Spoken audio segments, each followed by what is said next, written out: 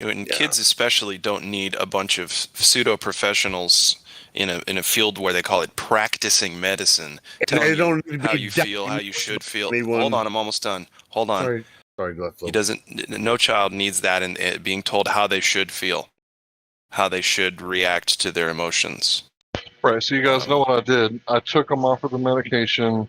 I prescribed a little, taekwondo to help him with his focus and his maturity. And he had chicken sandwiches. He went back to eating crunchy chicken sandwiches just like before. Brother, check it out. And it was so easy because all you did was you switched his focus from something external to something internal. And boom. He flourished. Yep. Fuck a medication, bro. And when I tell you that he could knock your block off, I am not joking. I'm sure he could. Dude, I was driving I think it was yesterday, Hank, and I was thinking about you telling us that story because I saw another kid getting into his family's old minivan looking real proud with his black belt on and his blue belt in his hand. And I was like, fuck yeah, dude. It's cool. I thought about you. Yeah, so I always liked martial arts, and I would recommend it for every single person on the world. I hope that you never actually have to use it, but it's kind of one of those things where it's better to have it, not need it. Mm-hmm. It's good focus too. It helps with your self-work. You know, if you feel like you might need a change in life, like you're too negative or sad or depressed or whatever, try martial art. It really might help focus you. 2 cents, just an opinion.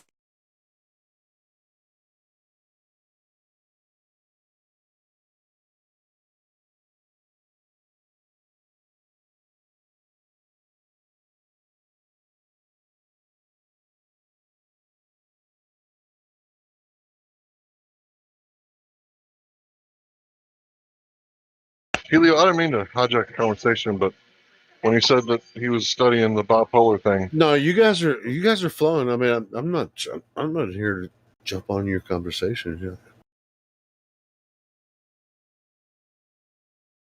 Yeah. I'm actually in the middle of something. All I had to say about that. Well, I mean,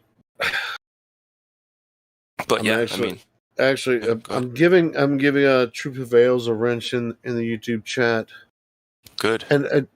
And so it's going to be True Prevails and Glatflobe.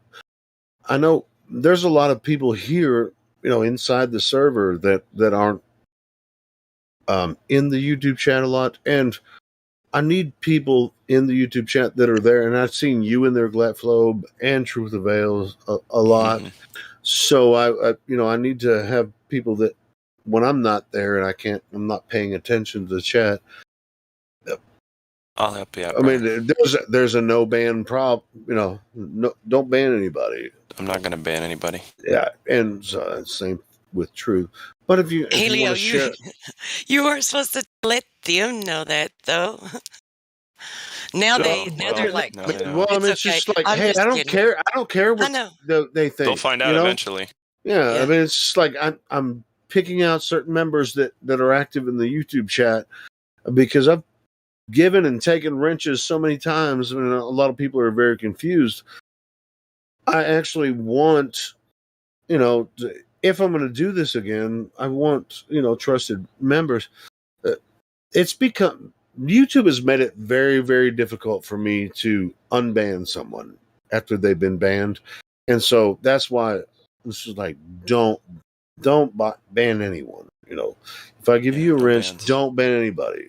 Oh, really? Because so they've changed. Dude, people email me and shit, and it's just like I can't just go. I can't wait to do 100 timeouts on one person. You can time them out, but you can don't ban them, please, because I can. I'm excited for it. I can't freaking unban them. I get emails from people and just like, can you unban my account? And I'm like, no, I can't.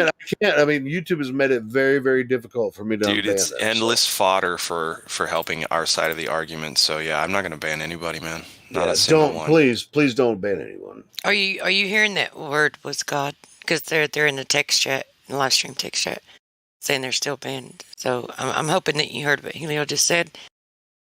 That it's like, are you saying that you can't, or it's just really hard? No, I'm saying. Well, you guys don't have. You don't know why I can't do it. And that's what I'm saying. I can't unban people anymore.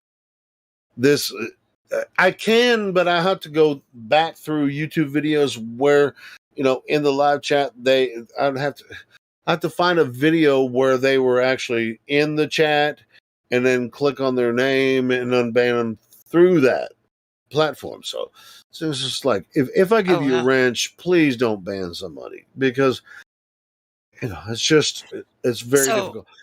So if Word Was God is banned and they want to be unbanned, what they need to do is find a video where they can find themselves. That way you don't have to do it.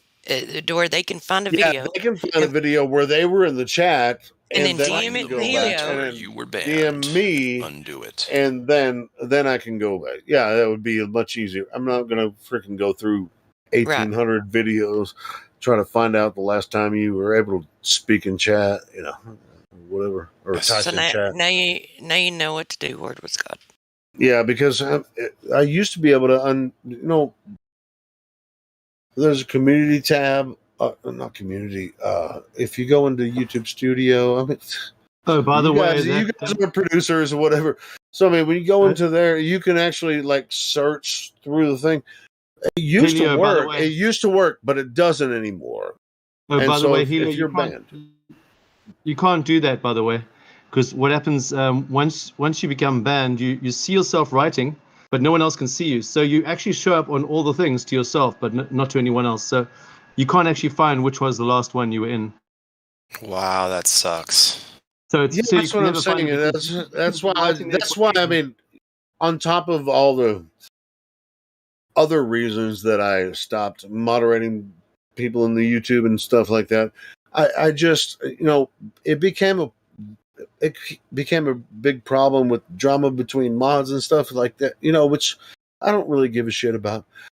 So it's like open chat, no chat, but at the same time, I want people to be able to share information. But if you ban someone, then I can't unban them. That's basically what I'm saying. No banning, but I think it's good to have a little bit of civility and boundaries, because most every other chat has moderation, and people are going to get out of line. That's all it is, and they will eventually leave if you just keep timing them out. And if they don't, it just looks terrible anyway. It's whatever. So yeah.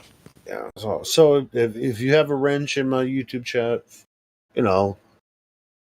only use timeout, if it's necessary. But they make silly arguments anyway. Just make it fun. But make it fun. But sure. don't ban anybody because don't ban them because I can't unban them. Oh yeah, we're an American band. It's an American band. No, we're driving. Please, if I give you a wrench in the YouTube chat, if I give you a wrench, I already said it. Please don't ban anyone. You did. You're good, Helio. We got it. Cool. Thank you. Quick, ban everybody on Helio's YouTube list. Oh boy. I'm only joking, bro. I'm only joking.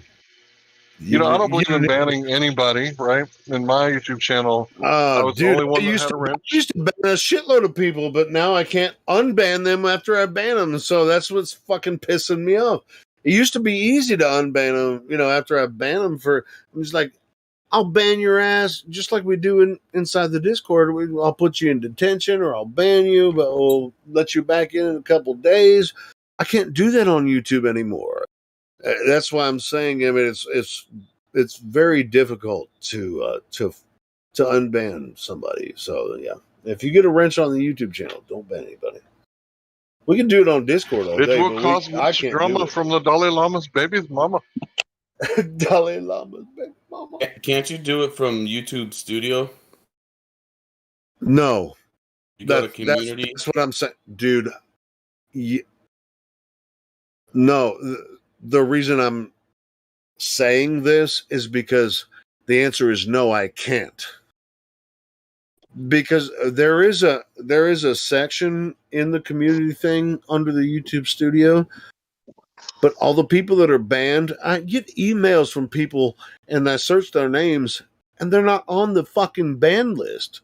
And so I used to be able to unban them from the list, but they're not on there anymore. YouTube has fucked this up. YouTube is so retarded. They made it when you shadow ban people, you basically executed their YouTube account. Yeah, so I mean, I'm sorry, everyone that's listening. If you have an account that is banned, the only way I can unban you is find a live replay of a live chat video that you know, if you were in the live chat and you can't freaking post anymore, send me, that portion of the video where I can, go in there and click on your name and unhide you from the channel, because YouTube has fucked this up really, really bad. So you did it because you banned them in the first place. No, I didn't ban them. I get too many wrenches out and people were banning people all over the place. And so, it's just like, if I give you a wrench in the chat, don't fucking ban anybody. You give them what makes the it hard? wrenches. You know what makes it hard, guys? It's impossible to find. Look, listen, it's impossible to find globe evidence. That's what makes that whole thing so hard. They're pissed about it. Yeah, We're really right about pissed. it. That's it. Hey, how easy it is to ban and unban people on YouTube? Is it easy? No. Jamesy. God damn it, Jamesy. I'm going to fucking... Jimsy fucking shows up with like a roaster, and Helio's looking like a big pile of beef. You're in Florida, aren't you, Jimsy? I'm going to come to Florida and kick your ass. You gotta come down to Mexico. Oh, you're in... No, you're not in Mexico. God damn it, Jimsy. You're in the Jimsy, US. you almost as crazy as Helio. God damn, he's almost That's crazy. That's why it'd be a good fight. I thought he was in New York or like up that direction somewhere. Oh shit! No, all right. Hey, let's go do Where's Jimsy instead of Where's Waldo, right? Where's Rumpus? In case you guys haven't seen that, there's a YouTube channel called Fanny Lancer, and there's a YouTube video called Where's Rumpus. It may not be suitable to watch in front of children, but it's funny. Hey, speaking of Fanny Lancer, didn't he put a song out? I don't know if it was his song. I was trying to... I don't know the video. I was trying to find the video. The earth is flat, and that's a fact. But it's okay if you don't think like that. I don't know if that was his original song or but I think it was on his channel, Fanny Lancer. For everybody not living in the UK, Fanny is a euphemism for a female reproductive organ. I won't say which one, but I'll let you guess. Well, hold on. I mean, Fanny's always been a troll, and but when you actually talk to him, he's a pretty cool dude. But he's a freaking comedian. He doesn't give a shit if the Earth is flat or not. But Fanny Lancer is the original troll. But there was one song on his channel that that the Earth is flat. It's like a techno beat. That's a fact.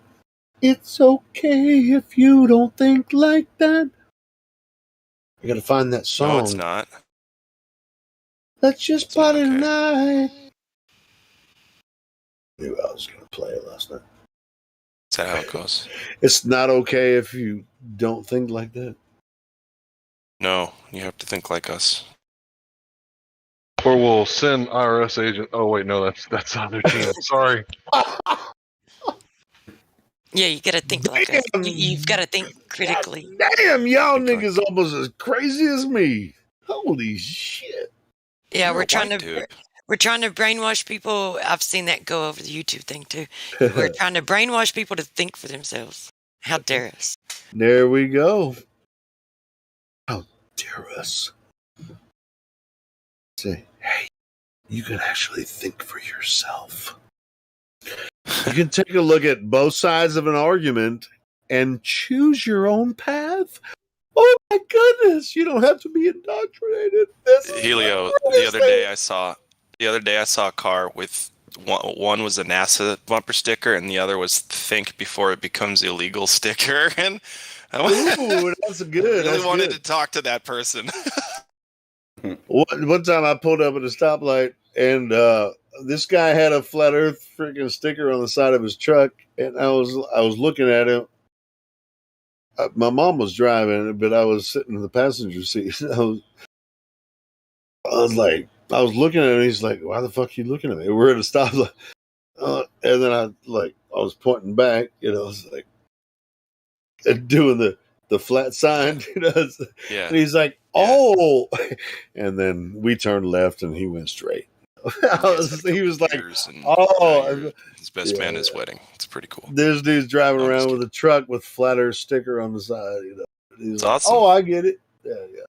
Probably gets seen more on the side than in the back. I fucking don't know what I'm talking about. Who knows? I don't even know why that was funny. Why'd you laugh that hard? That was not funny. Helio likes you, bro. I do like Let Flow. I like you, Helio. I guess I like you. You're getting there too, man. Hey, what's up, Flat Earth dude? Flat Earth dude. Oh, Flat Earth dude! You were doing a live stream. I'm doing it today, like this morning. Are you live streaming now? Overnight, I guess. Overnight. Didn't you do a live stream yesterday or early this morning? Very early this morning. Yes. Yeah, it was kind of weird. You mean to tell me Flat Earth dude was hanging out? What's that? Late at night. Flat Earth dude was hanging out late at night. Come on, man. I got a live stream going. I don't believe it. On YouTube, 24/7 hangout. And post the link in the voice text, bruh. Oh shit. All right. But everybody's like, nobody's around at fucking midnight, but you guys are. All pop here in the chat. Ourselves 24/7 Flat Earth Discord. That's what we're always here. I know. I'm coming in. Mine's more like a pub. We just we sit around and talk about everything, but Flat Earth definitely one of the top subjects over there. But we might talk about Flat Earth and other fractals. What's that old joke? It's once a live stream goes past 12 hours or 14, and us now, it's really hard for YouTube to fucking censor you because there's really nothing for them to go back and look at because it never gets published. Hey, you know what I mean? Here's a secret. If you're broadcasting on YouTube, they will archive 12 hours. But if you go over 12 hours, yeah, they'll keep the 12 hours. But if you go 15 hours live, right, they'll only archive the 12. But if you go 24, they completely delete the video. You don't have any access to it. Yeah, so I've been doing this shit for freaking. We're on what's some video here? We're on 2013. We're on 2013. Yeah, on my video, 2013, 2013 videos. Back room that you don't have the key to. You got a lot less. If you go past 24 hours, you're probably fucking really good. You could talk about anything you want. Dude, I want to hear what Jemsy said. What did you say, Jemsy? He kind of roboted. Oh, my bad. No, you're saying that I'm saying that maybe the video is being saved somewhere else. Oh, it definitely is on Google servers, of course. But I'm saying they will only publish the video. But they can't timestamp you and say, well, no, you have no. What I'm saying is if you accidentally, which I don't accidentally go past 12 hours, if you go up to about 14, 15 hours, they won't keep the 2 or 3 hours after 12. They'll archive the video as a 12-hour video. And so I'm glad you guys told me that, because I used to wonder how I used to play those subscription videos like 24/7 on my channel, and I never got shut down. And it was like, I found this 12-hour documentary, and I was like, oh man, we doing this 24/7. I don't want nobody getting no chance. That's not the same. That's not the same for uploads. I was streaming it. I was streaming 24/7 anti-subscription. Yeah, that's what I'm saying. I mean, you can go up to like about 15 hours. Stop it before 15 hours, and it will archive the 12-hour video, and it will say 11:55. And that's as far as you can go. If you go about past 16 hours, then your video's not even accessible anymore. You know how much hate I was getting on my YouTube channel in those days? Oh man. Yeah. There was some sour pusses. Sour pusses, man. Yeah, I'm just couldn't take me down for some reason. That's just if you're going to live stream on YouTube that way. If you're going to live stream, you can go past 12 hours, but they will only archive 11:55. Right. And if you go past 16 hours, they're just you won't even be able to access that. By the way, this is not YouTube advice. We're not actual YouTubers. So dude, I already figured this shit. I've been doing this shit for fucking 3 years. But let everybody know, if you fuck up your channel and you get your channel shut down, don't say it's because you learned it from Helio. Yeah, but that's the robot that does that. That's just the way that it's built.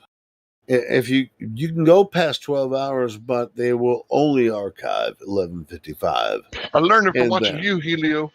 Ooh, here it go.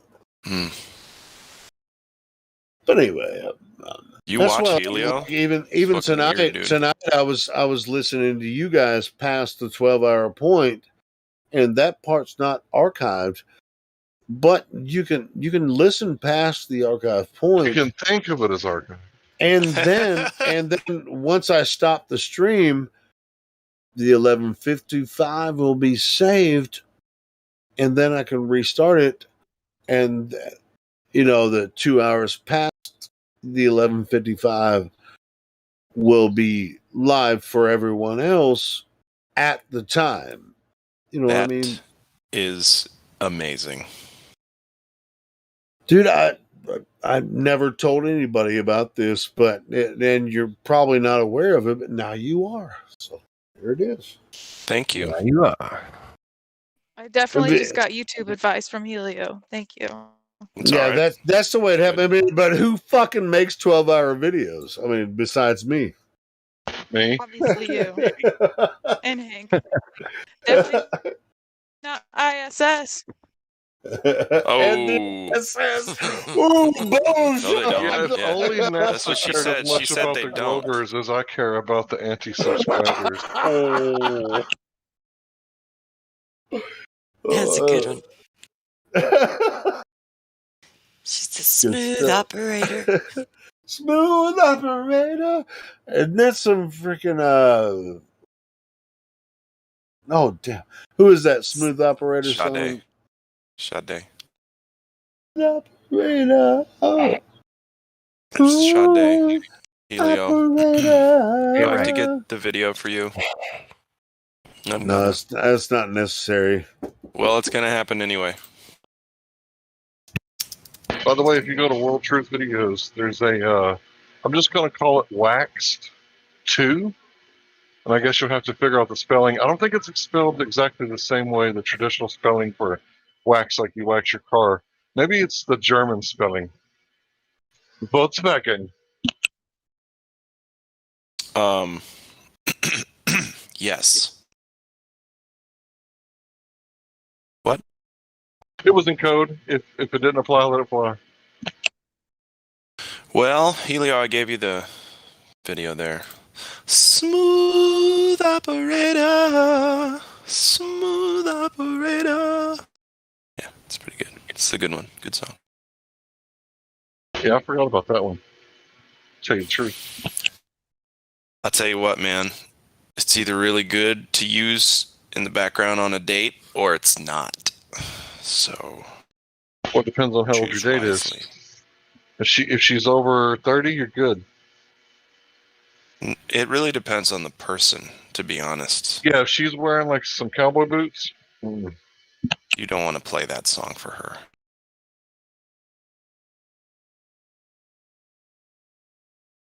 I wear cowboy boots. Do you like Smooth Operator? Yes, I do, but I'm over 30 and married. So just yep, and married. He still remembers that. Well, how could I forget, Hank? You're a gentleman. You couldn't.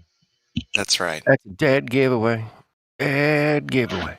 See, here's the thing. There ain't nothing wrong with it. Hi, ma'am. How you doing? Would you like to go out tonight? Would you like to have a drink? And then she says, I'm married. And then you do like a 180. There ain't nothing wrong with that. That's the problem is when you say, well, I steal shit all the time. I'm gonna do a 960, Hank. Fuck that 180 shit. What, Tony Hawk style? Yeah, 1080, bruh. Catching some serious air, bruh. Bro.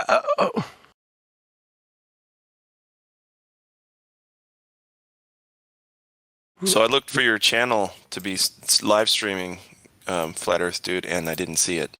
It's called Flat Arf. EARF. What? Flat Arf. You want your channel to be small, and it's about quality rather than quantity, right? No, it's just actually shit over quality, usually, which is fine. I'm okay with that.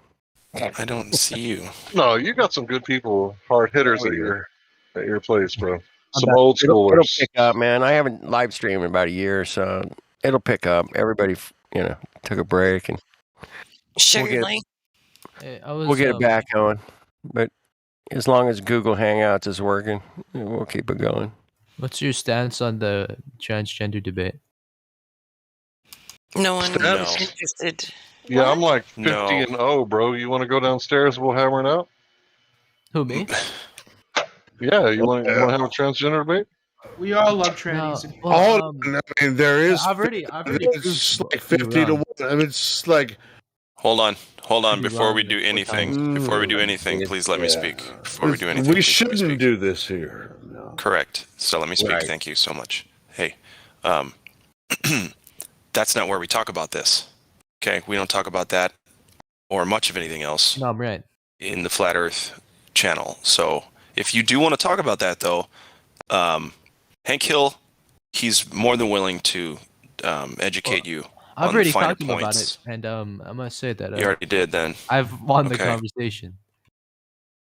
Whatever. Do you want to try again then? Because I'm just saying we just don't do it here. Is that okay? Yeah, I understood because I kind of already debunked it, so it's fine. So we're not going to talk to you about there's that. But do you want to talk about the Earth rooms that aren't on YouTube, and you can talk to Hank Hill, about that. Yeah, there are plenty of places that talk about that here. Yeah. So anyway, get a room. You don't have to leave. You guys want to get a room? You guys get a room if you want to talk about dicks and vaginas. He left. You're so nasty. Girl, you nasty. Get a room already. No, he's still here. What are your views on the Earth? Dude, mine? Path? Yeah, yours. Earth's a sphere. It's not a flat. Like, are you kidding me? A disc? Am I gonna fall off of it? Holy shit! No, bro. If we put you in a water ball and we spin it, and then throw it through space at nearly the speed of light, you might fall off of that though. So where's your evidence of this globe Earth, and what makes you think that anyone here says it's a disc? Well, it's flat. What else is it supposed to be? Is it a square? Flat's just the surface. We don't know. No one here is claiming the entirety of the Earth. That's just the surface, right? So that's absurd. We're really small. Yeah, I want to hear though. Look, I don't even care about all that. The only thing I care about is your evidence for this globe that you say you live on. Oh, do I have to go on science papers and just go and paste them in the chat or something? Because I could do it. You got to measure for curvature. There's no such thing as science papers. We need scientific method, hypothesis. He said science papers. Yeah, Is they that all like use rolling the scientific papers? papers. They're all PhD papers, studies, research. No. Listen. Wait, You so know the the kind difference of between paper that science they're and on is pseudoscience. scientific as opposed to like raspberry Pseudoscience. flavored? No, it's not pseudoscience. It's literally What is a research pseudoscience? paper. Can you define Just a that? type of paper, then Pseudoscience specific is kind artificial. of paper. It's joint Artificial. paper for me. Pseudoscience is artificial. Well, it's something that So you it's not can man-made. actively measure. Oh, wait. Pseudoscience is that which isn't derived from the scientific method and is mistakenly thought as coming from the scientific method. Well, I'm not going to Kinda get like papers on pseudoscience. Hold on, bro. Kind of like a You don't pseudo have to. court. Like a pseudo court isn't a real court, right? So everything's fake. Then how am I supposed to prove No, well, bro, how did you go I there? said that. Well, do you have any science papers or science? I'm sorry. Real? Do you have any? No, I don't have any science flavored paper. Don't Sorry. spiral, please. No. I'm just asking. Calm. Do you Everything is have calm. any proof with the scientific method that your little thing works? Do you? Scientific method. Do you? Because that's what I was asking you. Do I? Well, yes, I do actually. Okay, so what's the hypothesis? I need the independent variable, the Let's control see. variable, Do you even know what those are? and the dependent variable. Well, yeah. There's the constant variable. There's the. What's the phenomena we're looking at, man? Yeah. Well, okay. Well, you clearly don't understand because it's a category the error. callback- It's not even. Hang on. It's not even a scientific question. It's a measurement question, right? It's not a cause and effect question. It's a what is question. So you need a measurement. Do you have a measurement? Okay, look. Here's the measurement. The data display of the sample of the outliers of the demographic will be the column density within the population for the dot graph. Oh my god. What are you reading, dude? I'm reading the scientific method paper. How is that a measurement? Bro, what are you talking about? I'm giving you data. Use Google better. Yeah, if you're gonna be a troll, be funny, right? What do you mean be funny? I'm just curious. Yeah. Here. Yeah, if you're gonna be a man. troll, be funny. Google comedy. That's a rule here. Comedy we have science. a rule here. Google. If you're gonna be a troll, be funny. Who said I was trolling? You're not funny. Yeah, it's still like I was gonna give you a paper. I read a little paper here on scientific. Yeah, Great. Nick, let's do it. Well, post it. What does it say?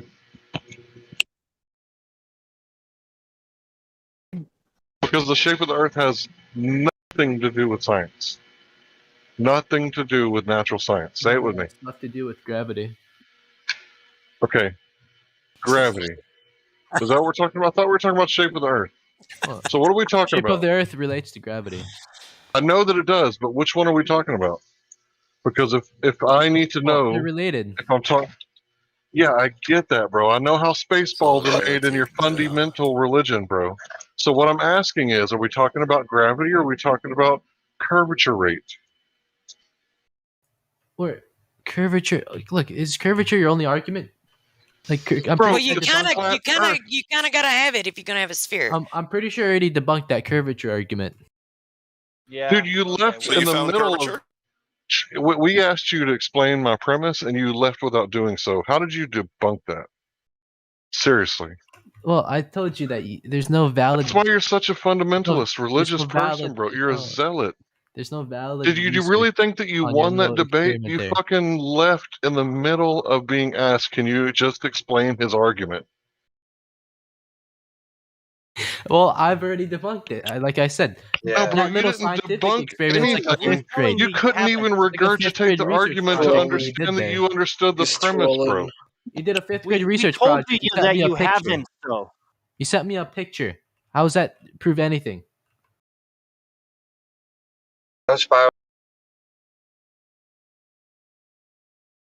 So what are you proving right now? I'm proving that your proof is incorrect. How? How are you doing that? You're showing us or telling us nothing. I'm telling you that a picture doesn't prove anything. You are telling us nothing. That's it. Well, I'm simply rebutting your argument. How? I How are I you just even said that. saying that? How are you even saying that? Why are Well, you even saying that? because a What- picture doesn't prove what anything. makes you say that? A picture. A picture. If you see a picture of something, it's What not makes you to say believe it. that? Well, look. Okay, look at a picture. Right? If you see a picture of, I don't know, Medusa, do you think it's really Medusa? So if we see a picture of the globe, is it talking really about a picture Medusa? of the globe? Well, there's actual scientific evidence for it. Are we talking about Medusa? Well, it was an analogy. Can you not understand it? Oh my god, dude. We are talking about the globe and we're showing you You guys love using reality. analogies. Why can't I use it? Because you try to twist it You into twisted your it own. too. You no, twist- we haven't. No, we showed you reality. I'm using the same We showed you tactics you guys reality are using in a picture, and they you just don't like it. completely debunked your claim. No, you Show us haven't where we're debunked using an analogy. anything. You're cherry You picking just my said a argument. picture doesn't You're prove cherry anything. picking. That's You're all you cherry said. picking my argument. That's all you No, said. it's Is a not. picture doesn't prove First of anything. That's all- all you said. First of all, you can't prove a negative. You can't just say I proved your model to be Exactly.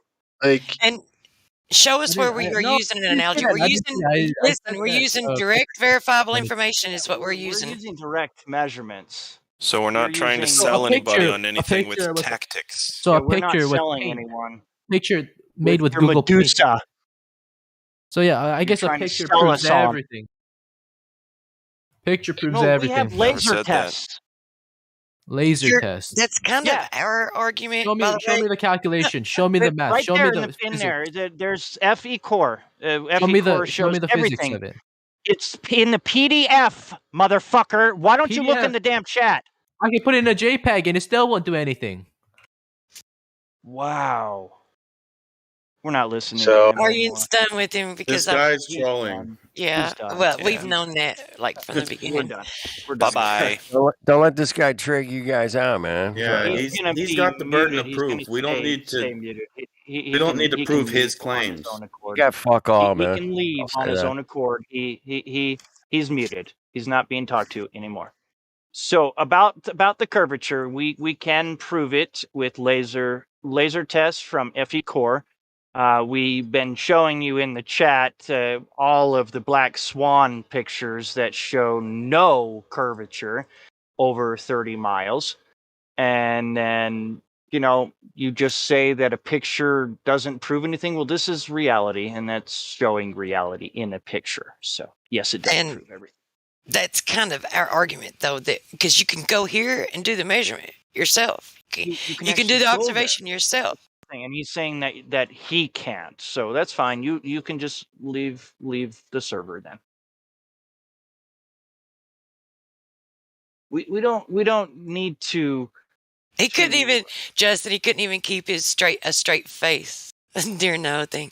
It's like I can. Anyway. No, he couldn't. Yeah. We don't even have to debunk the globe. They need to prove their globe. It doesn't pass the smell test.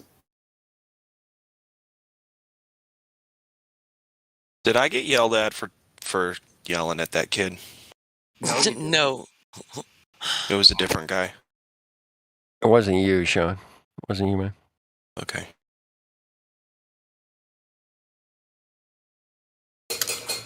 Yeah, it's totally your fault, Glasslope. Totally your fault. Yeah, I'm just trying to not do that anymore, I guess. It's totally Yeah, your you guys fault, man. You guys are the best. Chill out, man. Fuck. It's a safe haven here in this corner of the internet with you guys. It's nice safe it's a good thing for all of us. It's even good for the Globers. Because can you imagine trying to go out to your friends and always talk about how stupid flat earthers are? Eventually they're going to be like, hey, shut up. We're trying to watch a movie. Shut up now. You know what I mean? Yeah, we're trying to. Oh God, We're trying to watch American Idol. Yeah, I'm trying to eat really bad things that are considered food and waste away judging everybody else and not looking internally, okay? And dying from it physically. Go Red Sox. That's right, Red Sox. Go Chiefs, go Tigers, go sports ball. Hey, we have Simon Cowell. Simon Cowell, what do you think about the Earth? Flat. Why? What makes you think it's flat? Water. No, that's not. Very eloquent. Looks flat. It looks flat. Have you? Obviously. So, how do you know it measures flat? There are people who tried to measure it by using laser tests, and they found zero curvature. What kind That's of people? Right. That's true. What kind of people were they? There's Epicor, and I also saw a PhD guy, Dr. Johnny G. What country are you from, if you don't mind me asking? Philippines. All right, very good. Moving on.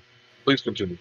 No, I'm curious. I mean, what would you think a laser test would prove or disprove anything about shape of Earth?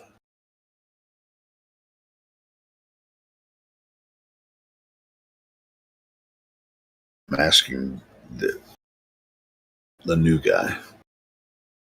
Shape of Earth.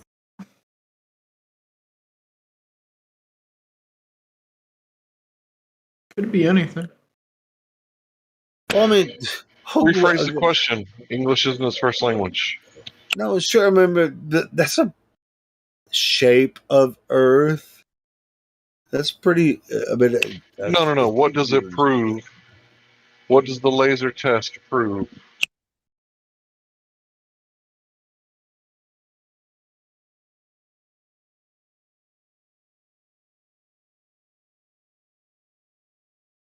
It do what it do. The inverse square law applies to you too. Can't have light years and bubble beer galaxies. All you come in here doing is dropping all these fallacies. There you go. Say that shit, Hank. Say that. Spit it. Spout it. Yep. All right, Mr. Filipino, we're going to give you another chance. Are you there, buddy? We lost you for a second. Dude, people in the Philippines have a lot more access to the ocean than we have. You know, people, like you, Hank, you're from Texas, but you're not near the ocean. I'm in Arkansas, so I'm definitely not near the ocean. That shit looks flat to me. Why can't you see the ocean from Arkansas? Oh, because it's too far away. I don't play a We can very see good globe. stars millions of miles away. But if the Earth is flat, wouldn't you be able to see the back of your head? Margaret, look at that chandelier, Margaret. Let's go take the chandelier and go measure our floor with it, okay? Stellar spectroscopy. Margaret, how big is the shadow? just measure the shadow. Okay, now we got it. Okay. She's like, I just walked 500 miles through the desert for you. And I would walk 500 miles. Yep. Okay, boys. So that shadow's bigger than it was just 5 minutes ago. More. So the Earth is moving, and now we know that, and we can pack her up. Now moving. Okay. All right. Pack it in. Every time you move toward the horizon, that some bitch moves away from you. Some bitch don't move. Some bitch. Cannot must be a catch that magical horizon. ball. Okay. Some kind of magical Try ball. to get it. You can't get that horizon. You just can't get it. That magical ball horizon. What if the Filipino gentleman was like a physicist and English wasn't really his best language, and he was like they just asked, how do you prove it with a laser? Like, well, they're dumbasses. Moving on. Hey, Sonny, check your DMs. Oh my goodness. Because I know it may be, if I don't tell you, it'll be 3 days from now before you look. Yeah, because Sonny never checks his DMs. No, he doesn't. Well, that pesky horizon just keeps playing hard to get.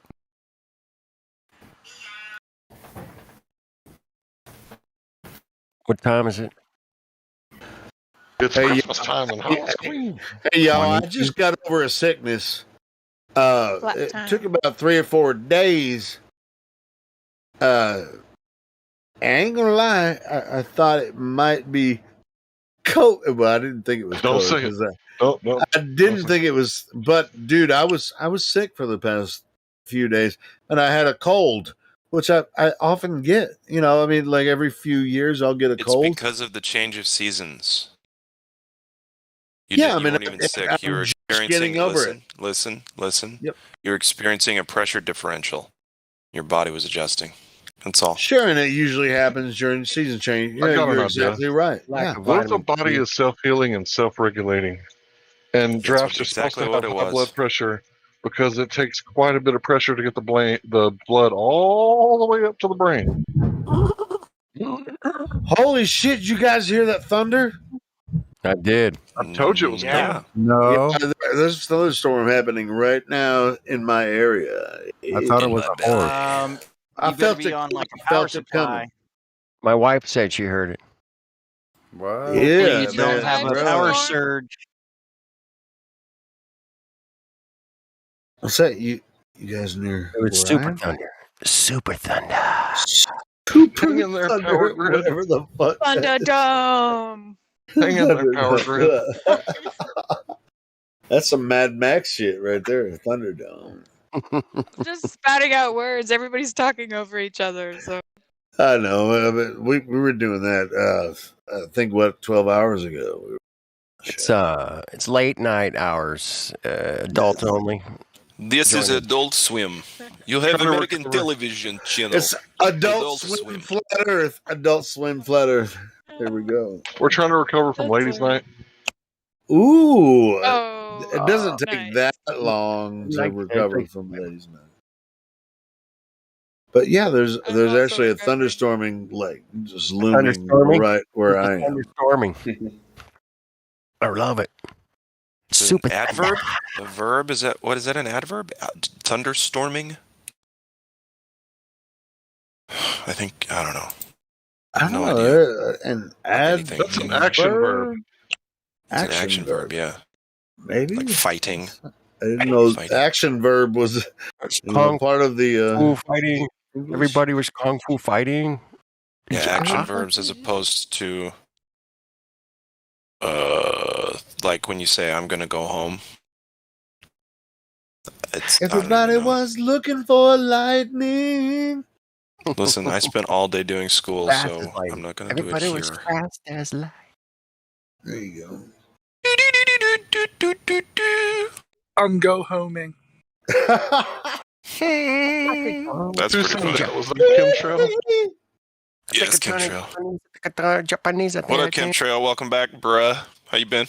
Thanks, man. I just love to listen to you guys. I'm playing 8-ball pool. Just kind of cool. 8-ball pool. Just don't mix your uppers and your downers. You'll be fine. I try to. That'll be a speedball, wouldn't it?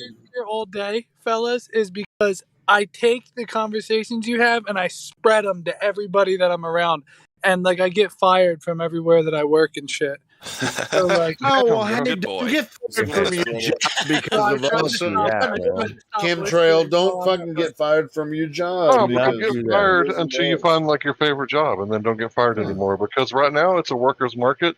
It's like you threatening me, like you're gonna fire me because I'm not getting the subscription. Yeah, motherfucker, I will go open a Burger King.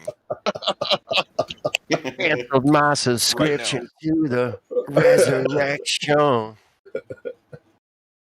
Oh man! Like I wish you would fire me. I will come to your neighborhood and I will reopen 2 McDonald's right now up in this bitch. Hey, Flat Earth dude, what was your live stream about earlier? Because it was kind of obscure, and I saw you go live, and then I was listening, and it was just like, what the hell's going on here? I'm following in Poncho Pete's footsteps, and I just have an open panel all the time. I love people that got the link can join, hang out. That's the free chan model. What's that? So, what platform is it? I love it. Yeah, is it Google Hangout? It's a Google Hangout live stream. I can screen share I can screen share Discord, right? And I saw that, and that's why I was wondering, what because it was It's an odd. I haven't. I'm still. I'm still in the testing phase. All right, cool. Hey, if you need any help, just let me know. Yeah. I'll help you out. If you're just learning OBS, I can help you out. No, I got it down. I'm just lazy. See, I'm lazy too. All I have to do is hit stop and start. That's what I already have it set up. I set this shit up a couple of years ago. So all I have to do is stop and start. I So got if you scene. Okay, scene 1. There's go. Scene 1's good. Okay, go with that. The QE, not QE. Sorry, fuck. Whatever your name is, Helio. I gotta say, you're a pretty funny dude because you were just like, "Oh, you're lazy, bro. I'm lazy too." dude, that's what I'm saying. It's like I ain't gonna lie. I mean, you guys think I do it. I don't do as much work as you motherfuckers do. You guys are on here all day. I just hit start in the at the beginning Helio, of the day. dude, I'm just in school. That's all I'm doing. I'm just in school. You go out and you earn a paycheck. And then I hit stop when I get I home from work, and then I hit start again. And then you guys just freaking make the content. It's all pretty much all I do. I mean, it took some work to get it set up, but yeah, that's pretty much what I do. I just hit stop and start. I mean, what the fuck? It took about 3 years to really get it right, but it's rolling. It's rolling good, man. Thank you, Helio, for all those buttons you click to make this possible. Thank you. Yeah, I click them about 4 or 5 times a day. Yeah, thanks. Yep. Yeah, well, it's something you got to do. You're like, oh, I got to eat. Oh, fuck, I got to restart. When I wake up in the morning for work, I just like, oh shit, I gotta stop the stream and then restart it. And it's so hard. Just click a button and then. But it's something you have to do. It's not that it's hard. It's not hard. I know it's not hard, but it's just something that every 12 hours you got to go clickety click. Yeah, I mean, if there's any issues, I'm in contact with everyone. If there's issues, then yeah. Let me ask you here, though. Is there like a donate button somewhere or something? Yeah, it's in the description on the YouTube channel. Yeah. All right, I'm gonna send you a couple bucks, man. Yeah, there's a PayPal link in the description, but you'll get it. I'll send it this week, man. Appreciate that. Somebody sent me some yesterday, but yeah, I mean, this is a public service. It's to promote the Discord, and I've said this several times. Damn it, but yeah. Helio, do you have a timer on your phone or something to remind you, or you're just used to it? You just go. Well, I try to start the stream at 6 a.m. Central Time, and then restart it at 6 a.m. because YouTube won't archive the video past 12 hours. That's what I was talking about earlier.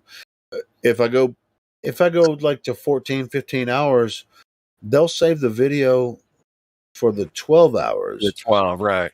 She was wondering how you remembered to do it. Do you have a timer set, or is it like when you wake up? I'm a 9 to 5er, right? I have to wake up. Before I leave for work, I start the stream. I stop it and then start it. During the weekdays, weekends it gets really sketchy for me because your night goes from Friday to Monday. Yeah.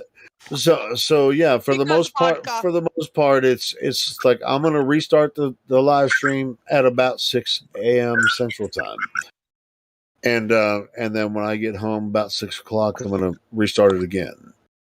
So that's the way it goes. That's where the 12-hour live streams come from.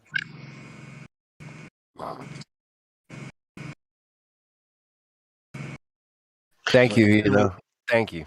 Thank you. Yeah. Cool, man. Dude. Yeah, that's the way it works. I mean, if you guys want to capture any humanity an amazing service. Well, dude, I'm just clicking a button and you guys are doing humanity. I actually don't even want to talk in here most of the time. You guys are doing better than you're doing better. You guys are making the content. What the fuck? The funny part is we got your finger. Let's all praise Helio's finger. No, you, Helio. No, you.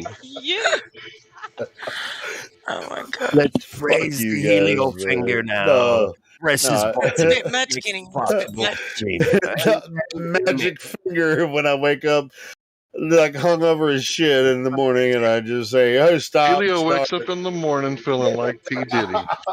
This is awesome. You guys act like there's something that I'm doing that anyone else couldn't do. You know, I mean, a lot of producers could do it better than me. Probably should. But your finger is magic. Let me tell you. Not anymore. We have too strong of a community You now. got magic finger. So you guys Everybody's are taking here. advantage of me. Nobody's deserting you, bro. You got that shit. I love taking a piss with you guys sometimes, man. It's just Yeah, dude, this is the best, isn't it? This is the best. It's great. I will not take advantage of a great opportunity. Make take piss, okay? Now, why did you go into a Romanian? Because Glad Flow, man, he does a great Russian. Yeah, where is Glad Leave? Glad Leave. No, the best Romanian guy is Jebby Jed. He does the best Romanian because he actually is Romanian. I can kind of sound like get, but more like Russian. And I cook burgers right now. You know, get to be good. He'll be waking up pretty soon. Don't forget the vodka, okay? You need to pour the vodka all over and mix and marinate the vodka. I don't think Get Baguette drinks. I never heard Get Baguette and thought to myself, "Oh, I know what you've been doing." Don't drink it. Don't He doesn't drink it. No drink it. You just marinate the steak. You just marinate. No, yeah, he's totally sober as far as I know. Right now. Jebby Jed is totally sober, and I love that dude. It's just like he's like, I am, you know, he's so. When I think of Get Beget, this is what I think of. Hang on, I'll post it. It's what comes to mind every single time. I wish he was here so we could roast his ass right now because he's so freaking brilliant. But I don't want to talk about him when he's not here. But I love him. I do. He's always patiently waiting his turn to get his 2 cents in, and he's like thinking to himself, like, "You Americans talk a lot, but I love you guys anyway." Yeah, but I guess he won't mind us roasting him in the background, but whatever. Dude, go ahead. Go ahead. Truth prevails. Helio, can we do a roast one night? Can we do a roast host? No, that shit is Masonic. A Helio. Oh, is it Masonic for real? Dude. Yeah, that's what the Masons do. That's not Masonic. Dude, a roast is their ritual, bro. It's literally what they do to each other. Well, it's okay though because we deserve a roast. Hold on, people like us deserve a roast, but I want True Prevails to say what she was going to say about Jebby Jed. Come on. Oh, I did. No, I was just going to post what comes to mind every time I hear when I think of him, and I posted it. That was it. Yeah, man, we're all friends. Jimsy has some splaining to do. We Helio. can. Yeah, we can. Shit, you guys fucking roast me all the time. So I mean, freaking, why can't we roast each other? I mean, shit. Fuck. If you can't take a joke, then you're fucking out of the game. But you can't take a piss if you're out of the game. Not in public next to the playground. That should get you on a list. My Water is is level. only 3, and he thinks he can go pee anywhere. Mom, can pee anywhere. We're in a parking lot, son. I mean, mechanically, he's correct. I know, right? He's cute. I mean, he's right. He's right. There's other people involved. Mechanically right? What? Mechanically right. You can piss anywhere, but like, should you? Hey, that kind of makes me think of James Hetfield. I was very take curious. my time anywhere. Where when we talk about Anyway, male humans urinating, he thinks of I James want a Hetfield. picture of Tartarian bathroom. Anybody got a picture of Tartarian bathroom? Tartarian bathroom. That's a good question. That's another Toilet one. water is very deep. Very deep toilet water. That's some very deep water. Deep fucking water here, baby. I'm telling you. Yeah. Did they poop or pee? What's going on? Where's the pooper for the Tartarian? They plead. Where did they alleviate themselves? And if they didn't have to, why? Why did Tartarian not have bathrooms, man? Somebody help me on that one. It is a weird ass fucking truth. Can't find a bathroom. It's so true. It's been. I don't know if I want to live back then. Like, where's the freaking flusher, man? Come on. This is like, should I? Who should I offend? With anything that I bring up. Guess you can put it in the fireplace and burn it. I don't know. There you go. There you go. Exactly, bro. There it is. There it is. Right on, bro. It's like, who should I not offend in what I'm about to say? I'm thinking. Oh, hold on.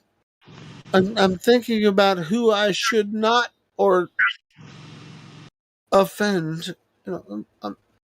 We know who you shouldn't offend. Hollywood, right? Now you've touched a nerve of mine. Yeah, Helio, you should never. We finally touched a nerve with someone. Let's see. I don't care who the hell else you're talking about, fella. No. Listen, you listen to me. I'm just kidding.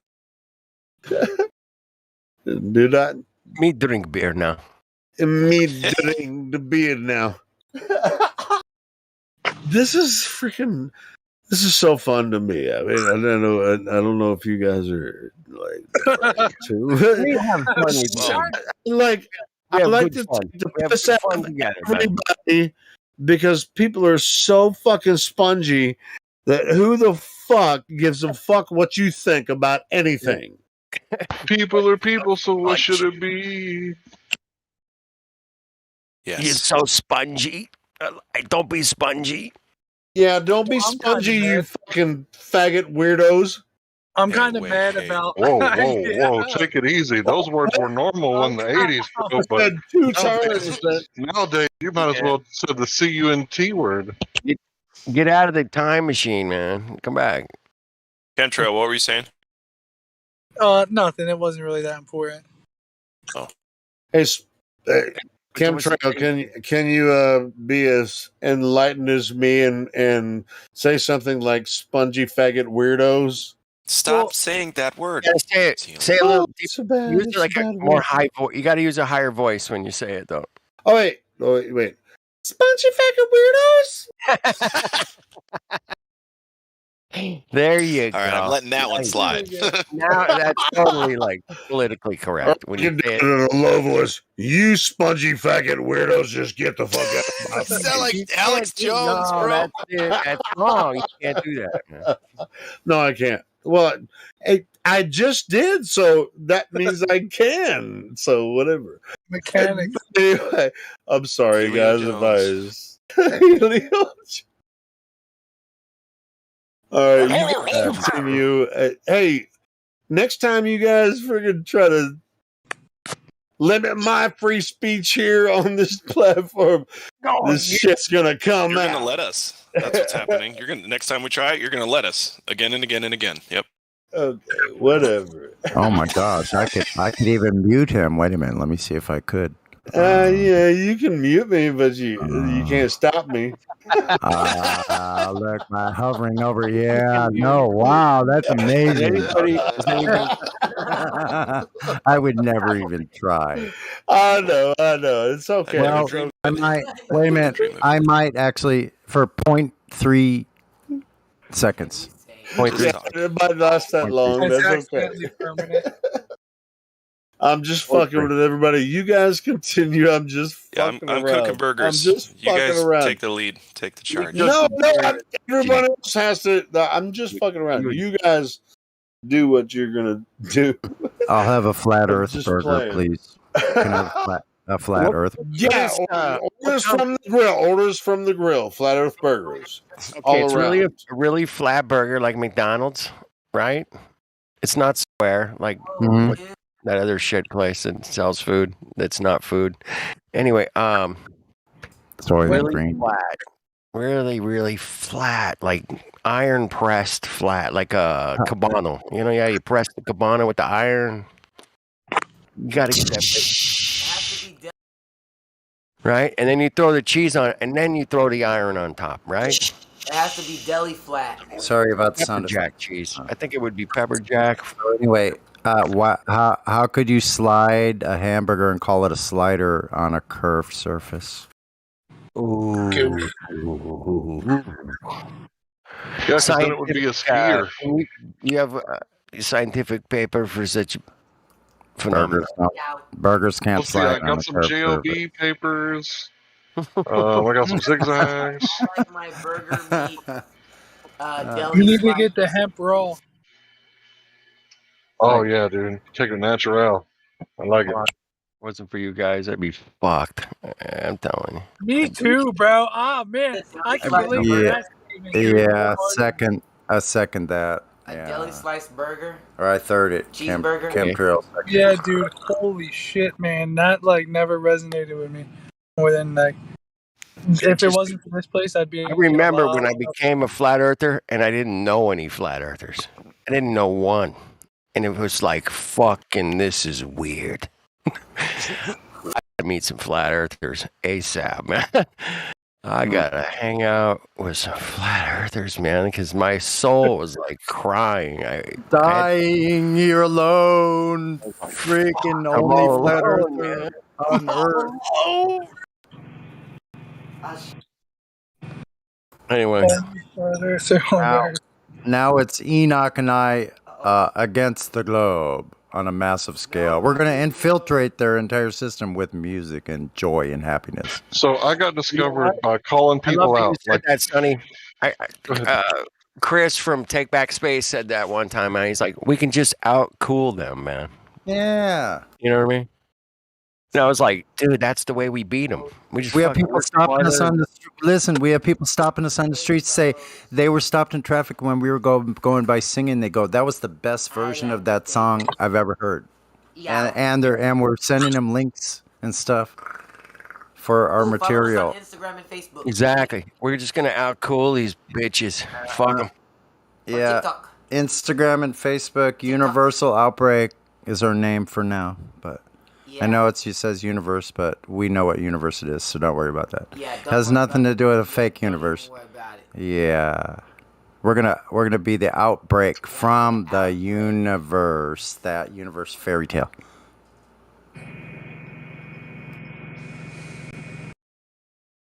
That's it, man.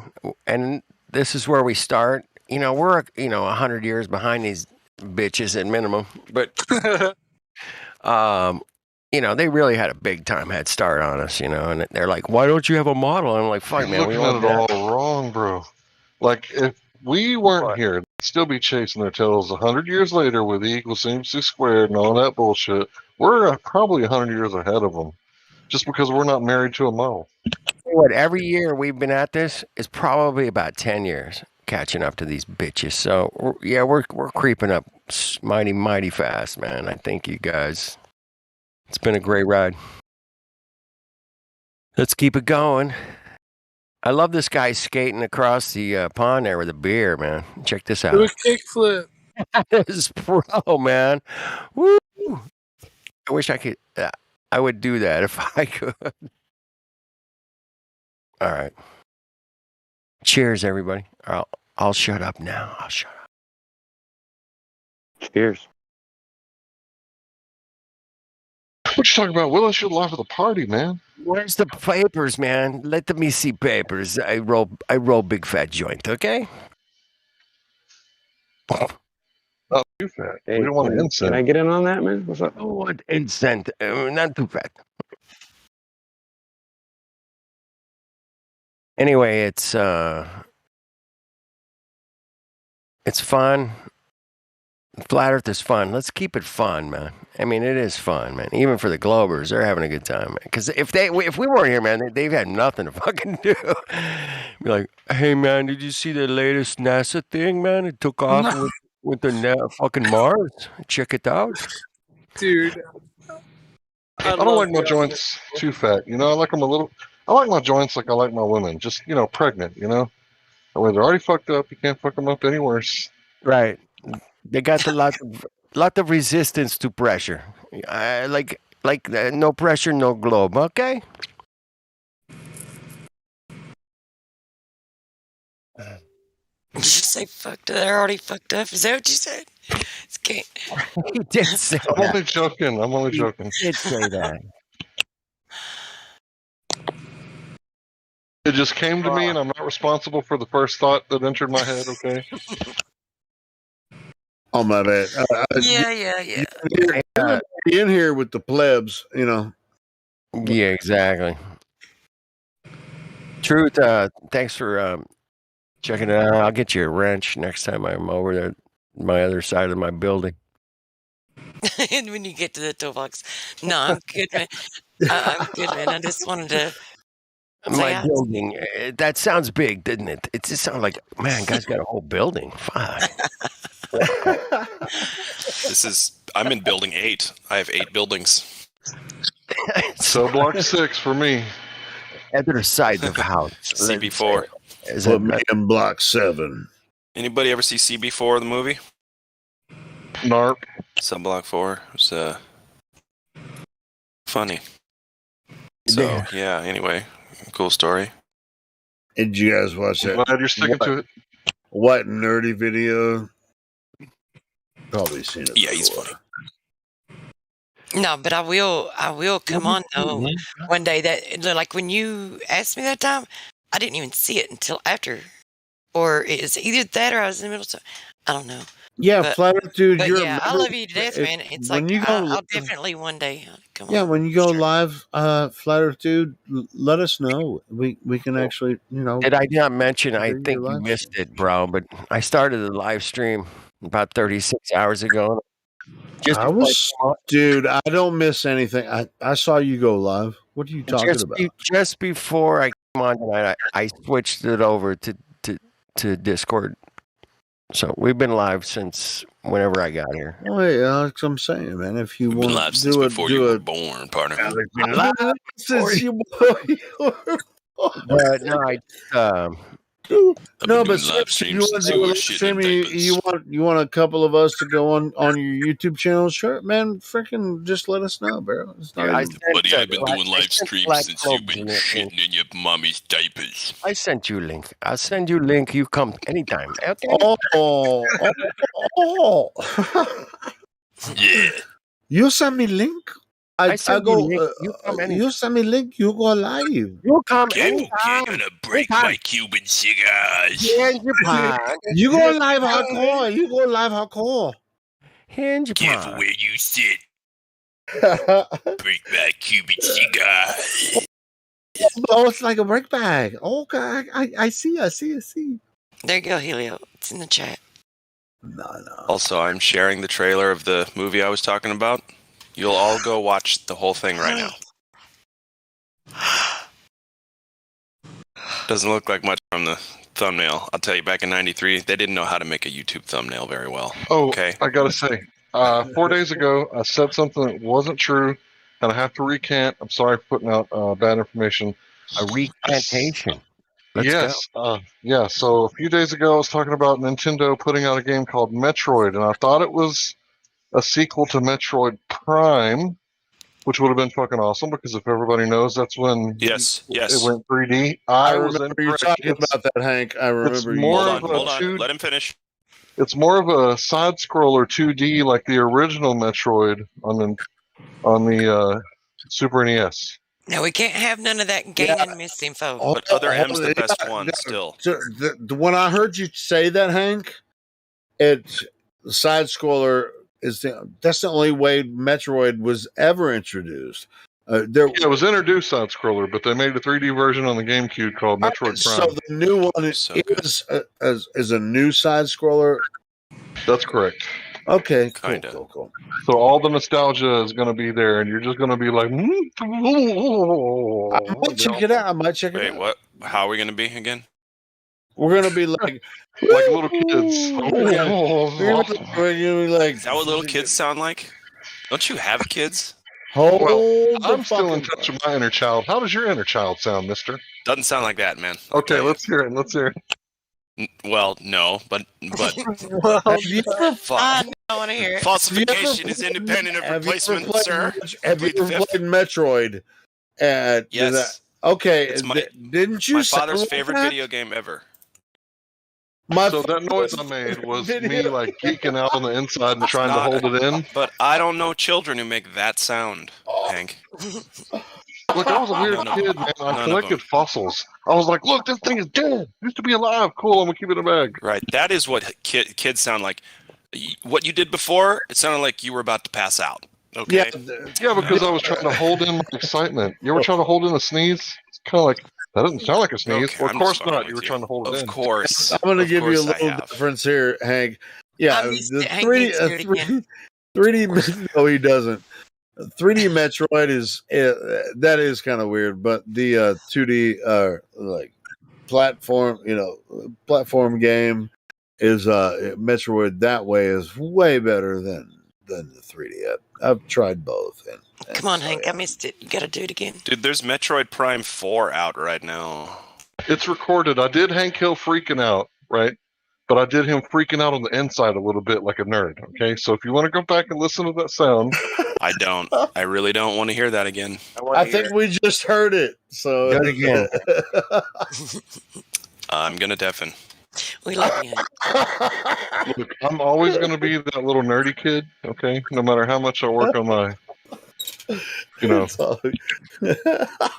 You must work on your cleanliness, Hank.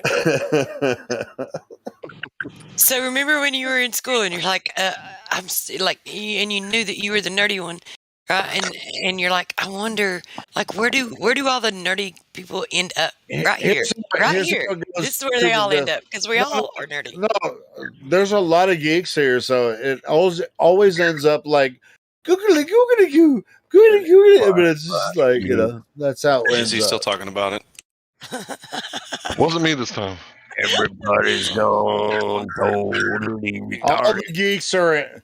I mean, they might, when they get older, they'll be like, "Well, I'm just freaking Metroid, motherfucker." You didn't play Metroid. I didn't play the new Metroid. It's the baddest ass fucking thing you'll ever see.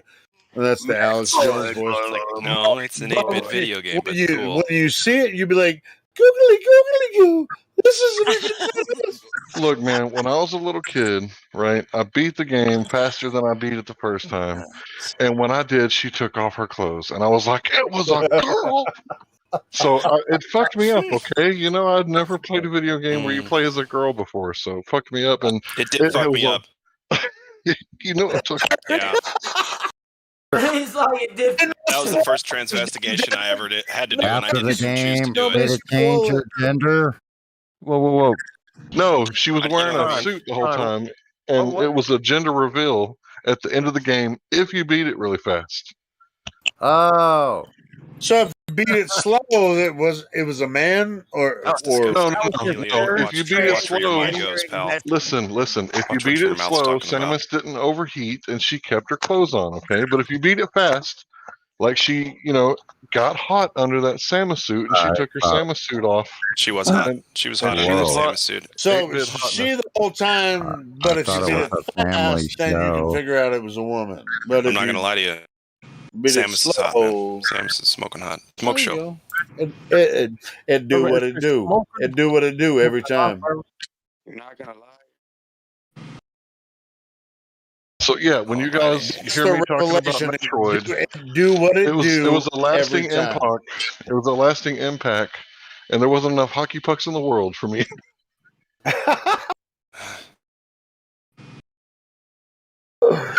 Straight up, bro. Straight up, man. Straight up. It do what it do. I posted the trailer, the Metroid Prime GameCube trailer from 2012, I think, and it You're welcome. That's my favorite Metroid as well. Dude. Yeah, because it was so good. That is why I like it. Yes, because it is a quality video game. Cats dancing is very creepy. I'm sorry. I mean, I'm curious. I haven't played the game, but so you say if you go through it really fast, then you'll find that's out. That's not a good GIF. Kenny, that is not a good one. It's something like if you beat the game under 2 hours or something like that. You'll then find at the end that of the it's a game, woman. If you first time you beat it, I think she takes like the first time you beat it is the first time you ever play the game, right? So she doesn't take anything off. The second time if you beat it like within 2 hours, like she How takes many off her fucking helmet. times do you have to beat this game? Listen, bro. She takes off her helmet, and then if you beat it, I may be wrong about this last part. If you beat it really fast, she takes off her whole suit and she's wearing a bikini. I just remember she was wearing a bikini, and I was like, "It's a girl." You didn't know how to handle yourself. That's when he started saying hockey puck. Hockey puck. Dude, my favorite's Chun-Li, right? Dude, that was deep inside there, Sean. Hey, deep inside that's racist. Yeah, look there. No, there you go. I mean, that's actually, sexist, I don't think not racist. Yeah, look at that big one wearing the suit, and then like the middle one, she's kind of out on the town. She's dressed up for the town, and then the far right one, she's just like, let's just do this. Just go with it. It's fine. There were so many things. There was a big one and the middle one. I mean, that is so just sexist. So ridiculous. I mean, there's so many. Hey, Tully. Look, Goldilocks zone, man. Hey, come on, guys. Goldilocks zone, like for sure. Yeah. Hey, you know who Goldilocks is? That bitch. Tom Cruise. Oh my God! Don't even get me started on Goldilocks. Don't you talk about the old locks like that? Don't you talk about her like that? Hey. Like I said, don't get me started on Goldilocks. Fine. What about Rapunzel? Hey, all I gotta say is that little communist gets what she deserves, and them three little pigs go home. How did that work? See, that's why I said don't get me started on that bitch. This is what you guys creep me out. Are you guys okay? Yeah, we're okay. We're making jokes. We are. Yeah, this is comedy hour, so there's no free speech zone, right? The whole Discord is a free speech zone. So if you need a safe space, but if you're brand new here and you don't understand the references that we're making and we're just making jokes, if you're brand new, go ahead. Helio, we need a room called Safe Space. Okay, come on. No, we don't. I disagree. I want to go Safe Space. We're free to talk about Nintendo, though, right? Not even making sense. Need to go Safe Space. Hold on. I agree with that. Safe Hold on. space Is there a and new have person mom- that's talking? It's like when we're busting balls here, like we've been doing for the past few minutes. I'm taking piss. I heard. But if there's a new person that jumps in and says, "What the fuck is going on here?" then we should give them some time to actually. Okay, hi, young lady. How are you doing tonight? How'd you come across the Discord? You got this, bro. Hi, old man. How are you doing? Good. No, that's another right. bust. That's right. It's all relative. Yeah, it's fine. So, yeah, I'm doing great. I was wondering what brought you to the Discord. How'd you find it? Remember Rabbit, and I was busting her balls last night. So whatever, go ahead and Rabbit, what you got? Oh, is this Rabbit? Yeah. Oh. I don't really want to talk to Rabbit. I'm just joking, Rabbit. You can talk to whoever you want to. Don't talk to Rabbit, please. Do not. No, I ain't gonna beef with you. Hey, you see how the ball busting goes here, Rabbit, right? Because you were trying to bust our balls last night, but you weren't very good at it. We busted each other's balls, and you just listened to us do it, and we're good at it. I don't get you guys. I ran away from you guys more like it was. Yeah. You like coming here. Weird. Yeah, you liked it. the flat earthers, don't you? Well, you could go into another Discord room and find yourself surrounded by a bunch of Slim Shadys, carbon copies, right? They're all just the same, and then you won't have any surprises. Ticky tacky. Yeah, get rid of all that little pesky individuality. You won't have to worry about that.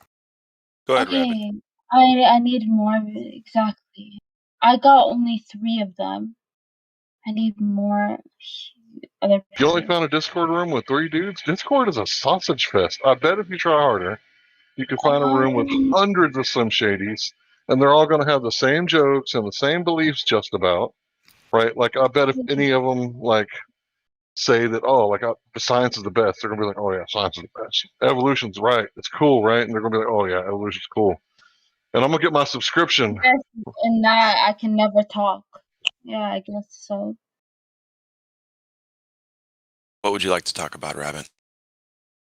Nothing. Honestly. Don't be sad, Rabbit. You know, I know that you miss your old community and your old lifestyle, but this Western civilization, it's really not that bad, man. You know, it's kind of freeing when you think about it. Separation of church and state. You know, Jesus really knew what he was talking about. Yeah. Listen, we could talk about anything, you know. Just whatever you want. Sorry. I could barely get through that. And what are your thoughts on the Earth, Rabbit?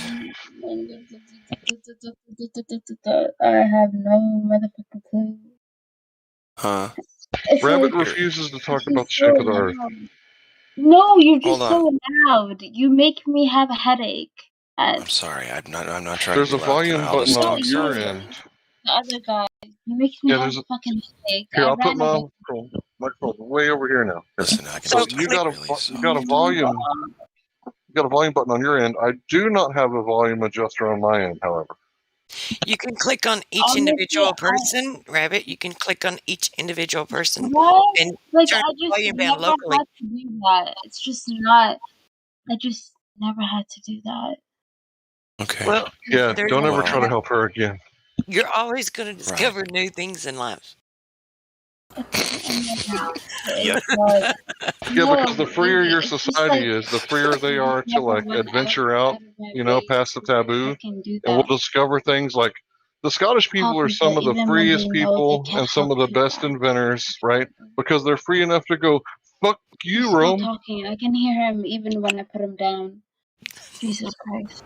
Who are you talking about? She's targeting me because I trolled her a little bit when she came in. Oh, Hank. Come on. The rabbit we were talking about. Hank's a very nice person, actually, so. Hank's awesome. Yep. Don't take us down another rabbit hole. You feel me? No, Yeah, we're going down the rabbit hole. Rabbit, do you have a claim of the globe Earth? Any claims that you are holding on to? I liked you better when you were a Muslim, Rabbit. For real, I like Muslims.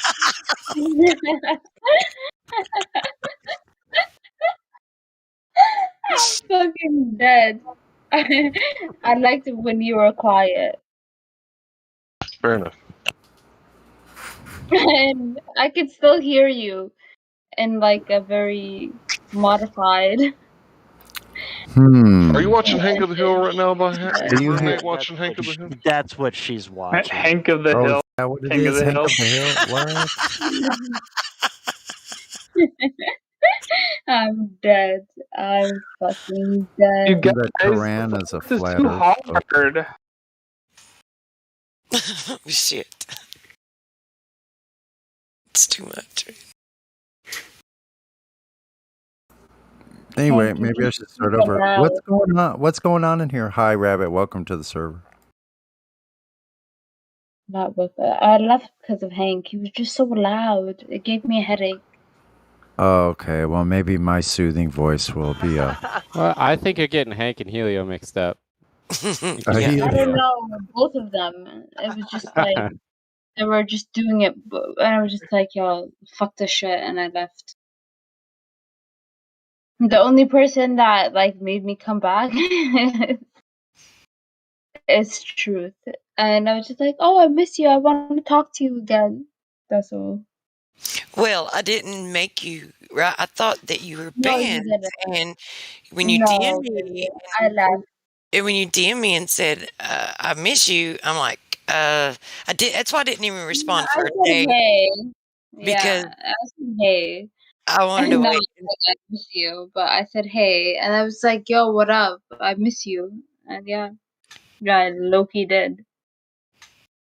Well, I mean, no, I wanted to make sure that if you were banned, it was okay for you to come back, and so you know how things roll here. So No, yeah, I don't think I pissed anybody off. It's just somebody pissed me off. I was just like, I don't want to hear this voices. it's all good. It's chill. So yeah, Sonny, Hey, can I?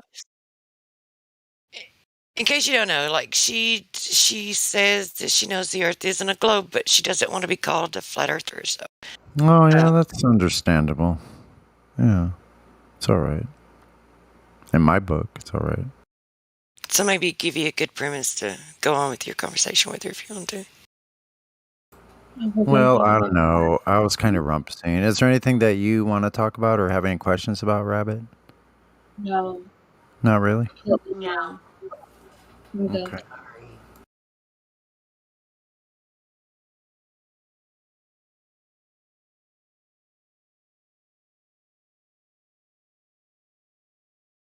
Y'all can continue. I heard a funny reference, like almost a subliminal message, if you would. Like, okay, no, that's my opinion. I'm not going to claim that. Sorry, but a funny reference to seeing too far in a movie when a guy said to his kid that he was at the could have gone to that tallest building that looks like the Space Needle in Toronto, and then says, yeah, you can see across all of Canada, from there. I was like, well, yeah, sure, if it's not a ball. Can I talk to Rabbit? Rabbit, are you there? She just got there complaining about your annoying vocal cords. Oh, my So yes, annoying Helio. vocal cords. Yes, please Oh, continue. so I'm very annoying. But what, Rabbit? I mean, you had an experience here last night. I wasn't there, but I listened to It it. wasn't last night. It was the night before. Okay, might as well been. It could be any night. What draws you back to here? Truth did. Honestly, Okay. I liked her personality. Okay, so You like the Illuminati? Huh? What did you say? I said You I said, like I like truth. Okay, cool. You and like then what did you truth? say Okay. after that? I liked her personality. And Oh, I was personality. Okay, Cool. personality. All Some personalities have drawn you here, and so you want to discover truth about what we express here, which is the flat Earth. Basically, was what we're saying. The flat Earth is not. Flat Earth is not. Earth is not flat. The hold on. The flat. All right. The Earth is how you experience it. It's not a flat stationary plane. Well, it is that, but it's not. If you say flat Earth, that's a trigger term to introduce people to what they actually already experience. So it's not. Let them get triggered. Yeah, well, I mean, it's like flat. I mean, Earth is not flat. Hold on, guys. I mean, what the hell are you saying, Helio? No, listen. There's topography. Yeah, there's topography. I mean, flat is 2D, but obviously Earth has topography. Whose man's is this? What? Why did you say Earth is not flat? What does that mean? Well, you're gonna have to explain Dirk has flat Earth to me, bro. Cartography. Yeah, cartography. Yeah, of course. So yeah, flat. A flat Earth is a trigger term that we use to help people understand that this place that we experience is the only place that can exist. Well, I just think it's a little far. I wouldn't say it's a hold on. trigger term. Are you fucking serious? Or you think it's not a trigger term? Well, think about it this way. What other term would we use? I mean, I use the term plane of existence all the time, but other than flat and flat plane with topography, plane of existence. I mean, that's what I'm saying. I just said both of them. Plane of existence won't exactly trigger people to come and talk to us about this. Yeah, but the problem is that a lot of people aren't smart enough to understand what you're talking about when you say plane of existence. That's why I typically say those words after I say flat Earth. This is a trigger term. Hold on. I mean, it's back, back to ground zero, Earth. Right. Okay. We all live on Earth. We all experience Earth the same way. It's not as if someone that you meet on the street or you meet in your classes or whatever, wherever you go, in the market or whatever, we all experience Earth the same way. Go ahead. I mean, since she was here the other night and everything, can we continue this conversation in a minute after we have Rose in the room and she doesn't have any roles, and I was thinking about just going ahead and unmuting her and seeing if, well, I'm assuming it's a she. It may be a he. I don't know. Rose. Yeah, that's cool. That's cool. I was talking to Rabbit. Rabbit already heard us go through this before. Go ahead. Yeah. Yeah, well, we can continue in a minute. Rose, you're unmuted. Welcome to the server. Hi, hello. Oh, hello. See, I was wrong for assuming. Gender reveal. Gender reveal. So, what brought you here? My mates. Do what? My mates invited me here. Are your mates flat earthers? Yes. They are. What have they told you about flat Earth? To be honest, I don't actually know anything about it, but I had a thing. So basically, I'm saying how come you guys think Earth is flat? What's the theory behind it? What's the talk about behind it? Spoiler alert: we don't think it. Yeah, you guys believe in it, but yeah. No, we don't believe it either. It's measurably flat, and we can get to that in a minute. But let me ask you, what do you? Okay, so you said you didn't know anything about the topic of flat Earth. Do you know anything about the globe? Not really. Okay, well, so it's just like a brand new clean slate for you, huh? You don't have any. Do you think that you're living on a? Did they leave? Oh, do you think that you're living on a sphere that is spinning in space? Do you think that you're moving? Not really, no. I don't think I'm moving. Do you think that the Earth kind of is pretty much? How does the Earth present itself to you? How do you observe the Earth? To be honest, okay, I want to get this straight, yeah. I honestly, I'm new to this, so, I don't know what you, mean by how the Earth. Okay, Earth. That stuff you go outside and it gets in between your toes when you walk around barefoot. That's what we mean when we say Earth. We don't mean, the cartoons you've seen on TV. We mean water, really. I just really want to say this. This whole fucking server is a bunch of faggots that believe in Earth. Yeah. That's gonna help us and your friends. Go back and tell your friends that that all the flat earthers are a bunch of faggots. Go ahead and tell them. Go ahead. We can move on. We don't have to. All he has faggot. Wait a minute. So what does that make him? What does that make him if he hangs out here? I don't get. We can move on from that. We don't have to keep talking about it. It's happening over. That's what he wants. You know what? What happens is that's a boring motherfucker. He's boring. Stop, Helio. Just kick it. Rabbit, you need to I'm jumping out tonight. chill, man. I know I'm being a dick. You're fine, Helio. You haven't done anything wrong. It's just we don't need that. We really don't need that every 5 seconds. Immediately. Wait, why did you kick him immediately? I wanted to hear him. Well, then his name is Rose. Look him up, DM him, and chat with him in your DMs. The reason that we would immediately kick someone like that is because they were they're just Very trolling. disrespectful. They're trolling. They're Yeah, being this very disrespectful and they're trolling. this is not a place for people to have those kind of conversations, right? He's It's not what trolling this is too. used for. Why So would you come in saying that if you're here to respect someone? No, that's disrespecting. Huh? So you don't come in and you tell everyone that they're faggots and they should die. He said Say, that. this is the closest they ever get to proving the globe is just yelling a bunch of swear words at us. That's all they do. So yes, we are going to just boot them.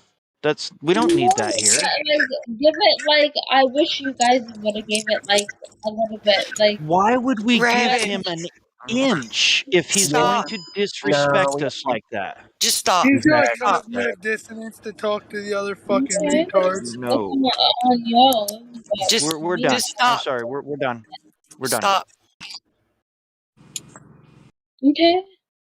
I'm just saying we really need you to stay here for a much longer period to kind of chime in like that, because we've had these people come in every single day, the exact same people, Yeah. type of people. So Yeah, Rabbit, when why that would you even happens, defend somebody like that? yeah, why would you do that? Let's just let her hang around for a little while. I'm sure she'll see someone else do the same thing, and then she'll get it when she sees a second or third person do exactly that. It's like if you were to see cognitive dissonance, Rabbit, you would understand. Like, there's like a lot of people that are stupid. Yeah. Like we didn't so pick him. it was- He's just out in I get pockets. it. You're like I think you guys are right. Like in a weird way. I get it. Who is echoing, man? Even if we're wrong, hold on. Even if we're wrong about this, that asshole came in here and just was trolling our channel for no reason other than just to like, hey, I'm just gonna be a dickhead for no reason at all. And you know what? Why would you defend someone like that? When I go to Glober servers and talk to Globers, I don't just randomly yell cuss words into the microphone. Hang on, Chemtrail, can you mute yourself? yeah, Cam, you were having back feed. Yeah. Yeah, so if you want to hang out here and have conversations and chill, cool. You're very welcome to. But no more crying and complaining about any of that, okay? Let's just leave it at that and let's move on from it. Because the more time we give to it, the more fuel you give it and the more energy it gets. Let's just drop the energy for that and direct it towards something productive. And just chill and relax. I got an amen on that one. True prevails. I got amen. Are you getting religious on me now, Helia? Oh, amen means I'm just playing. I concur. Just playing, I know. Can some like I want more people to talk in this big ass whatever. Can that happen? Yeah, but the Southerns are the talkative right about now.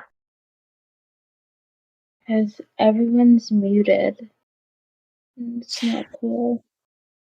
What did you do different to your mic, Hank? Because you sound very far away and like you're in a tin can. Well, I did it for a rat. Oh. Actually, you do now. You are in a tin can. Sounds like you're pooping. Hank, are you pooping right now? You in the bathroom? He's in a confined room right now. Yeah, he is. You talking shit? Are there pads all over the place? Are you in a straitjacket? Harry was just taking a shit. Everybody poops. It's okay. Everybody poops. He's just checking on the Fallout shelter in the backyard. You know, Hank. Yeah, I was about to say the same thing. Everybody poops sometimes. Oh, jeez. And that's true about humans, right? ETZ. How you doing? Yo, what's up? How we doing? Pretty good. You guys, that's good. That's good. So, I'm here with a few questions. Is that okay? I'm not like I'm fully like not trying to like contradict any of your beliefs. Like I'm open. I'm an open like mind kind of guy. Well, let's start. Let's start from the basics. I mean, how did you find your way here? So I've been in here. I've been in the server for like a while now, and I just haven't really had time to like come through, you know. But okay. Yeah, no, is not an answer. How did you find your way to a flat Earth Discord server? I'd say I probably searched it up, to be honest. Because like That's still not an answer. Listen. I'll get to it. I'll get to it. Right. My first impression. No. All right. Better make it quick. Better make it quick. Wait. So what do you want to know? No. Why did you come? All right. Fuck you guys. Helio wants to. Yeah, let him talk. Let him talk. Rabbit. God damn it. Yeah, Rabbit. EDS. EDZ. You said you were here on the server for a while now. Yeah. You just So joined, bro.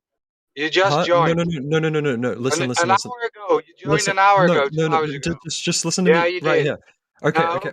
No, So just let me talk. Why Just would let you me talk. lie about that? One second. You're not letting me talk. Okay. Yeah, I'm not going to listen to a liar that said he's been here for a long time. Exactly, bro. Exactly.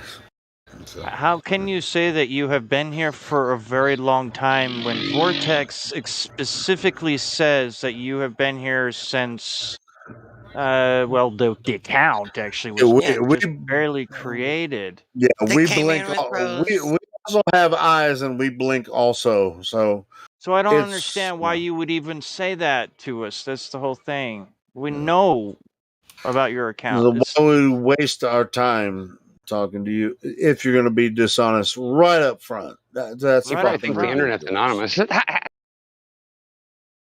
So now, are you on a VPN? You think that you are on a VPN? We can't tell what account you're on. I mean, what are you talking? Now he doesn't even need to be on VPN. He was just dishonest with his first statement. So let me tell him that now, since he was dishonest about that. If you want to be able to talk, you're going to have to go to VC check-in first to get a row. You don't get the privilege of this is so being funny unmuted in the live these stream guys anymore. think they can pull the wool over our eyes. So God we may as well do Lopi too, because Lopi came in with Etz and Rose, and they're sitting in the room. So may as well. Yeah. Lopi. Yeah. Hello. Wait. Yeah. So you're gonna lie to us, Lopi? Are you gonna lie to us? Me? Yeah. Why would I lie? What? Yeah, why would you lie? Right? Why would your friend friend? A couple liars right in a row? I'm being attacked. I'm just here to state my point, and you guys are. So you feel like you're attacked? What's your point? Do you have one? Lopi. Well, like, I just feel like there's no possible way that it's round. Like, so they're saying it's round, right? And you can clearly tell. They're saying there's no wind on the moon, and the moon doesn't even exist. Like, and they said that there's no wind on the moon, and then the flag in the picture is moving. Like, explain that to me. Wait, do you think that hold on that point? Do you think there's actual wind on the moon? Do you think there's any evidence for that? No, I do not. No, that's not what he said. And then I don't think that was it. For some reason, the flag is moving. So that just proves that NASA is lying to us, which probably means that all the photos are fake as well. But that's nothing to do with the Earth, Lopi. Right? But so you come here. So that's NASA. You come here and, yeah, but NASA's lying to us. So I'm saying. But what about the globe? Let's switch to the globe then. What can you tell us? Do you believe in the globe or no? Gravity is not real either, obviously, because that's just like if. Whoa, you're going all over. Let's wait. Can we stick to one thing? I am just if you let me talk. No, you're going like that's like several things. Yep. At once. So here, ready? You ready? So, if people living in if say there's people in Antarctica, if it was round, then they would fall off. Ha! What What think the fuck? that? Off of What are what? you? What are Where do you you get that doing at? right now?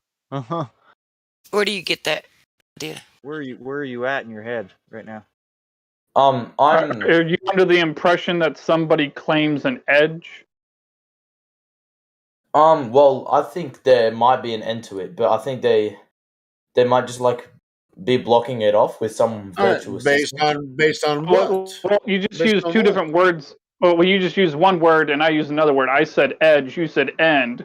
An edge and an end would be two different things. So an edge would be the edge of a cliff, like the edge of your table, Yeah, or something okay. like So, that.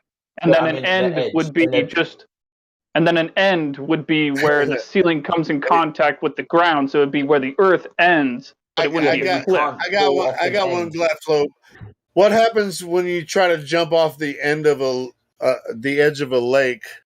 What happens? The edge of a lake, or like The edge cliff of a that lake. goes What into. happens?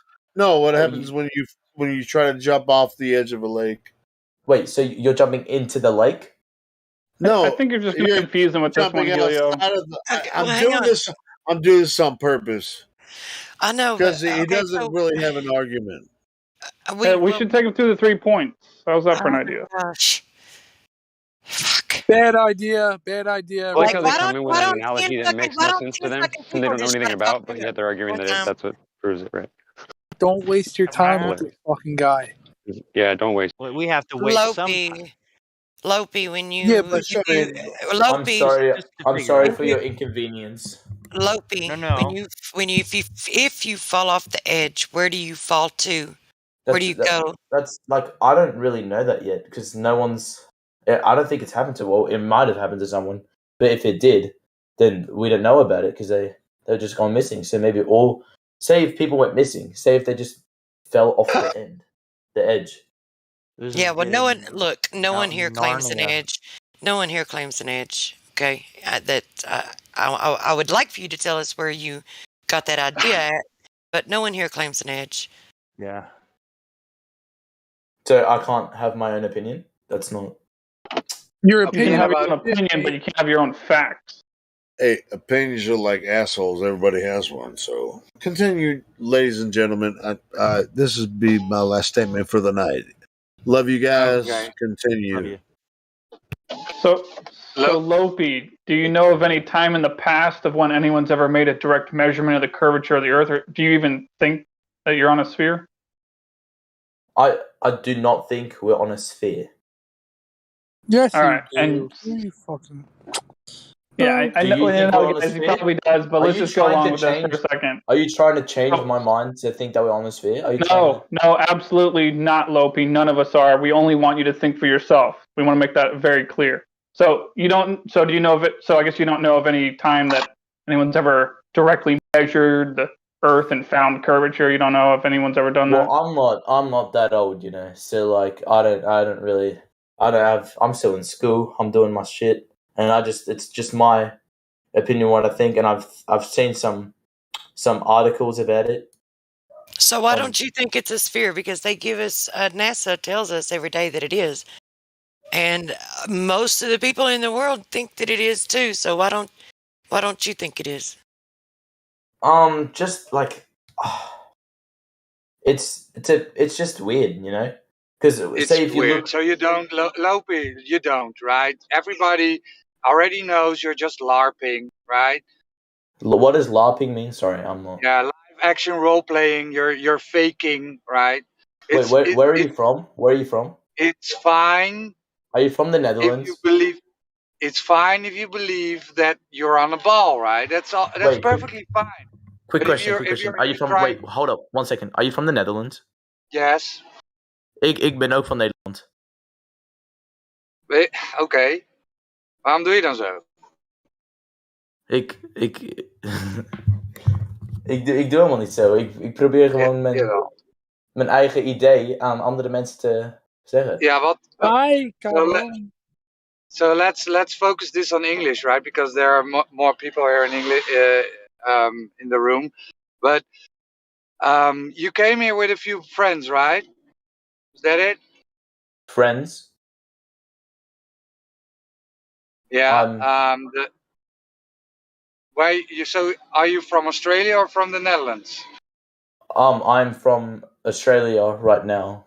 Okay. So the guys that came before you, the Eds guy, is that your buddy? Who? Sorry? Do you know Etz and Rose? Are they friends of yours? I know. Who's Yes, what? they are, dude. Come on, man. Etz and Rose. Etz and Rose. Yeah, I mean, I because think you guys are making a lot of assumptions about this guy. I think you should just ask him the 3 questions. Yeah, That's all fine. Thank you. I don't think you should ask any 3 questions. Well, I think we should, just in case we break through to whatever cog dis he might be tucking under his shoulder or might not be. So, do you know if anyone has ever proven axial rotation of the Earth ever? Or do you believe that the Earth is rotating? That's why we have day and night? Well, I think it, like, although it's not, it could be, like, spinning on the spot, but it's, like, not flipping, because it's, so, how do I explain this? So, it's, I think the moon and sun rotates, not the actual Earth. But I think the Earth could be spinning, maybe. I don't know. So you agree that we observe the sun and the moon in transit above our heads, but you observe that, right? Yeah. But I don't know about the stars, though. Like, the stars, I don't know. They're a bit off, eh? Well, they're all unverified lights in the sky at this moment. But you don't know how. Do you know how anyone's ever proven? Because we were taught in school, you and I, that the Earth is a ball, and also that it's rotating, and the sun is relatively stationary, and that's why we have day and night. But you and I observe the sun and moon in transit above our heads. We observe the sun and moon moving, and we observe the Earth is stationary. So do you know how anyone's ever proven, truly proven that the Earth is rotating on an axis? Yeah, that's what I'm saying as well. Like, there's no real evidence of but that's what I was saying earlier. Like, you have those photos from NASA that look like the Earth is curving, but that's like Photoshop. Like, you can do so much nowadays with all that programming that they're just changing people's memories to think that, oh shit, wait, oh sorry, yeah, oh I have to have dinner. All right, ladies. Enjoy your dinner. Thank you. Okay, bye. Guten Tag. No, that's German. Nein. That's also German.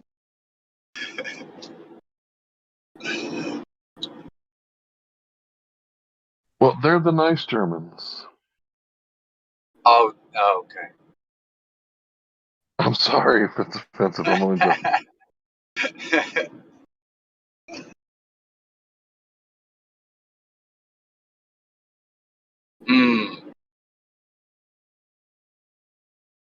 Kind of random, right? 3 Aussie boys coming in. Oh, he's not my friend. He's not my friend. Yeah. What did he say to you in your native tongue? That he was Dutch and he just wanna bring out his give out his opinion. And I asked him why he was so weird. I'm not weird. Dude, that was funny when you were like, "Okay, bye."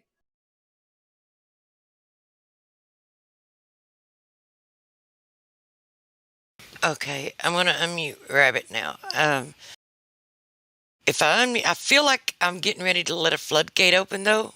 But if I unmute you, please just let's continue on with the normal conversation and not like. And I hope that if we talk to someone else new, that you can just let us talk to them, right? And that we don't have to do this every time someone new comes into the room.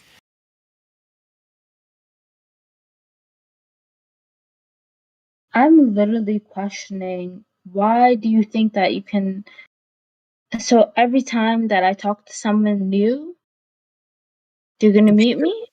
No, not you. Every time, like, okay, so when we're trying to address someone new to the server, right? It's hard enough when there's a room full of people trying to. It makes it even harder if someone is like complaining and concern trolling about. Okay, so when I unmuted you, I felt I didn't want to open a floodgate, and this is what I'm talking about. I just want to go on with the conversation, a normal conversation, not about this, about something else. So you don't mute other people, but you feel like you have like some type of No, tail it's on you. everybody who does that. Okay, everybody who does that. Let's just continue with the Because conversation you about allow something other else. people, If you but continue, I'm just going to mute you again. I'm telling you right now to stop and move on. And I mean what I say. We just don't want you hopping around the place, Rabbit. Like you're not a moderator. You know what I mean? It's hard Okay, enough. it's enough. And none of us are moderators. It's enough. Move on, I said. That's wild. Hey, who Earth just is said flat. hopping around? I caught that. You're not cleaning that. I did. Yeah, Rabbit. jumping off the walls. Rabbit, just so you understand, lots of us in here are actually moderators. That's why people are getting so annoyed when you try and do our job for us. Do you understand? Do I understand of what? That what job am I doing for you guys? Tell me. You're trying to moderate the chat when there's new people coming in by voicing your opinions on how we talk to them. Of what Adam? The only time I ever did that was when it was like someone was being disrespectful to someone else. I was just like, oh, this is like an ew It's okay. conversation. We just don't want you talking like a moderator would. You know what I'm saying? So that's about it. You know, just let the mods handle the room. When it's getting a little bit out of control, the mods will step in. Everybody poops. You are confusing me again. So I'm not allowed to talk. Is that what you're saying to me? No, that is not what we're saying. So have you decided what you want to, like, you don't have to have a label, but have you decided that what, like a plain earther? Are you comfortable with that one? Wait, we didn't talk about aliens. Do you believe in aliens from outer space? Wait, what? Yeah, I think we should go over the points, right? We did night before last. She doesn't think it's curving and she doesn't think it's moving. But so what do you think? You might have stumped her. Do you believe in aliens from outer space? I'm right now. But huh?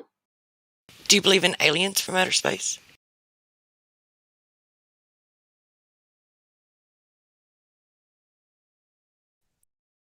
We should have an answer question. Aliens? Are you asking me if I believe in aliens? From outer space, yeah. From the vacuum of space. Way before. Yeah? Way deeper. So, yeah, I always did. I think she's talking to somebody. No, I'm talking to you guys. I said, yeah, from way before. Are you saying you did before, but you don't now? They're not. I said way before. Yes. To the point. It's deeper. I said deeper than that. What does that mean? Can you expound on that? Like from deeper from space, or like I'm not understanding. No, I just said, yeah, I believe in aliens. I should just say that. Yes. So what do you think aliens are? Where do you think they come from? God knows. Do you have any direct evidence for their existence? Yes, I definitely do. Wait for it. It's not happening. I'm not gonna do this. Like me going on tangent of my thoughts and stuff. Well, I'm just curious because you said that you didn't think that the Earth was curving, that it seemed level to you, and you didn't think that we were moving. And I can't really remember about the need for a container for gas pressure, like whether or not you believe that outer space as they present it exists. So I guess that's what I'm asking. Do you think that outer space, which the way they present it as a near perfect vacuum, do you believe it exists, that it's a medium with which we can go to, or that other beings may live in? I can't tell you. Honestly, to tell you that we're capable, and I said this before the last time we talked, I'm not gonna tell you. And I've like already figured out that these people with all this money can't get the fuck out of here and go up in deep space. They can't do it. All they can do is go to a surface level of space, but they can't go higher than that. That's why. What is a surface level of space? What's that mean? I think it means low Earth orbit, but that's a fairy tale too.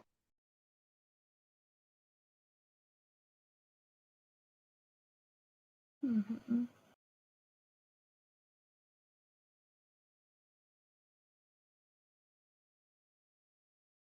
They can't go. It's not possible for them. Okay, so if you're saying that they can't, so we live in an area that's enclosed and no one can leave. Is that what you're saying? I don't want to put words in your mouth. No, fuck, you're forcing me. But yeah, Well, definitely. I want to understand what you're saying. I'm trying to get your viewpoint. And you already know my viewpoint, but you're forcing me. Sure. I really don't. If I did, I wouldn't be asking. Baby, we already talked about this. And baby, okay. So I don't know where that's. No, we haven't talked about this actually. We did. Like a couple nights ago, we talked about this. And yeah, we're in a closed system. There's no leaving.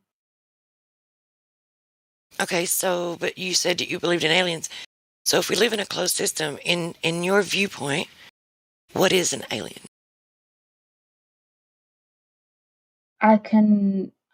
Honestly, I cannot tell you. Like, if aliens exist, it's just it might not exist. Like, fuck, I'm not some person that can be like, oh my god, I know everything. No.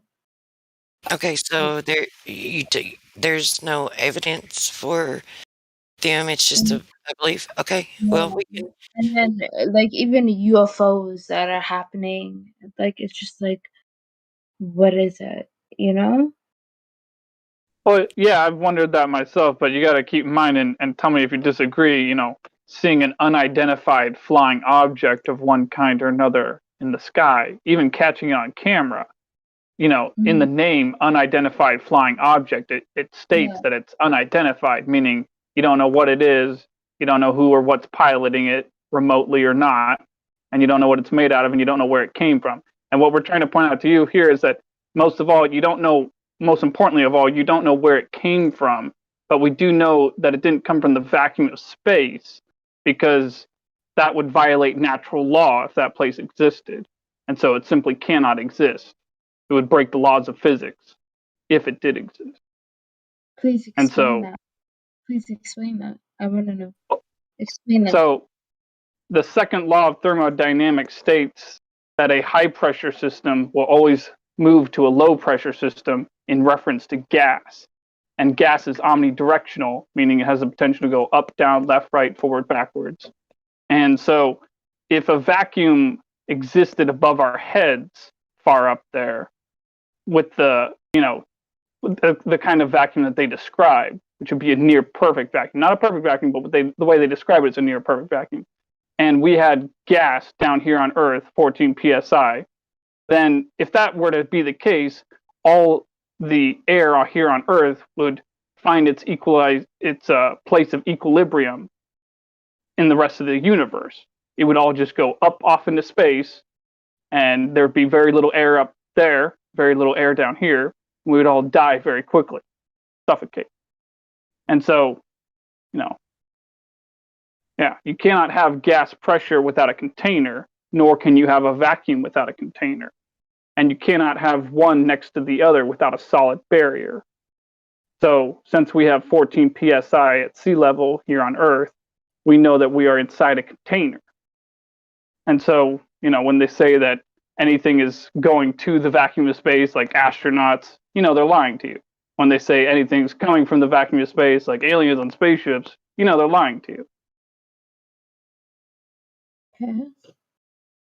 Honestly, I don't know. So if you were to or not. If you were to try to prove me wrong, one way that you could do it, if you could do it, we'd always like to see if anyone can, would be to demonstrate gas pressure without a container due to gravity. Like if you could have, say, the 36 psi pound, air pressure around the rim of your car, but without the tire holding the car up. Or hell, just around the rim of a rim, would be enough to impress me. But you have to contain that gas pressure around the rim, contain that gas at that pressure around the rim using gravity somehow, some way. Of course, nobody can do it because it's like, talking about magical wands and Harry Potter and other nonsense that doesn't exist. It's just magic, fiction. So you're saying when we look up,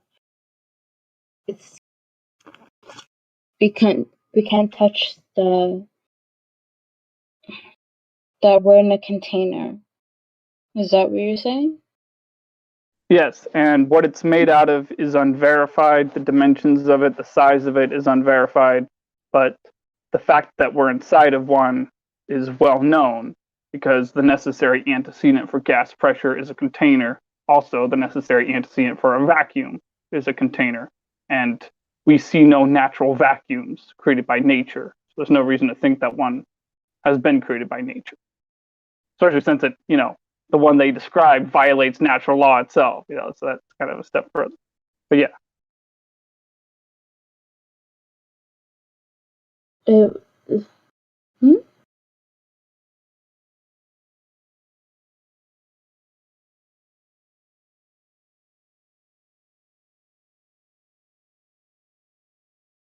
That it doesn't coincide with natural law? Is that what you said? I'm sorry, I'm kind of hearing you kind of low. Oh, sorry, I'll speak louder. Can you hear me? Yeah, that's better. Okay. So what you said is that it is a code. So you're saying that we live in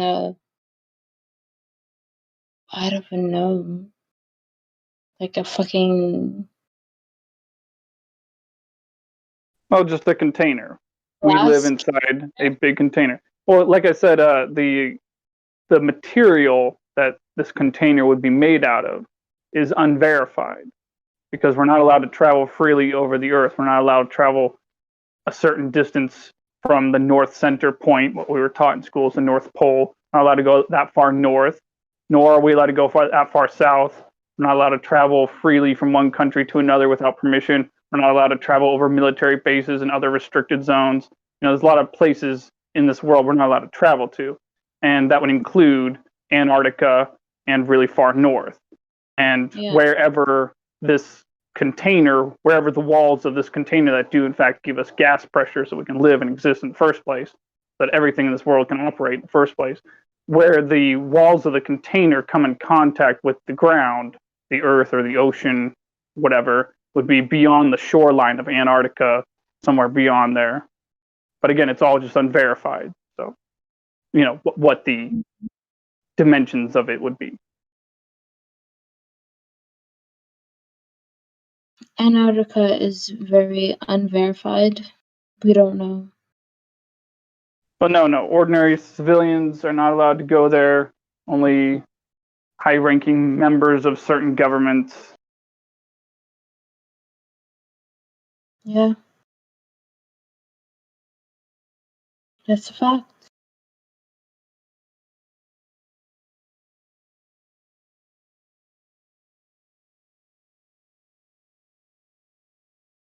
But it's like, even with like NASA trips me out. They make billions of dollars in saying we're going to space. These people can't leave this earth. It's a closed system. And it's a racket. Make a lot of money by doing very little, putting on a big show with maybe 1/10 of their budget or less. It's a way of making money. Yeah. It's fucked up. UN. Although it could just be, one of, many reasons of why people would do stuff like that, But yeah, money and control.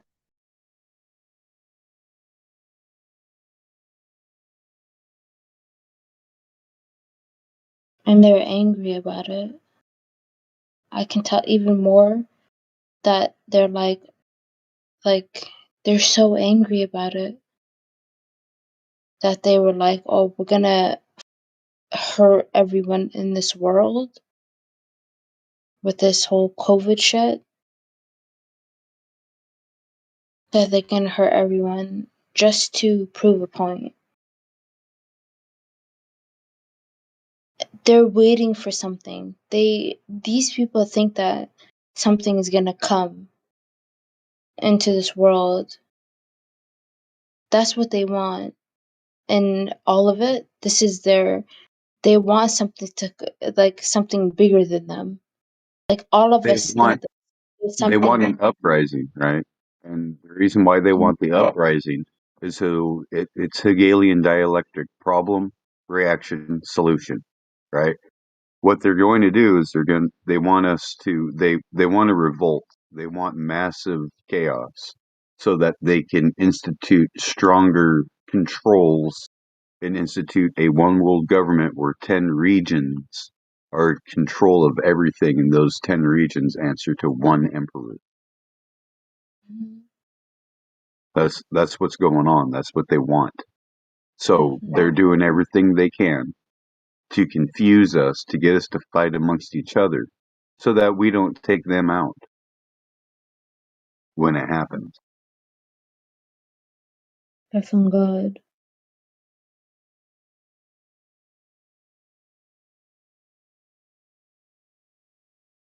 There's so much, and the last time that I spoke to, I don't know, I was here with you guys. I don't know. I think it was was that Friday or Thursday? I don't know. But I said exactly that. These motherfuckers want us. It's not about ethnicity. It's about good and evil. I hate to interrupt. Neb, I see that you don't have a row. You want to hop up into the VC check-in? I'll follow you up. And we'll hook you up with a row so that you can unmute yourself and join the convo if you'd like. Go ahead.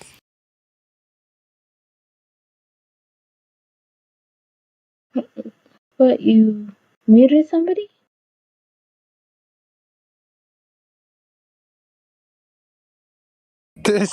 Was that Rabbit? You muted somebody? Yeah, no. What is up with you and getting so triggered when people get muted? It's I don't like when people get muted. You're like funny, yo. Yeah, but you've got to worry less about that to the point where you're not worrying about it at all, actually. But no, I didn't, actually. I was trying to get someone up in VC check-in, so continue with your story. Mm.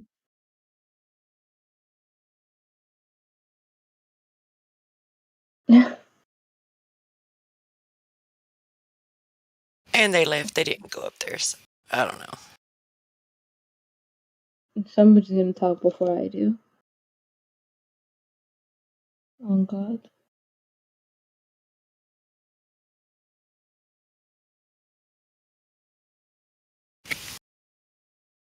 Saying just worry about yourself.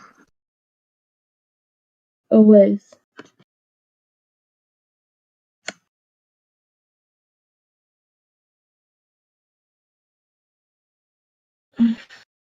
Always.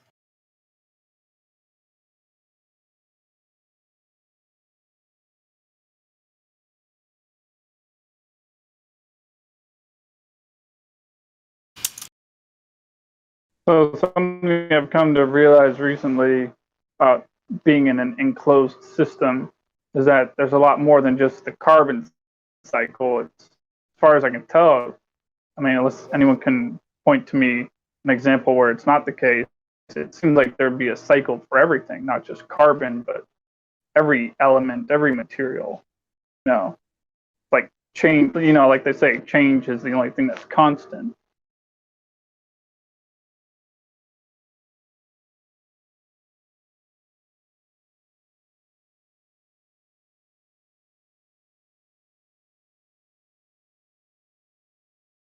Change is the only thing that's constant. Change is always.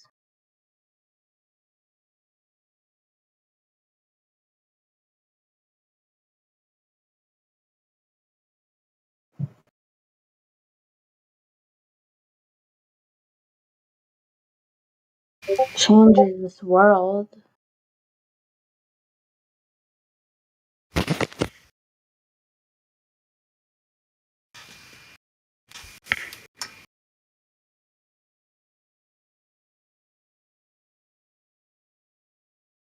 Yo, what's happening? Why is everyone so quiet? I'm scared.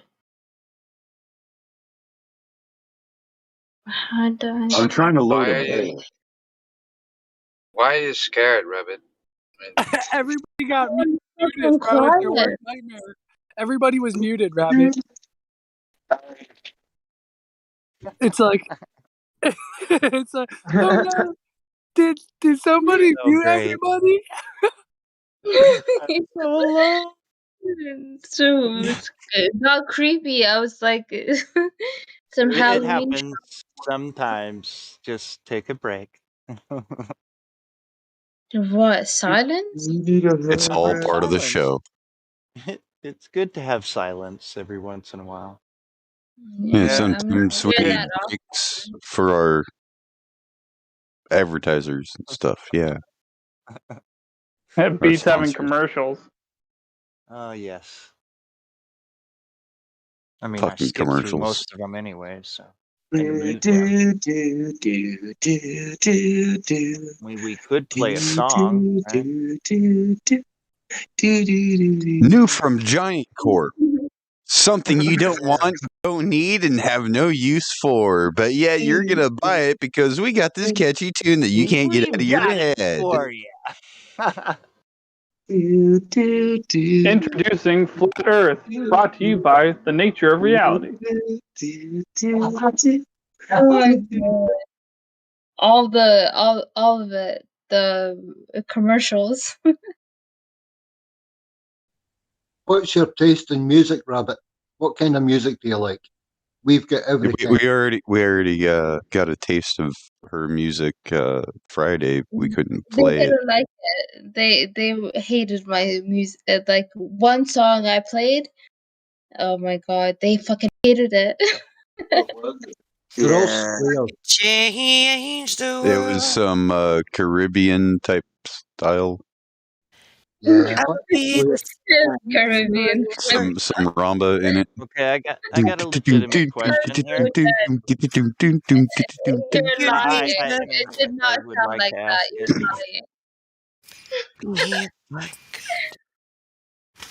lying. The biggest liar. Yeah. It did not sound like that. Yeah, I'm still laughing at myself for that. Did somebody mute everybody? Oh no. Pass the Dutchie on the left-hand side. I think that shit is so funny. It made you guys talk. Shit. Because I was about to dip. Because I was like, yo, this shit was horrible. Well, well now. Do you want it's too quiet or it's too talkative? Like, Or too loud, or No, it's this is okay. great. I love this.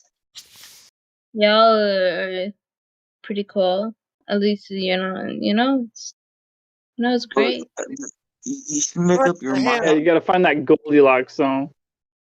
That freaked me out, old dude. Goldilocks zone. You mean that song that was going? Fucking look, old dude posted a gif of 3 demons playing a freaking triquet. What's up with their mouths, man? They're demons. Nah, they got too much. What is it called? Botox.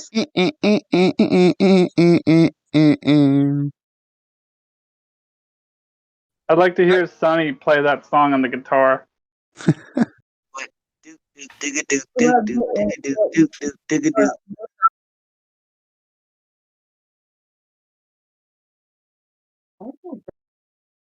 What Botox? What are you talking about? I don't know. She was about to looking like that.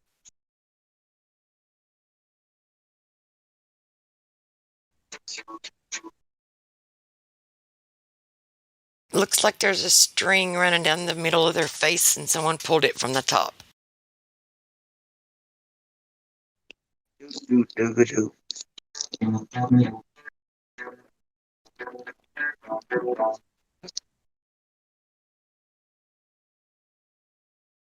Enoch's getting some funky jam going. No, that was Sonny doing that.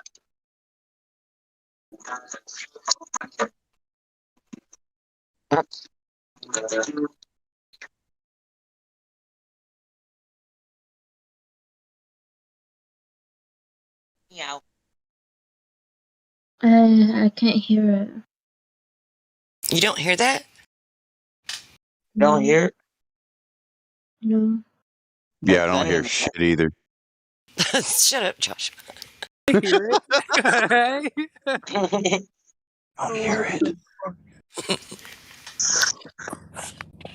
Also, Rabbit, you're like really ridiculous for that. It's like every time. Like, why are you there every time? Come on. Show us.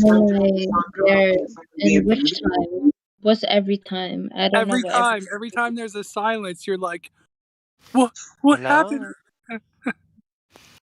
Oh, like that I make a space for silence? Yeah. I don't know. And it's my personality. And it's every time though. That's what I'm saying. Like you haven't missed a beat. It's something wrong with me. No. No.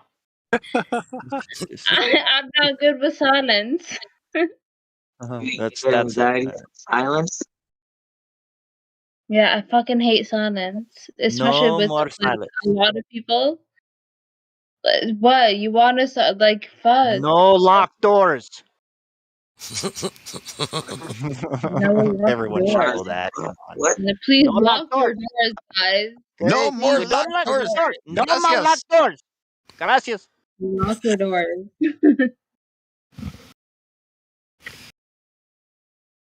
Behind the wire. Behind the wire. No, I say no more locked doors. Get the tape. The duct tape behind the door. And the wires. Oh, get the gun. Go, boop. You know, do. You know. My name is Jeff. Jeff, do. And then Swiper. Kill Jeff. Swipe and left. Boots. Boots too. My homies, eh? Homies, They killed Swiper. We Detail about the whacked story, Swiper, man. yo, because he kept swiping our stash essay. It's like, no, I say, that's our stash, not your stash. Go find your own stash, I say. So we had to whack that fool swiper. Me and Boots. Clean the windshield wipers. And Dora. And Dora.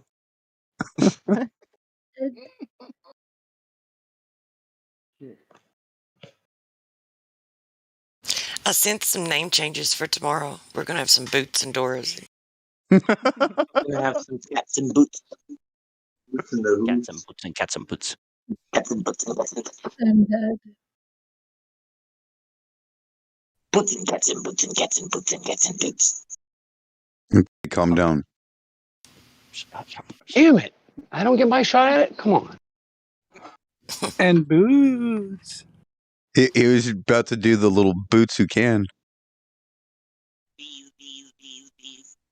I think I can. I think I can. I think I can. I think I can. Oh, I can.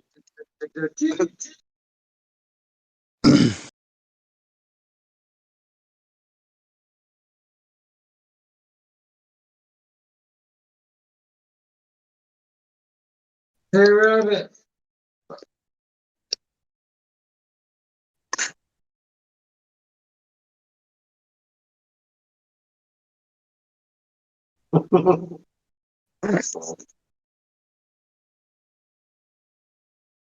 That's you. Where is that rascally rabbit? Hey, we got these cottontail rabbits out here, right? Just for fun every once in a while. I'll let my dog out. And then watch the rabbit's eyes get all like big, like, oh fuck, oh fuck, oh fuck, what to do, where do I run, you know? And the dog just like runs over to the tree and pees on the tree. That's all he does. And the rabbits are like, shit. I caught a wild rabbit before.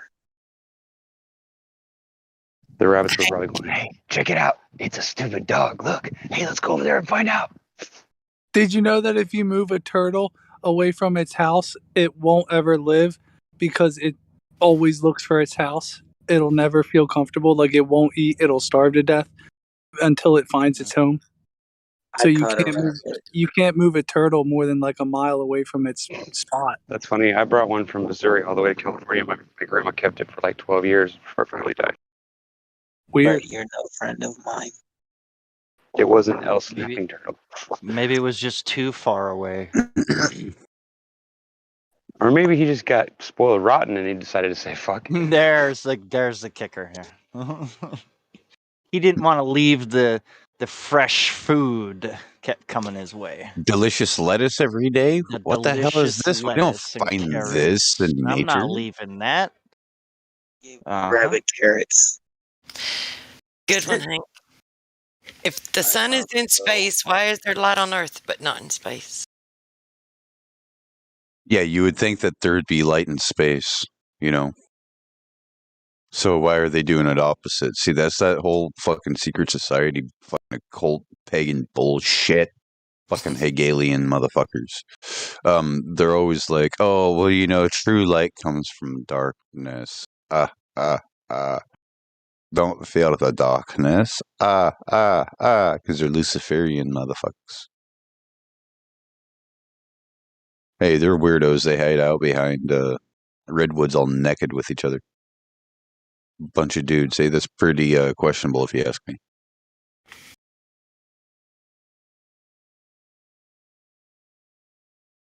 Well, I like to run around the woods but naked, if you ask me. Whoa, hey, TMI. No, you were saying something about dancing in the woods. I thought it was Bohemian Grove. Yeah, I second that one. Those guys, they hang around butt naked behind trees, and it's just a bunch of dudes that they outcropping, and they're like hanging naked behind a bunch of trees. No, I don't go and do that with a whole bunch of dudes. I'm just I saying, was about to say, what the fuck, dude? yeah, no, I just like to go out in the woods. No, what the fuck, dude? How else are you going to get a proper suntan? The woods is the last place I want to be naked because it's hard enough that you have to cover your arms and your legs to keep from getting like stinging needles and thorns and chiggers and ticks and all these different things Could you imagine if you were naked? I'd be miserable. No, I just like to take like my. When you get used to it, though, listen to EDM music and just run around the woods. I don't know. It's when you get just used to it, though, I mean, I think it depends on the neck of the woods. I would never, ever go to Burning Man. Oh man, I would never go to Burning Man, but not because it wasn't ever good, but just because all the yuppies have made it terrible. At least so I've heard. well, I haven't been to the Burning Man. Well, I'm not a member. I'm not a member of the cult of the owl. You know, those they're in the Bohemian Grove, which is all the Burning Man is. It's a effigy of a care. You know, cremation of care, cremation of woes, the dead.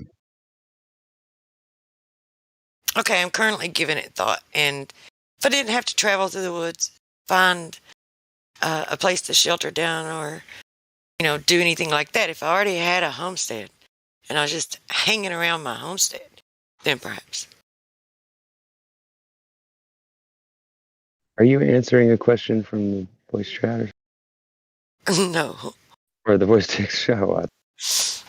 No. She's saying she would streak around her house if she had a I was house like, this out is in the starting to woods. sound really romantic. I think I like it. Keep. I know. Now all of a sudden we're talking about running around naked in the woods. Another thing is you can never go. You can never go somewhere where there's not a spider within like 10 feet of you. There's always a spider within 10 feet. I heard. Well, it's like that when you live in the city. You just don't know about it, right? But I'm just saying, I don't know whether or not you're dressed or I not. like it when spiders make home in my plants. I just don't want to totally knock the idea, you know? Right. I don't know. I went camping naked in the woods. It was pretty fun. Yeah, I did that too, but I don't remember anything. Damn. Did you bring a sleeping bag but no clothes? Or a dude friend? Huh? Did you have friend? What does that mean? You fucking camping? No, and I didn't wake up with a spin on my butt either. Like, why would you go camping naked in the woods? That don't make no sense. Listening to EDM music, Fine. bro. It does when you're. There's You've nothing never wrong tried with it, that. then. You've never There's nothing tried wrong it, man. going camping. Were you rolling, Enoch? And You have never camping been out. free until you're You naked never in the tripped woods. that hard. No, that's usually the opposite of free. That's usually you made the wrong fucking mistake and somebody held you a shotgun point and told you to strip naked and left you in the middle of the It was woods. the wrong turn. Come on, guys. Wow. It's like if you were free, take it to a whole new level. See how they do you? See how they do you? if you were free in the woods, you would like put together clothes. Like you wouldn't I just be was out there rolling naked. around in the mud. And then you took a shower and put fucking clothes on, probably in the woods. Yeah. Well, yeah, Yeah. you'd want to at least cover the parts of your body that get damaged easily. Yes, When we were living on this earth in the I first didn't place, know. we were all butt naked anyway. I didn't know Yeah, and I then was me, though, rolling around in. You're bugging if you go. Well, hell, nowadays you can be anybody you want, and you can just change it if you don't like it. Hell. That Express has yourself. nothing to do with what I said. All I said was that I like to listen to EDM music, going camping out in the woods and being naked. It's fun, and you guys never tried it. But you guys are all saying all this other stuff about tripping and being all on this and that and the other. But that has nothing to do with just listening to music and being out naked in the woods and camping and having fun, bro. Yeah, these guys don't understand. Most of them are squares. Wait, when the fuck did come on, Vietnam bro. come out? Like you don't have to be tripping out on drugs just to be out in the camping out in the woods and enjoying nature, dude. Well, actually, to be fair, I'm the one who made the joke about drugs. No, I'm just saying, We're just goofing around. We don't have anything. not everybody's Like about that feel kind like of life. All I'm saying is just it's like, all are you it's just naked in a natural, tent? Like, Are you With in a men? tent at least, or like what? Like what, bro? Like just in the woods? Of course you're gonna have camp. Of course you're gonna go camping with a tent, man. Well, then that's straight. And then you put your clothes on before you go outside. You know what I mean?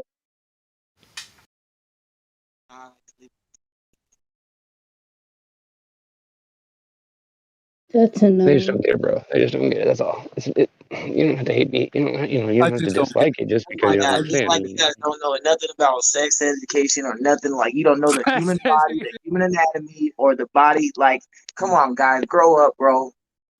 So you're like that's what I was Seriously. about to say. I was showing like, your have dick you ever in been front to a of party where other there was human beings. grown women naked running around and they were Yes, I've been to a party and they in the want woods listening to that's EDM not I music know that's what and I'm saying. Have women they? running That's what I'm saying. around. Creepy. No, I have not. Fucking creepy. Yeah, I was about to You should try it. mention the It's quite Oregon fun. Country Fair when It's someone very mentioned revealing. Burning Man. So the Yeah, I've been Oregon to the Country Oregon Fair is in Country Fair. Oregon, and it's kind of like a smaller version of that, but without the high cost and without like the intense heat and without the hundreds and thousands of dollars you have to spend to like prepare for it, and without the like mobs and mobs of yuppies. So if you guys want to go to a place with all the upside of Burning Man, but without the bullshit of Burning Man, Oregon Country Fair over by Eugene, Oregon. And you might be able to see Jerry Garcia there. I did. This is why a lot of EDM like parties or whatever you want to call them or festival are very private. Is because they don't invite a whole bunch of people, because when certain people come to these festivals, they act foul, they do wrong stuff, and then they start acting stupid. I don't go to no. I only go to private festivals. I don't like going to no Burning Man. Like I know I heard of Burning Man. I think it's great and all, but honestly, that is something I probably not might want to go to. I'm not shocked that people do not want to go to that. Yeah, the Oregon Country Fair is a lot smaller. It's more like 14,000 people instead of like 400,000 people, But amongst the few thousand people there, that it's not a private thing, it's very open to the public, but it's just nice because you have a lot of nice food and a lot of nice music and everything and a lot of neat artwork and such, but people even dress as costumes, kind of like they do at Burning Man sometimes. Even I did once, but the thing is, it doesn't really draw the shady, weird crowd or the really weird, yuppie crowd. Like, it's just mostly like kind of like hippies, sort of. Precisely. That's all the people I'm mostly chilling with. I mean, I consider myself a hippie, to be honest. Then you would love it in Springfield.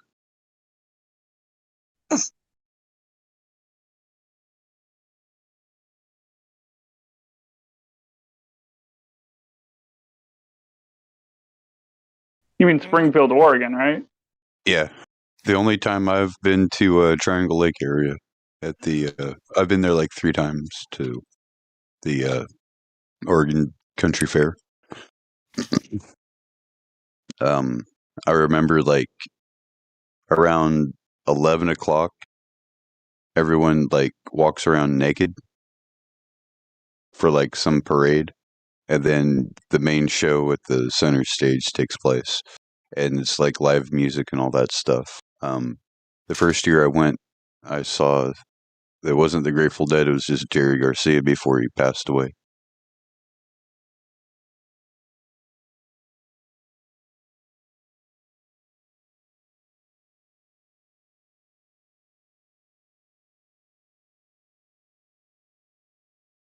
But it's full of hippies. I think it's a little ironic. I'm trying to learn that koi ball with the fire, and then there's also the one I want to learn is the dart, or well, it's not a dart, but it's like a fireball, and it's on a end of a rope.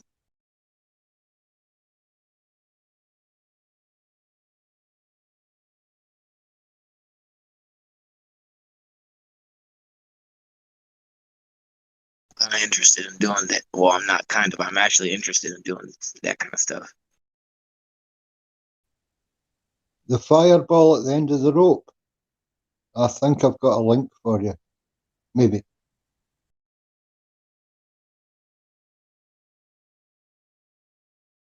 Yeah, they got different ones. They got like staff. They got koi balls. They got the dart.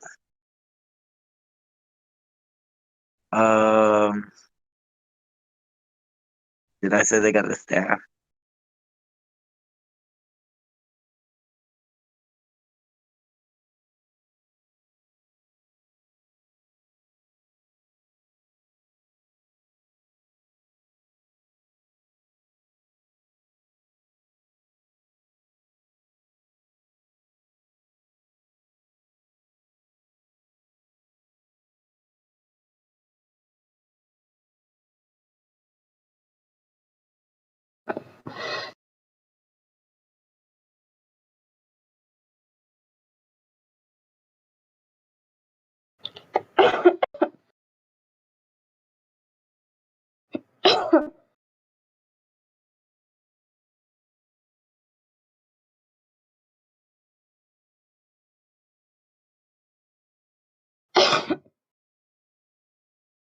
Yeah, so last time I went to Oregon Country Fair, it was a long time ago, a few years before I found out that the Earth is flat, and so I actually bought a beach ball globe and dressed up with a toga, and basically my costume was I was Atlas, the guy that held the world above his head.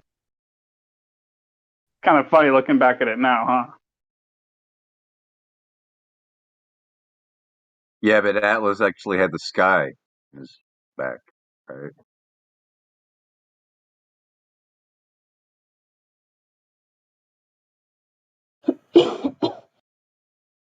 Fuck.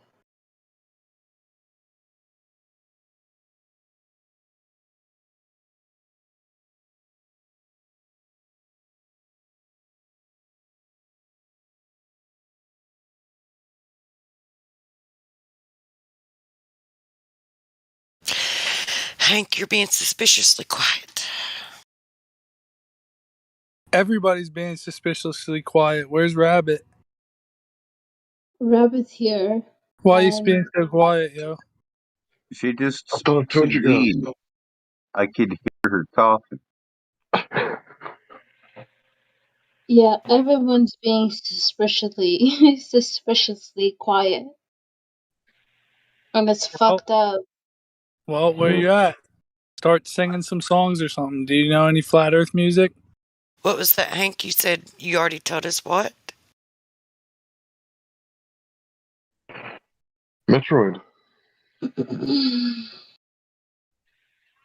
I posted a picture. And me being quiet, I heard some guy from Ireland, some other guy from God knows where. Ireland. Everyone's being quiet. But I am from Volt. You spoke a Russian. That was a Scottish lad, wasn't it? Yeah, I heard a guy from Russia as well. I'll need the vodka. Pass me. Y'all, you need to speak.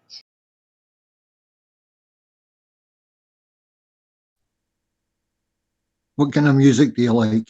Tell us and we'll play something. I'm gonna make them play the same song that I did. It wasn't yesterday, the night before. Nah. She likes hip hop, She's a rabbit. It's not hip hop. Who calls it hip hop? Hip hop like a rabbit. No. Man. What kind of music do you like? Hello? I like a lot of type of music. Yeah, but we're looking for some specificity. We're trying to play a song. right? That's all on you guys. It has nothing to do with me. Yeah, but we're asking you what kind of music. Like a lot of music. Just name one. Just pick one. It's kind of like my type of what I choose is not your choice. So not what? what you guys What? do. It's like here. I'll pick one that I like. Smooth jazz. Okay. You know what I say mean? it. But like, pick like what kind of music do you like? You know what I mean? Simple question. No, I don't think it's simple. I've been through this before.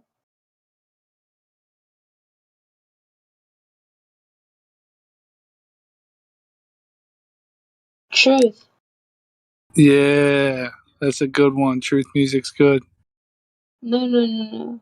Wait, I mean a person. Truth. Lou and Elijah, yeah, that's a good one. What? Who's gonna play the music? Truth music is really good. No, her name's Truth. I know, truth prevails, right? Yeah. Yeah, but we asked like what kind of music do you like, and you said truth. So that's a pretty good kind of music. A lot of us make truth music. Matter of fact. Okay. It depends on what you guys like. Flat Earth. Okay. Rabbit. Do you know Cheech and Chong? Mm-hmm. You know, okay. So I'm gonna play the song because it's pretty short, but it's one we play all the time because it's Cheech and Chong. Yeah, that's the best. I do think it's. I'm in love with it. I mean, because once I heard it, I was like, "Are you really? Are you kidding me? I never heard this. I swear, I'm probably sure I heard it, but it went right over my fucking head. Literally, when I heard it, I'm telling you, I probably heard it, but it went right over my head. No, give me just a moment, because I remember I seen them on stage live like that, but I don't remember the song. I do not remember them playing the song. Oh, you saw Cheech and Chong? I remember seeing them, yes, on stage, but I did not remember that song. Like, I remember that stage that they were on. That stage exactly the same. I saw the whole video or whatever, the whole scene or whatever, because they do a whole bunch of stuff in that. If there's a whole video of it. Well, just so you know, that particular song they make the parody out of, it's from Cheech and Chong's next movie. So it's a parody from a song from that movie. Yeah. See, I didn't even know.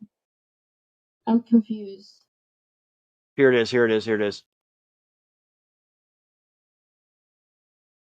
I'm glad you could find it, because I couldn't. There it is. Boom. Is it playing? Where? I asked MacGyver stuff. Yeah. You might have to move the bot up to live stream 1. It might be in live stream 2. It should be playing. What the hell? Should be playing. It says so confused. join. Oh, there you go. Okay. Where? Weird. Please It's tell not me. playing. Maybe the bot's broken tonight. So I was just about to play the Eli and Lulu song, and when you started talking about that, it's weird. I just wanted to show her. I mean, she doesn't. Well, I don't think she's. I wanna see it. I'll post it in live stream just so that you see the video and you can actually play it. I love to see a live stream. It's right there in live stream. We're trying to actually play it so that you can hear it. It says that it's being played, but where? I don't see it even a fucking live stream. It's that last clip I just posted in the live stream voice text. Hey, I'm gonna try to play it because when I was using the bot earlier, it was working fine. So it was working fine. Okay. Yeah, I don't understand why it wouldn't be. Wow. Oh, you know what? The fuck is There going it is, on? I think. No? Most fucking Americans don't like flat earthers. What the? Why the hell isn't it working? That's insane.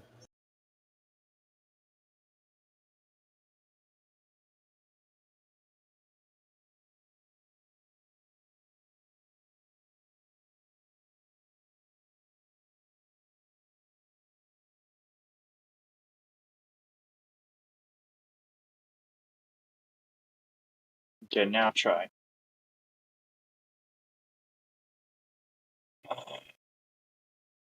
Hey, India, are you fucking this up?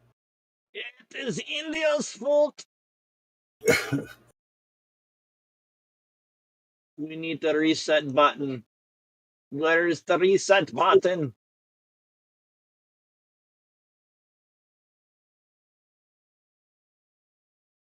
Wait. Let me see.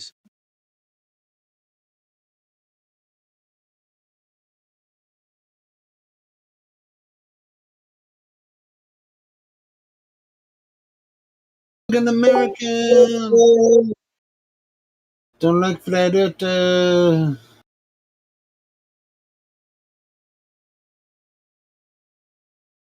We're doing that. It's just not. It's not. There's the bot, but it's server muted. Oh, is it? Well, hold on. Wait, I don't see this.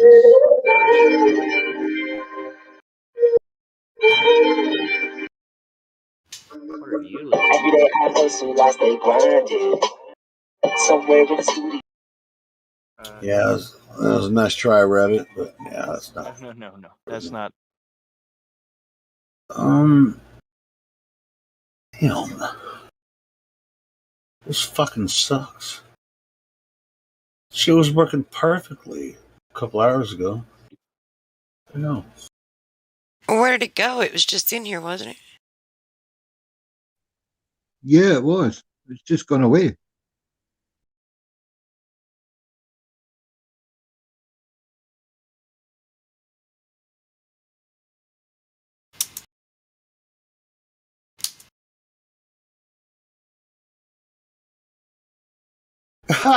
True Bills. Come here. Get your ass in here. Come here.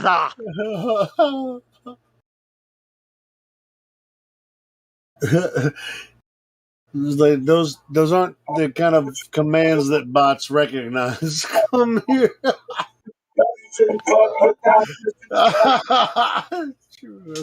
He's like, I'm just gonna spam the shit out of the bot until that motherfucker. Dude, that crashes it.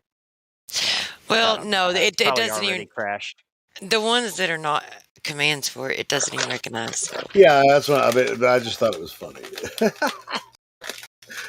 Okay, well, when I did this without a link, come here. That's what I was laughing there. about. So if you just do play, if you just do play without a link, then it comes back. So and then we'll unmute it, and then we'll. Wait, why does it have the Heliocoast cultist roll? What the? It shouldn't have the Heliocultist roll. That's banned. What? Oh, hold on. That's a banned roll.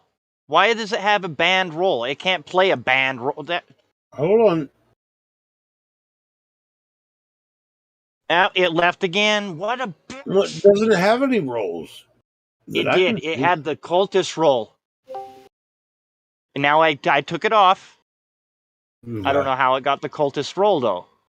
It was just weird. If it had a roll that's not there, try it again. See if you can get it to play something. Exclamation help.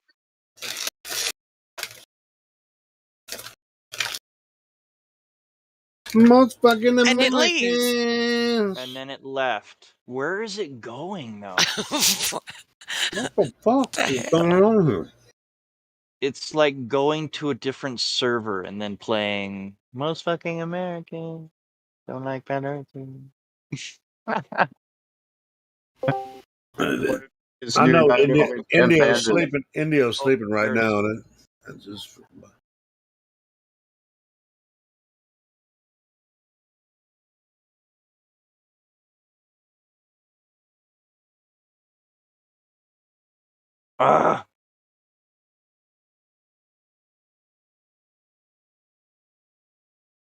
Some freaking weird stuff, man.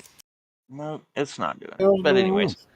Oh well. Rabbit, we were speaking to you. If you want to just click on that try this live stream, that'd be great. What? Sorry, what? Just so that you can hear that song. I mean, I can play it over my speakers, and it won't sound as good, but you can hear it. It'll still be heard. All right, cool. I can do that. Turned up the loud. Age restricted. Give it VC verified, bro. Oh shit! I can't even. I will. Watch on YouTube. Here we go. You ready?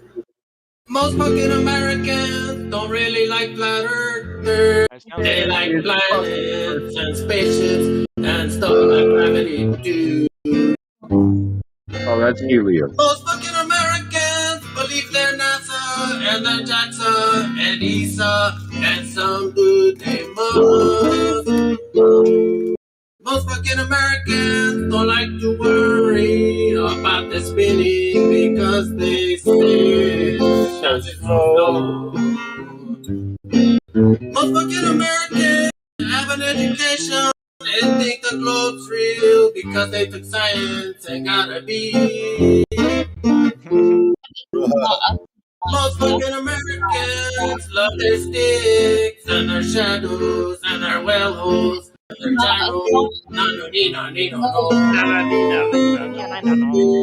fucking Americans don't like to launch rockets without using fisheye lenses to make the flat earth round.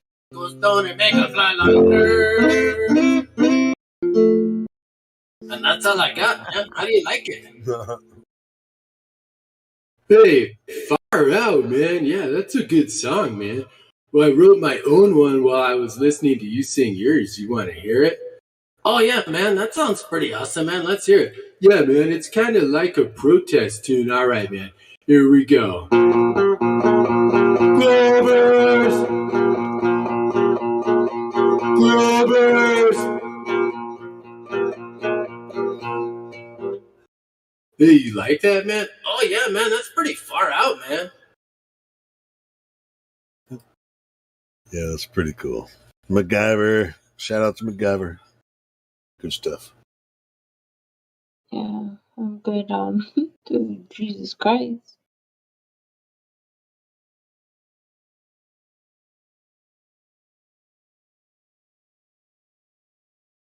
Hey, Rabbit, did you say shout out to Jesus Christ? Because I'll back that one up too. Shout out to Jesus Christ.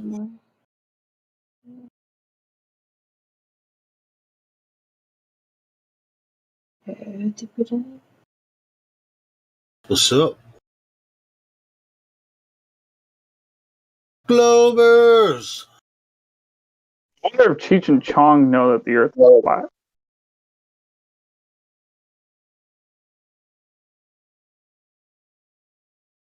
By the way, in the movie, instead of saying, most fucking Americans, it was most Mexican Americans, Ah. Actually, I really like the part where he says, go to science and get a B, because in the original song, it says, they go to school and get a B, is what Cheech says. They go to night school and take Spanish and they get a B.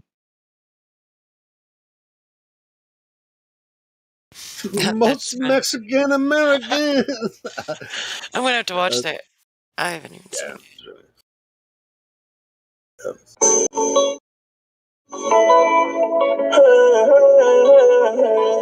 Rabbit, can you mute yourself when you're listening to music, please? Yeah, there are certain music selections we can play on this stream.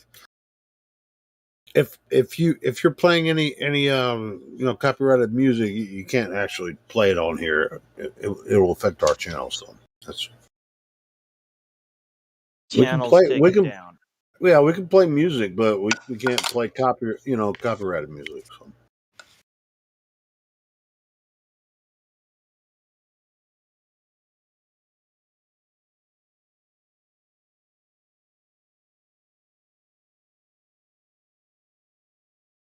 Anybody new?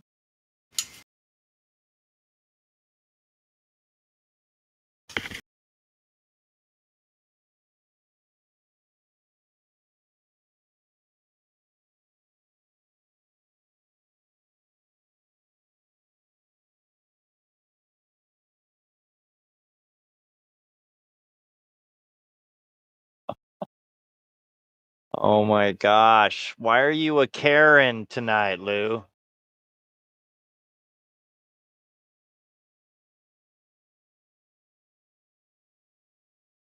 I just noticed that. It almost sounded like you said, "Why are you a caring tonight, Lou?" Karen. Yeah, Karen.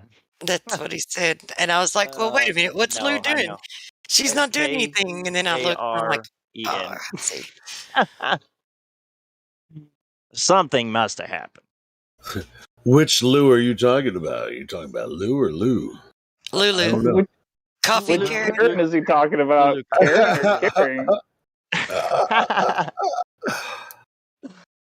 Oh man. Karen Something with happened. a K or Karen with a C? Karen with a K. See up there? It's Wait, what? Karen. What are you guys Yeah, we're talking about you. Why is your name Karen tonight?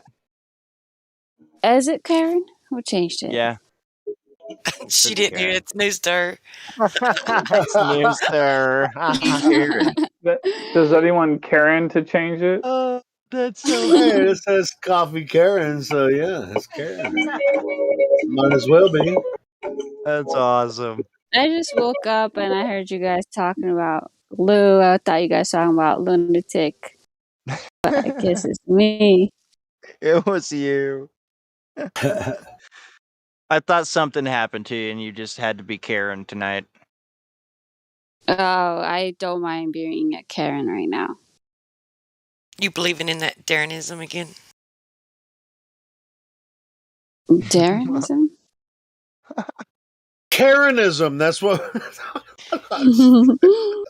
Instead of Darwinism, it's like the Karens and the Darrens of the world are in the Darrenism religion. Wait, is there a Darren of the world?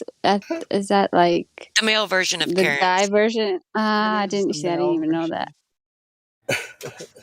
It's good to know. I learned something new today. And then Brandon's gonna be another one. Go Brandon, remember. Who's Brandon? I guess you didn't hear that. Yeah. The news was covering the Biden speech and the whole audience was just saying fuck Biden. And the newscaster said go Brandon. That was the NASCAR guy, right? This is kind of weird. Is that what you're talking about? Funny. Yeah, Brandon's going to be our next president. Brandon's going to be the next president. Yeah, Brandon, go Brandon. It might as well be. I mean, anybody has it. He might as well be the next president. Ow, Rabbit, turn it off, man. Rabbit, if you try to play music on here again, we're gonna have to that you're ban unmuting you. yourself and playing music. Yeah, Rabbit, if you don't stop playing music on here, yeah, we're gonna have to put you in cog dis. You can't play music. If you don't quit hopping about, we're gonna have to put you in cog dis. You're hopping all over the hopping Hoppity, thumpity, thump, thump, thumpity, thump, thump. Look at Rabbit go. So what's new, everybody? Hi, everybody. Yes. I missed you guys and girls. Yep, it's been good. Well, the Earth got just a little bit flatter, I think. It was pretty damn flat to begin with. It's the flatter day. Man, it's almost the flattest it's ever been. I mean, this is so amazing. This flat Earth thing is like it gets flatter every day. I mean, one time I was like, it's sort of flat, but it's the flattest it's ever been. Are you trying to say the Earth is flat? Well, can it be any flatter than it always has been? I don't know. I'm just trying to figure this out. Just like you guys are too, right? It's flattish. Wait a second. Just like an hour or two ago, you were saying something like it's not flat or something. I did. Hey, definitely call me out on that because there's no such thing as flat Earth. Earth is Earth, and I use flat Earth as a trigger term to lead people to the topic because Earth is obviously not flat. It's flatter than it's ever been. Been. It's a level stationary plane with topography. But I love the term flat Earth because it triggers people. I love it.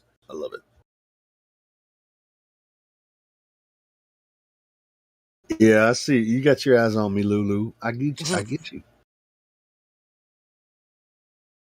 Yeah, I mean, I like to confuse flat earthers. I like to confuse flat earthers and globies all alike.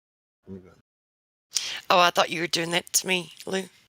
She's doing it to everybody. She's doing it to everybody. She's like me.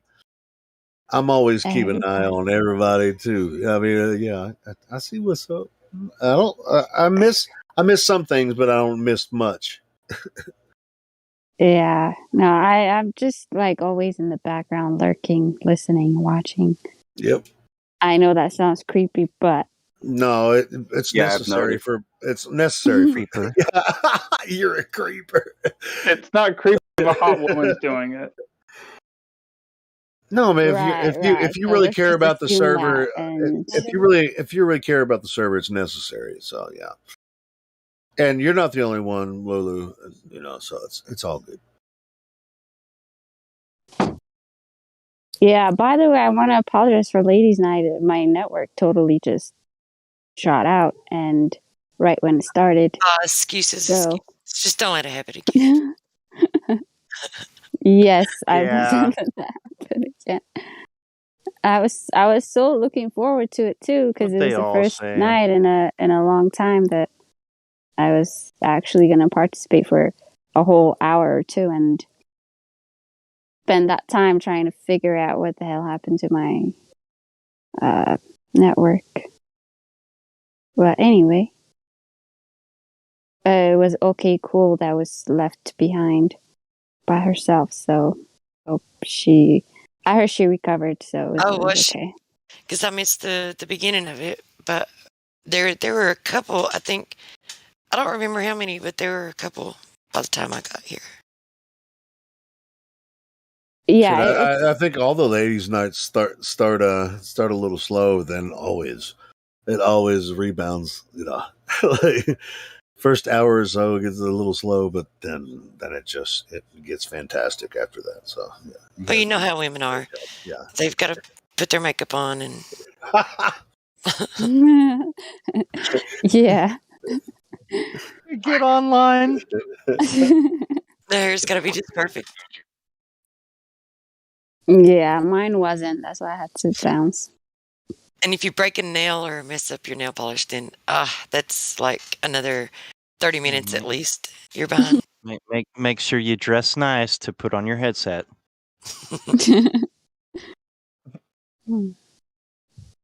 Yeah. Make sure you match your headset.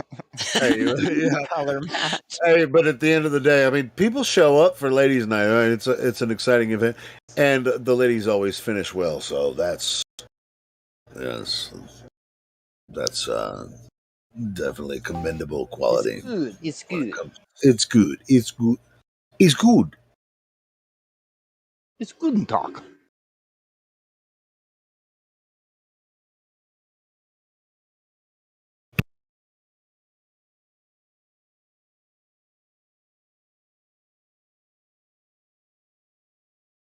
So, any new interesting Glovers coming through or came through?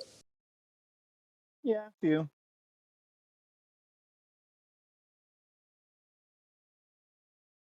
But they like to run. Yeah, we had a good sophist troll earlier today. He was very, I think, experienced at what he was doing, so I have to at least give him that. He was high strung.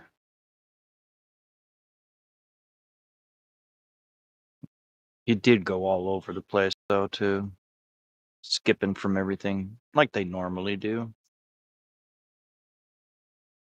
We tried to keep him, in one spot, but it was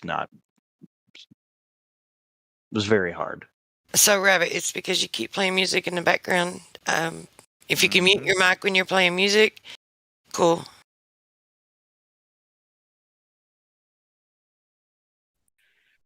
Here's an idea.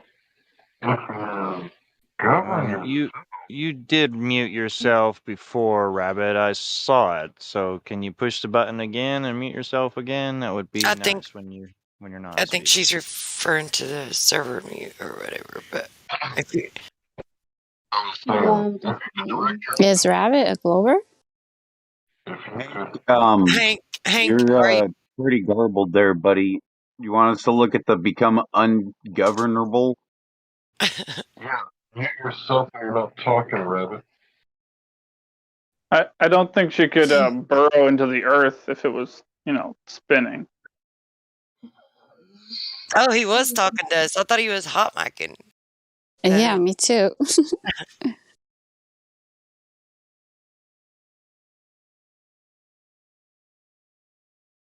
So is Rabbit a Glover? Or I was listening, but I was like dreaming, and I'm not sure if I was dreaming. Oh, well, let me introduce you to Rabbit. Rabbit, meet Lulu.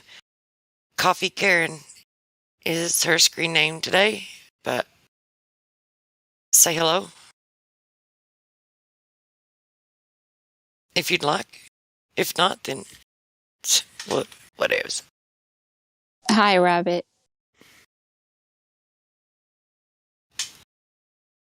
Maybe I don't think she's a Glover. She's just got a bouncy attitude. What the fuck? Okay, sure. Hey, what up? What's up?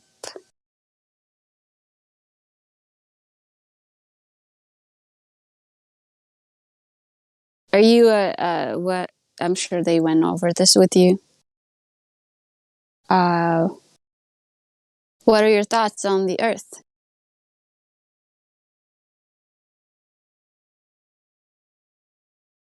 What's your thought on the Earth?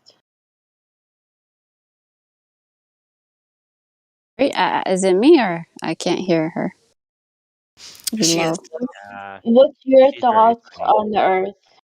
I'm tired of this over repetitive questions. So I'm gonna ask. My bad. Okay. Yeah, it's getting annoying. Well, because you're new, so you should expect that to happen. I'll just get you up to speed, Lou. She thinks it's level, and she doesn't think it's curving. She doesn't think it's moving, but she doesn't want to be called a flat earther. And she said she believes in aliens, but she also thinks that we are enclosed. So. Mm-hmm. All Interesting.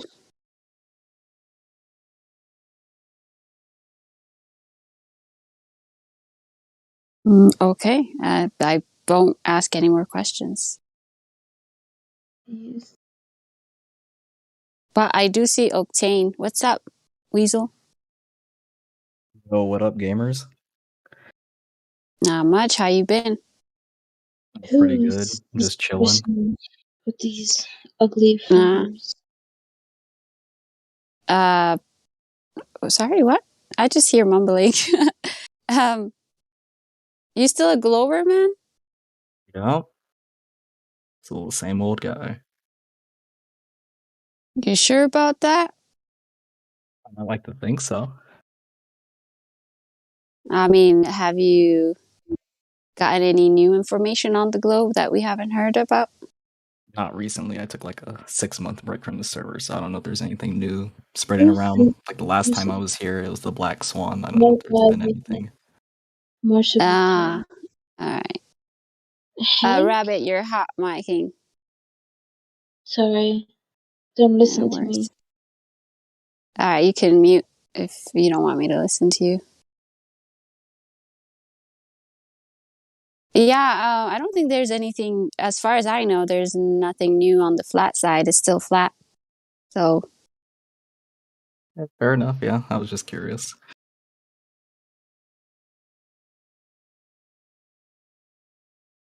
Anything new on the globe side? Like, I mean, any curvature yet? I mean, for like proof of the curve or to prove to people, not really, but in terms of like space travel and stuff, there's been a few things I think you guys have heard about. Like that one shuttle that went around the Earth a couple of times full of all private citizens. I think that was pretty cool. Forgot who launched that. Was it SpaceX, I think?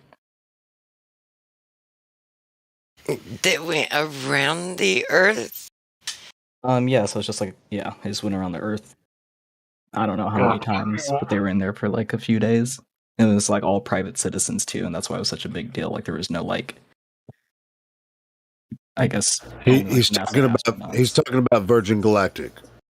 Oh, was it Virgin Galactic or was it SpaceX? No, it was Virgin Galactic. Yeah, they didn't even make it to the Kármán line, dude.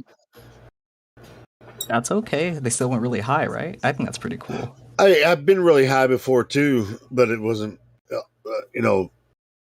180,000 feet or whatever they claim to have been. Yeah. I mean, I just think it's cool. That's all. I mean, they went really high. They went higher than any of us would probably ever go.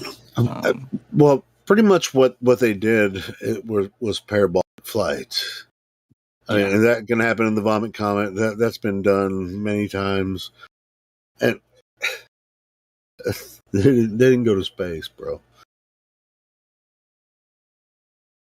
Yeah, and I think both companies, because there's like the Amazon people that launched. So I think it was like Amazon's thing that launched all the private citizens up. But I remember like they were like having a little fight on Twitter or something, saying, "Oh, Virgin Galactic didn't make it to the Kármán line, so they didn't go to space." Wait, and stuff like that. If they did, actually, what do you think space is? I mean, it's like, so they went higher than, general space flight or whatever. I mean, about the SR-78, the Blackbird or whatever. Blackbird, that goes about 80,000 feet. If you go higher than that, the Blackbird doesn't do parabolic maneuvers, which is what they did with the Virgin Galactic. They didn't actually go to space and experience. Some people will say zero G, which there's no such thing. So yeah, they just do parabolic maneuvers and record themselves in, falling. Basically, I mean, it's the same thing that happens in the Vomit Comet. Yeah, the whole space thing, it's like a very loose term because there's some companies and some space agencies that are like, no, space is defined at this height or whatever. It's like there's not like I don't know. Like a line where space starts. It's just like, is there more space? Or here's the brainwash. Is a lot of people that aren't familiar with this topic think that rockets just go up and then they experience 0G, right? Which there's no such thing as that.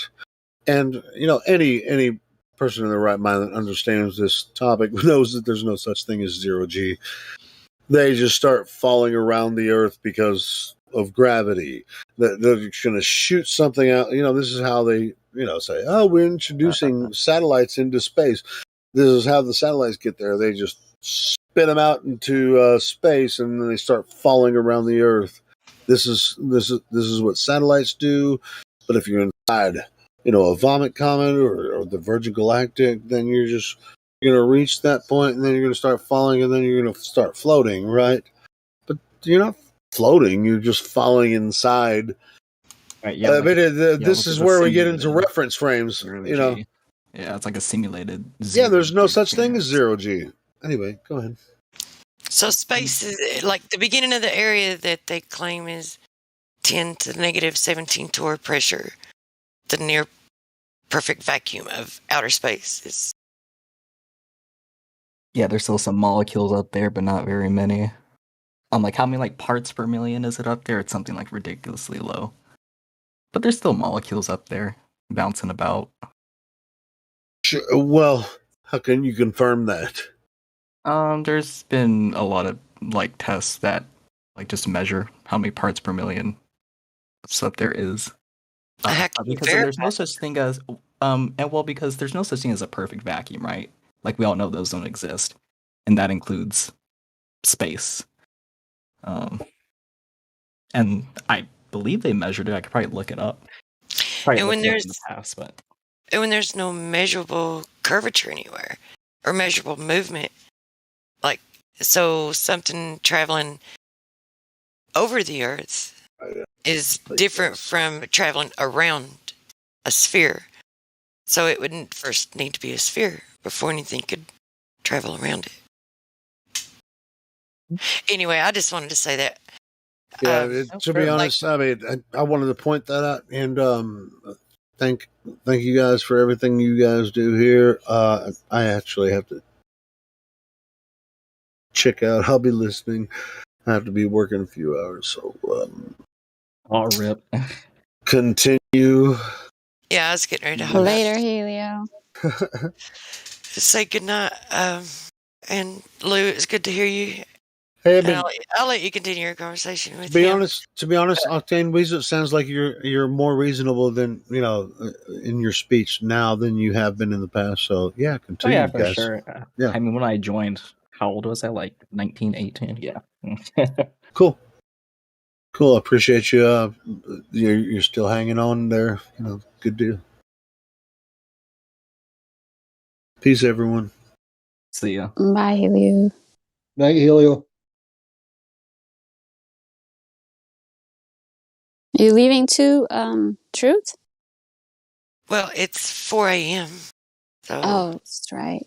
Yeah, and I have to leave the house at 7, so I thought I'd at least lay down, and get some shut my eyes for about 2 hours. Yeah, that might be a good idea.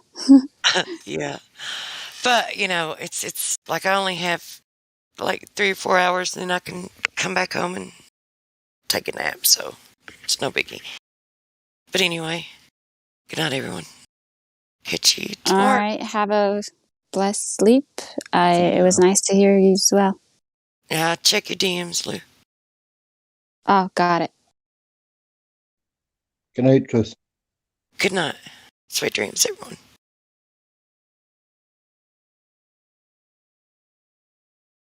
Yeah, is there any reason why Virgin Galactic could not find the curve?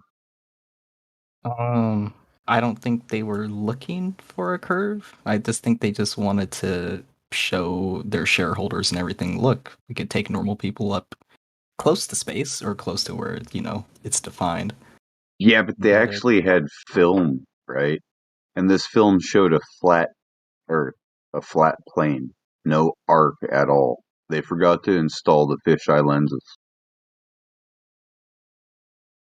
I don't even remember. I have to look at this footage again. I mean, that's possible. It's possible it could look flat from that height.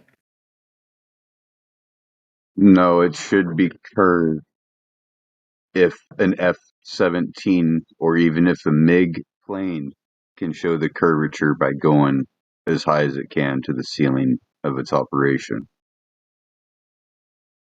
They went. You just said they went a lot higher. Look, this is actually a concave Earth if you look at it. Branson did talk curvature the wrong way, man. So it seems like in some shots it looks more flat than others, and yeah, convex. It looks like the windows could also be affecting it. Because it because the windows look like they're a little bit rounded to some degree. So it's Well, probably hang on. Let me upload this video. It's going to take a couple of seconds for it to upload, but it's a it's a globe earther trying to debunk the globe the flat Earth, and he ends up debunking NASA story. So.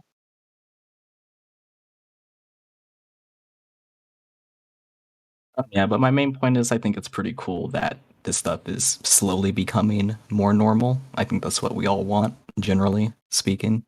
We want, normal people to be able to see the Earth from that distance.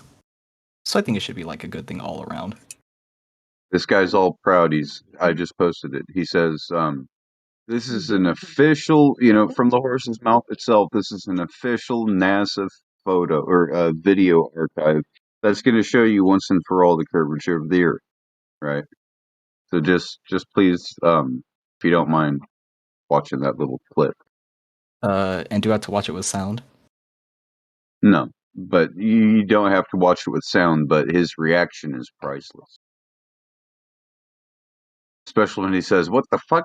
Now it's concave? It should be convex. Not convex to flat to concave.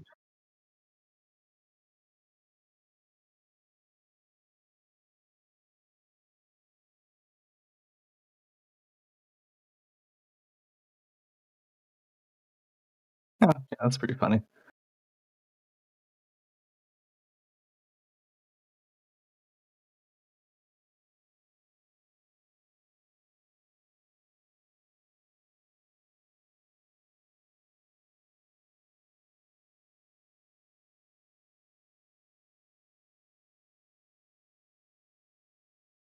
Hey, doesn't Branson have one of those fucking ranches in New Mexico?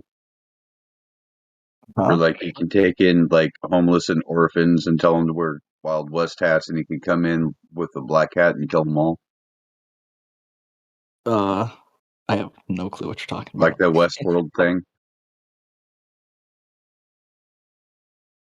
Yeah, he's got a lot of fucking land, man. I wouldn't be surprised. My man's a billionaire, isn't he? Okay. Yeah, but in order for you to in order for you to own the land, you have to occupy the land.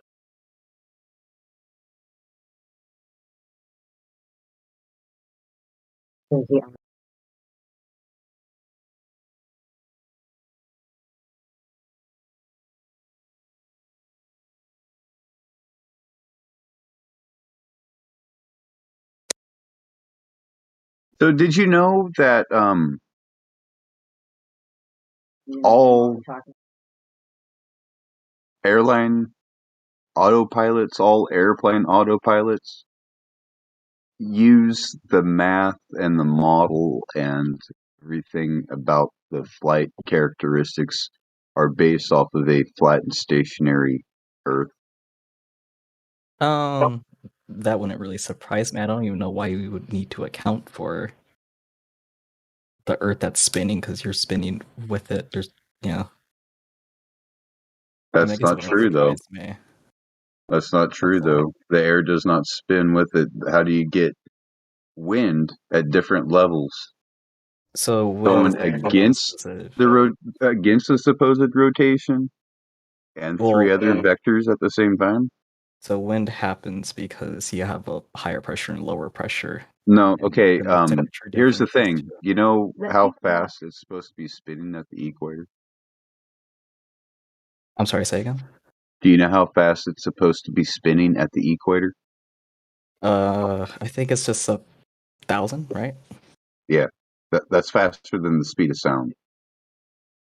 Oh, okay. Now, however, do you know how fast you would be if you're, say, in Antarctica or Russia? Slower? Yeah, significantly slower. You'd be going about 250 miles an hour. Yet the time is the same. Still 24 hours of time.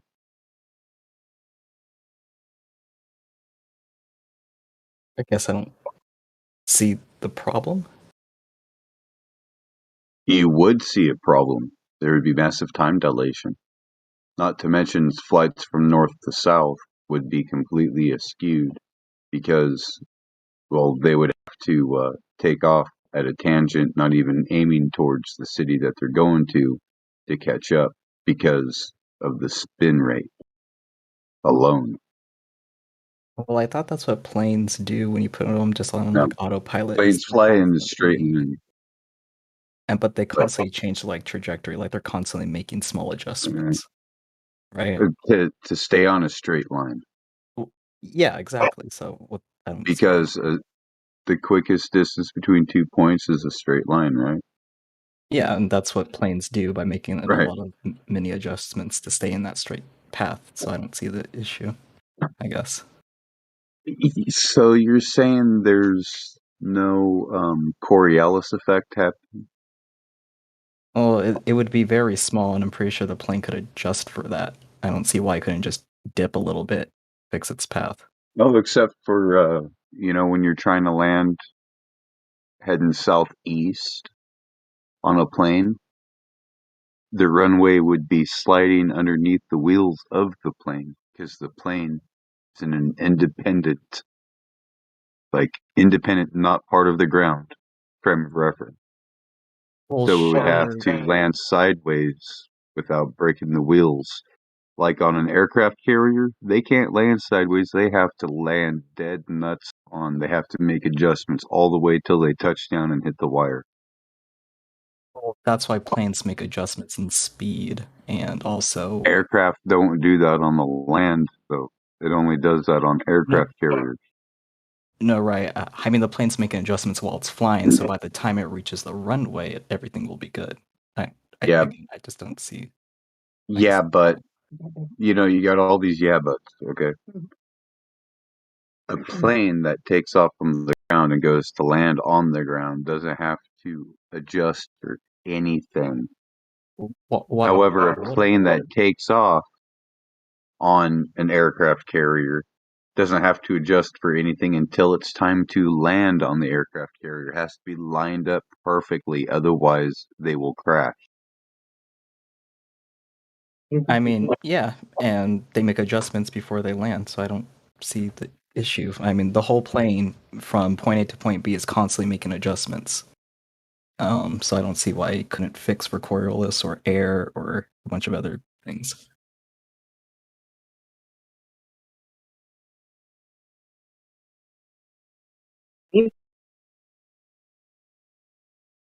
I mean, it seems like, I don't know, it just makes sense to me, that's all.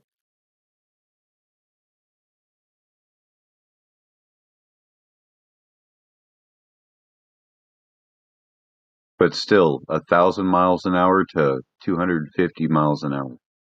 Well, the plane can slow down over a slower amount of time. Traveling from, say, I don't know, Colombia to Alaska, right? There would be a major lag issue because the ground is spinning a lot slower than it is at the equator. Just like take a sphere, take a ball, take a basketball and spin it on your finger. You'll notice where your finger is, it's rotating, but it's not moving in a rotational vector like it is in other places, right? So this is the physics of a spinning ball. At the equator or 90 degrees from the axis, it would be experiencing more inertia and more speed, more energy than something closer to the axis of the spinning object. It moves slower. Right. And I'm just saying, from point A to point B, the plane has a lot of time to make small adjustments for things like that by the time it reaches the runway at point B. So I guess I don't see the issue why a plane couldn't account for that stuff. It could just slow down. It could make a slight turn every once in a while. And I think that's what planes already do. For one thing, you would be going from 1,000 miles an hour to 250 miles an hour. Now, what would the difference in airspeed be? I don't think you would drop About a plane going that speed that much, or you would just 75. You wouldn't fly anymore. No, it would be 85, right? No, 75%, somewhere around there. I'm not You'd be sure. losing 750 miles an hour on a linear path. Otherwise, you would never catch your target. But your target is spinning the same. No, it's not. That's the thing. It's not spinning the same. If you're from the equator, that's spinning 1,000 miles an hour, and you go into Alaska, that's spinning at 250 miles an hour. You have to dump 750 miles per hour. Well, but it's not spinning away from you. That's well, okay. So it's not spinning away from you. It's still the Just same the distance fact that away. you move, since you are moving faster and you're independent from the ground, you're no longer connected to the ground. Well, but you have an artificial horizon, therefore you're not relying on the apparent horizon. I think there's just a disconnect, but I can't really explain it. No, it's it's your belief that the Earth is rotating, Octane, and you need to make up stories to uphold that belief. That's what's going on. Real quick, what it's story not did a I make up? disconnection. Well, it could. Well, listen, your words. It could be that the airplane is just correcting and slowing down. It could be, right? So where is that happening in real life? Well, You said it planes could. make small adjustments when you put it on Right. autopilot. They constantly dip, slow down, speed up. I mean, yeah. No, I don't think that's there's no correction for speed or that's what following autopilot does. It maintains the speed. Yeah. If it realizes it's going off course, it's going to put itself back on course. That's what autopilot is supposed to do. Right. Right. Yeah. Right? I mean, am I wrong?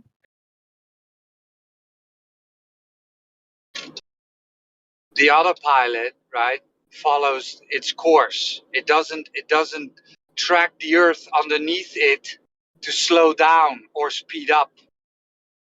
I'm pretty sure it just uses like a GPS and it just keeps itself So show me where the autopilot corrects for the Earth turning underneath it whilst it going faster or slower. Show me where it does that.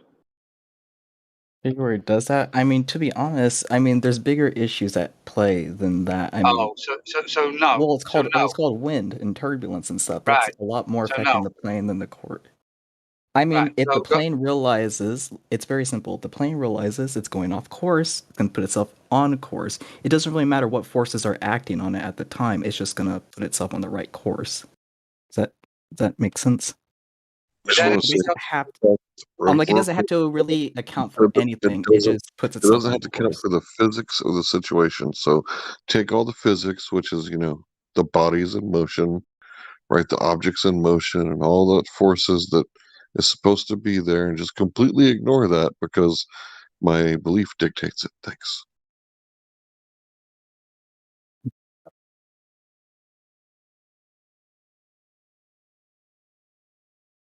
I mean, I don't know why a plane would have to really account for Coriolis when the autopilot's job is just, the plane's off course, let me put it back on course. And So no Earth-based Coriolis then? Then it doesn't I mean, there exist. could be. I mean, I haven't looked through like a pilot's manual on like the specifics, but I'm pretty sure you haven't either. I mean, maybe we could do that now, but I'm not making the claim that the Earth turns underneath the airplane. Do you? Do you make the claim that the Earth turns underneath the airplane? Why would it turn underneath the airplane? You're going the same speed. It's still conserving the momentum. Yeah, so if it's conserving the momentum and it flies from south to north, right, it still goes 1,000 miles per hour, right, and then wants to land on an Earth that's going 250 miles per hour slower. And the plane can't make adjustments while in the air from point A to point B. Well, show me this. Show me Well, this. that's what a plane does. When you fly from point to point B, it's constantly making adjustments. That's why you feel it dip left and right. Sometimes you'll feel it speed up. Sometimes you'll feel it slow down. Right. Yeah. Show me this. A plane is not traveling the same speed as the ground, by the way. Otherwise, the plane would not move anywhere. Thank you. Wait, what? Okay, so when you take off from the ground, let's say you're in a helicopter, you're going the same speed as the Earth, even though you're in the air, because the last place that you previously were. No, you are not. That's called conversation momentum. This is a traveling. You are traveling. If you are going the same speed as the Earth, then you are stationary. Oh, so you're saying because I moved, now the Earth is freely spinning like underneath that?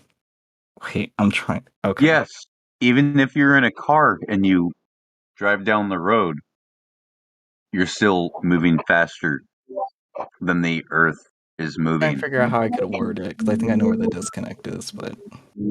No. So is conservation of momentum infinite, Octave? Is it infinite?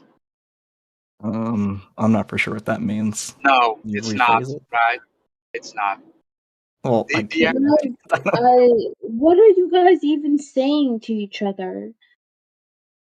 What do you Try mean? to follow, Rabbit. Try to follow. I So was it's not listening. I was definitely listening. Angular And where's the conservation of the momentum with the he was pendulum? talking about It's flying okay. in the Pay air. attention. Yeah. If you got the pendulum, that's right, and the faster. Earth is spinning underneath it, right? How come it doesn't spin underneath the airplane? Go ahead. What?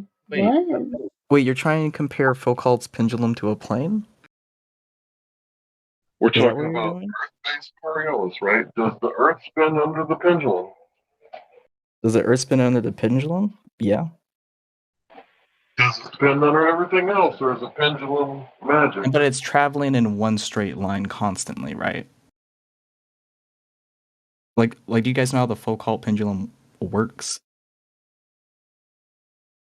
But please tell us, how does it work? Well, I want to hear you guys say it. I'm just curious. no. You just claimed that the Earth turned underneath the pendulum, so No, someone else brought it up. I Yeah. didn't bring it up. So I just want to know from that person. You said that was your claim, though, Octane. But I never brought up the Foucault pendulum because they're completely separate. But if you're saying they're the same, I'm just saying, can you explain it? So the Earth does not turn underneath the pendulum, Octane?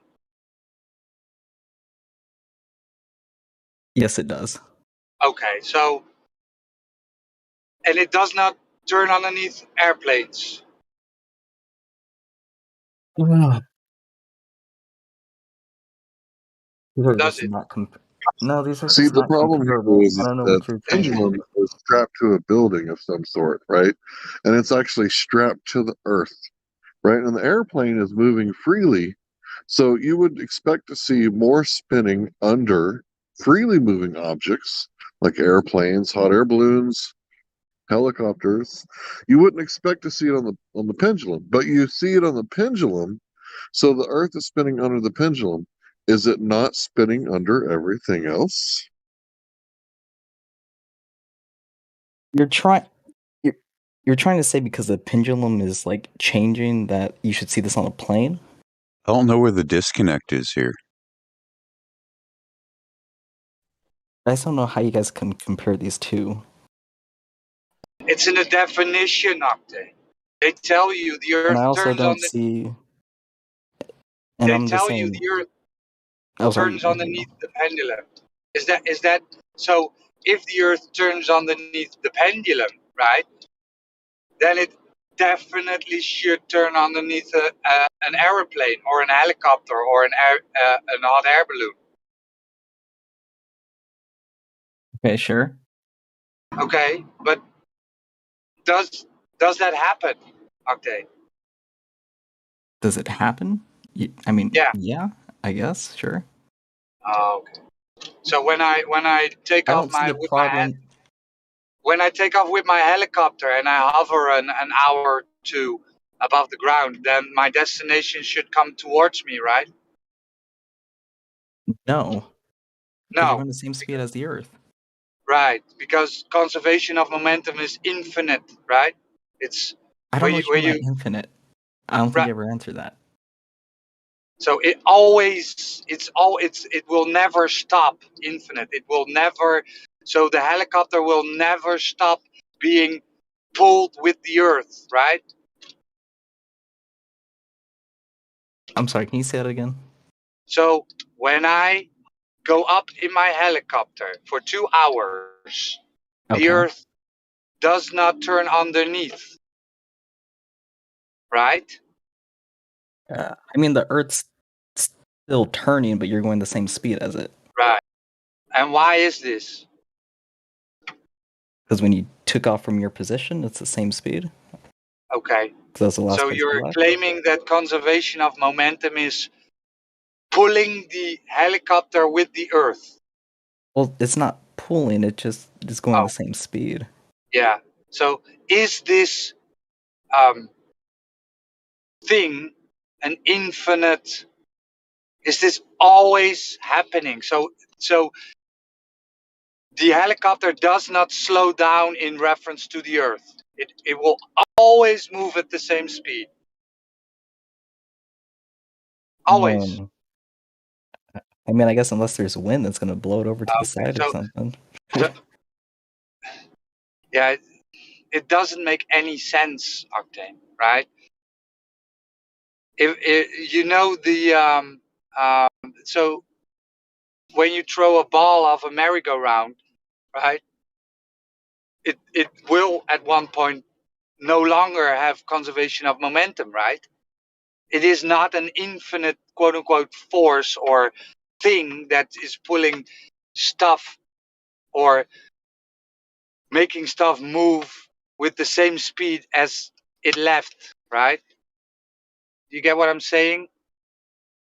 No, kinda. Okay. So claiming it's conservation of momentum is just magic then.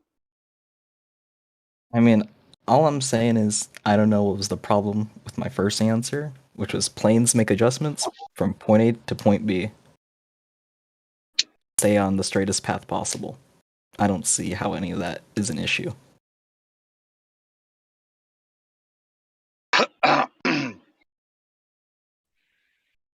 Okay, this is real simple, right? We'll speak in plain English so that everybody can understand.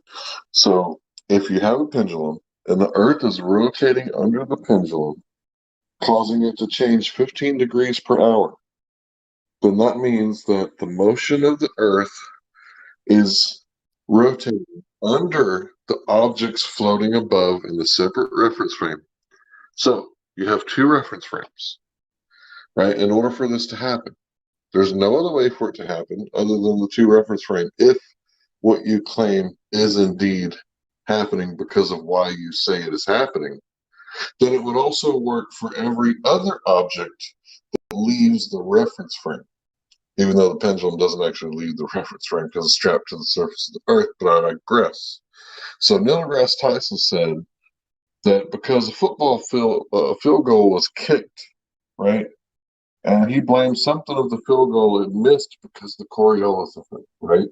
So even the experts agree that there's this Earth curve Coriolis effect where the Earth is spinning underneath moving objects in a separate reference frame, because if you look up the definition of Coriolis effect, it talks about two separate reference frames because you can't have the effect without the second reference frame. That's what the Globers don't understand. So, but the pendulum and a plane, I think the problem is hold on, I can't hear you. Testing. Yeah, go ahead. Okay. I was to say, I don't think you could compare a pendulum to a plane because a pendulum takes like how many hours? 24 hours to make a complete circle? It's a very slow thing. And we're talking about a plane that's going a little bit faster. I don't know if that makes sense. So tell me again how 1,038 miles an hour is slow. I'd like to hear it. 1,000. No, but do you understand like how the pendulum is working? It's like it's constantly going in a straight line. Right, but you're talking about how slow the Earth is spinning, right? It spins 1,038 miles an hour. So tell me how faster than the speed of sound, which is what jets do. Tell me again how that's slow. You're saying I don't understand how slow it is. So please help me understand how slow it is, right? How slow is faster than the speed of sound? No, okay, but we're talking about like, does the plane have to account for like the spin of the Earth, right? That's what we're talking about, like the Coriolis. Yeah, the physical spin, the 1,038 miles an hour at the equator. How slow is it? Please help me understand. How slow? It's that speed. And I mean, that's pretty slow in terms of space. 1,000 miles per hour. Yeah, I'll give you that. As far as astronomical numbers, that's pretty slow. I'll give you that. Okay. So even though it's slow, the Earth is big, and it's going to be rotating, right? Okay. Does the atmosphere rotate along with it? Yeah. What is the bond that connects the gas, which has no bonds, to the Earth? Well, I mean, it does have mass. I mean, like when we talk about gas. Mass. What is the bond? Where's the chain? Where's the tether? Well, where's the chain? I mean, it happens at the surface of the Earth. So while the Earth is spinning, the gas also gets kind of picked up by that, and it starts to spin with it over time. What? So where's the separate reference frame if the gas is completely in sync with the spin of the Earth? You need two reference frames to have the Coriolis effect that Neil deGrasse Tyson was talking about. See, that's why I say you guys don't understand the Coriolis effect.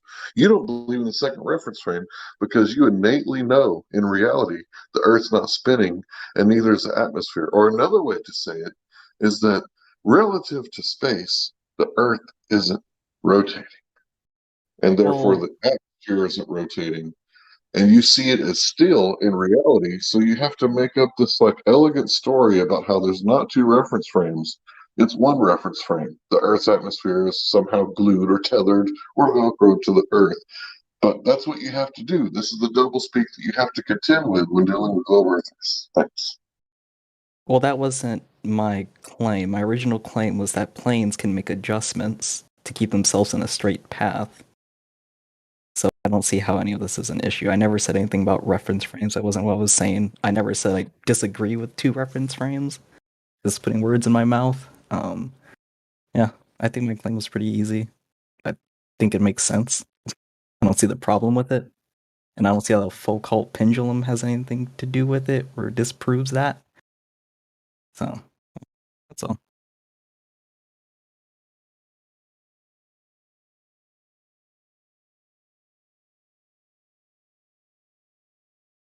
So Neil deGrasse Tyson was wrong then? I would have to watch I might have to watch the video again. Okay, so he said that because of the Earth rotation, the ball deviated a few centimeters, and they scored a field goal. Right, they won the game because of the I'm Earth. sure that was actually a joke. Was it not? Let me rewatch It was this. I not remember a people joke. saying it was It a was joke. not a joke. Tweeted it. I'm and gonna he look went, at it for myself. It was not a joke. He tweeted it and he went on to an interview with this. Let me see, because there's been some things where people are like, "Oh, look, this person said this," and it's like it's so obviously a joke. Let me just. So we get it, right? The globe is a joke. Same stuff when they say, "Well, it smells like farts on Uranus," right? They make jokes about it. I mean, I think it's kind of yeah. I mean, it's fun to have fun. I mean, well, that's the actual narrative, Octanweasel. It smells like farts on Uranus, but I digress. Right? It wasn't a joke. The same as Neil deGrasse Tyson. I can't find it. Does anyone have a link to this video? Sure. 1 second. It's very easy. Type in Neil deGrasse Tyson football. And here you go. It's a 6 minutes long video in an interview with him and a woman. And he explains how it works. All right, and he's probably correct. He's a lot smarter than I am, that's for sure. So the football is like how many seconds in the air? 10? 20? Okay, let's see here. So the football is 10 seconds, 15 seconds in the air, and the helicopter that's 2 hours in the air is just tugged along according to conservation of momentum, but the football isn't. What time does he say the football or whatever? Do you know or no? You know, a lot of times, the person that talked the most instead of just watching and listening is the person that don't know what they're talking about. So 2 minutes 17, he explains it, right? 2 minutes 17, he explains it. He said, like, with his hand gestures, I'm like, oh yeah, I'm gonna figure out because the football field is on a southwest northwest, right? And he did some punching, some calculations, and it's not a joke. Hey Roger, how you doing? Yeah, I'm fine, thank you. Sorry, Redman, I go ahead. No. This was directed towards him. You know we good.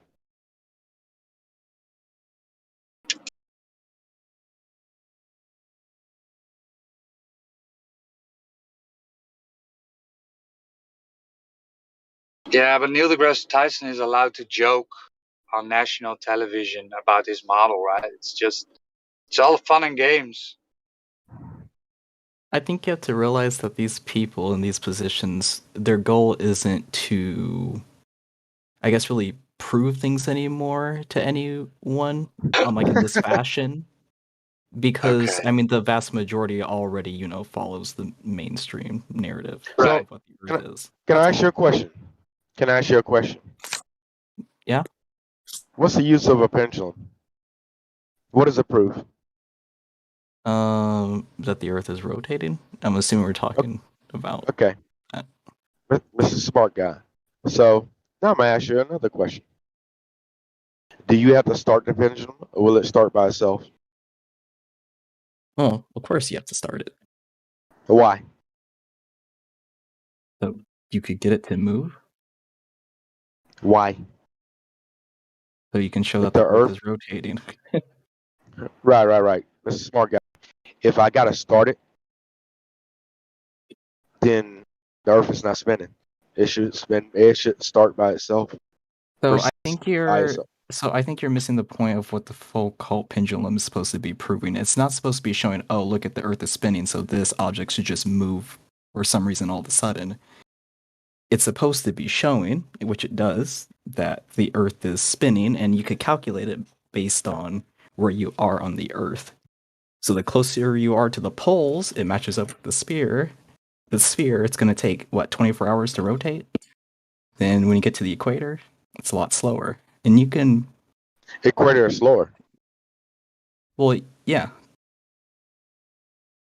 You might want to go back and check your model. No, it's the fastest. No, so the Foucault pendulum...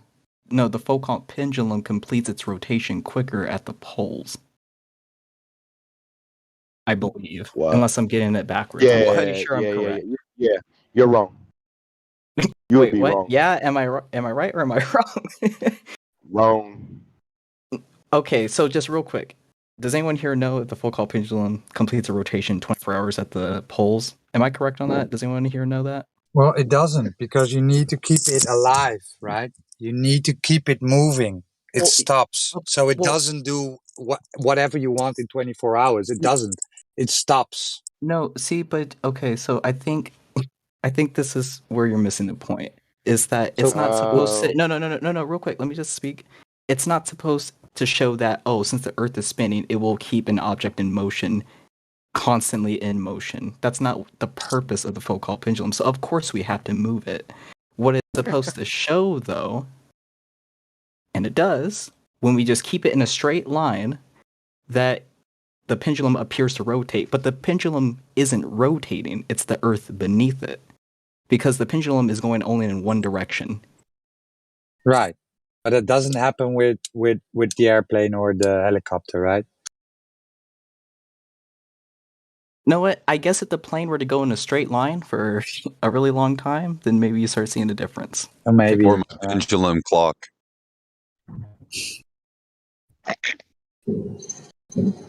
So yeah, I just think that because most people that I talk to about the Foucault pendulum on the server, they usually say that, oh, but you have to move it first. But of course, but that's not what the pendulum is trying to prove. So you're not really getting like a gotcha on anything, you know? Nah. See, they already got you in the joke, if you believe that. Okay, but that's not like a valid like argument to what I said. Yeah. I know. You can laugh at it all you want. Like I said, if the Earth is already spinning, it should start up by itself. Well, no, because it's going the same speed as the Earth. What else is? I mean, if you have an earthquake, sure, a change in motion, yeah, sure. Like I said, if you don't understand how it works, I mean, it is what it is. Okay. Oh, sure.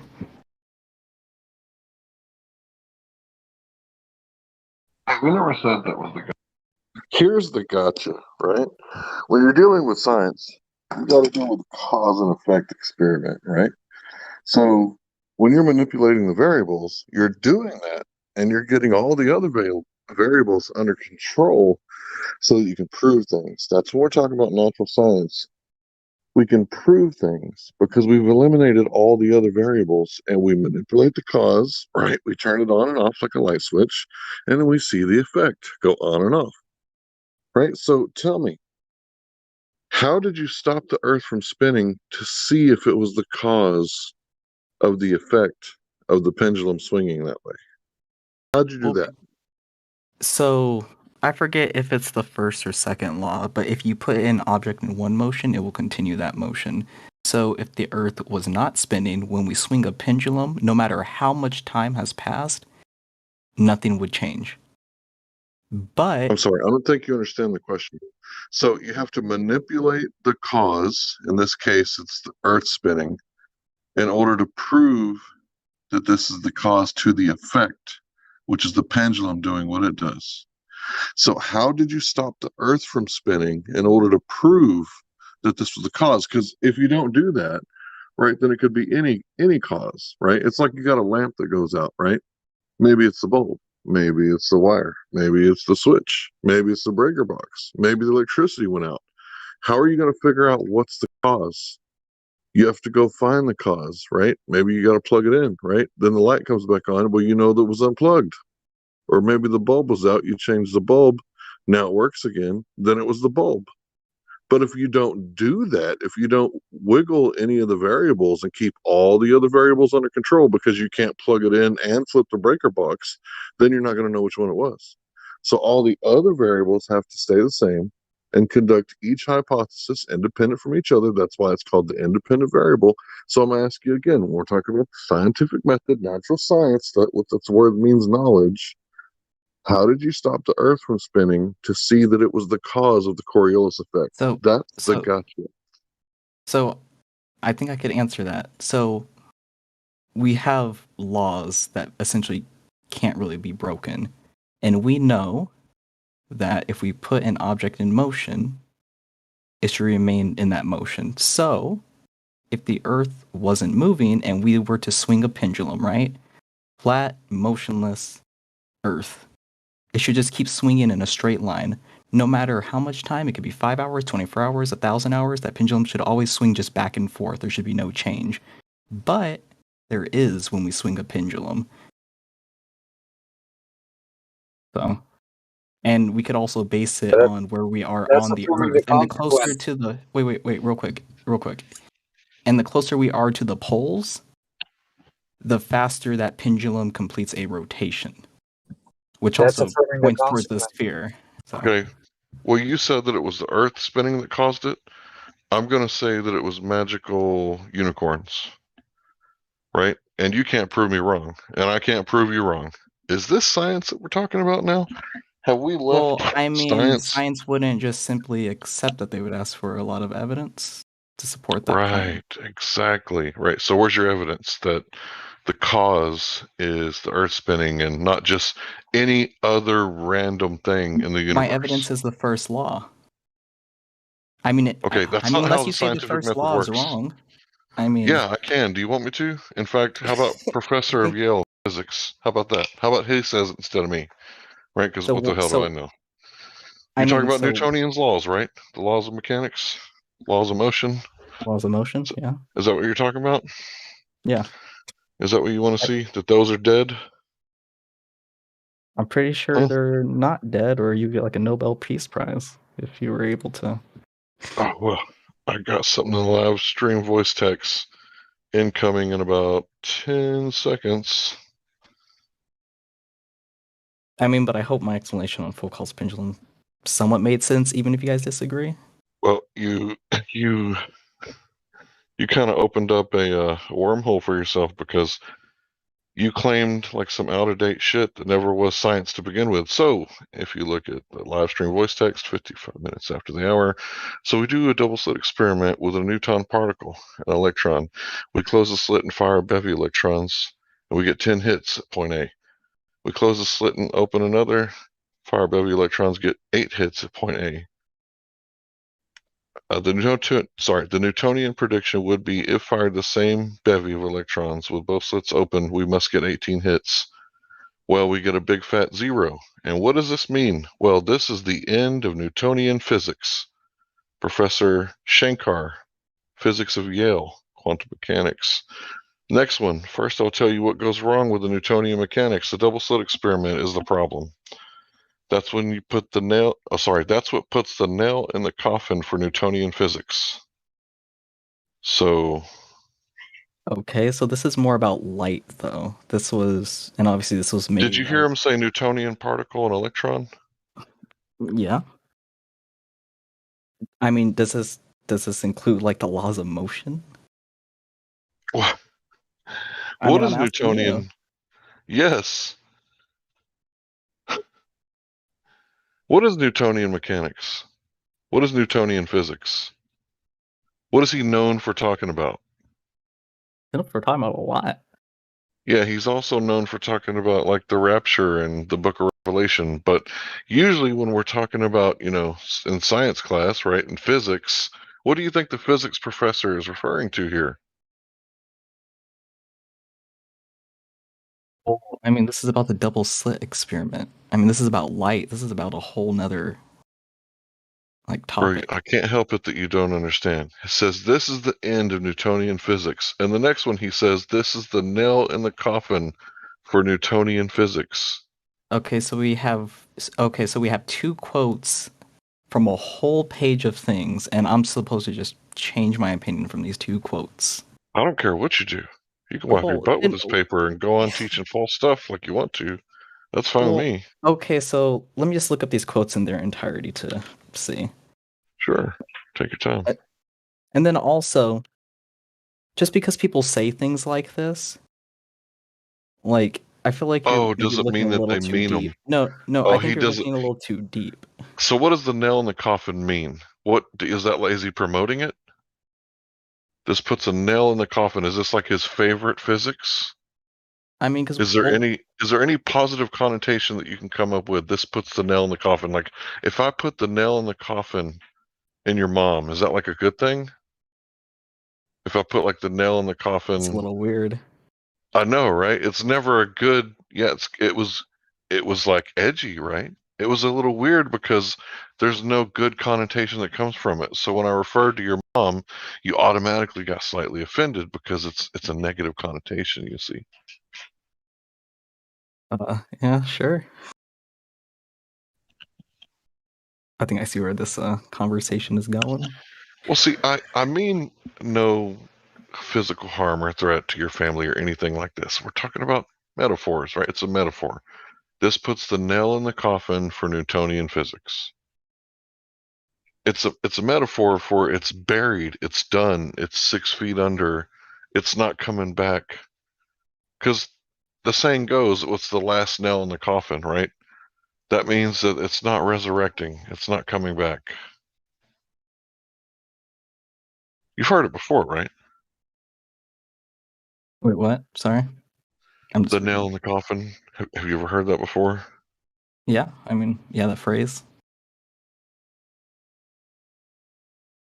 Okay, so what do you think if he says, because I got another one here, today we're going to shoot down Newtonian mechanics and Maxwell's theory. We're like the press. We build somebody up just to destroy them. Build up Newton, shot down. Build up Maxwell, gonna get shot down. I'll post it right here. I mean, does this sound like positive stuff? Like the professor of physics, is he promoting Newton, or is he saying that this is done and over with?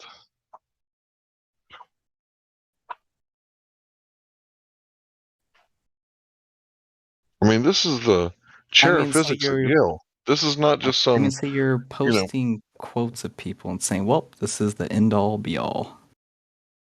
No, I'm citing my source because I'm a pizza guy. If I say that Newtonian physics doesn't count, you're going to be like, "Oh, you're a pizza guy, right?" But this guy is a specialist in his field, right? So if he says something, you might ought to listen to him, right? Because you're just what do you do for a living? A student? Do you work? What do you do? Contractor. Okay, so you're just a contractor. So you know about contract law, but you probably don't know very much about physics, right? Nope. But if someone were to ask you, like, hey, I want to sell this truck, I want to know how to make a contract, I'm pretty sure you could, help somebody out, right? And if somebody quoted you, like, hey, my cousin Tim, he's a contractor, he showed me that there has to be 3 things to make a contract legit. There has to be 2 parties, an exchange of goods, right? And someone has to give and someone has to receive something, right? There has to be an exchange of value. It doesn't have to be goods, excuse me. So you need those 3 things to make a contract, right? Sure. Yeah. Right. Okay. Yeah. So you can teach people contract law. You could teach people, like your everyday guy, how to make a contract to sell a truck for $200 a month for 15 months, that sort of thing, right? So if someone were to ask you, you'd be able to tell them, right? Well, this guy, he's the professor, he's the chair of physics at Yale. Like, this isn't just some little, college, right? Where some new professor, without his tenure, like this is a tenured professor at one of the best colleges in the world.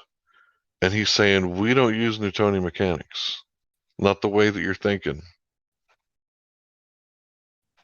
Well, that's not exactly what he said.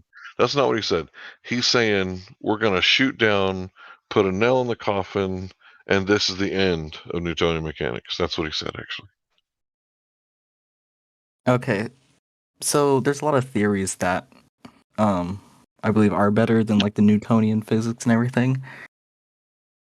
But that doesn't mean that they're, still not valid or can't be used anymore. Like, for example, people aren't going to use like special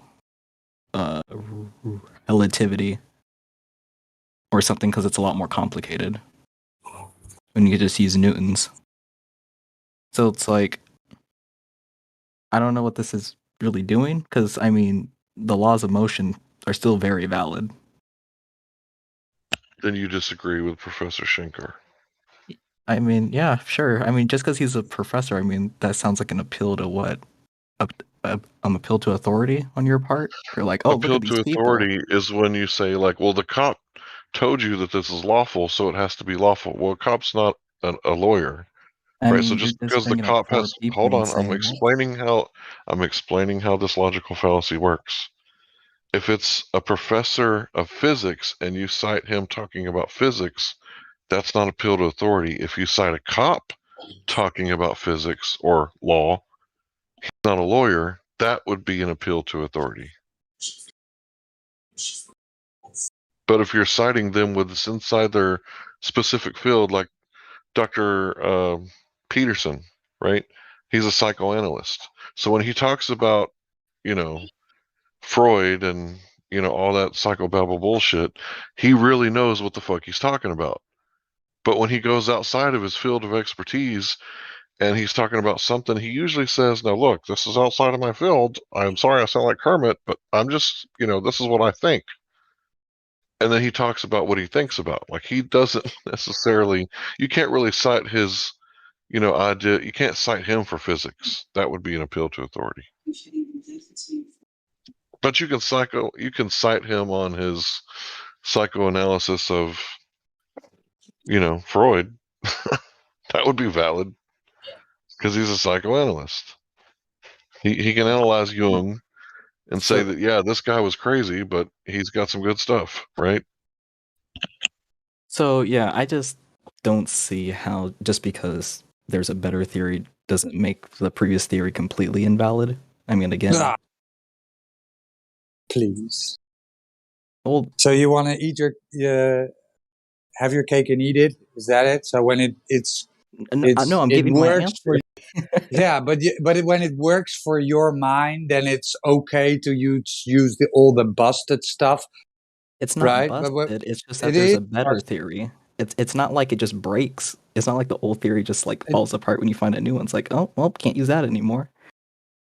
So what Hank just told you, right? It put the nail in the coffin. I mean, sure, he posted 4 quotes. Okay. I mean, I could post a lot of quotes from NASA saying how good something is, but that's not going to do anything, right? We're not talking. We were specifically talking about the laws of motion, right? Which have been debunked. They haven't been debunked. It's just that. It's like they haven't been debunked. They were it's just that superseded there are by better Einstein. theories. Yeah, they were superseded, 106 but not years ago. debunked. It's not like.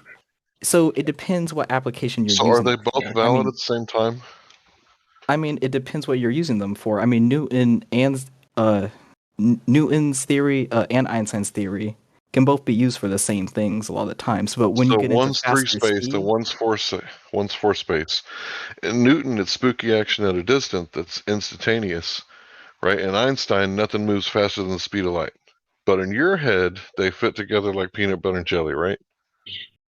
I mean, they could both be used to make similar calculations, but if you use Einstein's theories, it will always be better than Newton's, because the math is just better, which is why most people use Einstein's theory. Now, but if you're dealing with very basic things, you could still use Newton. It's just not going to be as accurate. But if you don't care about being that accurate, then you could still use Newton's theories, because they're easier. So I'd like to direct your attention to 7 minutes past the hour. It looks like somebody's backing me up. I appreciate that. Einstein also replaced the Newtonian law of motion by the statement that the free test particle move along geodesics, the shortest curve in the space-time geometry. Let's see, who's that? Bekenstein? Okay. Newton's 2 crowning achievements, the law of motion and the law of gravitation, that had reigned supreme since the published the Principia in 1687, were toppled from the throne by Einstein. Does that sound like he's like the right-hand man, or like they're ruling together? Oh, toppled from the throne? That usually means that they're dead. That's another euphemism. Okay, so their first quote... Hold on. I just want to point out that every time that, we cite a source, right, and we're mentioning, these people talking about Newton, they're using these metaphors that have to do with death. Shot down, right? Okay. That's death. Wait, nail in the coffin, right? Toppled from the throne. These are all like euphemisms for death. You know that, right? Okay, sure, but let me just... So the first quote that Don... I can't pronounce his name. The first quote he posted, I'm reading literally the second sentence, and it's basically say this theory is highly accurate in its predictions in regarding everyday phenomenon. However, high precision measurements of motion in the solar system, binary planets, and structures of black holes can only be in terms of the relativistic theory. So even in the quote where it's like being replaced, they acknowledge, like I do, that you could use it in everyday life still.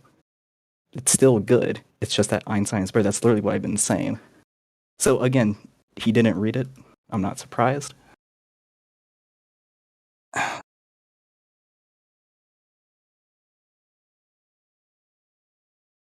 Now I'm going to read the second one because I wouldn't be surprised within the first 5 sentences. It'll probably say the same thing that I did. Go ahead.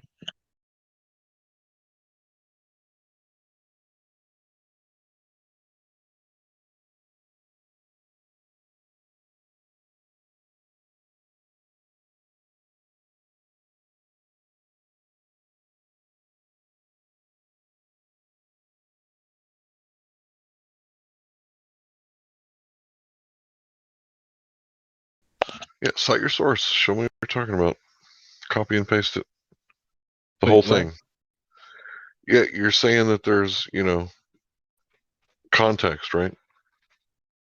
Oh yeah, because I just read the first 2 sentences from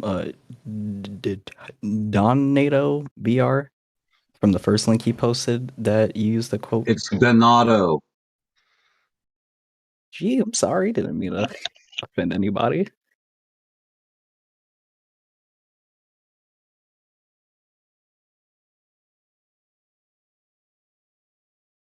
So you want me to just like post the quote?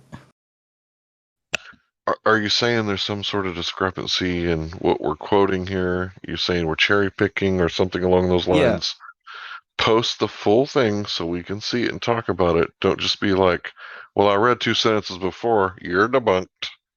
That's going to be fair. A wall of text. Wait, why is it so fucking... Yeah, we need to go through it. If you're saying there's... Okay, if you're saying there's context...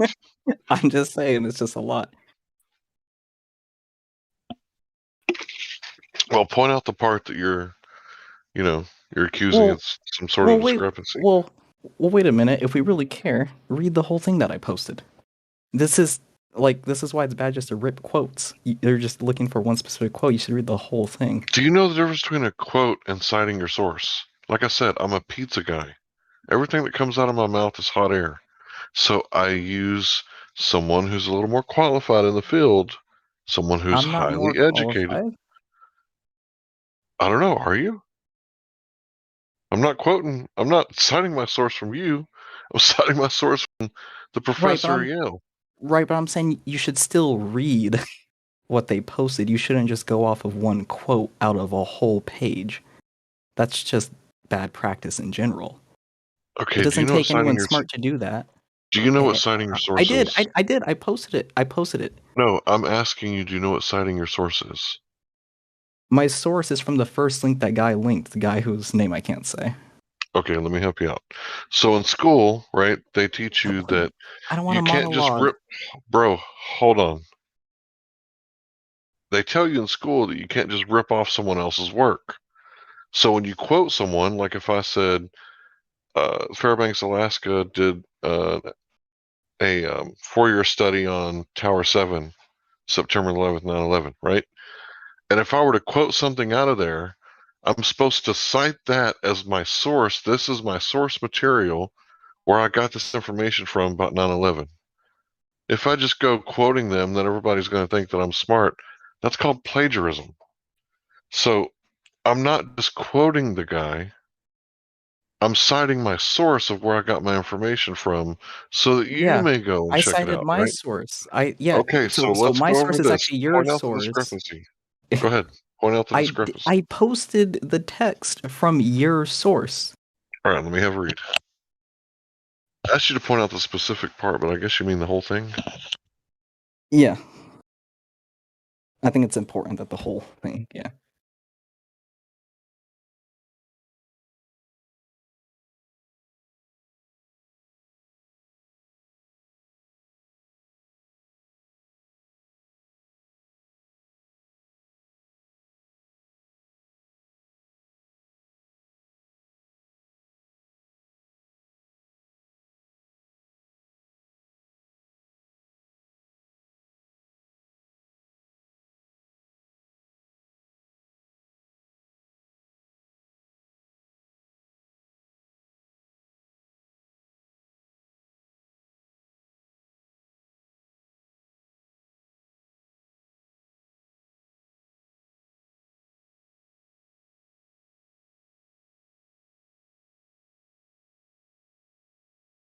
And just saying, my main focus was just because there's a new and better theory doesn't mean we still can't use the old ones for basic everyday things, which is what it says.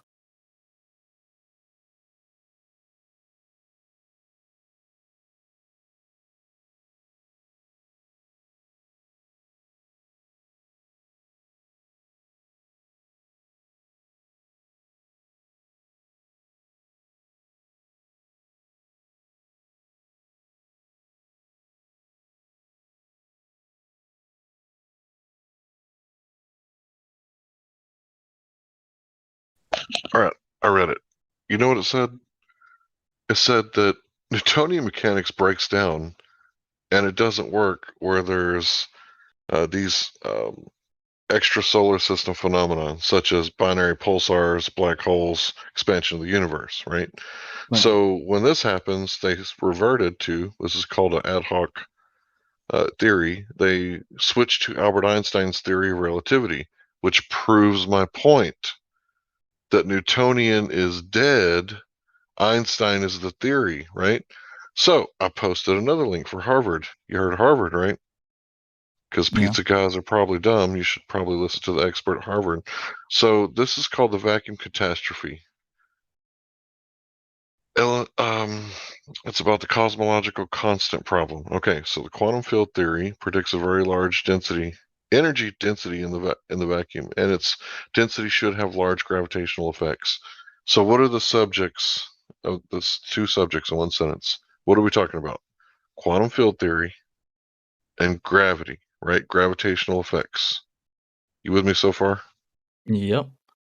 However, these effects, which ones? The gravitational ones, are not observed, and the discrepancy between theory and observation is an incredible 120 orders of magnitude. Do you know what that means?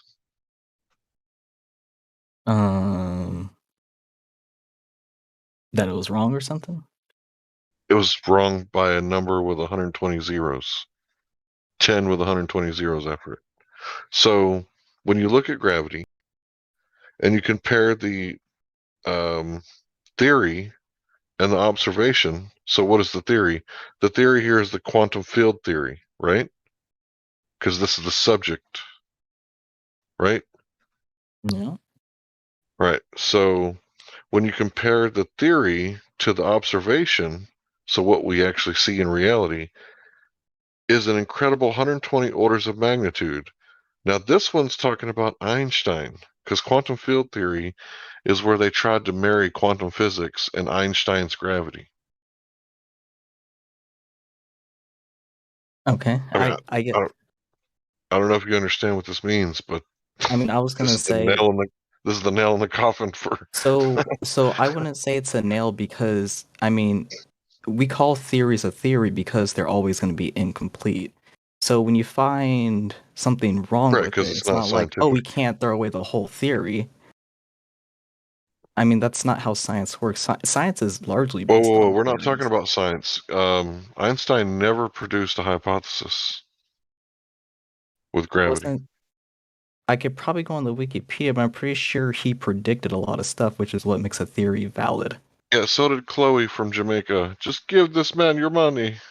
Yeah, we're not talking about theories that can be predicted. We need valid hypothesis testing. That's what science is, right? We're talking about natural science. Wait, so you're telling me you wouldn't use a theory even if it were to like benefit your life in some way? Do you know the difference between a theory and a scientific theory? They're pretty loosely interchanged. Like when people What? Well, it really depends who you ask. Okay, I'll answer the question for you. The difference is one is scientific and one is a layman's theory. So the scientific theory has been validated through rigorous testing and has proved the theory to be correct. The other one, that's a layman's theory, any village idiot can give you a theory of why the lights in the sky are doing what they're doing. So show me the hypothesis, the valid hypothesis in Einstein's paper that was written in 1915. I would like to see it. Not something I could really just, find and get and really want to do at 2 in the Because morning. it doesn't exist. So 19 minutes past the hour. One could see that relativity and quantum mechanics, the two most fundamental theories of matter, really directly contradict each other in the sense that relativity is local, it's casual, it's determined, it's continuous, and quantum mechanics is just the opposite. Okay. You So know what what's the the problem problem? is? Quantum mechanics is experimental science, and theoretical astrophysics, there's no science in the entire field. Watch, I'll prove it to you. I'll show you right here. Where's he at? What if I told you that Michio Kaku said that no one in my field uses the so-called scientific method? Leaps of logic, guesswork. I guess I would like to read it. Right, so there's a definition of pseudoscience while you wait. Get real familiar with that because you're going to need it. Oh, this guy? I feel like this guy's misquoted so much. I need to rewatch that video. Hold on, let me find it. It's quite a ways down. I'll go ahead and give you that too. I do apologize about the wait. I got quite a bit of stuff here. No, it's fine. I got all the time in the world. That's why I'm here. All right, go ahead and click on that video if you don't mind.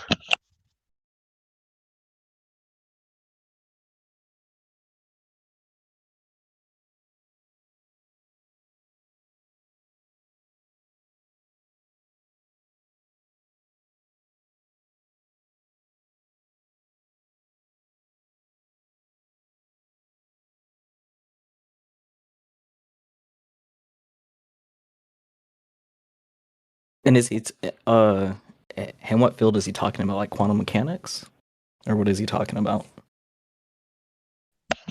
You'd have to look him up and do your own research. I'm letting the man speak for himself. No one that I know of in my field. So let's look up Michio Kaku. Oh, is that his name? Yeah. See, I didn't even know his name.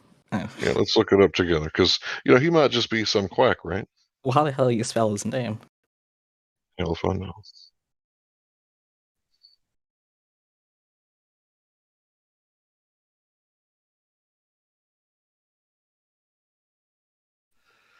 Michio, Japanese. Nope, that's not the right one.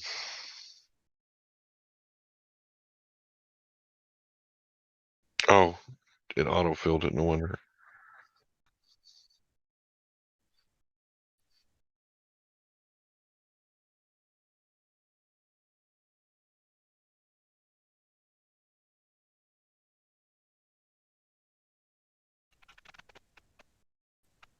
All right, so according to Wikipedia, right? Grain of salt, right?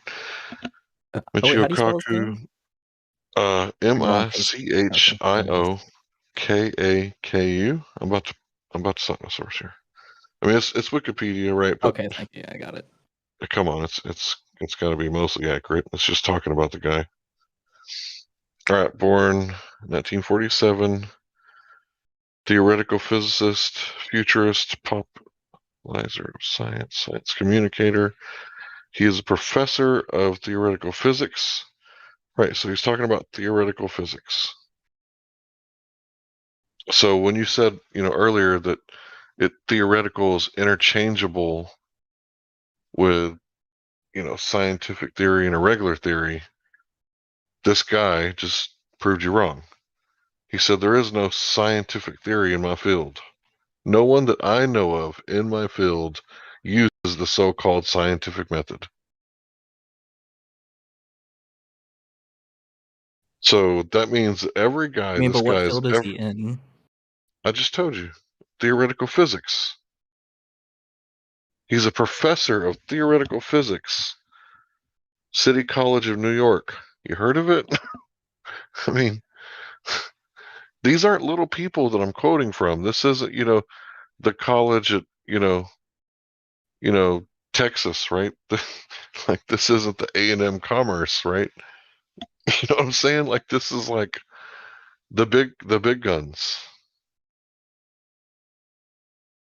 Founded in 1847, City College was the first free public institute of higher education in the United States. It is the oldest CUNY's 24 institution of higher learning and is considered its flagship college. So that guy works there. So he's no run-of-the-mill professor. Okay, so how does this tie into... I don't even remember what we were talking about. I just told you. You said that a scientific theory is interchangeable with a layman's theory, right? And I just showed you that when we're talking about theoretical physics, like Einstein and space-time, there's no science involved. So they're not interchangeable at all. If there's no scientific method, it's a just so story. In other words, it's a layman's story. This is It's like a one branch cool of science. story, bro. Imagine if you go to the village idiot and you say, hey, what do you think that is up there? And he gives you a story, right? And then you go to Michio Kaku and you say, what do you think that is up there? And he gives you a story. They're both equally scientific value, which is 0. Do you get it now? Well, yeah, but I don't know how this ties into what we were originally talking about with like Newton and Einstein. Gravity, and how bro. The old... It's not scientific. It's not scientific. Okay, do you know what science means? Natural science. It means that we can test things, eliminate variables, form hypotheses, and prove things right or wrong. But if you remove the scientific method out of that, it's a cool story, bro. Do you understand? I don't know how this branch of science has anything to do with what we were talking about, what I said, when you could still use Newton's theory, even though there's one that superseded it. That was like the original talking point. So I don't know how we got down to theoretical physics. I don't know. I led you down the path. I gave you the information. But that doesn't do anything. I'm the village idiot. Read those guys and listen to those guys because they know what they're talking about, okay? I mean, I did, and one of the sources literally said what I said. Newton's can be used for everyday phenomenon, but Einstein's a lot more accurate, and it's a lot better with black holes. They're not interchangeable. Einstein has 4 space. Newton's is 3 space. Okay, but you could still use either theory. I mean, the words are the same. It's not like, oh, there's a new theory. The words are going to change. So if I calculate the galaxy spinning 10 times too fast, like Michio Kaku says, and I use Newton's equation, right, and it proves that the galaxy should fly apart, like Michio Kaku says, but it doesn't, so they came up with the theory of dark matter, right, to take more matter, put it inside of the galaxy so that it has more gravitation so it can hold on to the stars at the outer parts of the galaxy that are spinning too fast, right? Let's say that I do that, right? So that's a theory. It's called dark matter theory. It's not a scientific theory. It's a village idiot theory. They're both equally as scientific. The village idiot comes up with a theory about why the stars don't fly off. And then the scientists come up with, in this case, this was a Catholic priest. He came up with this theory. The village idiot and the Catholic priest, they're both just as scientific, except for we're going to go with the Catholic priest, right? The dark matter, right? There's another theory that's competing with this one. It's called dark gravity. So dark gravity and dark matter, they're both competing theories for the same phenomenon. Which one is right? Which one is correct? So I think you're conflicting scientific method and scientific theory. Because when we're talking about scientific theory, we're talking about something that, like, we can see. Like, okay, so this guy claims that this will happen. Okay, let's put that to the test. And that's what we did with Einstein's. I mean, okay, so I go on the Wikipedia and look up tests done with general relativity. There's been a ton because a lot of people want to prove Einstein wrong because that would get you a lot of money. How is going against the mainstream going to get you a lot of money? They take away your doctorate and make it to where you can't find a job. What do you know about real life, bro? If you superseded Einstein's theory, come on. If you superseded Einstein's theory, that would be huge. You would be known. You would probably get a lot of money. Let's be real. But no one has yet. People are trying. And probably one day there probably will be a better theory than Einstein's. I'm pretty hopeful. Yeah, scientific theory is a scientific theory because of experimentation. It's not because of some dude told them, right? So you have the colloquial word theory, but a scientific theory is something that has been proven by extensive experimentation and validation. To be fair, and I think I'm being nitpicky, but scientific theories can never be proven because they're theories to begin with. Like, there's some assumed things that sometimes can't be proven, and that's why it stays a theory. No, you don't know what you're talking about. Look at what I just posted. Right. So at 30 minutes after the hour, there should be three categories of variables in every experiment: dependent, independent, and controlled. Dependent variable, the effect; result, the prediction. The independent variable, the cause, that which is varied or manipulated by the scientists to produce the effect. Controlled variables are variables that are held constant so not to confound the test. Experiment. There are three important variables you have to remember when you're designing your experiment. So you have to have these things. Now, why are these things so important? Why are they so important? Do you know? Why is it important to control the variables?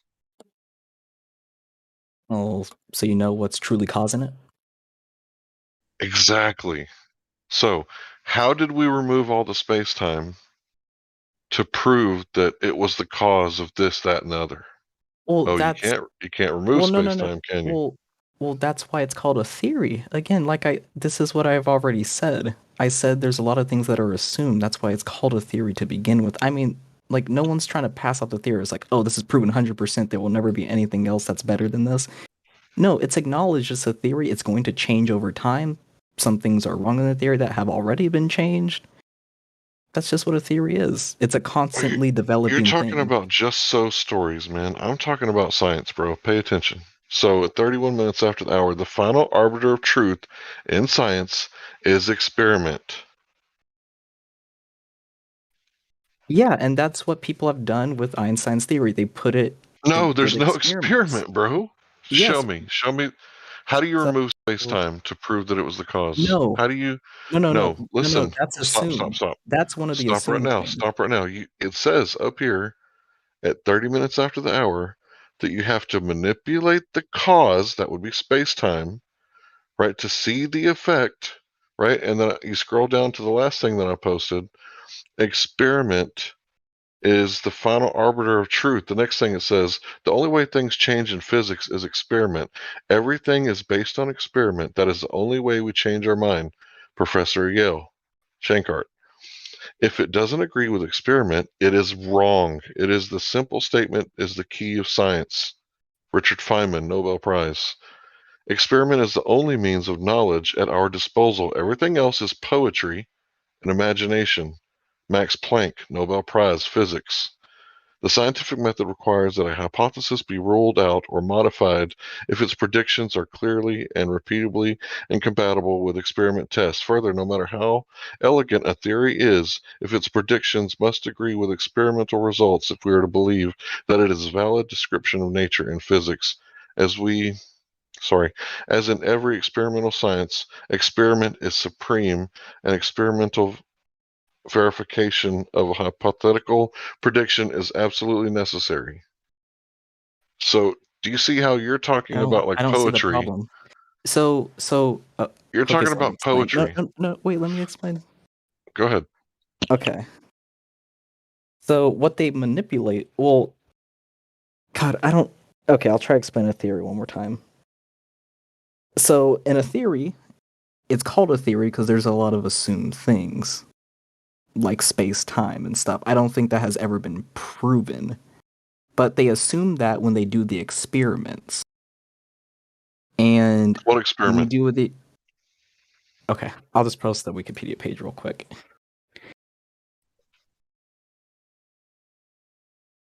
I'm just asking what experiment, because if you say you have an experiment, I'd like to see it. All right, I'm gonna post all of them. Sure.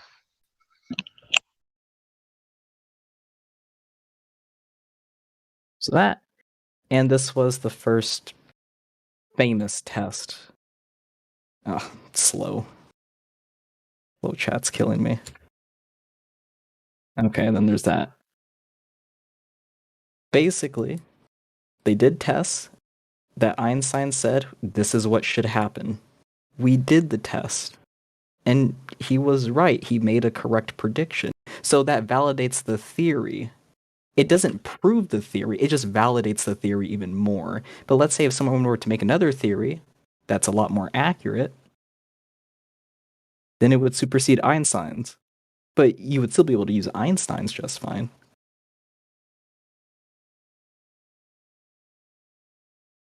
So, I mean, like you're saying looking for that, this test. Oh, I posted a live stream. Yeah, no, I'm looking for it. Which test are you talking about? What's the experiment? The perhelion precession of Mercury? I butchered that word already now. Perihelion. You did pretty good. That's all right. Alright, cool. But that was one of the first experiments that they did to validate, and it's very important that we don't how did they manipulate? Because you don't prove anything. How did they manipulate the precession of Mercury? Well, so Newton's theory, I guess, couldn't make a prediction right on Mercury. So then they tried. I don't think you understand. It's not about prediction. That's what theories help us with. Okay, let me explain to you. Let's say your car doesn't start, right? And I can predict it's not going to start again. That's not going to help you, bro. You're going to take your car to a mechanic, and he's going to start diagnostics. Do you know what that is? Yeah, but real quick, go ahead. I was going to say, I mean, but if your theory was, if you take it to a mechanic, he could probably fix it, then yeah, your theory would be pretty right, valid. But that's a scientific theory. That's a layman's theory. So let me explain what's going to happen. You take your car to the mechanic. He's going to start running diagnostics.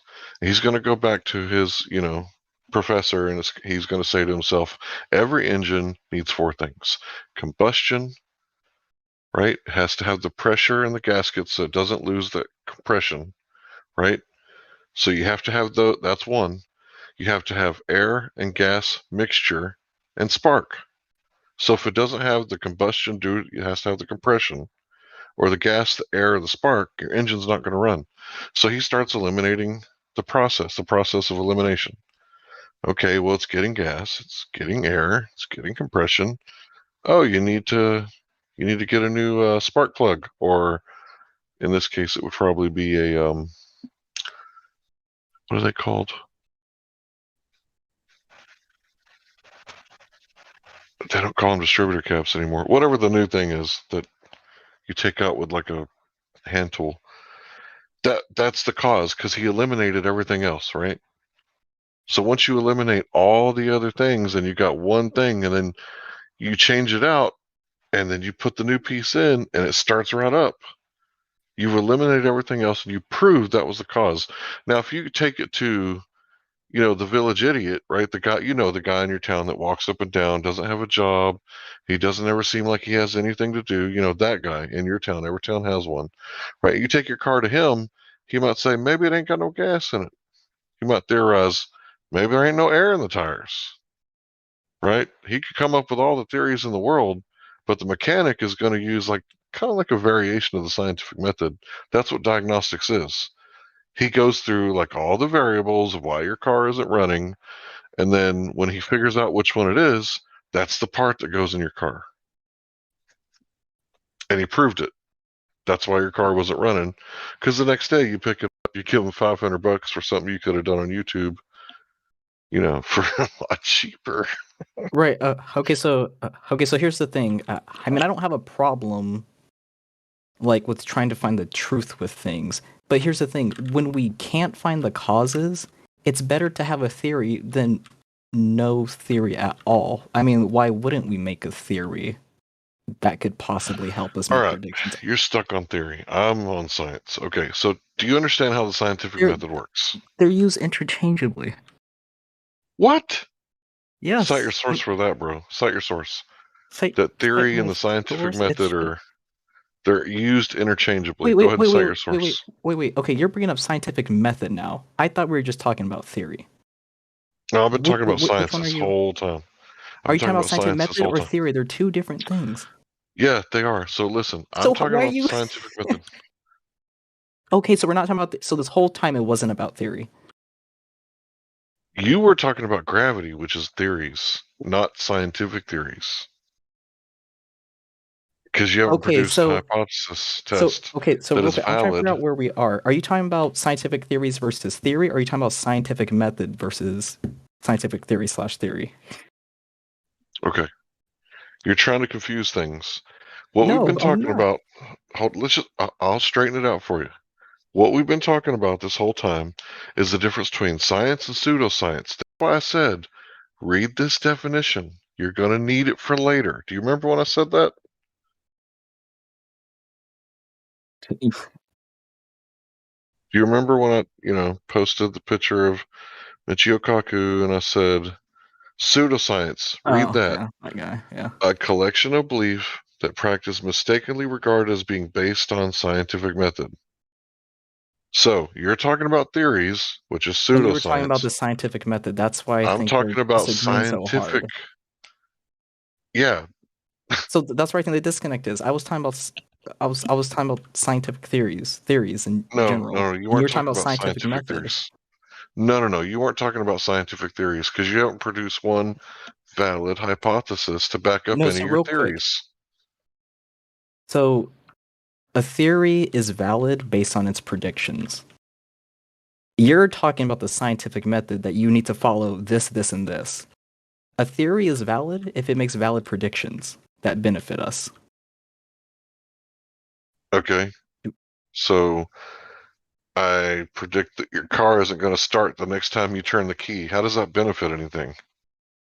Well, the thing is with cars, though, we know the causes. We create theories when we don't have any causes, when we don't have any answers. Because, I mean, it's better to theorize on what's happening and to try and make predictions based off of that than just to do nothing.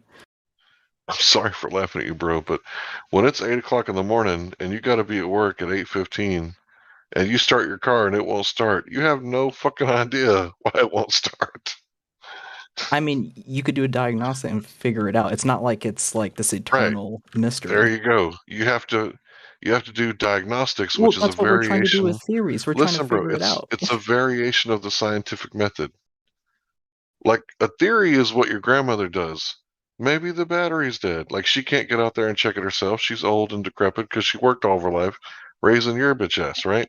So what a man does is he's okay. I'm going to use like the process of elimination, right? And what I learned about the scientific method and whatever I might need off of YouTube, and I'm going to fix this thing, and I'm going to call my boss and tell him that I'm coming. Bro, don't fire me. I'm on my way, right? And you're going to fix your car using a variation of the scientific method. You're not going to stand back and put your hand on your hips and go, maybe it ain't got no windshield wiper fluid in it. Maybe the blinker fluid ran dry. I think this whole conversation was largely pointless. I think this whole time you kept mixing method and scientific theory, which is why I think we got virtually nowhere. But hey. Okay, I just cited a bunch of stuff. Do you at least know what the natural science is? What are natural science? What are the 3 things that you need for an experiment? 3 things? I don't know. I read it out earlier. Independent, dependent, control variable. Okay. If you don't have this, you don't have science. And if you don't have science, you have pseudoscience. Do you understand? Yeah. If that's the only thing you took away from this conversation, you'll be way better off in the future.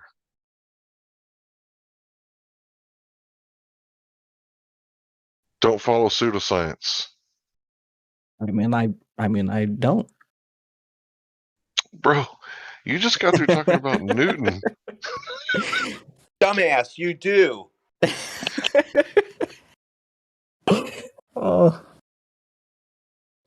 Newton doesn't have any experiments, bro. Not a valid hypothesis in his whole entire life. He didn't come up with one. Again, are we talking about methods or like my main point was talking about theories originally. That's why I brought up Newton, Einstein's general relativity. Yeah, and I showed you how to validate them. Maybe the car isn't working because it ain't got blinker fluid. Okay, let's go check the blinker fluid. I can't find the blinker fluid department. Fuck. There's no blinker fluid. Gotta look on YouTube. Where's that goddamn blinker fluid? Yeah. Blinker fluid is a joke, right? Do more research. No. Right. So here's the thing, bro. When your car breaks down, you're not gonna theorize. Well, You're gonna because we do a know the car. series of tests. Well, because we know Listen, what bro. to do. You're You gonna can't do a compare series space of and a tests to car. find out the cause. Oh my Why gosh, I not? can't hear Hank talk. Because wait. He talks for like 3 minutes straight, and I get like 10 seconds. Let's be realistic Yeah. here. Okay. Okay, let's Go be ahead, bro. realistic. You just keep on talking, dude. You're not even You go listening to ahead, what bro. he's saying. Teach me about the theories. I want to know about the theories.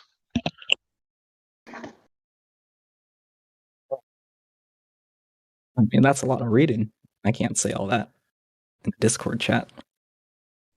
Look, I've been pretty lenient on you, and I haven't really cracked on you pretty hard because I know that you're a young man. How old are you, sir? Big bad 24. You would climbing the do ranks. well to take the information that the professors are saying, because right, I'm a village idiot, and to learn from that, because in the future you're going to have to make some very important choices in your life, and if they're based on conjecture or theory, you might make the wrong decision. But if you can actually figure out how to make your theories based on verifiable, reliable, empirical, repeatable, testable, and most importantly, falsifiable, because if it isn't falsifiable, it's no good to you, bro. Like, okay, I got a theory. There's green grass on the dark side of the moon. You can't prove me wrong. Neener. Is that a good theory? Well, no, because I mean, because what validates a theory is when you do experimentation, and there was experimentation done on Newton's and Einstein's. Good. Show me the hypothesis. Put it in the text chat. I want the independent, dependent control variable so I can do the experiments myself. Because that's the thing about science. It's not like religion where nothing ever changes. It changes every day. If you have an experiment for Newton, I'd like to see it. What's the natural observed phenomenon? You want me to explain it? Oh, you go. Can I just say something real Sure. quick? Because I don't know Octane, but I've talked to him plenty of times before. I don't know if you remember, but I clearly remember you saying that mass attracting mass, which is Newton's, is just a belief. So I know you know there's no like experimentation for Newton's. Maybe you can, unless you found like a new thing. Well, I since then. We can make predictions based on Newton's math and everything. What are you like? But, are you a palm reader? What's up with all these predictions? But there's we can know we shoot a missile somewhere. We can know where it experimentation. lands and stuff like that. That includes Newton's theory. Like if we launch a ball from a catapult or something, we could predict where it's going to land. Yeah, but how is that mass attracting mass? Well, see, this is why it's a theory, because some things are unproven. If the whole thing was proven, it wouldn't be called a theory anymore, right? Okay, but you said there was an experimentation to prove this theory, right? So, no. As far as I know, before when I spoke to you, there was just a belief that you claimed it was a belief. Now you said there's an experimentation. I'm just saying. Okay, so since you've been gone for like 6 months, maybe you've found something new that you can enlighten us upon. I'm still waiting on it, by the way. So maybe it's my fault. I keep using the wrong words. I keep saying proven. It just validates the theory even more, which I guess kind of inclines us to keep using it. Decorating your words with colors. What? What? So don't talk the way I talk? What? No. We just want. Listen, me specifically, I like to just use simple words, simple answers. Just simply give us the experimentation that proves Newton's theory of mass attracting mass. What is the experimentation you're talking about? You can't prove theories because they're inherently theories. I don't know what else to say besides that. I mean, you're asking me to prove a theory, but it's a theory. No, you said there was an experimentation, unless I misheard you. So there are things you can do that validate the theory. based on the predictions like that it gives us ahead of time. So like we could make a calculation on from like a catapult, like when we launch a ball, we could predict where it's going to land.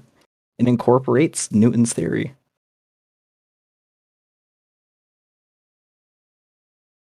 Okay, maybe I'm just repeating myself, but okay, you go ahead. Continue, Hank. Yeah, no, I think it's just a disagreement. He's purposely acting confused. What? How am I Right purposely there. acting confused? I mean, yeah, there because you're questioning me on something that doesn't make sense. But here's the thing. Earlier, Hank gave you an example of you can find. I didn't hear this specific example, but like green grass on the other side of the moon or something. That's his theory. How would you know what I mean? Like if there is no way of verifying it or actually using some type of scientific method or experimentation to validate it, how would you say if what he's theorizing is true or not? Okay, so if Hank were to just give us a theory, right? We would have to do some tests and experiments on it to validate it. But if there's no way to validate it, no one's really going to use it because it doesn't benefit us in gravity in any way. Like gravity. Well, gravity benefits us because we weigh things. I mean, what do you mean? Gravity's you used for a lot. can't measure it. You can't do anything with it. It doesn't exist, but it benefits us. Well, okay. You talk in circles. So are you? No. Okay, so are you saying you would rather live in a world that's worse when we could use a theory, even though it may not be real? Here's my theory on gravity. Tell me if you agree with my theory on gravity, okay? Here's my theory. My unicorn holds all the water to the ball in space. Is that better than Newton's? I think it is. Well, it explains more. Would it make more accurate predictions? Then sure, yeah. I don't see why not. Rainbows because when he farts, he creates rainbows. So that's two things my unicorn does. Sure, that would be a valid theory if it made accurate predictions. Why am I not getting paid for it? You said if you have a better theory, you get paid a lot you would of have money. to make accurate. You would have to make accurate predictions with your theory. But if you I can't, no did. one's going to use your Every theory. time it No, rains, you win. I see my unicorn goes out and makes rainbows somewhere. Oh, okay, but does it make accurate predictions? It's a very simple Yes, question. every time it rains, my unicorn show goes it out then. and makes Show it. When next time it's raining, at a certain point, go look for a rainbow. You might see it. And if you do, then you know my theory is correct, right?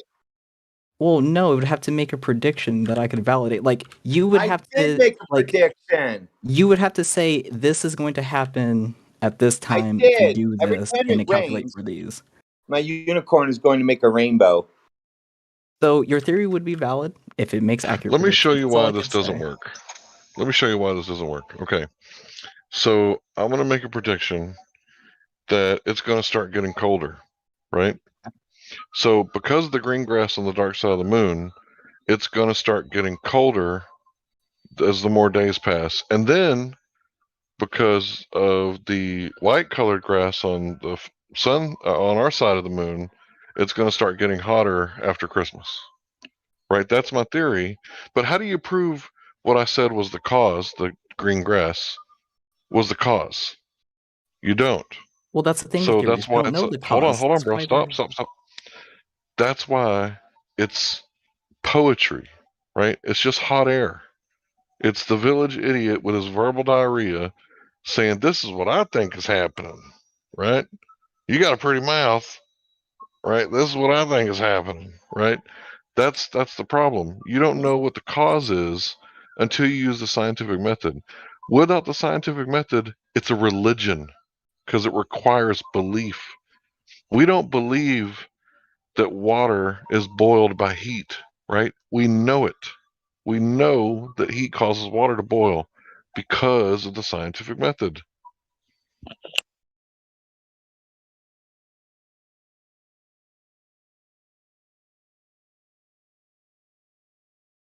I mean, I'm just saying if it's so easy, like you got. I mean, I'm just saying. I mean, you guys make it sound so easy. It is easy. Wait, let me speak. You guys make it sound like it's very easy to just make a theory and have it be accepted essentially by the whole world and all the space agencies. But do you guys have anything? I mean, because you guys are saying, "Oh, this is wrong. This is wrong. Get rid of it." But do you guys propose anything You just said alternative? a theory and something in somebody's imagination was confirmed by imaginary things like space agencies. To me, that's what you said to me just now. I guess you misheard. I don't know what to say. But I'm sure you've heard of the falsification doesn't require replacement. What we're saying is not, we don't know what the causation is. What we're saying is the people that are saying they know the causation, they need to provide us with some type of verifiable, tangible proof of this causation. Well, you're not looking. So, okay. And, well, that's what they try to do. So that's what validates theories, is that you can predict things with that theory the that you're given. The prediction does not validate the theory. You need to have some type of experimentation. Like Hank was telling you, you need to have the. You said prediction. I'm talking about experimentation. Okay, so you when need you to do follow the predictions, scientific generally method. do an experimentation. Right. Okay, I've been telling you, give me the experimentation that shows mass attracts mass. Well, that's okay. So I can't, because this is why it's a theory, because we don't know the cause. That's the point of Hold theories. up, you Theories just are did a created because we don't know whole the causes. 180 on that. How? You just contradicting yourself, how, dude. though? You just said, okay. Tell me You how, just then. said that. I'm going to tell you. You just said that to validate a theory, you need to do prediction, and prediction is part of the experiment. But then I ask you for mass attracting mass. You say you cannot. You don't have an experimentation for that. Because that's why it's called a theory, because we don't know the cause. Yeah, that's because the whole point of the theory. No, but you are saying you know the cause. Listen. No, you're I'm saying not. the cause of things falling down is mass attracting mass, correct? Well, that's the assumed cause. We don't know. That's why it's called a theory. Okay. Yeah, I understand that. What I'm saying is you keep saying there's an experimentation that proves this theory. No, it doesn't prove. Validates the theory. That it's Same shit, probably man. correct. What are you talking about? It's not. It validates it. Does it say it's true or not? Does it make it? You're saying that what you're saying is the causation is true or not? Well, we don't know the cause, so we can't really say if You're it's true or saying not. it is the cause, though. You're saying it is the cause. It's Mass the attracting assumed mass cause. is That's the why it's called a cause. theory. I mean, if we Oh knew the my cause, gosh. it wouldn't be called a theory. Oh my gosh. Okay, mass attracting mass. Throw it out the window, right? Because you're just giving up on that. No. Why would you throw it out the window if you have nothing better to propose it? Because it doesn't. Why would I assume something I don't know and say, yeah, this is taught as fact, right, to children? Assumes that. I mean, why would you assume There's no harm in science? that. Okay, There's no harm in it, but like what the harm Gravity is. was saying, in honor of his unicorn, he's saying the unicorns was causing the for us to be stuck on the ball. So I can assume that theory versus mass attracting mass. For both of them, don't have any way of validating it. You keep saying there is through experimentation. I ask you what the experimentation is, and then you say it's a theory. There's no experiment. So I mean, I don't know. Let me try to explain the whole unicorn farting thing. It's a dumb one. So I would be fine. I personally don't believe through the farting, but I think. Oh no, right? I know you don't. No. Yeah, I know. It's just a dumb one. But okay, so let's just roll with that. So that would be a valid theory, because that would be the assumed cause, right? Is that unicorns fart and then something happens. But we would still need experiments done. I mean, if you're saying we would just use Newton's theory, but we just change the cause, then sure, it would still be just as valid.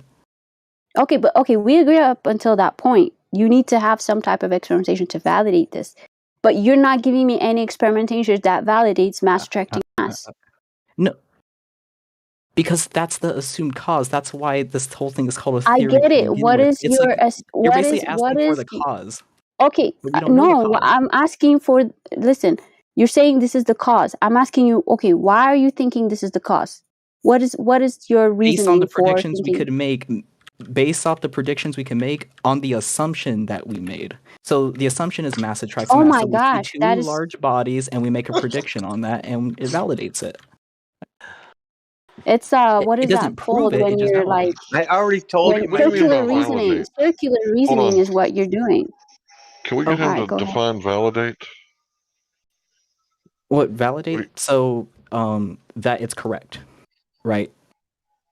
Like Right, but I just showed you the professor is saying that the only way that we establish something is with the scientific method. They didn't say anything about, validating theories, right? They said if it doesn't pass through the scientific method, then we disregard it, right? Isn't that what they said? Didn't I read that to you? I think you're misquoting. Unless They you're talking said about without experiment, right? Because you keep saying theory, right? Okay, so well, because that's the topic. there's different. No, this is not the. Wait, yes, no, yeah. I've been talking with theory with other people. Come on. Right, come on, bro. We started off talking about theoretical astrophysics. No, we didn't. Right. We started off with Newton and Einstein, and then you brought it to theoretical Dude, physics. what do you think Einstein is? It's theoretical astrophysics. His theory of special relativity is theoretical because it's not scientific, right? And it's validated because it could make accurate predictions that benefit us. No, it's not validated. Yes, See, it is. here's the People thing. use In order it. for It's something to be not. scientifically People use it viable, every it has day, to be yes. falsifiable.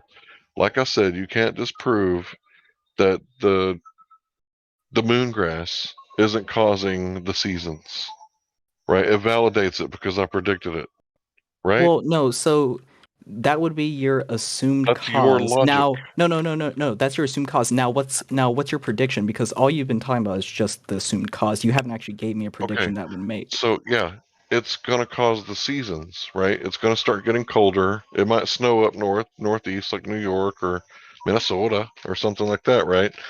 But yeah, it's because of the moon grass.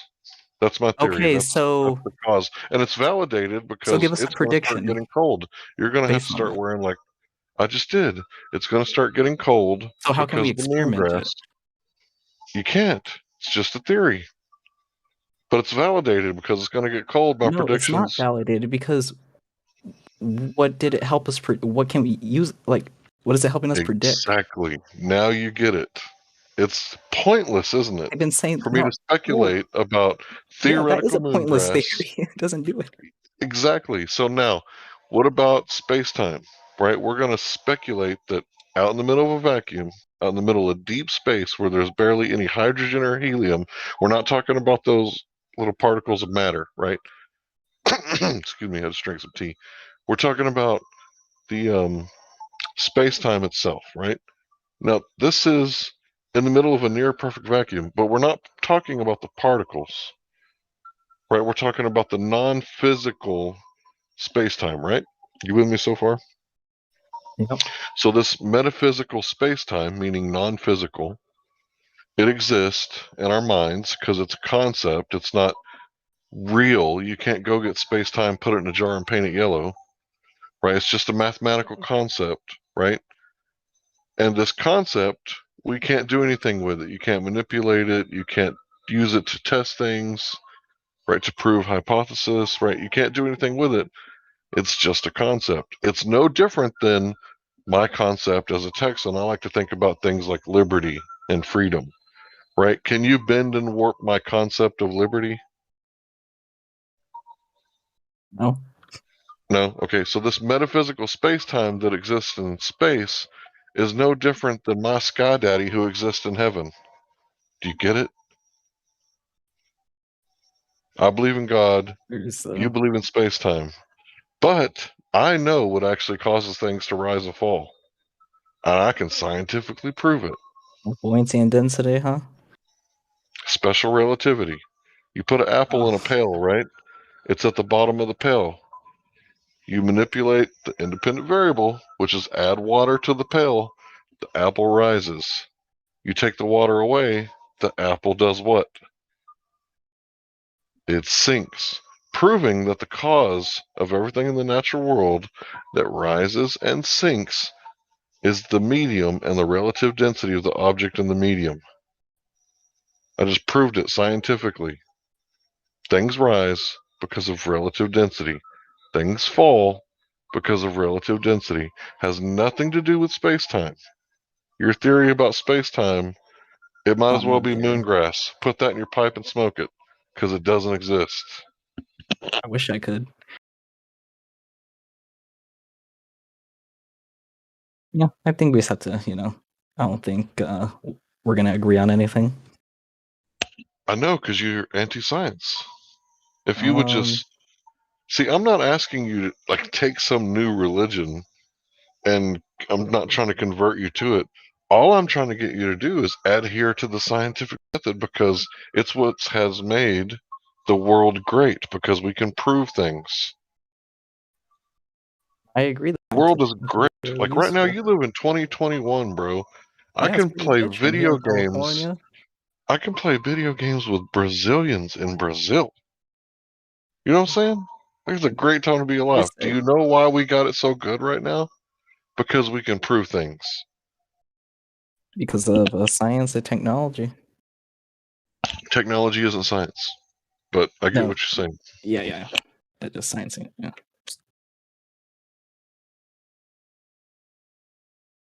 Yeah, if you leave here with anything, bro, I want you to just think this. Think for yourself, question authority, validate stuff the right way with a scientific method. If it's not falsifiable, it's bullshit. So if I say that the reason things rise and fall is because of specific gravity, that's the only gravity that actually works through the scientific method. Specific gravity. Did you look it up yet? Did I look up what? Specific gravity. I'm asking you to look it up.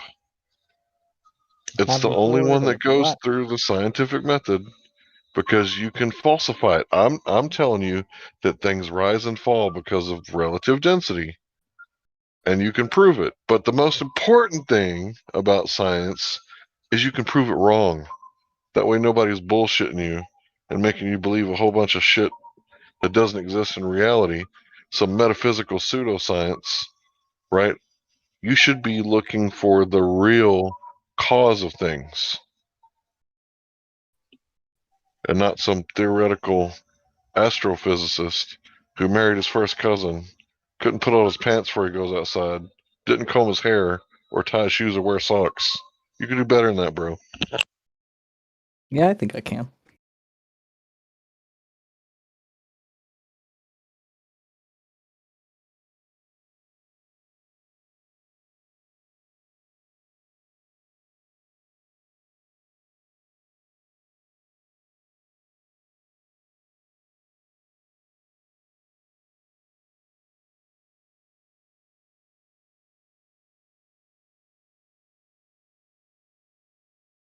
It's a little quiet in here.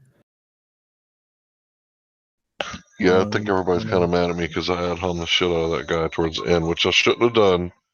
But I'm just pointing out that he wasn't that fucking smart. He couldn't pass his college entrance exam. No, you're good. He's a genius.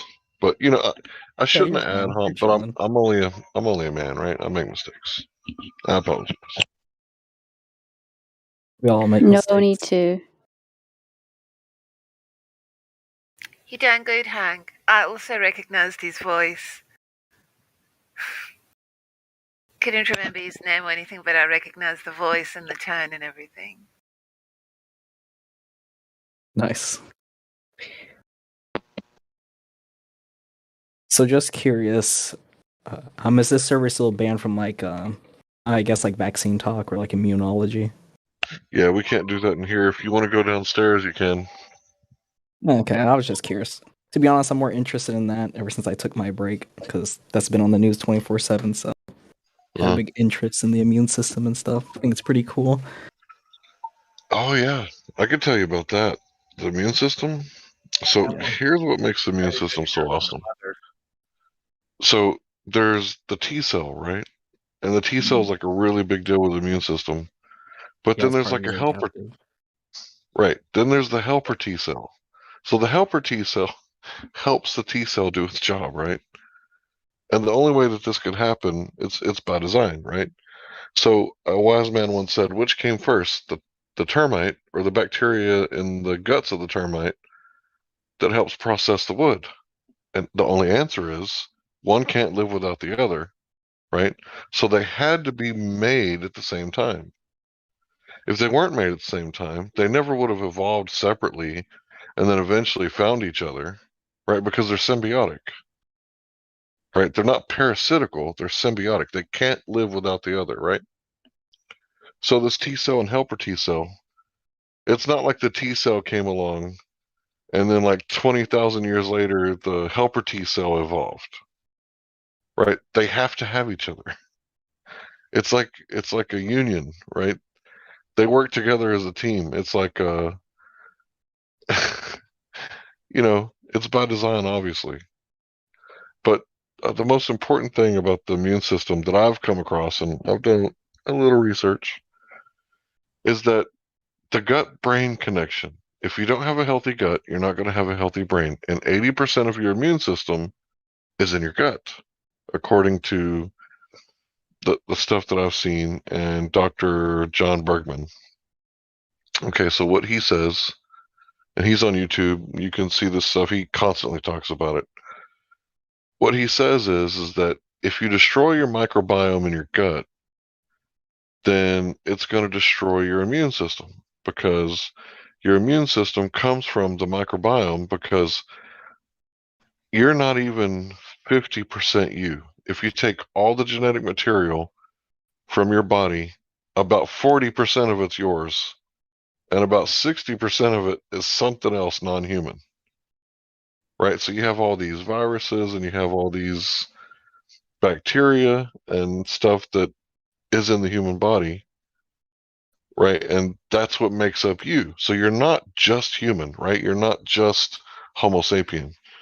You're also Homo sapien this, and add that, and a little bit of this, and a little sugar, and a little spice, and everything nice. And all these different things makes up you. Your meat suit is not just a human being meat suit. If you live here on Earth, you have other things in your body that you need to survive. And if you eat bread with glyphosate on it, like from McDonald's, then it's going to destroy your gut biome. Because the glyphosate does what?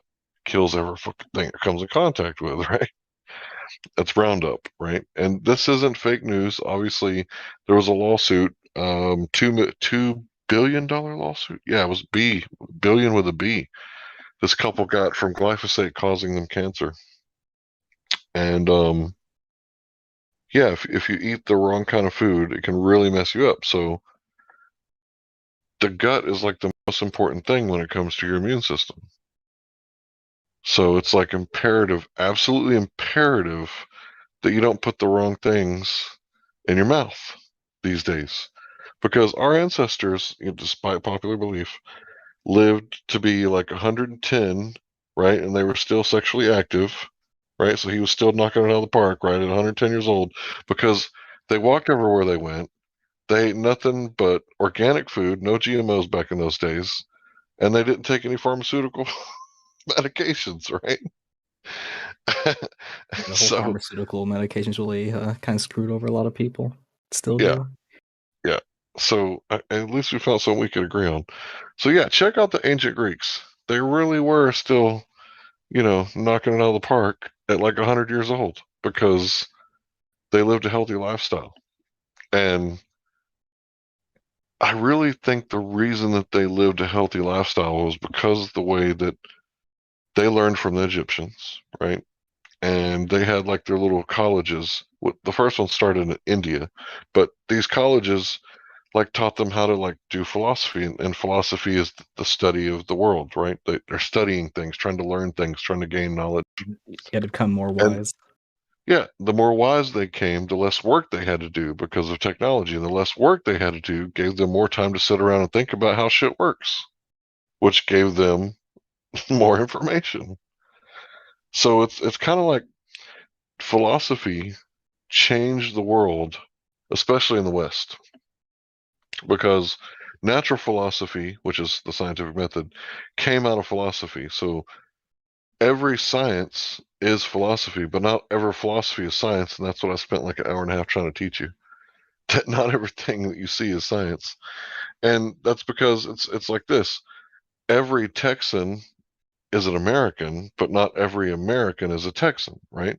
So there's a specific subcategory of Americans called Texans, and there's a specific subcategory of philosophy called natural philosophy. Now, this natural philosophy is highly useful because we can eliminate everything else but the truth. And the last thing standing is like 99.98% the truth. And I say 98.98 because if you got something better, show me, bring it to me, and this ain't a religion, I'll change my mind just like that. And that's what makes science so great. Because at any moment, you got something better, bring it to me, but we're going to have to do an experiment, right? We're going to have to eliminate some variables, and we're going to have to manipulate the cause to see the effect, or it's a cool story, bro. And if it's just a cool story, bro, go back over there with the philosophers, right? And the bakers and the candlestick makers, like, we're going to stay over here with the scientists and we're going to prove shit.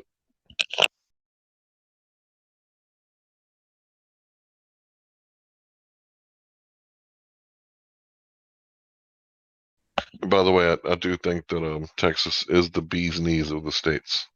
By the way, just like the scientific method is the bee's knees of philosophy.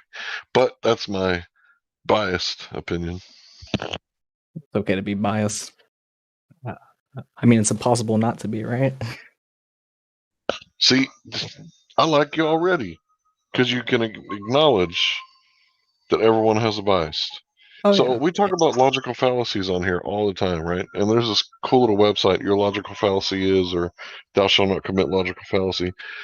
And if you scroll down, it's Your Bias Is, and it gives you a list of your bias. So many people are unaware of their bias, and they walk around all day, and they're just ultra bigots. They're like super bigots, right? And in science, you're not supposed to be bigoted at all. You're supposed to be like, really? Show me. Really? Show me. You know, like when you go to a mechanic and he says, "Oh, by the way, would you like cheese with that?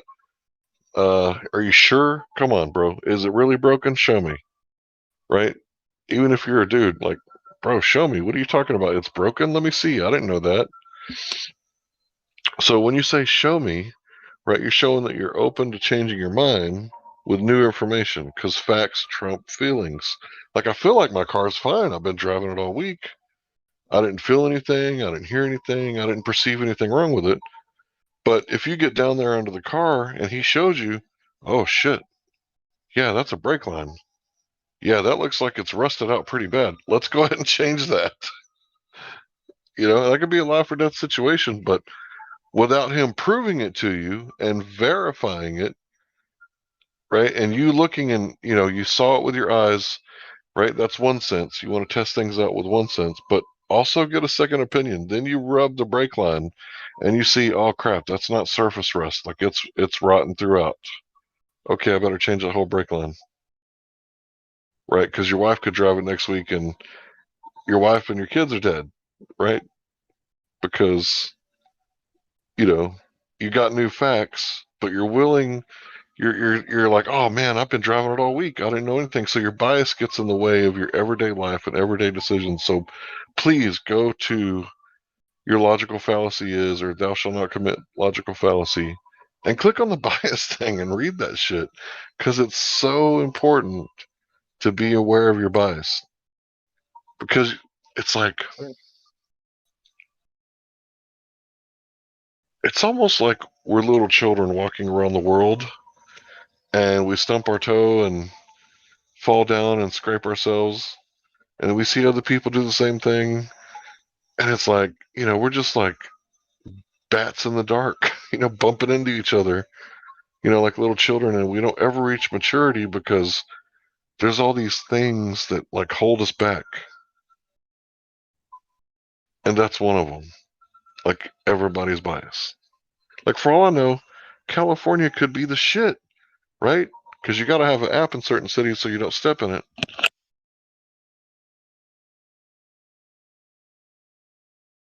I think that was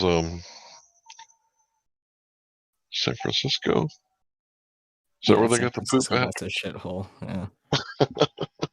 I'm sorry, bro. I bet it's a beautiful city, but y'all's Oh, no, it's fine. I don't even liberal live there. ideas. I can't warp your liberal ideas.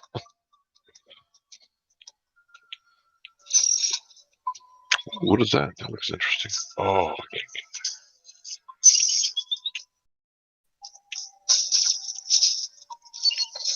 Oh shit! Oh shit! Oh shit! Oh shit! Oh.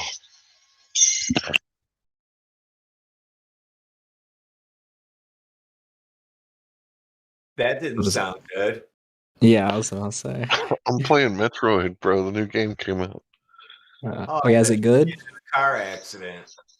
No, I'm not driving today. Yeah, it's really good. It's okay. So you know how like classic Metal Gear is like sneak and stealth.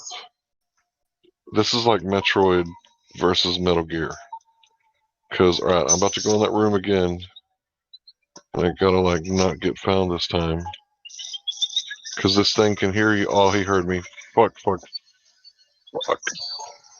Oh no. What's the game called? Metro Dread? The new Metroid. I don't know the name. Let me go look. Prime Yeah, 4? I think it's called Dread. I think you're right Dread. the first time. Yeah, it's Dread, and I am dreading that big motherfucker. He keeps killing me. Is it so? It's PC, Switch. Switch. Yeah.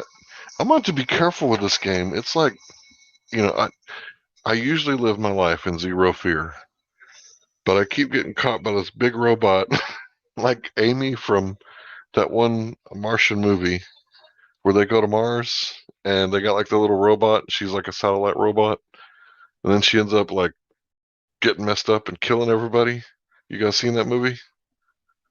No, I don't think I have that one in my Okay, well, memory. just imagine, killer robot from the Marines that they loaned to the people to go to Mars with, and this Marine, the Marines robot goes haywire and starts killing everybody. That's what this game is like. It's a platform game, right? Yeah, it's like the old school. It's like really terrifying too, because when you see it and you get caught, you're like, no. So I have a question for you. Are there killer robots on Mars? No, it's just Hollywood. But I gotta say, I'm really gonna have to do some like programming before I play this game, so I can rid myself of the authentic fear, because I don't want the game to lower my vibrations. I don't know if that makes sense to any of you guys, but as someone who practices whatever I practice, if I say names, I'm just going to trigger the fuck out of people. But you want to take the center path, right? And the center path means that you don't get too angry, you don't get too sad, like you don't get like too happy, you don't get like too depressed. You kind of, stay in the center. So, I want to like program myself to be able to play this game.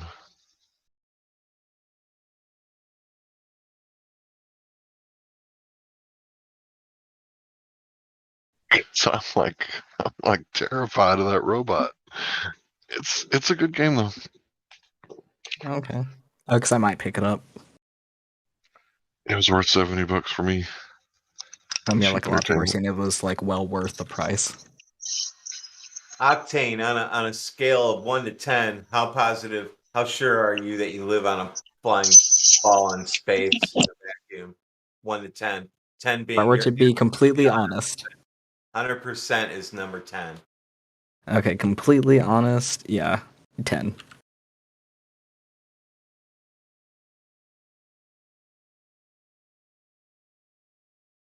That's incredible. Wait. 10 out of 10 that you live on a... Yeah, if you want to be completely honest, yeah. No, I will not believe You're a you. religious zealot, bro. I No. didn't know that you were such a zealot. Because you've been in here for the longest time. Yeah, I know. I mean... So you're going to space, right? I mean, that's part of your goal in life. Actually, yeah, I would love to like take a flight up there for sure. I can predict all of you guys.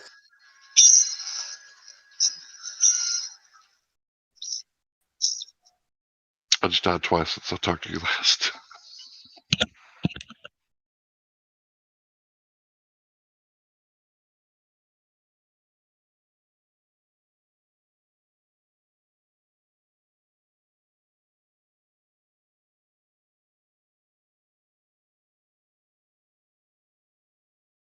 Wait, I don't know if you've actually talked to anybody here about this now. I mean, about the curvature.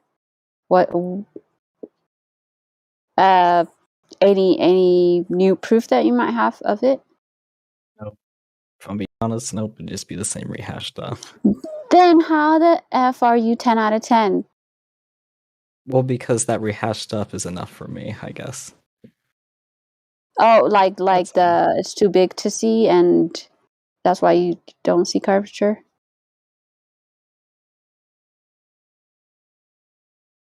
We're measured 0, but it's actually curved. That kind of reality. Yeah. Nah, dude, I don't believe you. I'm sorry. I think maybe 9 out of 10, but not 10 out of 10. I swear, like everyone on the server. No, because you sound reasonable enough to, like, you understand our argument and whatnot. But you're like another Matthew. You're just you just repeat. Exactly. Oh God, I'm a Matthew. Who the hell is a Matthew? Oh God, I'm terrified now. Oh, you don't know Matthew Learns? He's a very pleasant guy, but just like you, he just doesn't want to believe reality, I guess.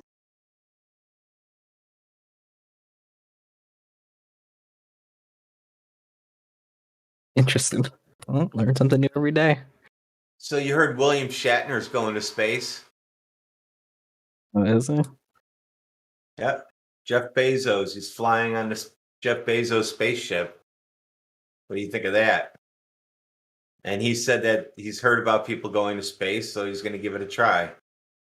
I think that's cool, and I hope more people do it so it becomes more like normalized and hopefully cheaper in the He's 90 in the future. 90 years old.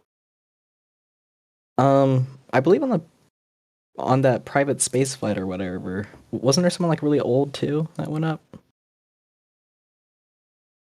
I think a lot of like range, like it doesn't matter like if you're too old. But nobody flew in anything, so remember that. No pictures of it, just people saying, "Yeah, I flew." Just curious, would you be willing to go in a rocket? Just out of curiosity. I mean, like if your safety was guaranteed 100%, because Sure. like you'd come back. As long as I'm just curious. As long as I can verify the math used to put me up there, I'll go.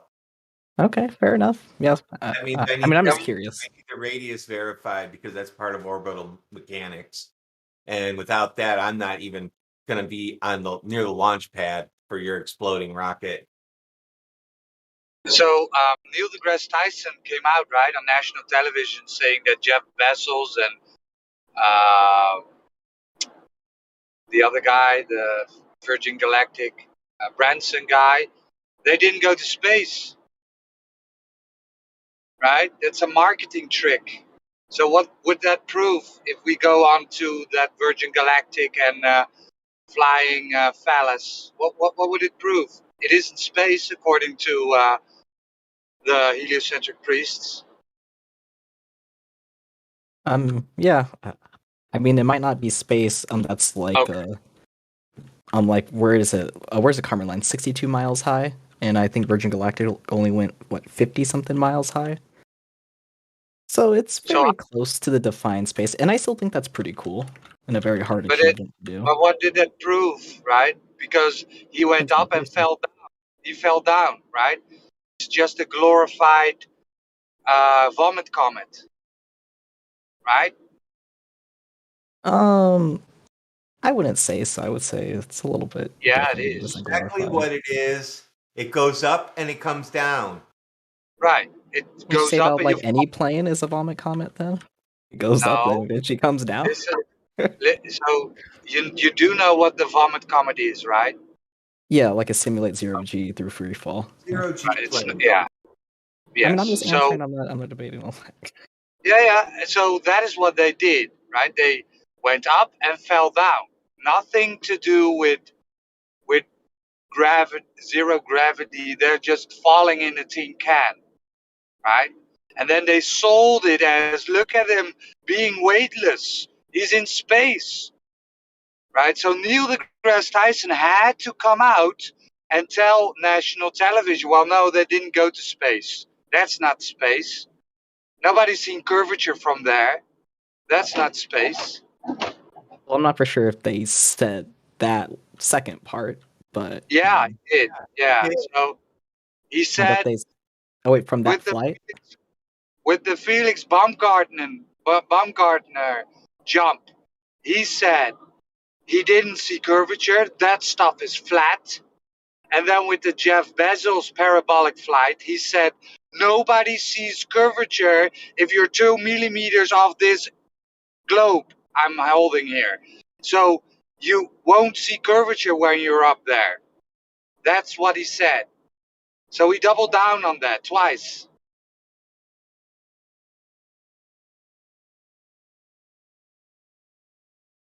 I'm surprised you don't keep up on your gods and your scientists. I mean, I don't because it's not a large part of my life. I mean, I only really discuss it when I come here. But you are going to space. I mean, I hope one day You're going to. to save up money to do that, right? Yeah, it'd be cool to get a different view from a height that I never been at before. Post it on sorry. Just wanted to say that,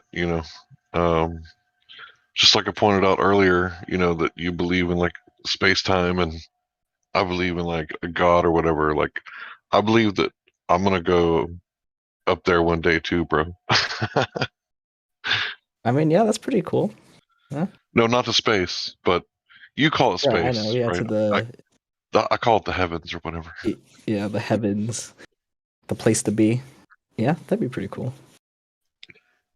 Right, I believe too, bro. So don't let them get you down just because they don't believe.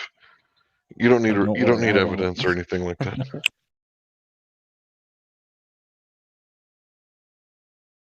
So if you go to space, are you flying to heaven? I think so. I mean, the ancients called it the heavens, so they got the naming rights, right? So just because NASA comes along and they call it space, like it doesn't mean that it's not the same thing, right?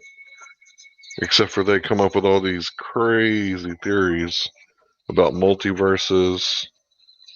And the reason they come up with that theory is because of the fine-tuning problem that Einstein and others have talked about. How the universe is so finely tuned to such a frequency that it can sustain life. So they come up with the multiverse theory because if you could imagine other universes, right, that weren't so finely tuned, and we're the one that is finely tuned so that we can have life, right? That's why they come up with these crazy ass theories. If you look at why they come up with these crazy ass theories, there's always some fact that they can't like avoid. So they have to come up with this theory, and these theories lead you down a road to where 96% of the universe is either dark matter or dark energy. Neither have ever been observed. It's only been theorized, or as I like to say, postulated. And it's like, so you're telling me that everything that we can see, taste, touch, smell, and observe and, detect that we call matter, that's only 4% of the universe? And everything else is untouchable, unseeable, unsmellable, unfalsifiable. But it's a cool story, bro. I mean, you must admit it's a pretty cool story, though. It's dumb as fuck. Dark matter? Hey, Weasel. Like matter that doesn't interact with light. Weasel, what color is your unicorn? Unicorns are cool stories too. They make more sense. That's funny. They both said unicorn. I agree. Weasel, Weasel, let's talk about your unicorn. What color is it? It's blues. It's the best color. Don't be so hard on the guy. He's young. Weasel, you believe if you go high enough, you see the Earth start to curve, right? I was gonna show him something, but you can. You can. Show something. Yeah, go ahead. Yeah. Yeah, What sure. color is your unicorn? Blue. What do you feed it? Grass. Grass. How like Grass-fed tall is unicorn. it? Like how big is it? It's pretty huge. It's like a Clydesdale. Really? What Clydesdale. color is it? Blue. Blue. Do you like take it to the vet every so often? I mean, sometimes I'm like, it needs its shots, you know, parasites and stuff. Right. So what if you had like a 5-hour conversation about this unicorn, and then like after that, the next day, you kept talking about this unicorn, and then you talked about this unicorn to everybody else, and then for years on end, everybody was talking about these unicorns. Meanwhile, here in reality, no one's ever seen a unicorn, felt a unicorn, touched a unicorn, and you've wasted all your time, energy, all of your self on these ideas of unicorns. All the while, it's never existed. How would that make you feel knowing you wasted all that time? Well, I guess I wouldn't waste the time in the first place. It's pretty dumb. But if I did, I feel pretty shitty. Right. So what do you think it's like believing in something like the ball that's almost directly comparable to a unicorn? Well, it doesn't really feel bad because it's not on my mind 24/7. Like I said, it's only when I'm here. It is on your mind all the time. You know, it sits in the back of your subconscious, whether you know it or Not not. really. Yeah, I mean, when I does. took a break for 6 months, I heard nothing about flat Earth anywhere in my life until I come on this server. So it's not just that. Like you hear about Jeff Bezos going to space. You know, it's constant bombardment of space propaganda. It is absolutely relentless. And space it catches your eye. achievements, you mean? Well, here's the thing. It catches your eye, and you read about it. You listen to other people talk about it, and it just sucks away all of this energy that you could have put it elsewhere because it's not doing anything productive for you ever. It's just a fantastical story.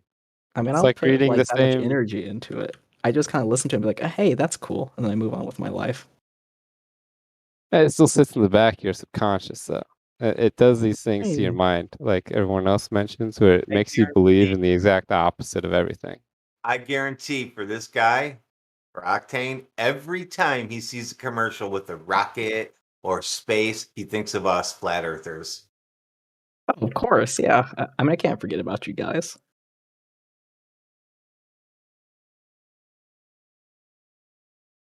Well, my point is that he already knows that we live on a flat earth and it is flat and there is no space. He already knows this and he's still trying to hold on to it, and that's why he comes back.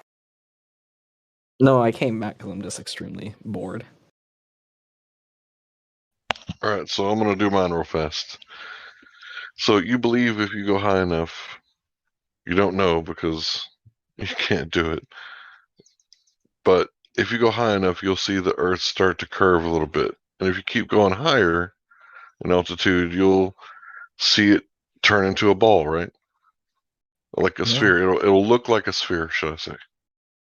Yeah. So, and then if you even keep going higher, you'll even see that it's spinning, right? Yeah. And then if you keep going higher, eventually you'll be in a 10 to the 17 negative torr vacuum, almost perfect vacuum. Yeah. Okay, well, I believe if I go high enough, I'll see unicorn tits and Pegasus nipples, right? And my theory is that there's no unicorn and Pegasus on Earth, so they all must be flying around up there, right? Because other people have theorized that they exist, and well, if they've validated it through prediction, like if Pegasus exists, or if a unicorn exists, then there will be some other animals on Earth with one horn, and well, the rhinoceros exists, so that validates that. So unicorns do exist, so they must be flying around up there. Do you see how like we've completely left the realm of logic and all reasoning and rationality, and we've completely gone off into poetic what's the word? Fanciful, like abstract, and completely left reality. Both you and I did the same thing at the same time, right? Because as we got higher in altitude, we thought about what we might see if we go up to space, right? Mm-hmm. Both were as scientifically valid as the other. Because we can't go that high. You're never going to go that high.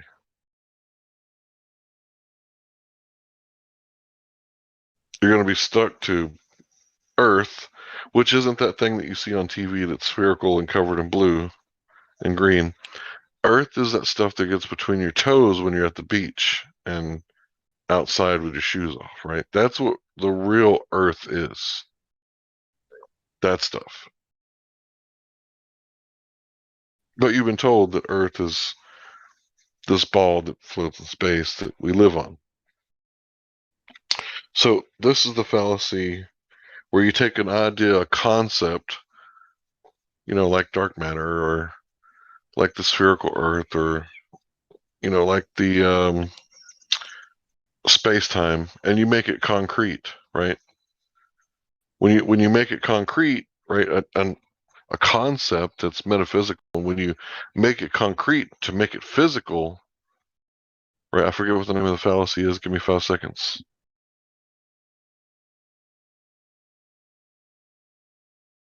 Reification, right? This is a fallacy, right?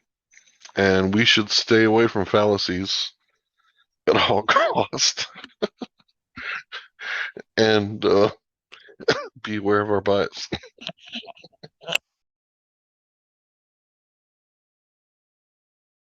True. Yeah, we should be aware of our bias. Sorry, I have a clumsy kitten, and he kind of fell a little bit. Oh. He's so fluffy.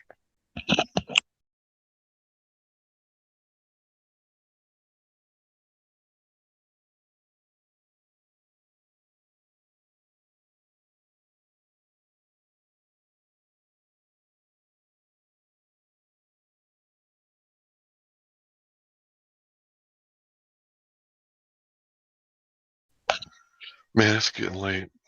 And I keep dying so much.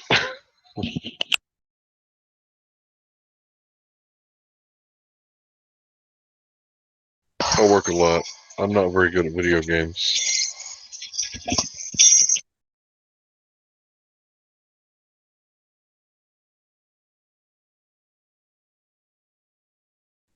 Roger, I hear that you work a lot too, bro.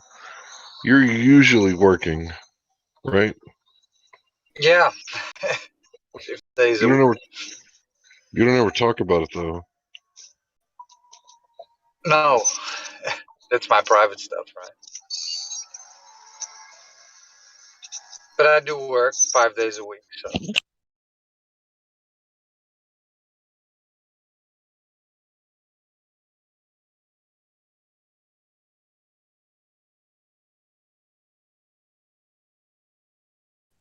Yeah, so you believe in spheres, and I believe in unicorn nipples. Both are just as scientifically valid as the other. Because you can't falsify it. I can't prove you wrong.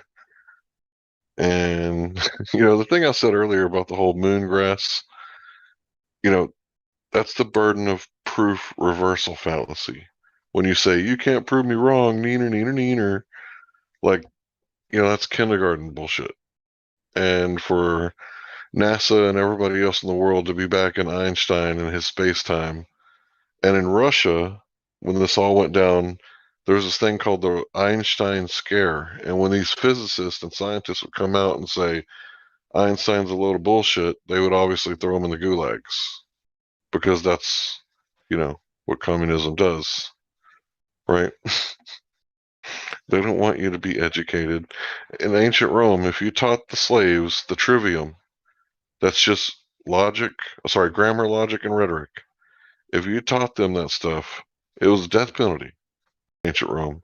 You weren't allowed to teach the slaves how to read and write, think for themselves.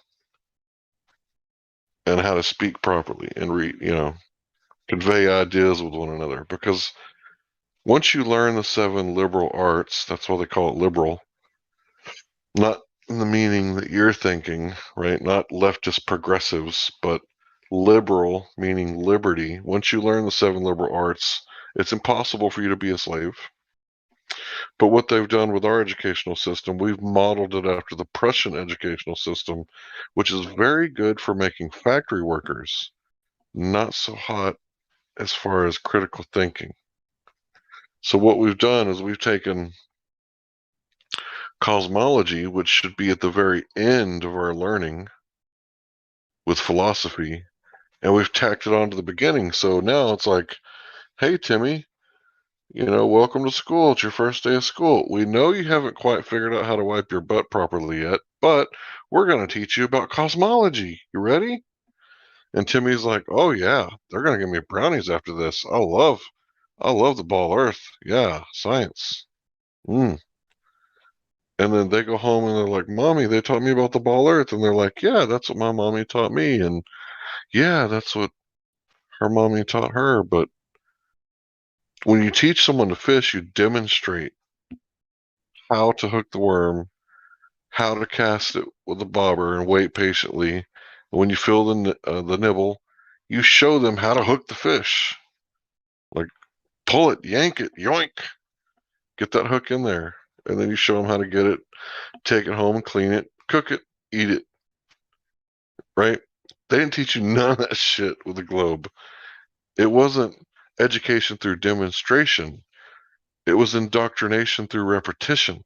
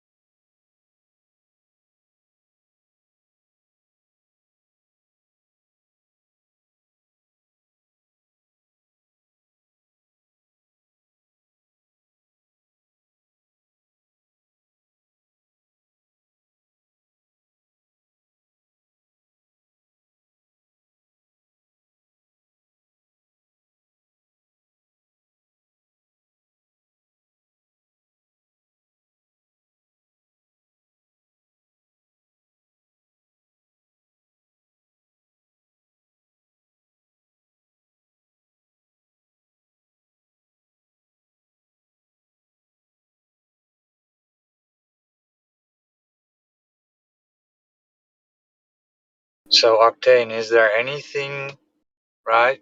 So 10 out of 10 is a glow, but do you have any doubts or questions concerning any official narratives you've heard in your young life? Not any that I can really think of right now. Not any like major ones or something. I don't know. Like maybe 9/11 or 9/11 or like you think 9/11 it was like fishy. Right. 19 terrorists with box cutters flew into steel enforced towers, and his passport just popped out in front of an FBI agent, right? Lucky. Yeah, that whole situation was really fucked and weird. I don't really do too much research on 9/11, to be honest. So wait a minute, 500,000 dead children in Iraq alone. And that's just one country. We've invaded like, I don't know how many. Too many. And it hasn't been considered worth your time to investigate, the precipice of 9/11 from when we went to having like all of our rights, where everything was kind of going okay. And then 9/11 happened, the Patriot Act, we killed a bunch of children. Like, you didn't find it worth your time to like look into that? I guess me personally, I'm like, if I was a different age, because I was like 3 or 4 at the time, I probably would have looked into it a lot more, but it just kind of passed me. Never too late. Look, bro, I don't know if you've looked out into the world. Me, I'm curious, so I look at some pretty dark shit. Oh, I do But too. this is a dark fucking place, bro.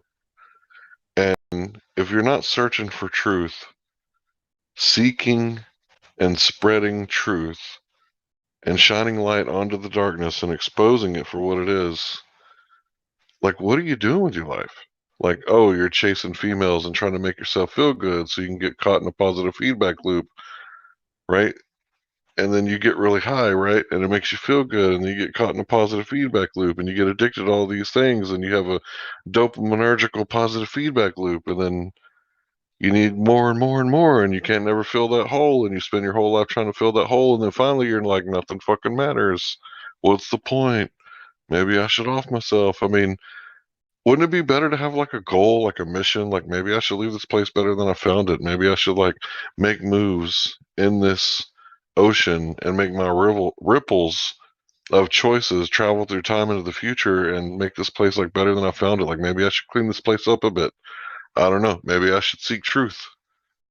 Maybe I I should guess it destroy all depends on the lies. person. I guess it depends if the person's happy with what they're doing or not. Yeah, but you can't afford to be neutral on a moving train, bro. This train is moving. This is a Okay. dark place. Oh, I could be neutral. You can't be Pretty neutral. easy. The train's moving. Yeah, it's pretty easy. You just be Dude, neutral. I challenge you. I challenge you. Just read a little bit of the Gulag Archipelago, Alexander Solzhenitsyn. You're right in the middle of California. You are at ground zero where they went from Germany and the Frankfurt School. They went to your colleges and started teaching communism.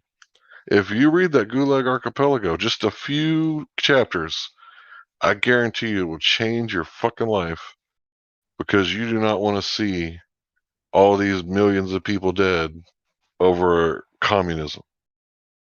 Well, You're because I ground think zero, communism bro. killed the most people, like out of all like the like ideologies and stuff. I mean, I'm What? aware of that. What'd you say? It's killed millions and millions of people. When talking about socialism, Yeah, bro. communism and stuff. Yeah, no, I know. Have you ever heard of the Holodomor? I haven't heard of that. Look it up.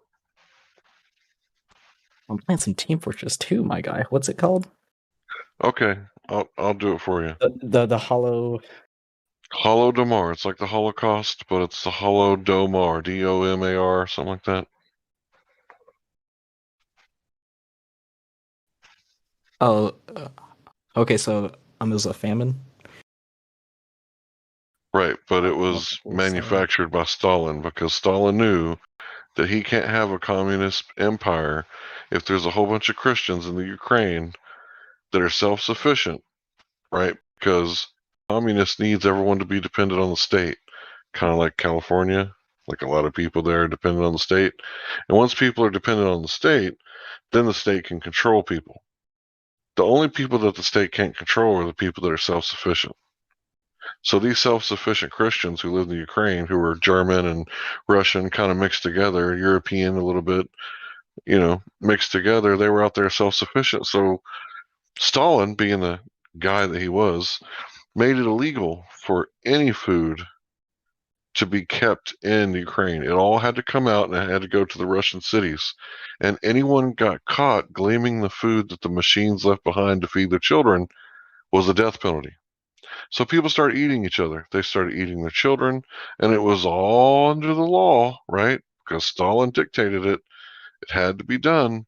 9 million, some people estimate 9 million people either starved to death or were killed or were sent to the gulags because these people were just peasants, like serfs, just a few generations before that. And then they finally got, a little bit of freedom. And then they, got a farm and maybe hired a few employees. And then they were like, oh, yeah, we got to go kill these people.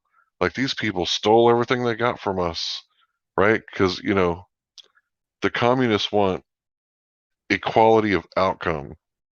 And that's the deadly doctrine of communism, right? It should be equality of opportunity, should be equal opportunity, not equal outcome. So all those people had to die because of communism. And that was just the tip of the iceberg of the people that actually did die. So what'd Stalin do? He had guided tours of the Westerners when they would come into Russia, and he would show them, look, we got plenty, right? And then he would up the export. He increased the amount of grain that he was exporting and selling to other countries to trick people into thinking that they had excess left over, like more than they needed, right? So as Stalin like starved these people to death, well, it pissed Hitler smooth the fuck off, right? Because he was a socialist and he didn't like communism. And then he started hearing of all these German people suffering and suffering and suffering. So what did he do? He knew that he had to attack communism before communism waited for the West, the capitalists, to all destroy each other, because that's what was going on. World War II was already happening. He was already occupying Poland and France when he attacked Russia. But he had to stop the killing, the needless, senseless killing. So he teamed up with all the people that he could and tried to take on the Soviets. And then when he took on the communists, it was too fucking cold and he didn't win. So what did we do? We teamed up with a mass murdering fuckhead known as Stalin, and we finished him off. We finished off the Germans. But yeah, you should probably read Alexander Solzhenitsyn's Gulag Archipelago. I mean, are you saying so we should have like not teamed up with the Russians? Just should we teamed up with Hitler instead? I'm confused. What was the? Well, what do you think? What do you think? Is communism good? Well, no, but Hitler, I don't think it's very good either. What did he do? I mean, are you defending Hitler? Oh, because no, I'm not. Holocaust, probably. I'm not defending Hitler, bro. Slow the fuck down. I'm just saying, what if we would have did nothing? I don't defend Hitler, but that's what it sounds like to me. Okay, so just because I'm looking at history, the way that it's written, like this is all agreed upon history. Like I didn't change nothing. I didn't go into any conspiratorial stuff. The only thing that might be semi-questionable is the Gulag Archipelago, but it was first-hand knowledge of a guy that was in a concentration camp in Siberia. Like any other historical document that is first-hand knowledge would be considered like valuable. So what part was I wrong? What part did I say that was wrong? Well, I'm not saying you're wrong. I'm just saying so you would have rather just teamed up with Hitler? Did I say that? That's what you're implying, I thought. I didn't imply anything. All I did was go over. It sounds like you're heavily implying. That's no, all it sounds like it sounds like you're taking what he's saying and then you're overlaying your own perspective on top of that. Like that's what it's just saying. A question. Well, I'm trying to figure out it feels like that's what you're saying to me, right? But that's not what he's saying. Well, okay, so he's saying we shouldn't have joined the Russians. We should have fought the Russians. So the implication is we team with Hitler to continue to fight the Russians. That's what it sounds like to me. Am I wrong? Okay, after everything that I just said about Stalin, about how he sent all those people to their death and or killed them. Right? No, I'm not saying anything. I simply went over history as it is written. And then you called me a Holocaust denier and said that we should team up with Hitler. I didn't call you. I just assumed that you believe it, but I'm not. Just heavily implied it. I mean, you could tell me if you're not, but you haven't denied it. Okay, the Holocaust happened. Okay? To what degree, I don't know. But there were people in concentration camps. But let me ask you this question. Why did it happen? Why did those people starve in those camps? Are we talking the Holocaust camps or are we talking about the famine? The Holocaust camps in Germany. Why did those people starve? Why did they starve? They probably starved them. So you're saying the Germans had hold on. You're saying the Germans had excess food and chose not to feed them and they died because of it. Is that what you're saying? Their kind of plan was just to kill a bunch of Jews, so them starving them is one way to do it. So I need you to answer the question. You're saying the Germans had excess food and they just chose not to give it to the prisoners. Is that what you're saying? Well, yeah, because the end goal was to generally just kill them. So why not just let them starve? I mean, that's not what happened. What happened was anytime you're at war, the enemy cuts the supply lines. It's like the first thing you want to do if you ever played a real-time strategy. You're playing a real-time strategy, the first thing you do is you start attacking the farms. And you cut the enemy supply lines. That way they can't get bullets, they can't get bandages, they can't get foods. Well, this started in the 30s. There was a campaign against Germany everywhere, all over the world. They said, if you have German products in your store, we're going to smash your fucking store and we're going to burn it to the ground. So nobody was allowed to sell German products. So Germany at the time was importing 1/3 of their food. Now, when Germany is importing 1/3 of the food and then producing 2/3 of their food, once they got cut off from the rest of the world, what started happening? people starve. People started starving. So who starved the people in the concentration camps? Well, they probably didn't have to starve if they weren't forced to be in a concentration camp. It's a real simple answer. If the rest of the world cut Germany off, if the rest of the world cut Germany off and wouldn't do business with them, who starved the Germans? Well, if the Germans let the people go, they could go back to their homes and they wouldn't be starved. But they were forced into concentration camps. So were the Japanese in America. I know. Are we any better? No. Why you? No, that's both bad. I'm against that too.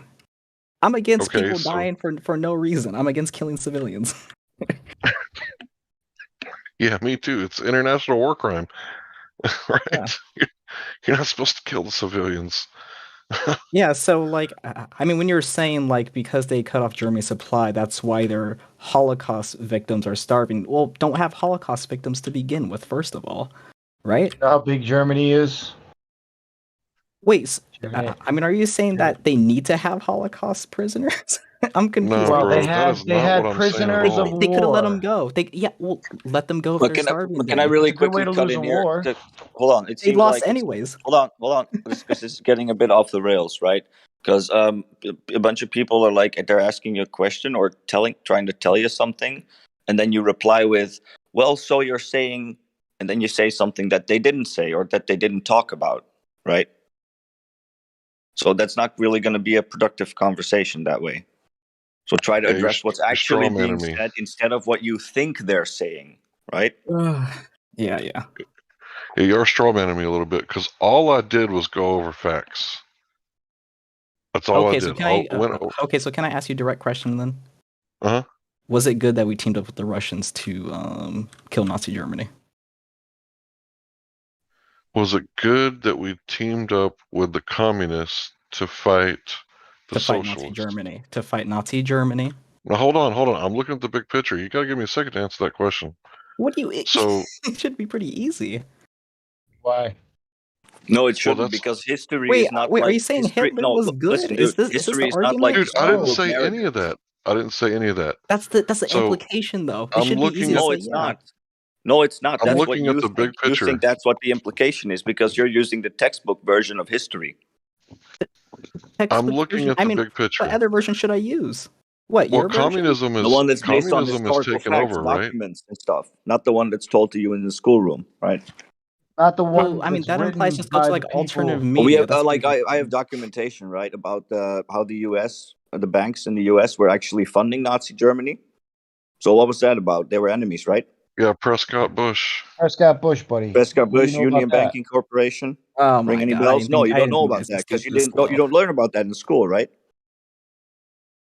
So why was the U.S. funding Nazi Germany when they were enemies? Why was George Bush's grandfather? Well, because at first I think we were trying to play like kind of neutral, weren't we? See, this is the problem. You say, "Well, at first I think." Well, no. You don't even know what you're talking about. You're just telling us what you think, right? You're making up your own story about it. No, what's the point? Isn't that what happened? Didn't we join World War II because Japan attacked us? At first, we were playing neutral and just giving Britain weapons and stuff. We weren't really. We as a government, neutral. But Prescott Bush was we're neutral, but we're going to give one side weapons. He's an American citizen with access to industry money, and he was using it to fund both sides of the war before we were even involved. You understand? I mean, because we didn't really see Nazi Germany as like a real enemy to us yet until we really joined.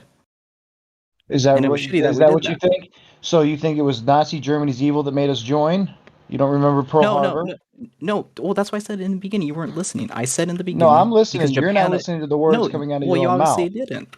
Because Japan attacked us first. That's why we joined the war. Because at first we didn't want to get involved in the war. So we were cool Well, with why everything did? that Hold Nazi on, hold Germany on, was hold doing. on, hold on. Can I Yeah, really we quickly? were actually. We hold wouldn't on, have hold on, joined. hold on, because you're gonna go off a tangent again. Why did Japan attack the United States? What was the reason? I think. Why did okay, so they Japan attacked. attack the Let me United answer. States? Here, I said the question. So they attacked. Well, I believe they bombed Pearl Harbor. You believe, so you don't even know. Well, let me tell you this: so the semantic Japanese, based. right? Oh my God. Hold on. Stop over talking me. The Japanese, right? They were subject to trade restrictions before they attacked the United States, right? The U.S. put in all kinds of sanctions against Japan, giving them economic trouble and shit. And then you had in America the Japanese internment camps. That happened, right? Yeah, that's bad. Okay, did that happen All before internment or camps after are the attack? bad. Did that happen before or after the attack on Pearl Harbor? I'm actually not for sure. Let me ask you a question. All right, happened before, Yeah, right? but it's bad either way. So did Japan have any Go ahead, I'm reason? sorry. Was the United States provoking Japan in any way, perhaps? Making life difficult for them? Maybe they were to some degree. I mean, we were funding, Yeah, but this is the problem. You're arguing about that things would that you be- don't really know anything about. Well, I'm pretty sure if I was to look at them almost. Yeah, that's what you're saying, literally, your words. I'm pretty sure, they I are think, I believe. So Germany was bad because they had concentration camps. Russia had concentration camps. They The were United bad States too, had concentration camps. but they didn't want to take over the world. There's a big difference. And the United States they were bad. I acknowledge that. I'm not saying they Who were told you Hitler was trying to take over the world? What? Who told you Hitler was trying to take over the world? They were trying to basically take over all of Europe. No, they weren't. Hitler was trying to keep Germany from, being subject to international garbage. He wanted to keep Germany. This is our country. We're going to do things our way. That's it. But the international, they didn't want that. Wait, so Germany attacked Russia because they were saying, hey, you guys are bad because you guys have gulags. You're saying that's why Hitler decided to attack Russia? Because the Germans that were being persecuted in Poland and other Soviet states at the time, there was genocides happening. One of the genocides was the Holodomor, like the one I talked about a few minutes ago. The one that you've never heard of until tonight, but had 9 million people that died, but who cares? They were Christians, right? I didn't say who cares. Well, how come you weren't taught that in your school? Why are you asking me that question? How am I supposed to know? Because obviously thinking about nobody it. cares. You should be thinking about why you weren't taught that. That's the point. There's a reason. How am I supposed to? I need to point out a really big problem. You have this fundamental idea that it's a correct me if I'm wrong here, but it's the duality, right? He's saying that because we teamed up with Russia, the only other alternative we would have had was to team up with Germany. Well, why can't you be against both? Why do you have to pick between we could have two been evils? neutral. No. We could have stayed out. We could have kicked The all or Japan's nothing ass. fallacy. We could have No, smeared because Asia we were with being Japanese attacked. blood We were being and then attacked went by the home. Axis. We were being See, they told you. Hey, Octane, can I ask the you Axis something? forces. Yeah. Hey, Octane, can I ask you Take care something? of that. Well, I've heard you talk a couple of times now about Hitler wanted this, Hitler did all kinds of stuff, right? Yeah. Which seems to be about like the psychology, what they wanted to do, etc. Have you ever heard any of Hitler's speeches? Like the ones that are 15, 20, 30 minutes long. Have you actually ever listened to the guy, what he's saying, why he's saying it, how he's saying it, etc.? Or are you just basing it off of stories you've heard about the guy? I'm basing it off his actions. His actions speak louder than words. I don't care what he says. He's a propagandist. He was spreading propaganda to his own people to rile them up. The U.S. has never used propaganda. So you're just willfully ignorant then. Chick commander too. So He was a terrible commander. Look, Also, bro, here's the deal. You're 24 years old, right? You don't have a whole lot of life experience. There's a lot of things that you're ignorant to, and right, some of that's your fault, but some of it's not. So there's a difference between nations and ignorance. Nations is when you don't know because the information isn't out there, and ignorance is when you don't know because you haven't found out yet. Okay, now we can fix ignorance, right? We can give you information, and you can use your own discernment and do what you want to with it, right? But what we can't do is we can't fix willful ignorance. If you just stick your head in the sand like an ostrich while the tiger is coming to eat the ostrich's ass, like there's nothing we could do about that. But I just told you about the Frankfurt School. You didn't ask any questions about the Frankfurt School, right? But it's very, it's very important. There's a lot of things that are important in history. It's very, I can't know all of them for one. very important.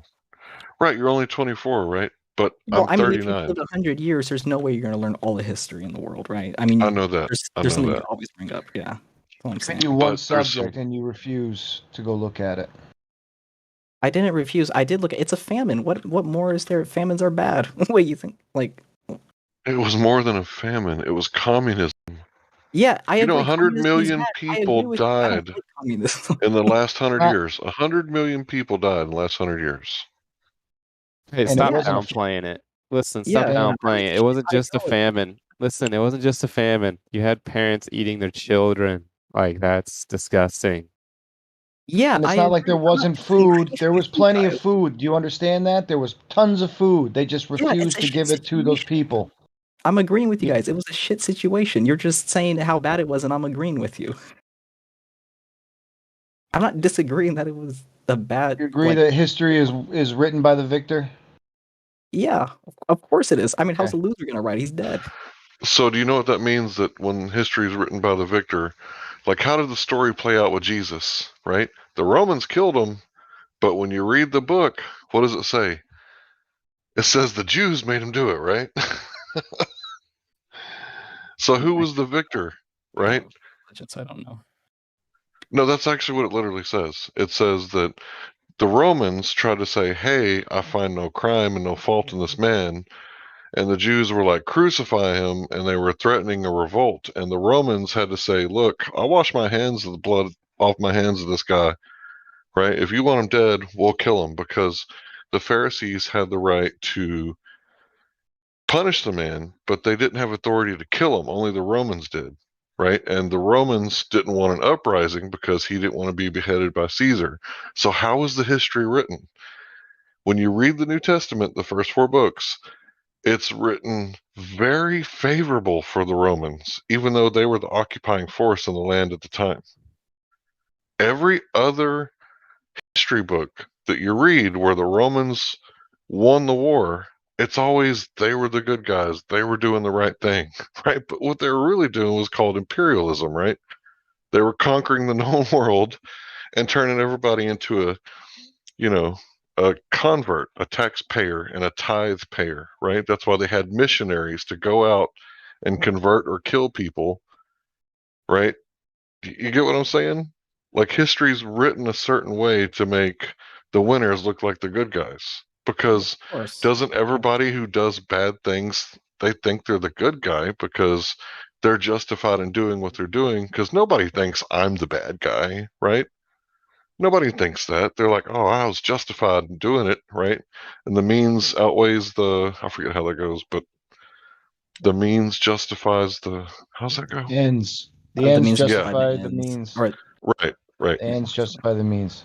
So I can justify this assassination because we got to have, total control of South America's economy, right? I mean, basically, they both were shit countries at the time, but we teamed up with I would argue, lesser evil, even though the other one killed a substantial more amount of people. But I would say during that time, Hitler was definitely more evil. So we paired with the lesser evil in hopes we get. Well, wait a minute. If one guy kills 10 people, and then one guy kills only the one that he had to, how is the guy that killed 10 people, like, willy-nilly, like, how is he the bad one if the other one was trying to defend the life of Germans who were being genocided? Well, because Nazi Germany was wanting to spread out and take control over large portions. Told you that wasn't true, but you're refusing. Bullshit, dude. Can you guys please actually point me to a source, or where do I Google? Absolutely. Do I just Google? I mean, because if I'm wrong, I actually want to know, but I don't think I am on that.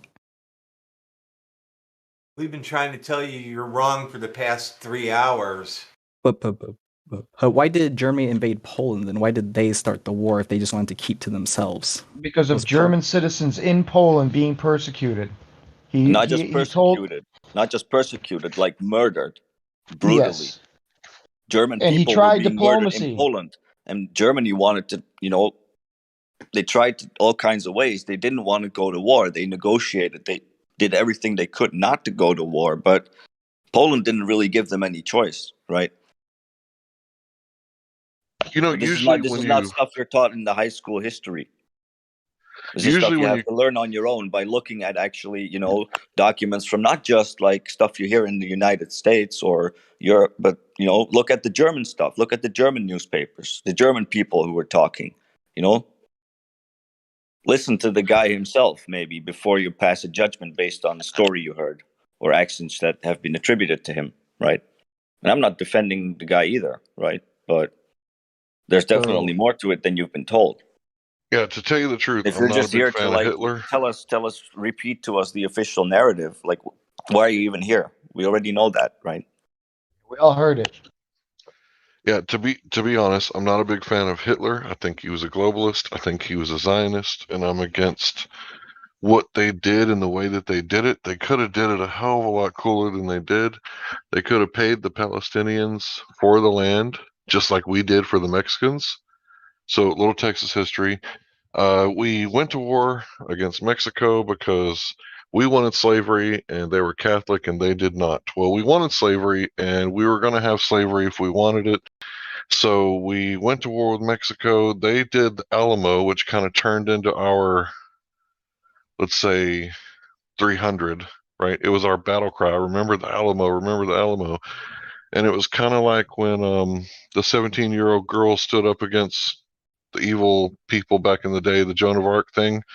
Well, they were like, well, if this little 17-year-old maiden can stand up and give her life, then who the hell are we? What are we? We're a bunch of men, right? So let's go kick some ass, right? So it was kind of the same concept. So when we got our recruits, like the cavalry came in, we went to Mexico and found Santa Anna in a dress hiding in the woods, and we stole the land, and then we paid Mexico for the land. So how come, like, the Palestinians couldn't have been paid for their land instead of colonized, much like the Native American? And look, I know that the story of Texas it's wrong, right, from a bunch of different standards. I'm not justifying any of that stuff. All I'm doing is repeating the history as it is written. So all I'm saying is, how come, they couldn't have done a little bit different? Like, why does it have to be like kill everybody and wipe them out, right? I mean, there's so much land on this earth. It's ridiculous. Everybody in the world can fit in Texas. And it would be no more crowded than Dubai or New York City. Everybody in the whole world can fit in my state. My state is only one state. And yet there's people saying that we're overpopulated. There's people telling people right now that we're overpopulated, despite the fact that we can all fit in Texas. Right, but it's not about like the room for that the population would have. It's about being able to sustain that population, right? Especially with the current system of all the countries basically being out for themselves and, stuff like that. There's going to be shortages, resource scarcity and stuff. That's what they're talking about. Yeah, but that's manufactured. Like why they're saying sustainability and all this stuff now.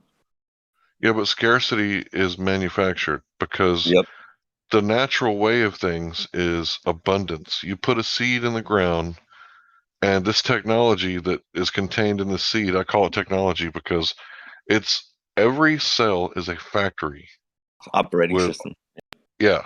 and then every few, so long couple weeks, that cell, it doesn't divide into two, it multiplies into two, and then 4, and then 8, and then 16, 32. You get it, right? So abundance is the natural way of life. The only way that we have scarcity is if it's manufactured by people like the communists and the capitalists, because who went to not even space and could have ended world hunger?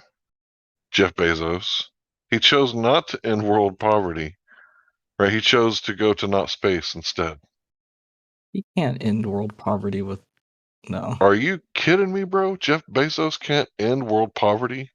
And well, Are the you problem fucking shitting is, me, bro? the problem is getting the food to these places. That's the main issue. It's not really the money. It's just how do we even do that? So what? How do we even transport stuff? We got boats and ships and cargo trucks and It would everything. require right? an insane amount of We already have that. infrastructure too.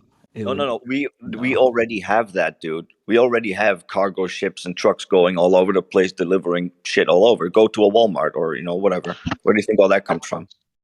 You know how expensive yeah, it 'cause is we have to the send infrastructure Marines to and another stuff for that country and stuff. topple the regime and replace it with a new puppet government? Do you have any idea how expensive that is? I mean, yeah, and I'm not We saying already that's have that, good right? or We look, anything either. when I I don't go to defend that when or I go to say the supermarket, I can buy fruit from Peru and Brazil and all kinds of places. You can Why have. is that? buy it Why from do I, places why like do I in have West Africa and stuff. There's a lot of fruit from 20 different countries in the supermarket, right? We already have a system like what you're talking about. The problem is not food distribution. The problem is that some countries are not either, they're not really desirable countries. They have no use, or they just want to get them out of the way. You can convert a city high-rise into a farm using hydroponics. Grow it right there where the people are. Yeah, all you have to do is get back to nature. What's wrong with this world that we live in? Everybody's violating natural law. If cops weren't killing unarmed men in the streets, people wouldn't be protesting. And if people weren't protesting, then people wouldn't be rioting. And if people weren't burning down buildings and stealing stuff out of the, buildings, right? Do you see how it's like a chain reaction? It's a positive feedback loop. Like if everybody would just obey natural law, right? Don't spray like all these chemicals on the food, maybe we won't have such a high cancer and death rate. I mean, it's obvious that we're screwing up. We're completely away from nature, and we've turned around like 180 degrees, and we're like doing the opposite of what we're supposed to be doing. And it's been this way for hundreds of years. Because remember, George Washington, the first president, remember that guy? He had pneumonia, which, is like liquid in the lungs. So the doctor bled him to death, even though the Bible sitting right next to him told him that the life is in the blood. Right? And then the guy who said you should wash your hands, right? That dude died in an insane asylum because he said, "Hey, I did some research and I found out that the midwives, they have a very high success rate of delivering babies compared to you guys. Maybe you should wash your hands when you go from a cadaver to the OB department. Just wash your hands." And he was said to be crazy. You're a conspiracy theorist. You're a flat earther. You're a retard. They put him in the insane asylum, and he died in there because the Bible said you should wash your hands after you touch a dead body. And the flesh-eating bacteria that got into the woman's body after she was touched by some dirty hands that just got through digging into some fat, bloated, dead guy's intestines. Right? She got sick and died. And I so think did it the was baby. actually several years that went on after that, right? Oh yeah, kept going on for a long, long time. But the doctors had cognitive dissonance because they couldn't believe for a second that they were the ones causing the deaths. So because of their bias and their cognitive dissonance, it continued on for a long time after, because that guy didn't get no Nobel Peace Prize. He died in an insane asylum as a crazy person. Yeah, that sucks. And to answer your question, I don't know who we should have teamed up with in World War II. As a Texan, right, my thinking is to be conservative, right? Now I'm not talking about money. I'm talking about not sending our bravest and best genetics to go fight and die in a war that didn't have anything to do with this. So my thinking is that as a nationalist, that wasn't any of our business, and I wish we wouldn't have got involved in World War II or World War One. We should have let them settle it themselves. And if Germany decided they were going to take over the war, highly unlikely, and came over here and knocked on our door, we would have gave them a what for, and we would have kicked their ass back to the other side of the pond. Well, that's but what that's we just did my with Japan. thoughts. I mean, we nuked them. So, I mean, Well, yeah. allegedly, yeah. I mean, what we did, it was wrong because we nuked them after they surrendered. And you're not supposed to hit civilian targets. That's against the Geneva Convention. Plus all the Geneva Convention violations we did over there in Germany, where there was a sanctuary city. And since ancient times, you're not supposed to attack sanctuary cities where the women, the children, and the old people go. And we carpet bombed them. That's where the word carpet bombing comes from, which means that we dropped napalm on them. And then when they came out with the medics to try to help the people that were injured, we napalmed them too. And that was the women and the children. So we bombed the eggs of Germany. We bombed their egg basket. That's a war crime. But did anybody go to prison for that? No. No. We Yeah, should it's have not never got really, so I involved. guess it's like a debated topic if they surrendered or not beforehand. Who, Japan? Yeah. Yeah, their unconditional surrender is under debate. Is it? Yeah. I mean, that's what some sources are telling me. So okay, well, I think those I may be sources. wrong. This is the point. If you go back, if you're talking specifically about World War II, you are worried about these nation states when you should be worried about the industries that were forcing everyone's hand. Talking about centralized baking. All the problems that we had were due to economic sanctions around the world. No bullets would have been fired if banks had been keeping their hands out of countries' businesses. We would have been better teaming up. That up. Sorry, go ahead. No, I wanted to hear what you got to say. I was just saying I appreciate you bringing up the elephant in the room. Yeah, and it goes back to the reason I bring it up is if you go ahead and just study centralized banking during the Great Wars and both of them and who was involved, and then you look at who ends up writing the books that is giving you the information that you are now repeating to us, you're going to find a tie. That's all I'm going to say about it. Go do your research. Yeah, if you take a look at wars, historically, they're very, very expensive. And you could look back at each country and how much we spent at each country since 2001. And now you know why our gasoline is like $3-4 a gallon, right? Back when I was 18 in 2001, you could get a gallon of gas for $1 and minimum wage was $5. So $5.15. So for every 1 hour that you worked, it was 5 gallons of gas. Nowadays, most people that make minimum wage don't even make enough but to go back to work. They make enough money to drive back to work. So in the 1960s, in the United States, if you made minimum wage and you take into all the variables into consideration, it was $21 an hour. In the 1960s, a man could get married, have children, work full time, put himself through college, buy a new car every 5 years, and buy a brand new house, and he could pay for it all with minimum wage. You know what's changed since then? Well, we had Vietnam. The workforce. And yeah, and then we had, all these other stuff like Iran Contra, right? And then we had the thing in 1982 with Iraq. I don't remember the name of that, and then let's see, we had war with Kosovo. We had the Gulf War. Yeah, I forgot about that. Yeah, the Gulf War of '91. And then of course after 2001, I could just say eeny, meeny, miny, mo, and you know what I mean. It's like, and now our dollar's worth what? What's our dollar worth? Yeah, but you got to have the loans to buy the bullets to have war. You can't go to war without permission from the bankers. So every war and every dead body that has ever happened our bravest and best genetics, you can thank a banker. Because without them, the war would not be possible. Because nobody has gold to pay for bullets. Right. Well, that's the point, right? Because like they say, war is profitable, but then you should think about, well, for who is it profitable, right? I mean, for the people who are actively fighting in the wars, I don't think it's very profitable to get shot and dead, So for, the governments that have to now spend, because, oh shit, we're at war now, we have to spend a lot of money, we have to, do shit. I don't think that profits the government very much, but the bankers, well, they're the ones lending money. So if the government says, hey, we need a couple of hundred extra billion to go fight this war, guess who's happy to lend that to them at interest? And guess who's going to end up paying for that interest? You and us, right?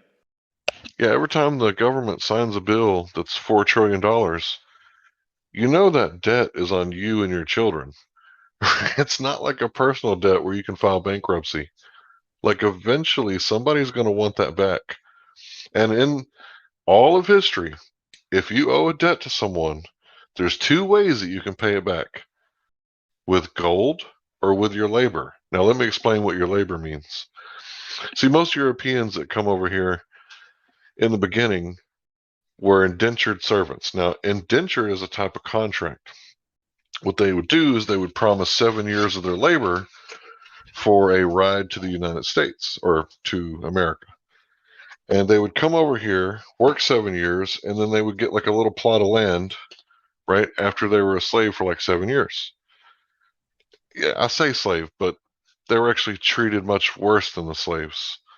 For example, if you own a slave, he's going to be worth about $60,000, right? And you have this very dangerous job, like, hey, I need you to climb up there in that tree, and you might die, but I need you to do it. Well, who are you going to send? Well, not the $60,000 one. This guy over here has got 1 year left on his contract.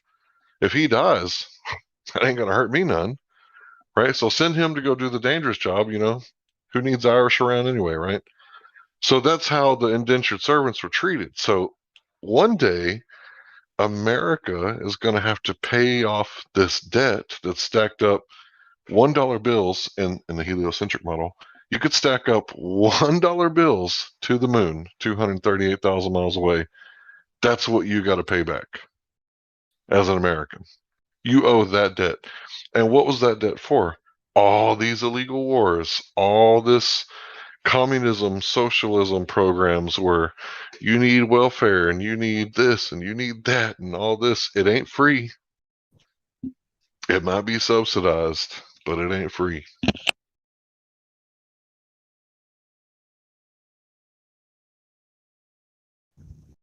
If you look deep enough, you're going to find that those banks were the ones pushing the buttons before any bullets were flying. That these wars didn't just come out of nowhere. It didn't come because Hitler wanted to take over the world. It's a lot more complicated than that, and you need to start looking into it because it is important and it does have a bearing on current events. Right, but I mean, like, even if you start to look into the banking stuff, it's pretty obvious, like, right from the get-go, that, wait, something weird's going on here, right? Because they have, like, the fractional reserves and stuff.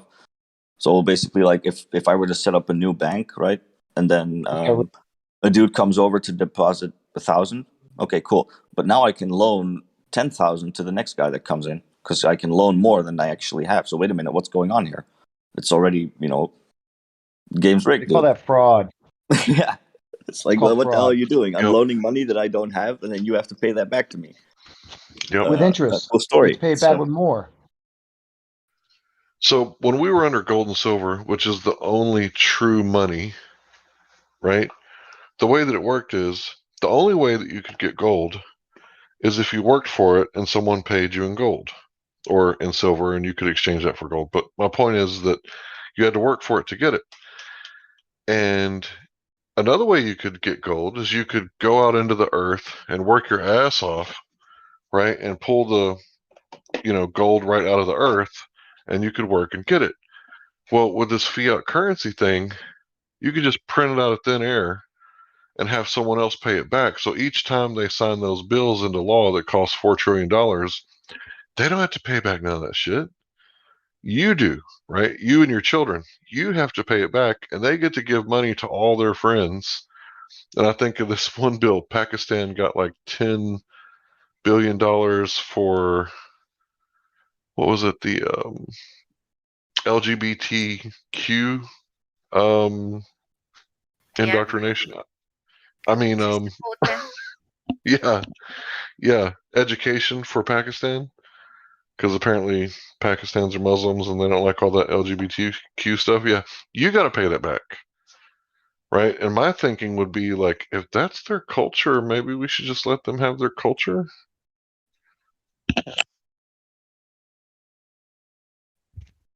Why is Team America running around forcing everybody's governments to change? Is it because their governments are? Well, listen. Don't you think we should clean our own house before we start pointing at other people's houses and say, "Clean up your shit"? I agree. It's the Federal Reserve that makes this perpetual war possible, necessary.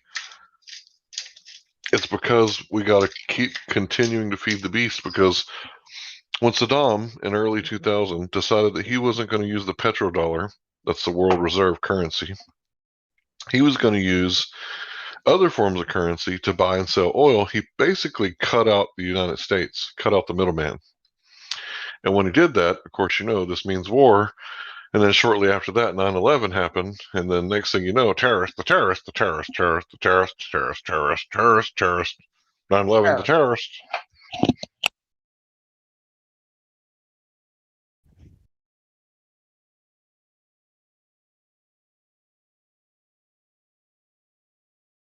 Which was clearly all just PR, so that people wouldn't start going, "Hey, why are we going into all these strange countries and so far away and spending all of our money and watching our kids die, so that companies like Halliburton can continue to make money hand over fist?"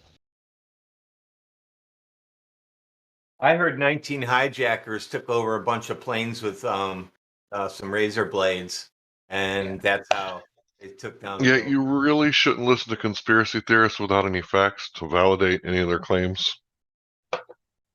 Because it's really just all a Ponzi scheme, and the pyramid is now maxed out. And I don't even believe in countries. So, yeah. Oh, guys, by the way, we lost several $1 trillion. We're currently looking at how... Oh, look at that. The financial office blew up. Never mind. We'll never figure it out. Sorry. Yeah. So did the same office with all the Enron documents. Whoopsie. Oops, Building 7.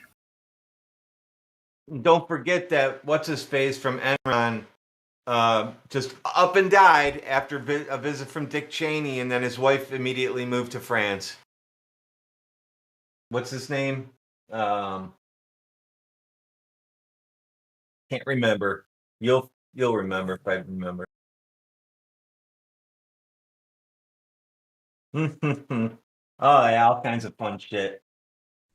And never you mind the fact that the official 9/11 Commission report, which was the official narrative of what happened on September 11th, 2001, was originally headed by the Angel of Death, right? I'm sure you guys know who I'm talking about. Henry the guy Kissinger. from Vietnam, Henry Kissinger. He was the original chair. Halfway through it, he removed himself from the process after he had it all set up. And if you go and look at the book, his name actually isn't in the book, but he was the original chair on the board of the official 9/11 Commission report. So Henry Kissinger, the guy who's been in the White House since the 1960s in Vietnam, right? I'm sure he's trustworthy, right? Fuck no. He's a conspiracy theorist and a propagandist and a warmonger. Isn't he the guy whose daughter is a head anchor on MSNBC? No, wait, that's Brzezinski. My bad. Another guy. Same machine though. You have a group of old school politicians that never go away. He's not a politician, but he's an industrialist, right? He's there to make sure that the money keeps flowing and the empire keeps expanding. and they're good at it. And you should look up where he's from and who his family is, because these things are important, despite what everybody wants you to think. And he's about 150 years old. He's a fucking crypt keeper, and he defies all logic as far as him being alive. I think that's the Queen's brother. She's got another 50 years. I heard he was I heard he was a brown shirt in Nazi Germany. Wouldn't surprise me. Would he ever? He wouldn't. His personality fits the bill for sure. If you just listen to the other thing too is you can listen to these people who make the real decisions that run the world, and listen to their private conversations and the comments they make about people like you, and you should start to question on whether they have your best interest in mind when they're making these decisions. It's almost like 9 million of us could disappear off the face of the planet, and nobody would know about it, like not even 100 years later. They probably eat placentas for breakfast for all their stem cells. That's why they'll live so long. Do you understand what Hank just said to you, though? Is that 9 million people disappeared, and you didn't hear about it until today, when we told you, and you probably still don't believe us. If you go and look it up yourself, though, the evidence is there. That's powerful to be able to just make that disappear from history. That's Armenian extremely genocide. powerful. What do you know about that? Yep. The Young Turks. It's not a YouTube channel. It's a group of people who took people out after they disarmed them, gun control, and killed them in the wilderness. 1 million Armenians dead because they gave up their guns. Just deny, deny, deny.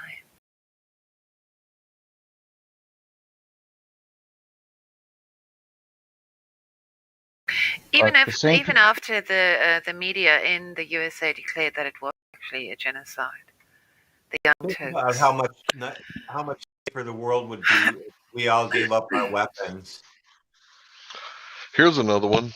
Go on Google and type in old Tartarian maps, and you're going to see that a little over 100 years ago, there was an empire that went all the way from what we would now call the Levant to Siberia, Japan, and not Japan, Siberia, China, and Russia. And this Tartarian empire was huge. I'm talking about, like, before World War I, like all these places were kind of part of the Ottoman Empire, and it like stretched out. This Tartarian empire is completely erased from our history, but it's still on the old maps. I've never heard of that before. Yeah, go. It was in, but it was in my history book. That's what we're trying to tell you. I had history books when I was in first, second, and third grade that mentioned Tartaria, showed it on the maps. But today, nobody even knows it's around. How old are you, sir? Or it ever existed. 45. Okay. I'm surprised to hear that. I really am. I'm glad somebody had it on the books. Well, I can tell you it was due to budget problems in my school because the books we had were from the 60s. Ah, okay. That makes sense. The health book closed, right? Yeah. We were not a rich school, so everything was, cobbled together. I mean, a lot of the books, I'm sure. I mean, there was books. I swear to you, when you opened it, the pages started to fall apart, and they were like, "Oh no, you're gonna have to go get another one." But those books had a lot of different information in them. I'll just put it that way. They looked at things a different way. A lot of people don't know this, but Europeans aren't actually from Europe. They migrated into Europe, and they're actually from the Caucasus Mountains, hence the term Caucasian or Caucasoid. But they got European mummies found by a Chinaman, right, to be clear, that are 4,000-year-old mummies with red and blonde hair and the type of stitching that Europeans use for their blue jeans that we still use today, the same pattern. And these 4,000 and 3,500-year-old mummies in China, right, were not said to be there at the time in the mainstream history books until they found them, of course. But Europeans are not really from Europe. That's why they have the term Indo-European, which is a politically correct way of saying Aryan, right? And Aryan, oh, that's a bad word, right? Because Hitler. But these Europeans, they would have existed about the area that Tartaria was. Now, what do you think these Tartarians did after World War One? I want to suggest that they died.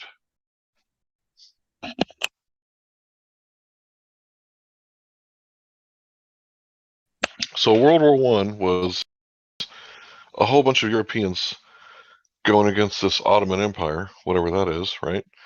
And they killed a lot of people with communism and warfare in those days because communism was really starting to take off. And all these people that died in this World War One, well, they were mostly European, Caucasian, right? And sure, some other people died in Africa and other people, but mostly it was like the United States and Britain and France and Germany and the players, right? Well, World War II was the same thing. It was another white war. So White War One was Europeans playing the game. White War II, Australia, France, Germany, you get it, right? And it was the same thing. But this war, World War III, White War III, whatever you want to call it, is different because we're waging war on all the brown people. Now I say brown people because there's no such thing as black people, right? There's different shades.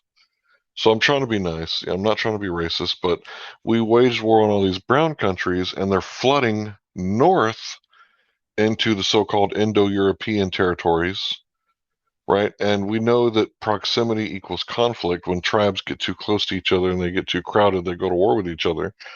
And that different tribes have different moral values and morals. And one tribe might say, hey, it's perfectly fine to smoke pot before you go to work. And the other tribe might say, no, you can't smoke pot before you go to work. You have to smoke pot after you work, so it'll help you sleep. We don't want you to be sleepy at work. You might hurt somebody.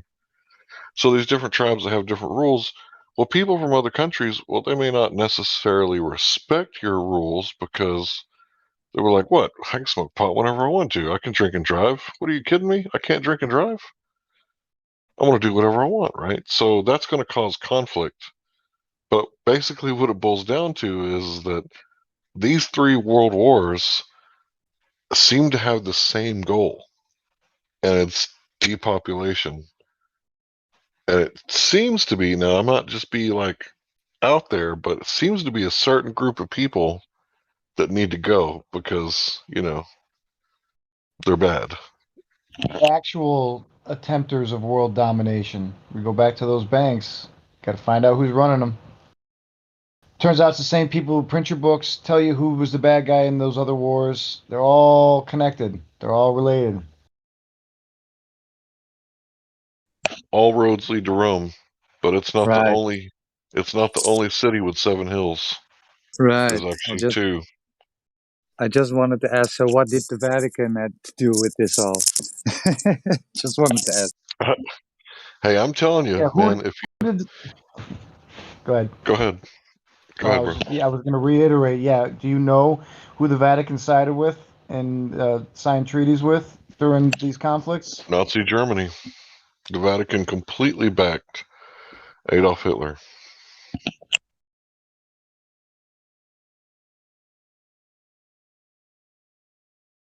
So just remember that when you're presented with a narrative from the past, especially one that you weren't around to witness yourself, that you should be very skeptical. You shouldn't even believe anything we're telling you. I could tell you a million things, but I'm only telling them so you can go look for documents and accounts for yourself from people that were living during that time, not just to take my word for it. And try to put the pieces together yourself logically as to what really happened and what makes sense and what doesn't.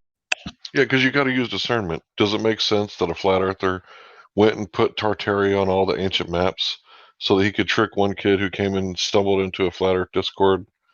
Or does it make sense that, wait a minute, how did this empire get like completely erased from history other than a few maps and a few mentions here and there? That doesn't make sense, does it? Right?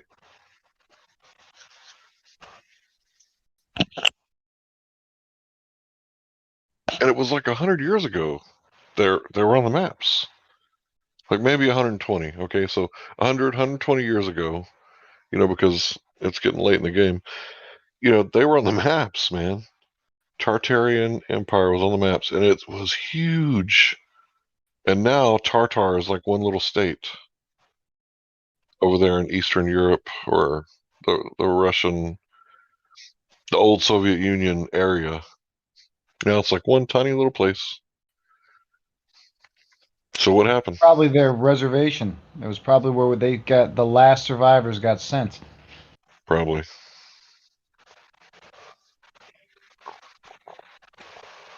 But yeah, the Tartarians disappeared around the same time as communism was really kicking off in Russia.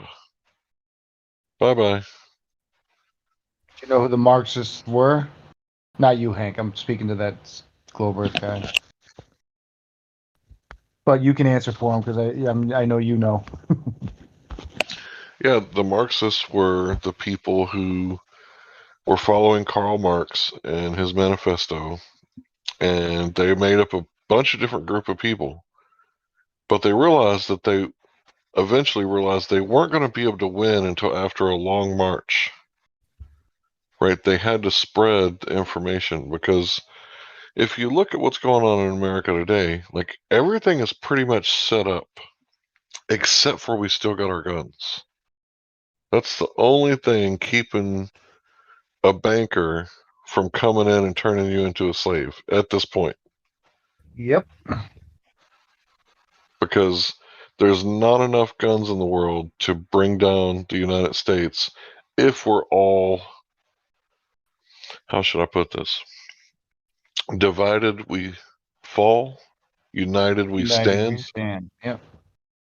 So that's why there's two-party politics. If we all realize that our liberty and our freedom, whatever we have left, it all depends on us being able to defend ourselves from an invading force. And you got to wonder, the invading force, it doesn't necessarily have to show up on the shores. It could already be within our population and us not know it. And if you've seen Star Wars, how they executed Order 66, or if you're familiar with Friday the 13th and the origins of that story, you could see that could go really badly if everybody attacked all at once.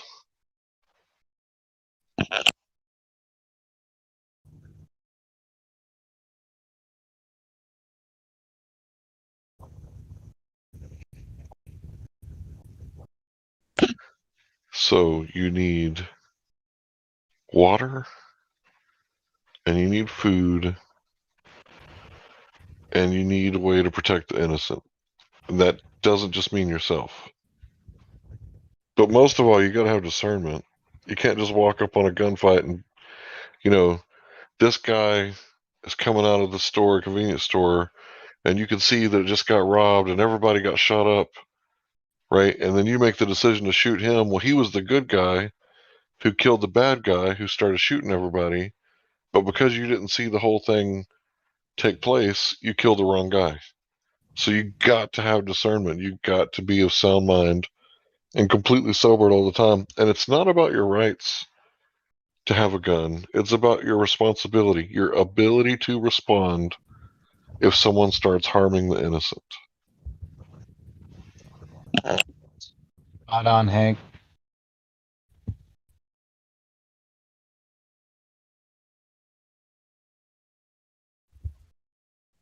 Someone like pulls out a gun and like starts shooting people, like one of those mass shooters.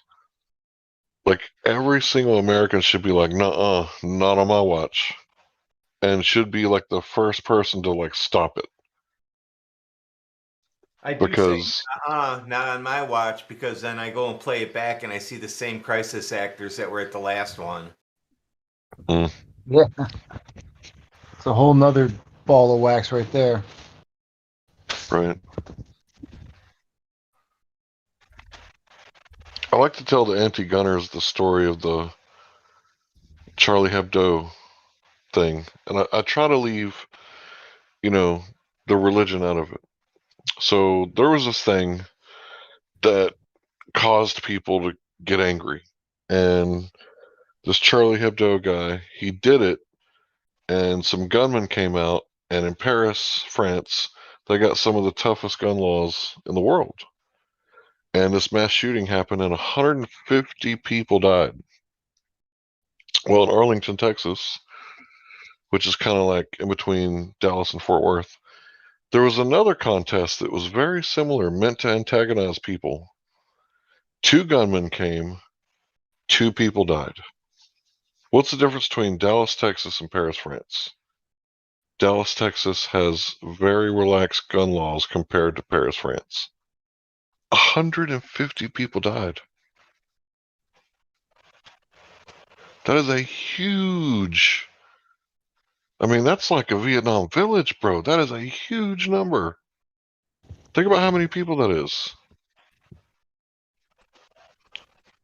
And it was not done humanely. The stories that circulated afterwards was that those people were mutilated and their genitals were found in their mouths after they cut them off. Women's breasts were severed. You couldn't walk there because of all the blood. They didn't shoot and run. They shot them and then they mutilated them. Wow. That's crazy. Well, you know what? Any group of people that's that large, you can say that there's going to be some bad apples. So I try to leave, the religious part out of it, because it's not fair to, blame the whole. And that's what we need to get back to. We need to get back to holding individuals responsibility for their actions. This whole punish everybody, that's a war crime. Like, it's literally a war crime if you were a Vietnam soldier and sniper bullets start coming from a village and one of your buddies gets shot and you go to that village and you kill everybody. That's a war crime. You can't punish everybody for one person's actions. And that's what we've kind of that's the way that we think now. So when that shooting happened to where the guy had a bump stock or whatever, I don't really think it had anything to do with a bump stock, but you know what I'm talking about? What's that one? The Las Vegas shooting? Las Vegas, yes. Yep. So we're not going to talk about what really happened. What we're going to talk about is one guy did some bad things. Now, nobody in America can have a bump stock because the people that were supposed to protect the Second Amendment, what are they called? The NRA, they were bragging about how they were the one who proposed to take away the bump stock. That's what really happened. And the bump stock, all it is a stock that goes on the back of a gun that makes it bump back and forth and pull the trigger, emulating a higher rate of fire than if you could to where you just pull the trigger without the stock. So it emulates a high rate of fire. Now the ATF have come out and said that a trigger is a machine gun. Let me say that again so that everybody hears. The ATF have recently classified a trigger as a machine gun. Does anybody here know the difference between a trigger and a machine gun? It's the composite fallacy. You don't drive your I think alternator everybody to work. does. You don't drive your alternator to work, right? You drive your car to work. So the part can't be the whole. But according to the ATF, which if we were living under like freedom, the 8 alcohol, tobacco, and firearms, that should be the name of a business, right? Not a group of people that go and harass people and throw them in cages. But because, we live under such a highly regulated system, the Federal Reserve System, the ATF stands for alcohol, tobacco, and firearm, and they actually regulate what free men, I don't know how both could be true at the same time, can and can't do. They attempt to regulate. They don't actually regulate my usage of anything, but I get what you're saying. Yeah, they attempt to. But yeah, see, the thing is that when a country is free and they have the freedom to explore, right, they have the most innovations. Like, look at Scotland. Like, before this whole thing, they've had some of the best inventions, and they've never quite really been conquered by Rome, right? The Highlanders have always been like, fuck you, buddy, right? Because they're Scottish, right? That's just how they are. And, like, what was another inventor? A top inventor would be Canada. And up until recent, they've actually been a pretty free country. But, think about what has China invented recently? I can say They're not something that very could get free. the channel banned, but other than that, not much. Yeah, Oh, yeah. Canada is like 180 degrees turned, right? That's a Yeah, they don't joke. invent shit, do they? All they do is copy. They're good counterfeiters. And these people get undone by people like Trudeau, who have no achievements to their name. Nothing. It's insane.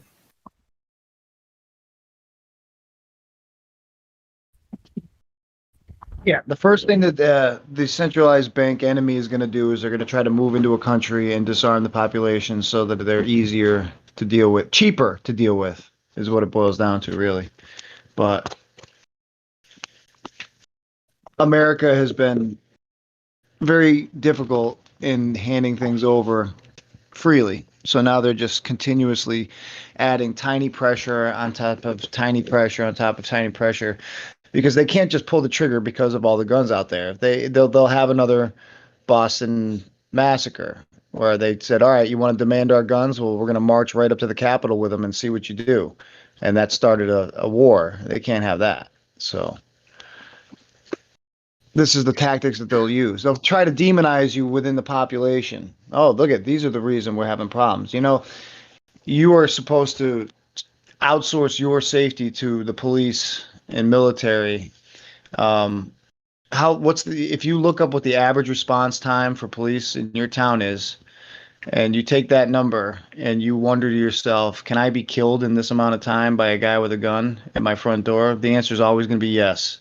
So the police are doing Yeah, you no and your favors. women and children, they could be, I'm not going to say the word, but, messed with after you're dead. Right? So the thing is that the Supreme Court in the United States has ruled that it's not the cop's responsibility to protect you, that it's your responsibility to protect you. So if somebody breaks in your house and kills you, it's not the cop's fault. Even if you call and you tell them, and they're right down the street, and they're capable of showing up and helping you, even if those are all true, they're not responsible. It's up to you.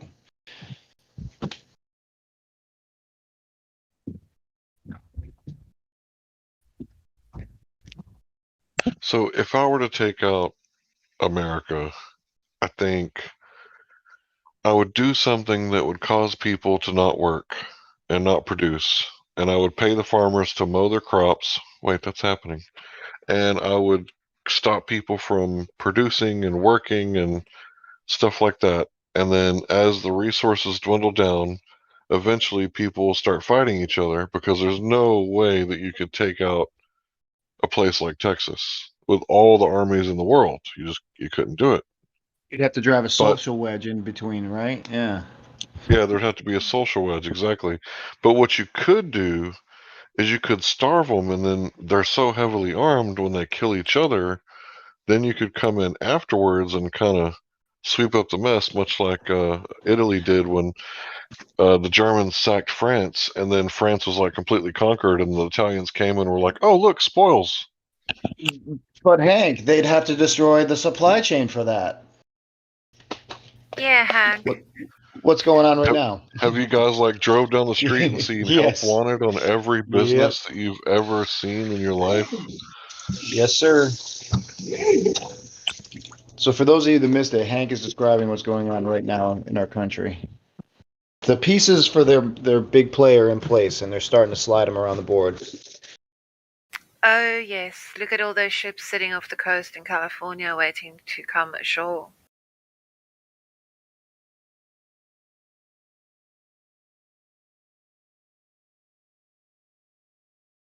Yeah, that is where we are. Geez, Hank, is there anything that you don't know everything about? Math. Hank, I bet your people Talk about propane and propane accessories. Well, let me tell you where I suffer. In everyday interactions between people, I'm not very good with math. I see, what else do I struggle with? Oh, you're saying arithmetic, huh? I thought you were saying meth as in like methamphetamine. No, bro. No, not math. Yeah, mathematics. Yeah, I struggle with reading and writing. I don't write very well.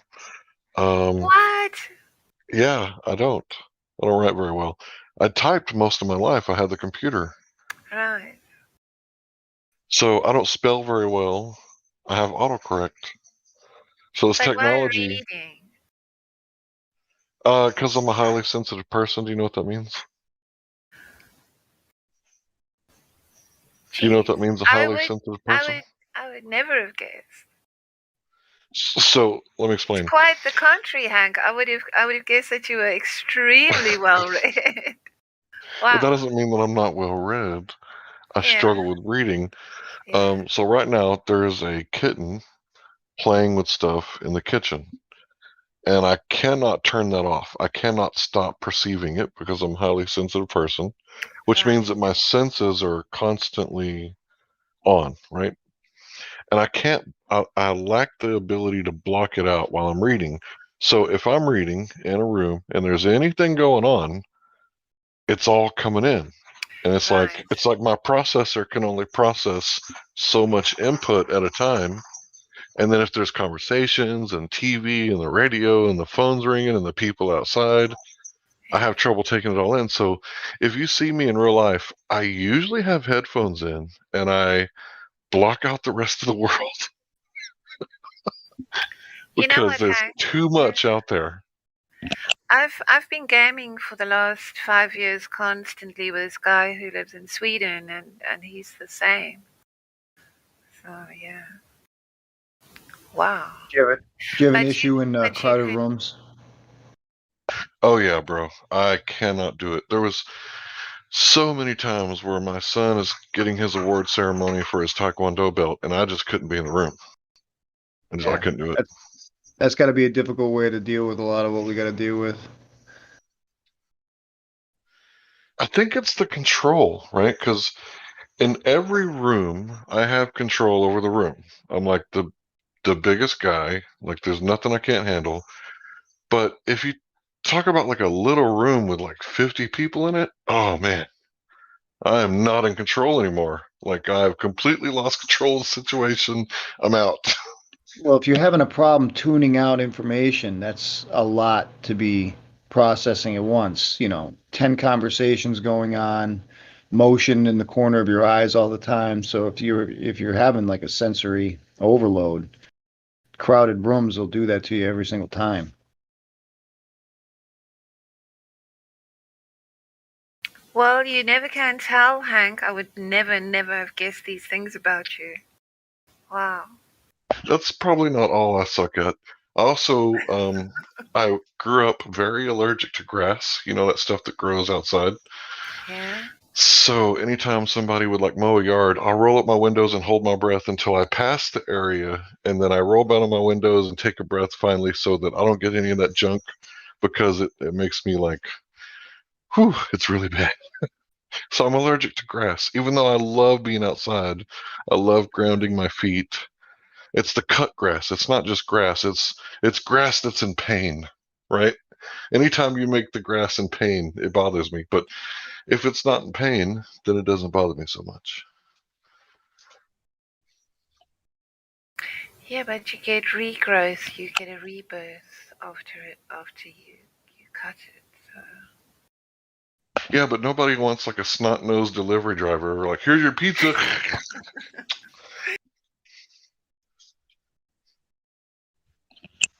Well, I was just listening to you, and I found it really fascinating that you were gaming and holding a conversation of that level, at the same time? No. I wasn't doing both at the same time. Yeah, at the beginning you were.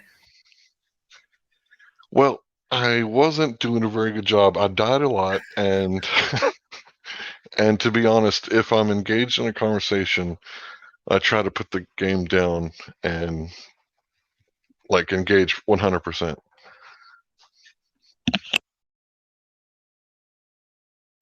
If this server is nothing else, it is a testimony to the,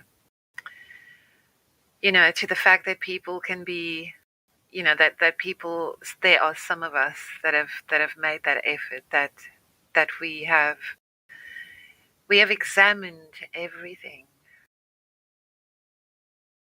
So when I tell you guys that I don't miss much, like that's why I catch people in their contradictions, and I catch them double speaking, and I don't practice incest, but like that but thing in the middle of the sentence, it's a double speak. Sorry I cut you off, but that's why I always catch them. When I came to this server, especially crypto, I found all of that so fascinating. Because in your run-of-the-mill daily life, you don't say to yourself, well, this person I've been talking to, he was just straw-manning me. Also, that was a logical fallacy right there. And, it's really such good information, so valuable. Oh, yeah, in everyday life, the logic, oh, man, it's so important compared to emotions. Like, I'm an INTP, right, which means that I don't give a fuck about your emotions. I'm about to wreck your worldview, buddy. Here we go. You ready? Okay, so I don't care if I offend people. Like, if you look at me, you probably think, like, gosh, dude, you need to shave or, like, make yourself look good or go work out or something. Like, I don't care about none of that. I don't care about none of your society rules.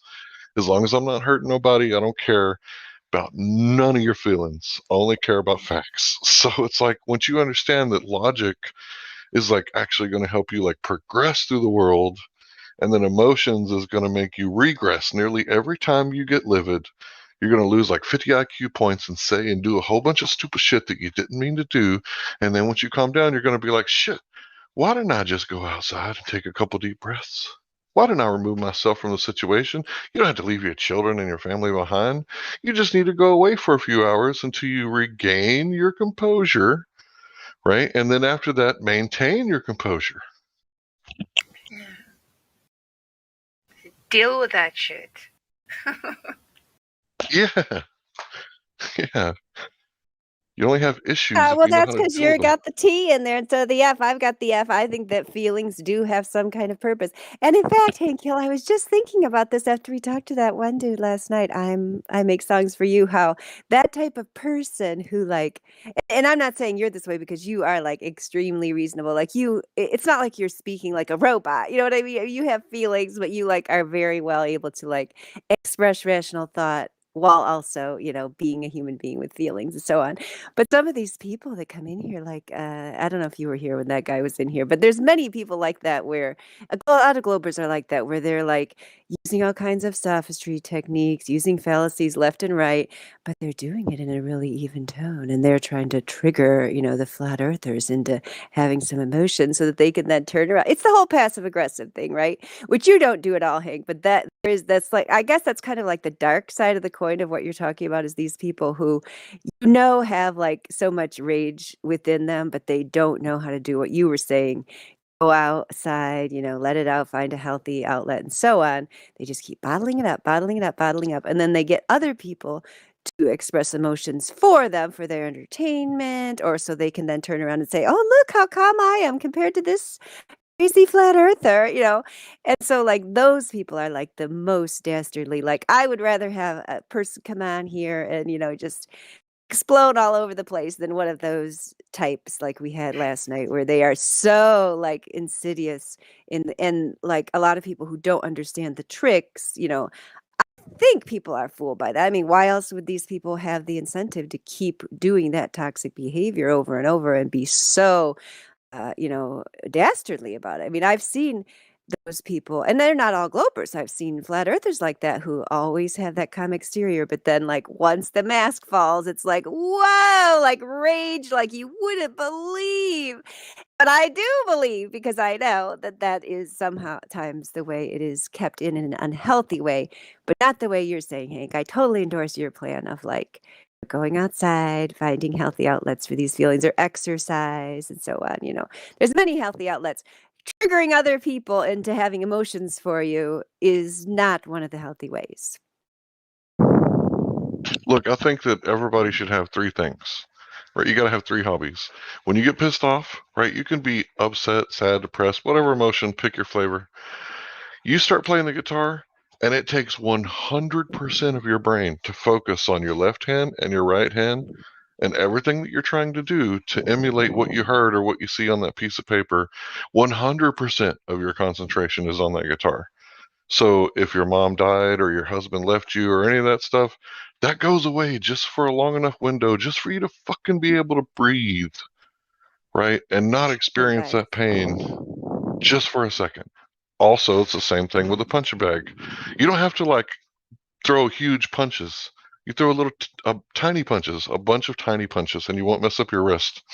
Also, shooting cans and paper targets is very fun. At the same time, it is very stress relieving. Good idea. Yeah, I've tried a lot of those things with my son. My cousin actually gave my sons a punching bag that used to belong to his daughter. So they've got that in the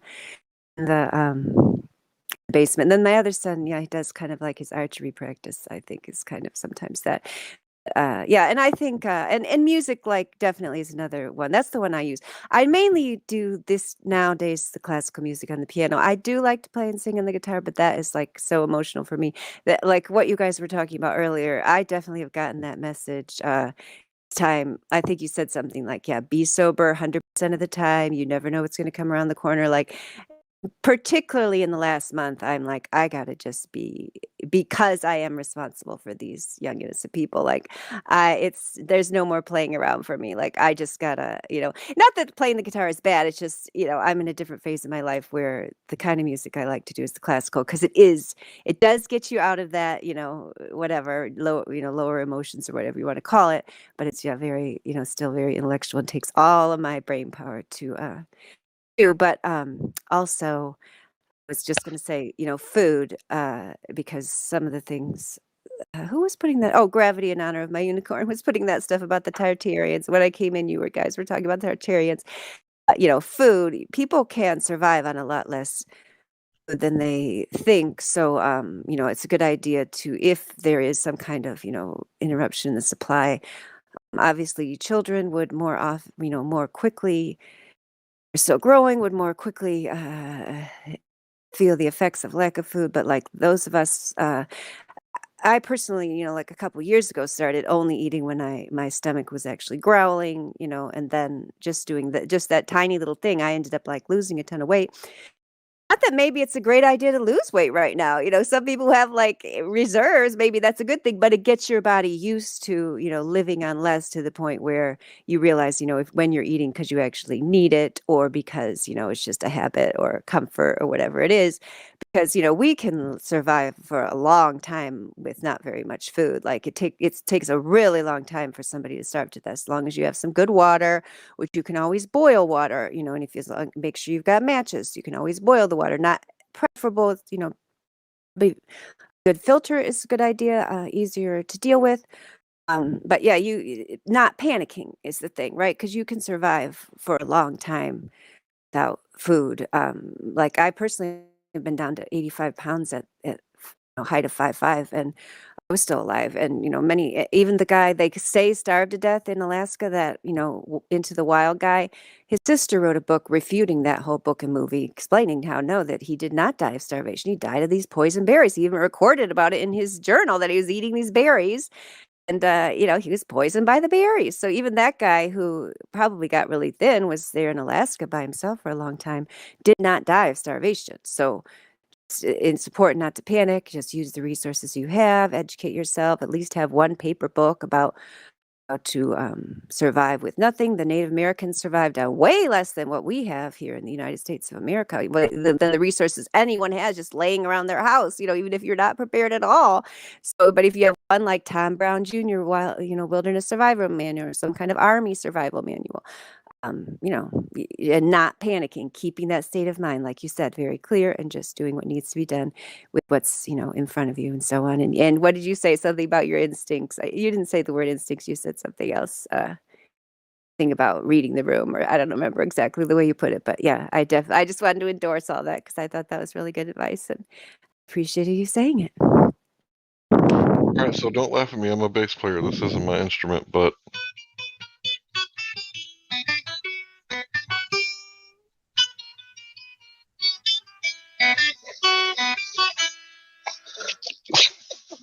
I like to play the 6-string. Nice. It's a lot funner. Release. I love it. I like that. I used to play that a lot. I should play it more because it impresses like my children and people think that's a really cool song. Even though it's not really that hard to play on the piano, but I enjoy playing. It's fun to play. Yeah, it's cool. Well, it was kind of like a played by ear, lazy, thrown together a few notes. It wasn't the actual song, but it's really cool to play nice, music. even better. You play music by ear, like you can just hear it and then pick it up.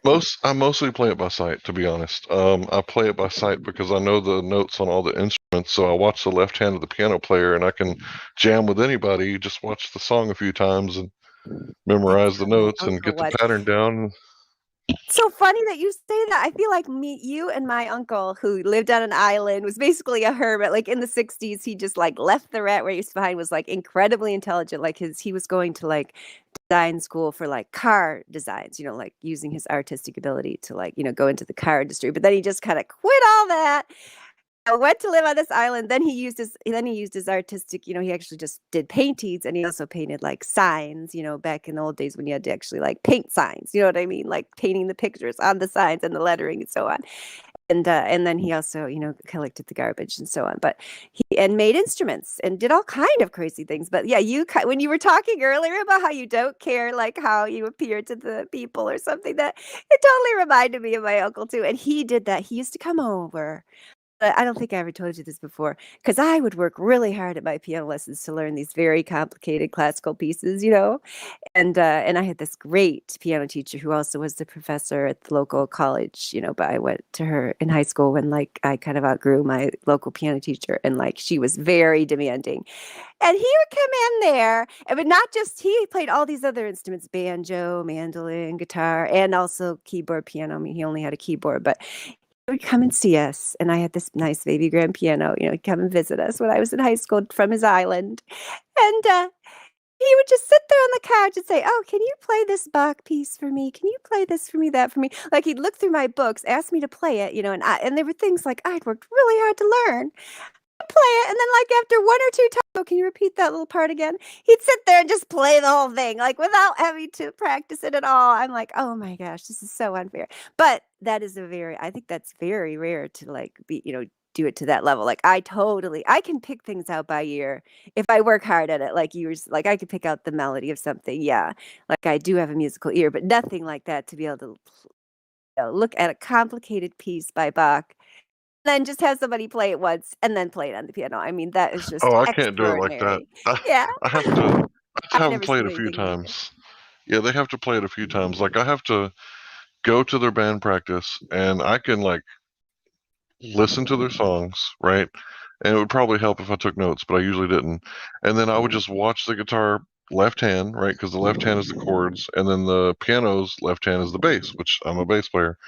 So I would just take those two things and memorize the notes on the piano, so I know where all the notes are, and I know the chords to the guitar. That's why I play 6 strings, so I know the chords and the notes and know what the root note is.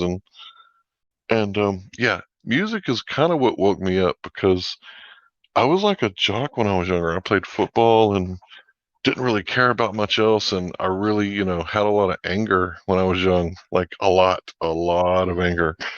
And I would just take it out on the football field, and then I tore my quadricep, and it was like the split in my timeline. And then I got into music after that, and it was like, oh, it's this is cool. So if anybody ever wonder why I always post music, like in the live stream, I know it's against the rules. I don't give a fuck about your rules. I'm just sharing the music because I wanna. And I've gotten I better didn't know about it's that. against the rules. That's news to me. It's against the rules to post music. I think I do that sometimes too. So I does think Panelon. we're supposed to stay on point, on You topic. guys are And Music is part of the point. What'd you say? I'm a globe derp? You're all anarchists with your Apparently music. so, yeah. Conan wants to know, is the inability to multitask a bad thing? I think that might have been a reference to something you said. nobody can multitask. Your attention is like a focus point. Like, think about how you see the world, right? If you were to right now look at your hand, well, when you look at your hand, everything else is in very poor focus, right? Your brain fixes the image that your eye is seeing, right? Like, you don't look at your nose, right? But you can see your nose, right? But your brain kind of edits your nose out because it's not very fucking important. But when you look at your hand, and this is the way the focus works with your brain too, when you look at your hand, you can't focus on your thumb and your pinky at the same time. Your focus goes back and forth, back and forth. But you can't focus on both because your focus is very narrow and very limited. So if you have something going on, like you're talking to people on the internet and your child walks in the room, you can't do both. You take off your headset and you listen to your child, because it's very important that you train your focus, because you are very good at being unfocused. I promise you that. We are all very, very good at letting our focus wander off. It's called the monkey mind. So what you have to do is you have to go, wait, get back over here, focus on what you're supposed to be focusing on, get back over here, focus on what you're supposed to be focusing on. You have to train your brain to do that. And when you train your brain to focus on one thing, then you finally have reached your full potential and can focus so that you can do the best that you can do, because there is no such thing as multitasking. You might be really good at switching back and forth because you have ADHD, and the doctors are like, oh, that's bad. No, that's good. You're good at switching back and forth. But that's as good as it gets. Think about it like a Wi-Fi router. The Wi-Fi router doesn't send a load of information at one time. It goes back and forth and pings all the devices and sends and sends and sends and sends. And it's like ping, ping, ping, ping, ping, ping, ping, ping, ping. It's constantly pinging all the devices. It can't send one signal to two devices at the same time. So it takes turns so damn fast that you don't know it. That is good. And, and just kind of tying it to, like, Word Was God, I think is tying it kind of to child rearing, which you also mentioned, that because when I was pregnant, and like the first time I got pregnant, I was taking a physics class. Yeah. And I know in college, and I noticed that I was like almost at the end of my degree, I noticed, oh gosh, my brain is like out the window. I used to be really good at this science stuff. What happened to me? And then I started researching some things and found out it's like, because of the hormones involved in, like, pregnancy, childbirth, and breastfeeding, there is like part of those functions of those hormones. And I can't remember how it was explained. I read this, a long time ago. But basically, the gist of it is, the paraphrase is, like, it makes you kind of just focus on the present moment, and almost like takes, I don't know what, taking away those higher brain functions maybe, or like abstract thinking maybe is less focused on, to where, which it totally makes sense. You have to, you have this innocent, helpless baby. You have to definitely keep track of where that baby is at all times. Like, you need to think about what's right in front of you. Almost like they're like be here now, hormones or something that just really flood the woman, to where, yeah, your brain kind of goes out the window. And any lady who's been pregnant can just definitely confirm this. Like, your memory isn't as good. Different things, is just not as good in brain function, for a good reason, right? Because you don't really need all that stuff. You just need to focus on the needs of this helpless child and not be distracted, and also maybe just be able to appreciate more just kind of the simple, quieter life of taking care of a baby, and fulfilling its needs. So I think, yeah, I was really interested to find that out. So if you guys are interested in what I was just talking about, I posted this guy. Excuse me. He's some sort of guru. Apparently he was under a vow of silence for 10 years. So I promise you one thing, if you spend 10 years not talking, you're going to take in a little bit of information. You're going to learn some stuff. So this guy might be a guru. He might be a sham. He might be whatever, but I got some pretty good stuff out of this guy. And I just posted a couple of videos in case you're wondering how to focus.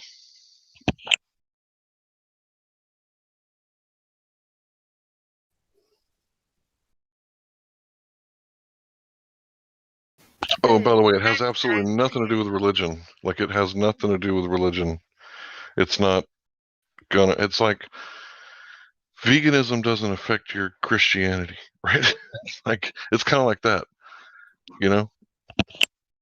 There's no chakras involved in this, Hank?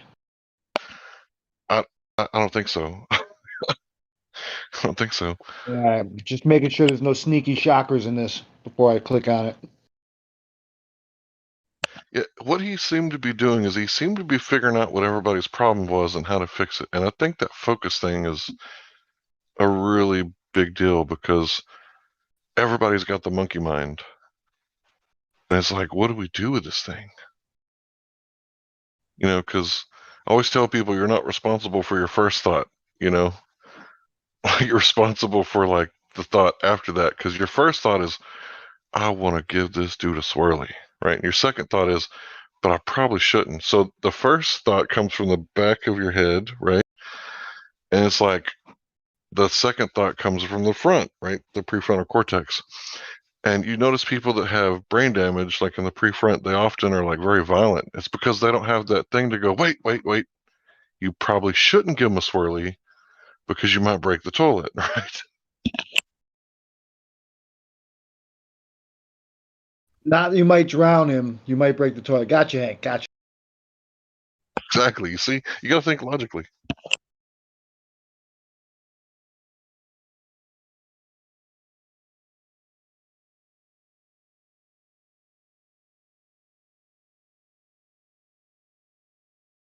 So the good book says that my people perish for lack of knowledge.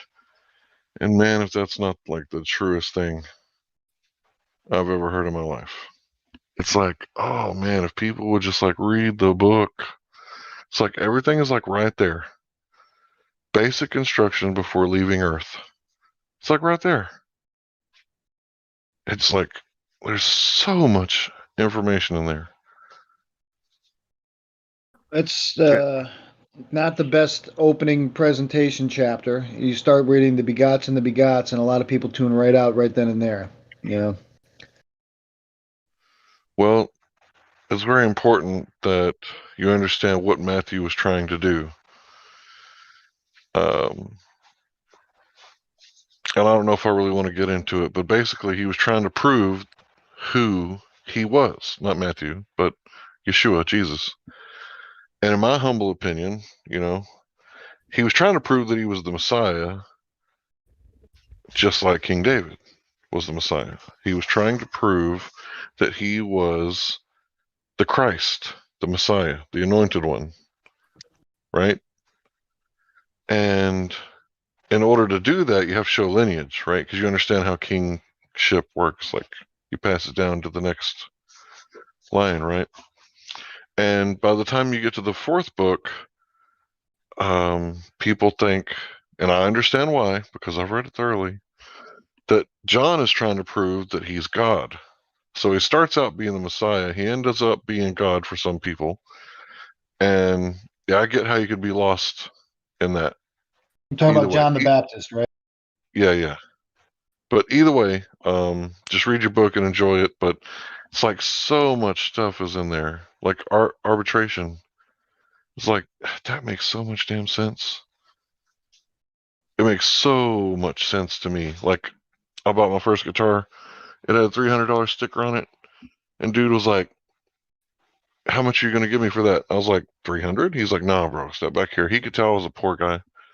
He could tell I didn't have a lot of money.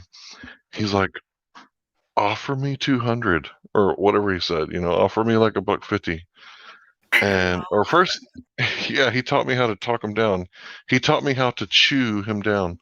So it's like, this is how life is. Like, you're supposed to negotiate on your behalf because no one else is going to do it for you. So it's like, why wouldn't you agree with your adversary quickly before you go to court so that he doesn't turn you over and you end up in jail? So, like, Jesus was basically telling his homies in chapter 5 of Matthew how to remove yourself from the jurisdiction of the court and how much money that would save you in the future if you get your lawyers to help you with your divorce. I can't even imagine how much money people would save just by reading 5 chapters into the Bible.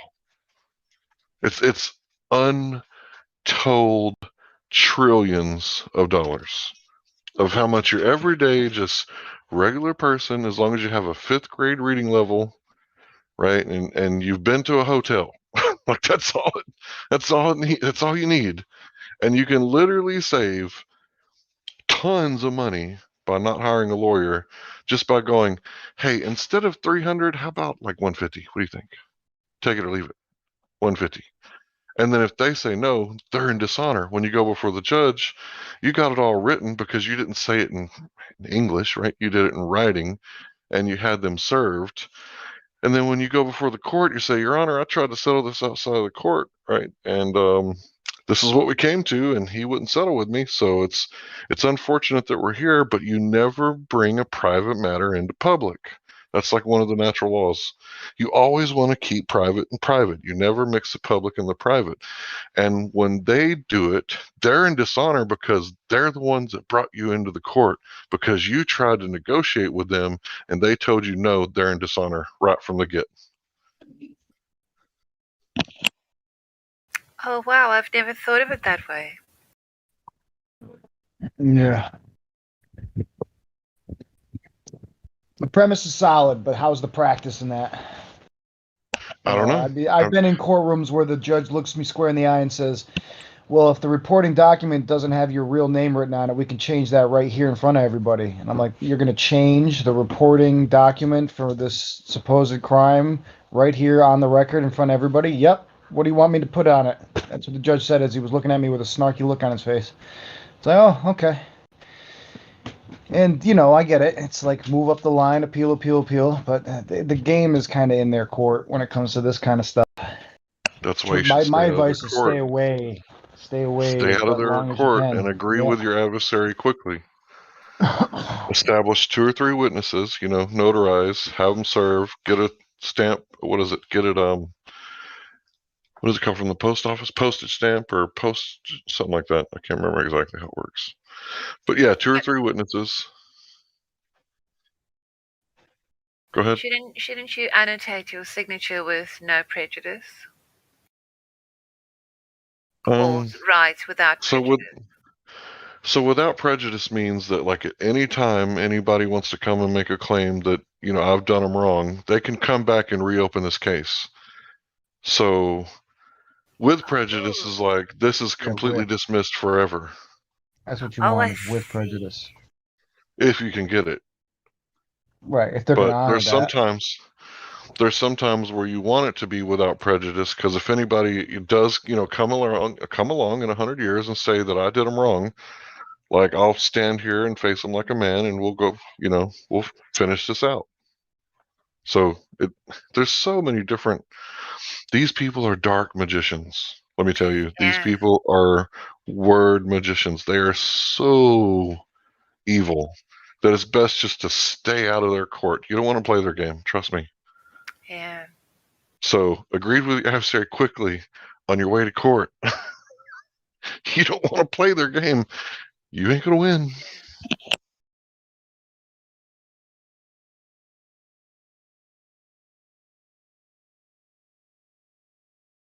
And it's that which has got us to this point where we are. And which has them look at Bill Gates. He can't repress that snigger of his. Oh, these people are vile. He's smiling because he knows that Kevin Kline makes him laugh. That's why he's smiling all the time. Really? And if you look up Melinda Gates and Kevin Kline, you'll get a chuckle too.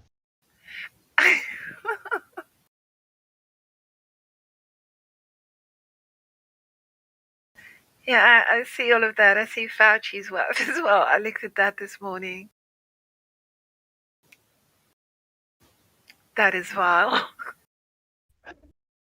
Fauci's name is all over the original AIDS epidemic. Oh, I'm sorry, I forgot. No medical whatsoever. I'm sorry. Yeah. My bad.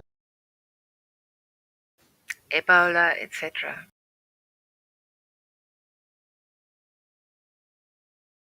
And yet they couldn't outsmart us all, could they? No, but enough of us that the rest are turning on us at this point. And well, in America, I don't know where you. I'm in the UK. Oh, it's even worse in the UK. Oh yes. Like it's like the worst thing that you can do is to like be a nationalist in the UK. If you're like for your people and for your country and you guys think that you should like rule yourselves, it's like taboo. Well, nobody rules themselves anymore.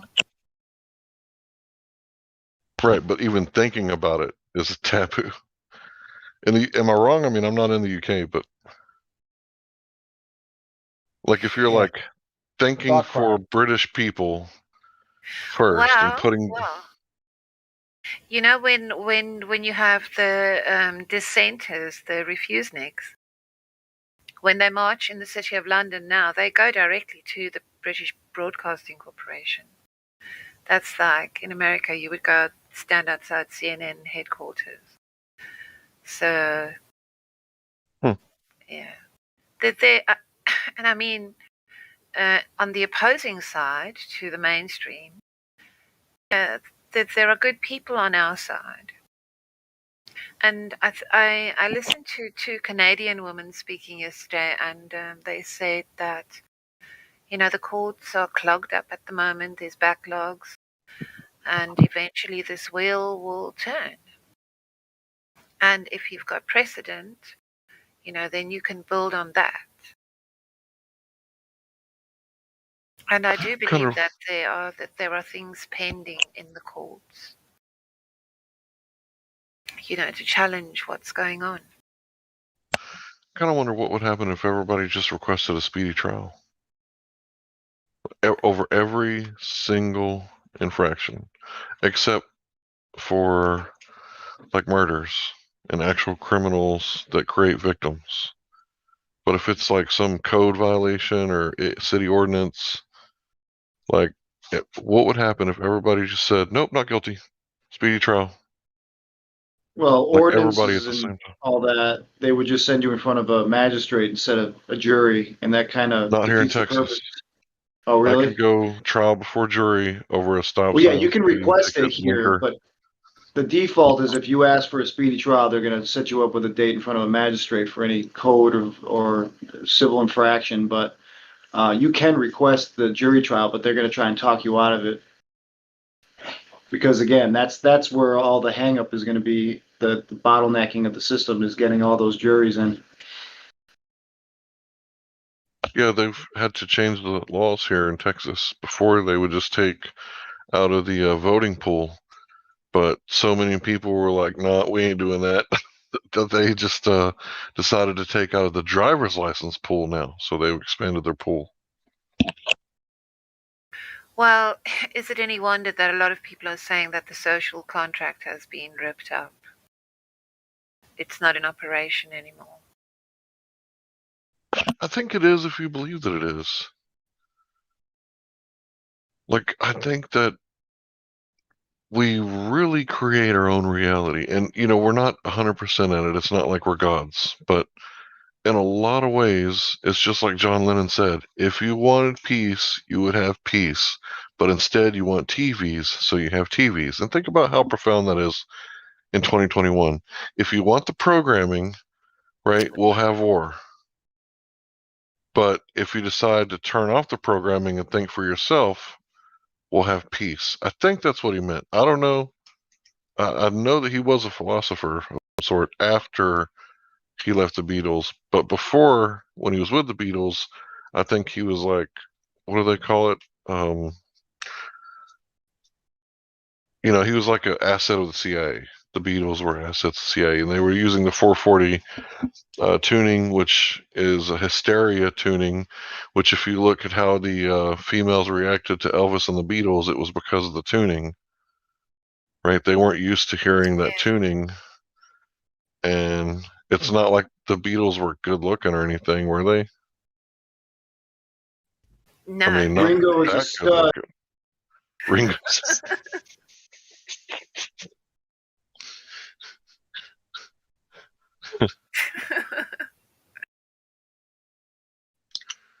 Yep, I forget the institute. The Tavistock Institute, is that the right words?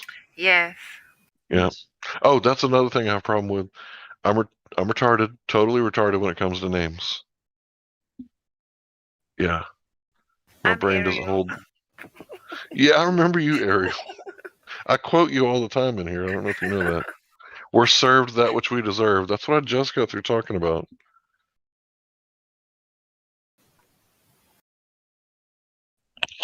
I'll watch my step in future when I speak in front of you, Hank.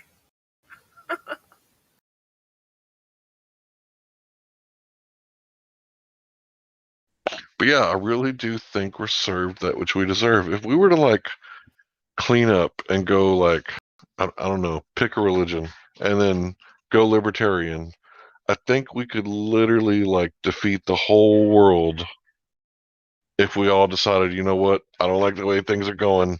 Maybe we should go back to the way we was doing it because it seemed to be working back then.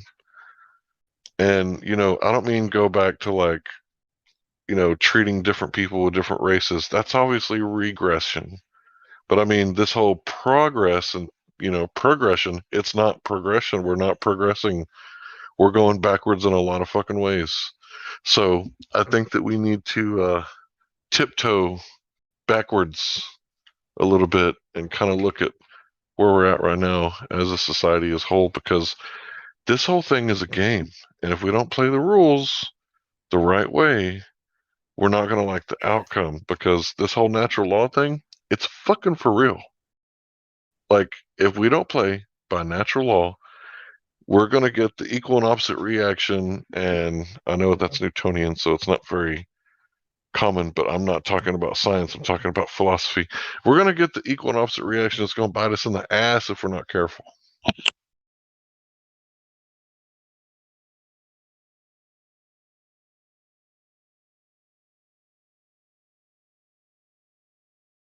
So I think everybody should study natural law.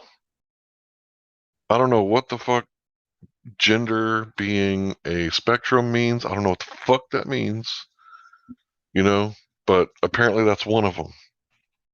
So I don't know how the fuck that works. I don't understand it.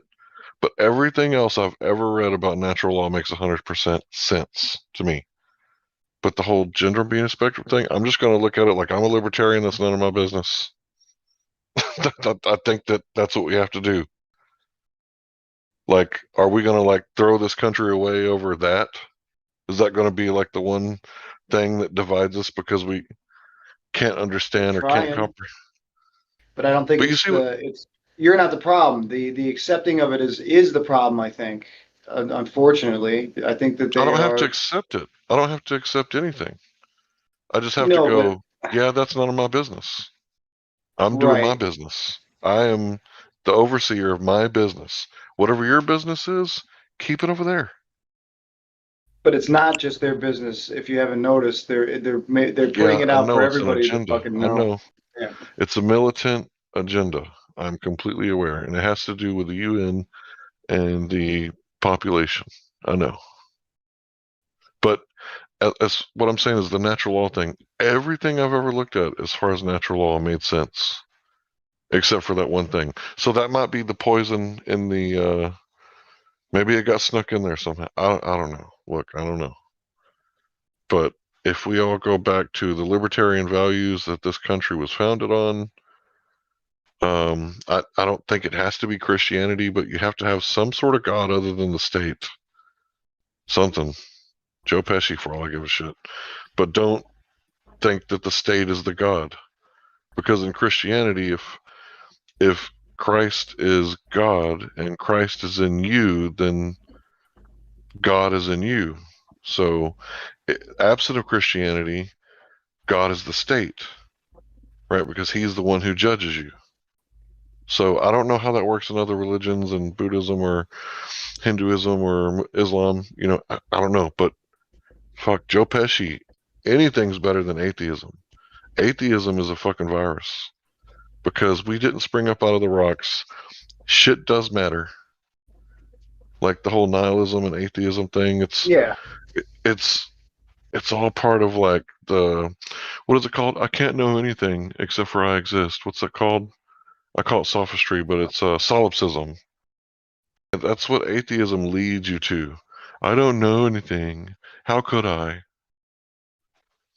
I just want to play Fortnite. Leave me alone. Yeah, I'm so learned.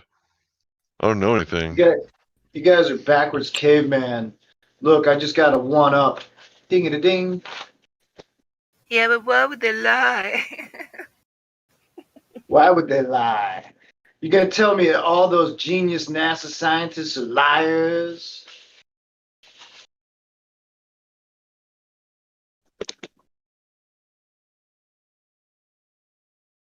Trying to tell me Don Pettit is stupid?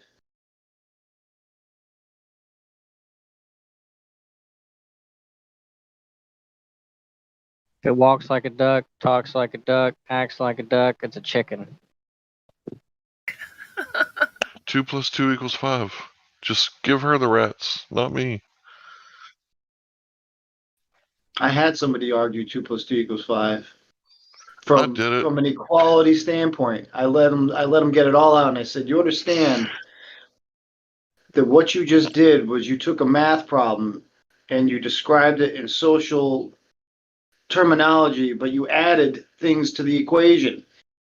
It's not 2 + 2 anymore. You actually turned it into 2.5 + 2.5, but you never said it out loud, so you think it's still 2 + 2."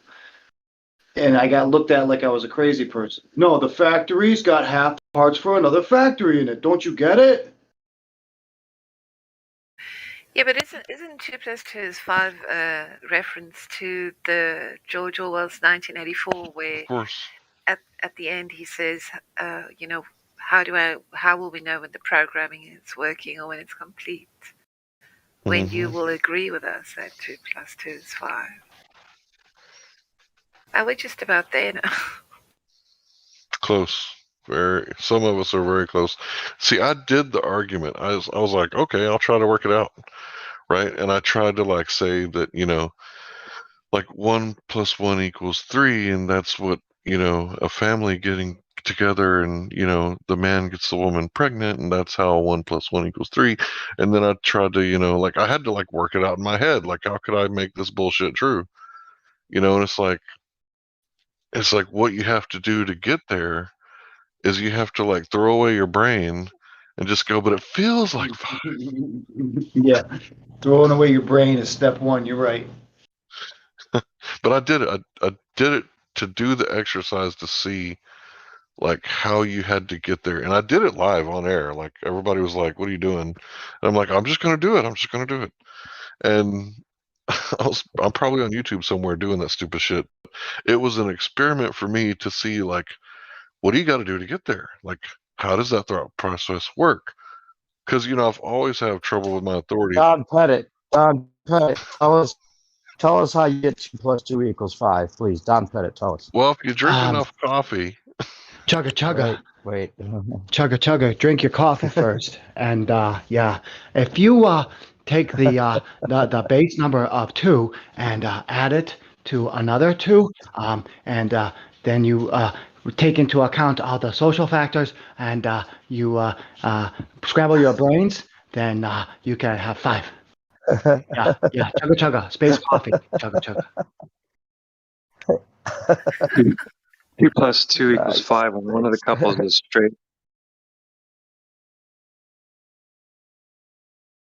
Damn, that's it. That's the answer. 1 + 1 = 3.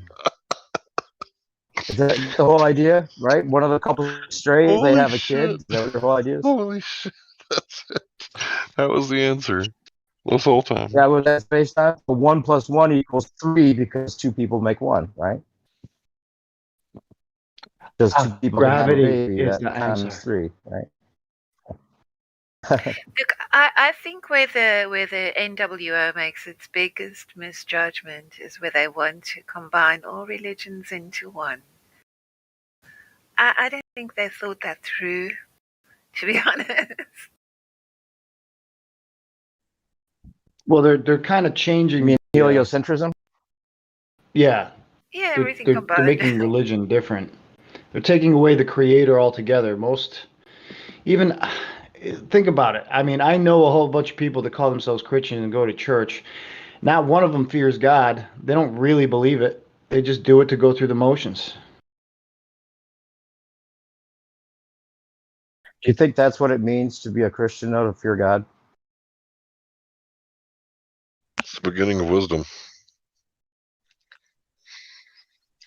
Yeah, Just think about it. I do think it's an aspect of it. It is required. Yeah. It just seems weird that anyone would, at least from an objective standpoint, it seems like if you have to be good because you fear God, then it's for the wrong reason.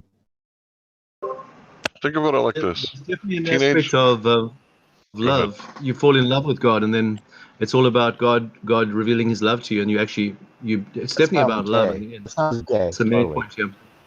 So the main point is definitely love, of God's love encompassing us. So it's definitely not fear, no. But fear is definitely a wrong motive to. Otherwise, that statement Right. is But let me put it to you this way then. If you love your child, is that going to make them a good human being, no matter how much you love them? What if he has no fear of consequence? You got to give them boundaries. That's why you give them boundaries. How do you create those boundaries though, with no consequence? You need fear. Exactly. So your love is there is an aspect. It just seems like a control mechanism. But it's within the encompassing part of love. So it's all part of love. Oh, you're right. Right. I get that. I'm not trying to argue against any of that. I'm just saying philosophically, it seems like agree with you. I mean, it's a tactic to get people to do the right thing rather than something there's that they definitely want to do, discipline in love. Yeah, intuitively. 100%. Yeah. Absolutely. Yeah.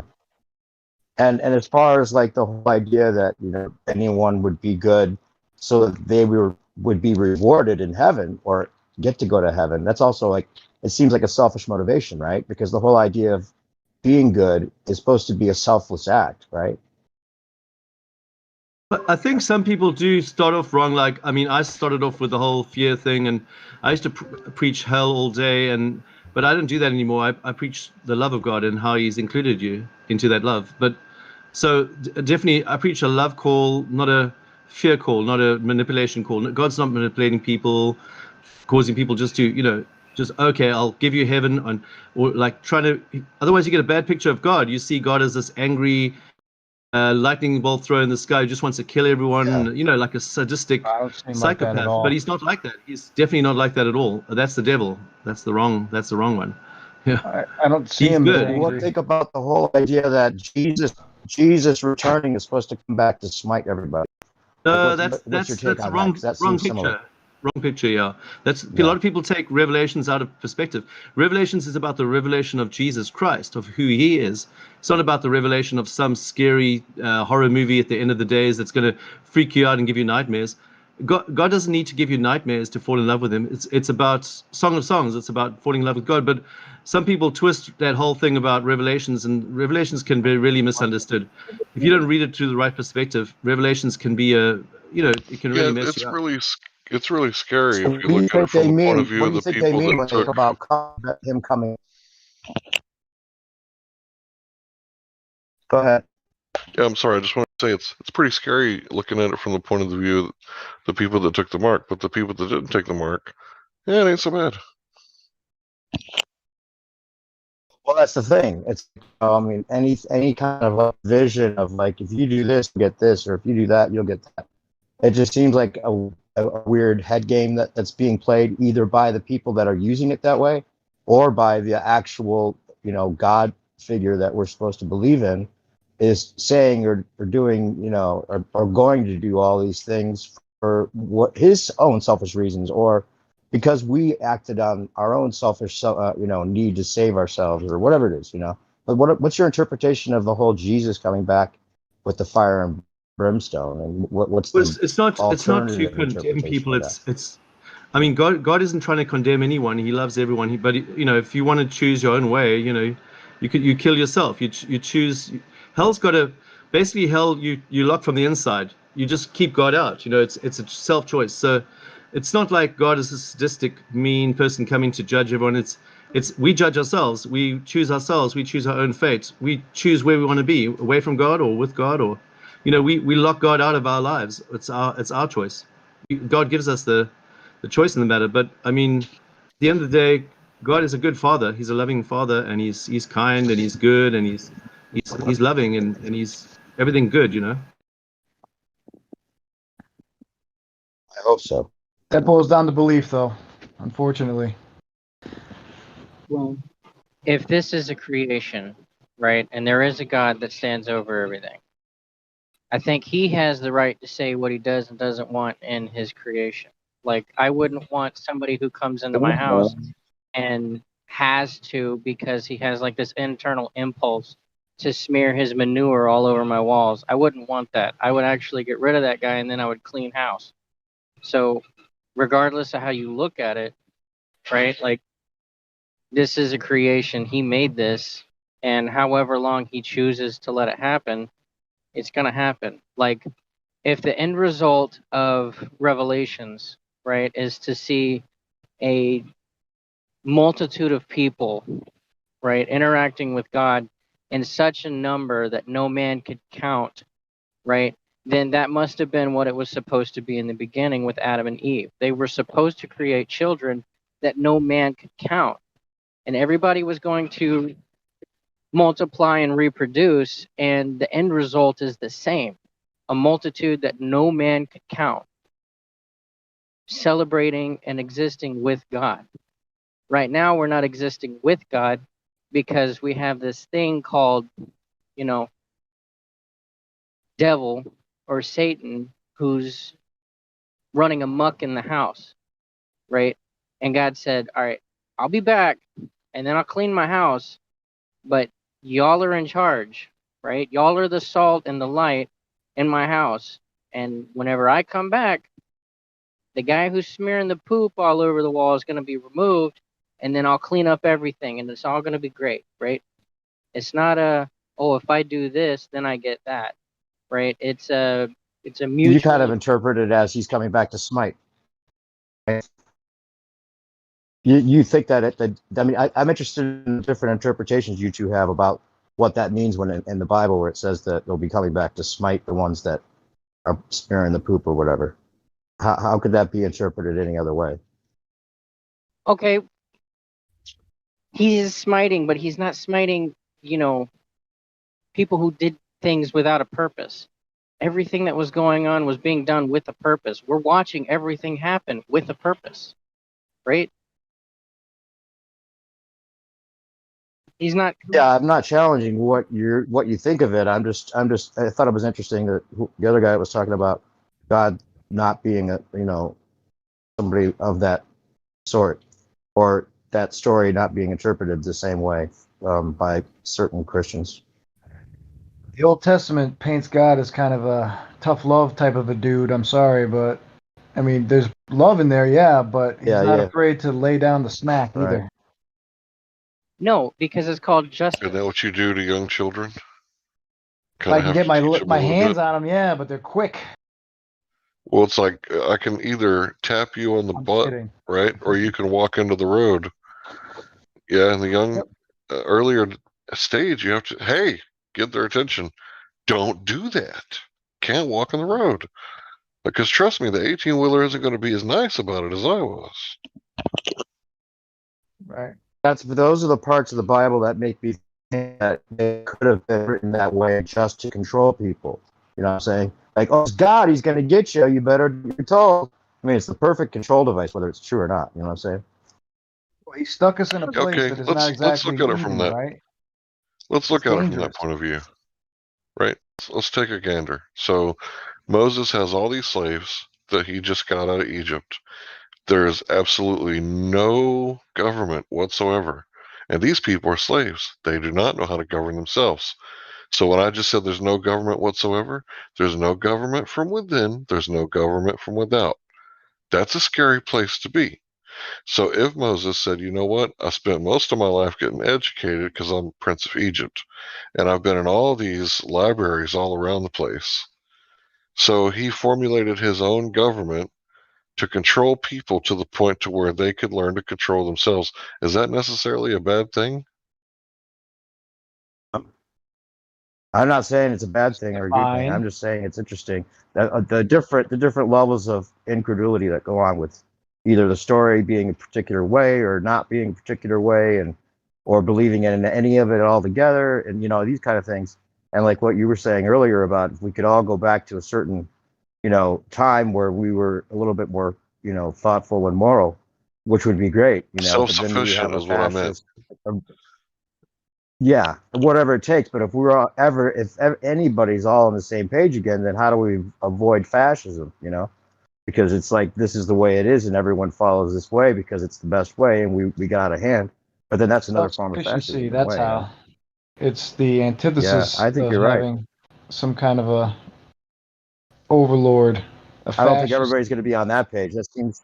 I think self-sufficiency is only really an individual thing. You know, it's not like everybody can get on the same page of that. Fascism requires dependency, right? Because if you don't have dependency on government at that point, Well, how are they yeah. going to I get you just mean to? more about everybody thinking in the same way, not necessarily fascism by a government, but for the only way to get everybody on the same page without having the government, you know, put their agent provocateurs in or whatever they need to do to keep everybody separated, is to have some kind of like, you know, I don't know. It seems almost impossible because everything's so saturated, right? They know how to work people against each other so much so that, yeah, that's why flat Earth and some of these other things that are like these kind of universal truths might be the only way for us to unconsciously all be on that same level. I don't know. I think we all need like a huge amount of heirloom seeds, and we need to pass them out to our neighbors and just say, look, we're all entering a contract. We're all going to grow this stuff. I'll grow the tomatoes, you grow the okra, you do the squash, and everybody grows the crop and everybody shares the crop. And then what doesn't get eaten goes back into the compost, right? And if we did that, then it would be literally impossible for anyone to starve to death. And you would kind of On a overthrow. small scale, that's awesome. Exactly. On a small scale. And maybe that's why they're trying to depopulate. So they'll just have people growing their own food on a commune, ones that are left. I don't know. I mean, think Sorry, about how much power that would take away from the government and Walmart. Government wouldn't stand for it. They're going to step in and they're going to say, "Hey, you, how do we know you're not poisoning your neighbors with these unauthorized vegetables? Yeah. Stop what you're doing." Right. Exactly. Yeah, those but everybody. non-Monsanto seeds that you're using are illegal now. So the trick is if you can get everybody to do it, then you don't need to do it. It'll be doing it on its own to begin with. But we have a portion of the population that works for the machine and depends on them and are willing to die for their position in the machine's eye, and we call them politicians, police officers, heads of media, institution, right? Bootlickers. These people will never let us in because now you're going to put yourself on equal grounds with them. No, they like their status and their positions of authority. They're never going to give them up.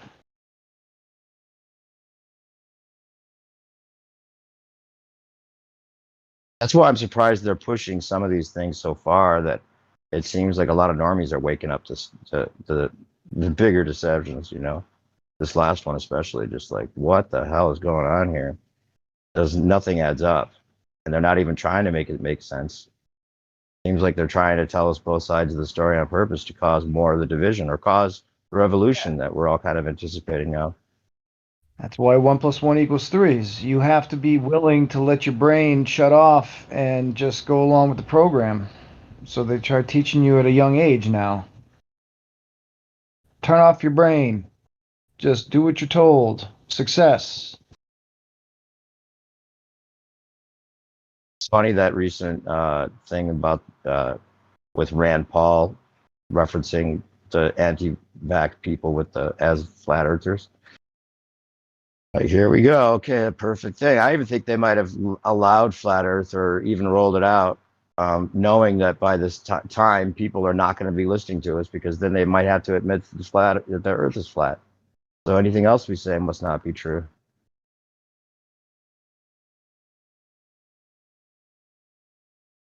I don't know, man. I've seen, people do 180s, like, because back in the day, I used to debate people on Facebook, like typing it out and shit with my banana hands on my little tiny cell phone, and yeah.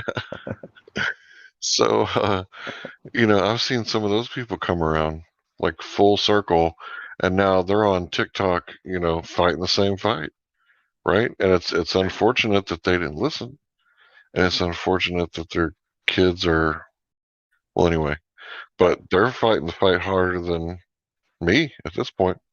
I was not to get into that subject, but I just read a meme somebody posted about their kid going to school and coming home with the jab. Like parents weren't even told.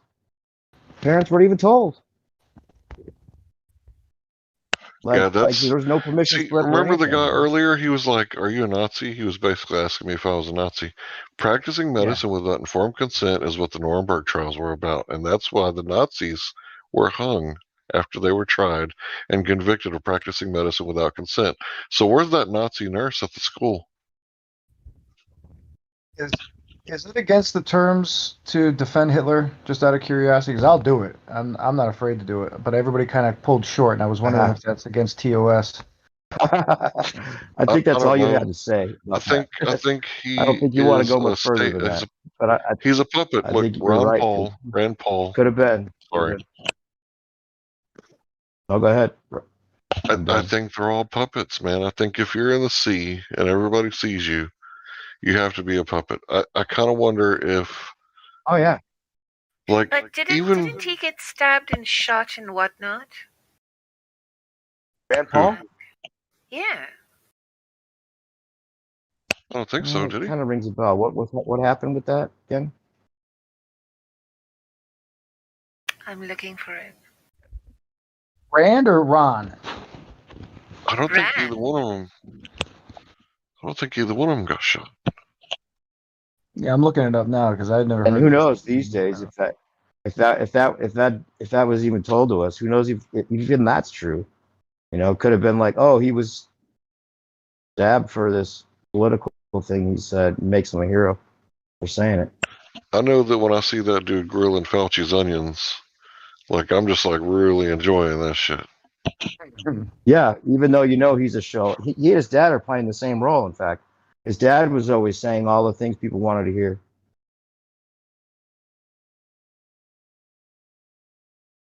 Yeah. So, they got to have somebody to keep people like us from rising up in the streets, so we can be like, oh, all right, he knows what's going on. Let's just give him a chance. He's gonna change everything. Yeah. Exactly. Because if he had any authority, he would have been like, right here, I just proved you lied, even by your own definition. Seize him. That didn't happen. Right. Right. Exactly. Why are we continuing to play make-believe people when I just laid it out for you scientifically and this guy has no rebuttal? Why are we continuing to play make-believe? This is insanity. And the thing is that at least we have somebody saying some of these things. And even if you don't believe it and you're on the level that we're at, where we're like, okay, he's playing the part of giving us the thing that we needed to hear. But if he wasn't doing that, at least, then what would we have? If there wasn't anybody even doing that. So you have to kind of almost take it as a, without that, I think that somebody may have degree. lost their mind and done something drastic. That's why they do it, because there are breaking points, right? Especially when you're dealing with kids, and I'm not going to get into specifics, obviously, but if something were to happen to my child like that's going on, I am one of those people that might very likely, without some public figure to be there to say, no, I'll take care of it, I would go and take care of it my damn self. Right. And they can't, that's the thing, is they can't kill our spirit altogether. And that they will lose if they do that. And so they do have to keep the charade going to some degree, even for people that know better and need to hear it and even know that what they hear isn't necessarily true, but at least somebody said it. You know what I'm saying? It's like that they're so good at the psychology of all these little characters they give us to make sure that they and it's funny because the best we might have to hope for is that they want to keep the illusion going, even though we're trying to call out the illusion. Because if they give up the illusion, then they've given up hope. And then they'll give up hoping that we have hope. And then it's like, fuck, why would they care about anything after that? They could just fucking do whatever they want. I got to respond to what the guy said before what you just said. So I understand your sentiment. Believe me, I have children. 2 children. I completely understand your sentiment, but emotional vigilantes lose like 50 IQ points because they're emotional. So how can we count on them to make the right decision? Right? But at the same time, Well, righteous if you start out with indignation. 250, right? You're still in pretty good shape. Right. I agree, but let me finish what I was going to say.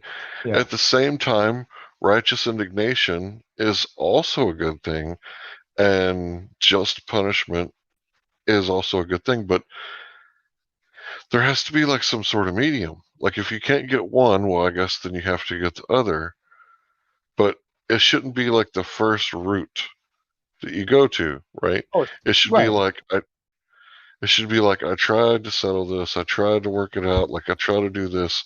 Because I had a teacher like grab my son by the face and pinch his like cheeks to his teeth and then shake his head and then like push him back and throw him back because he slammed his locker on test day. And like I wanted to go up there and smear that teacher. Right? But I didn't, right? I wanted to. It's like I want to flush him, but I didn't. Right?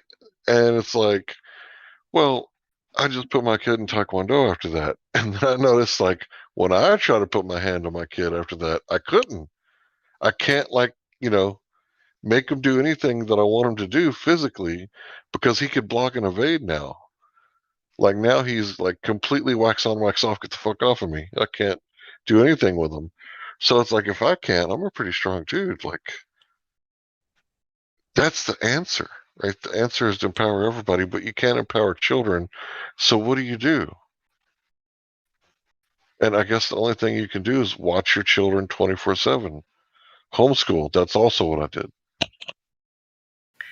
So when I was in That could South backfire, Africa, all right.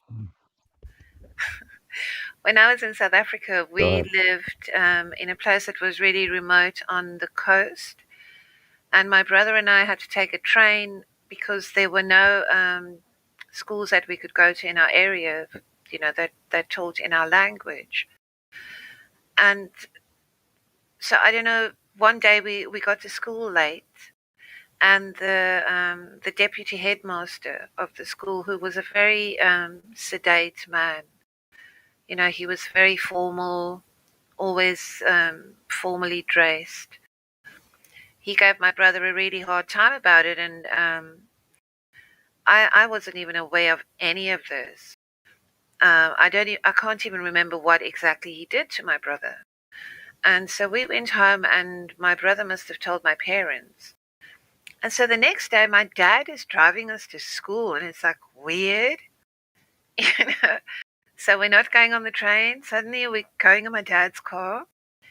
So we go to assembly in the morning, and my dad goes to the headmaster's office. And apparently, he picked him up and he held him against the wall.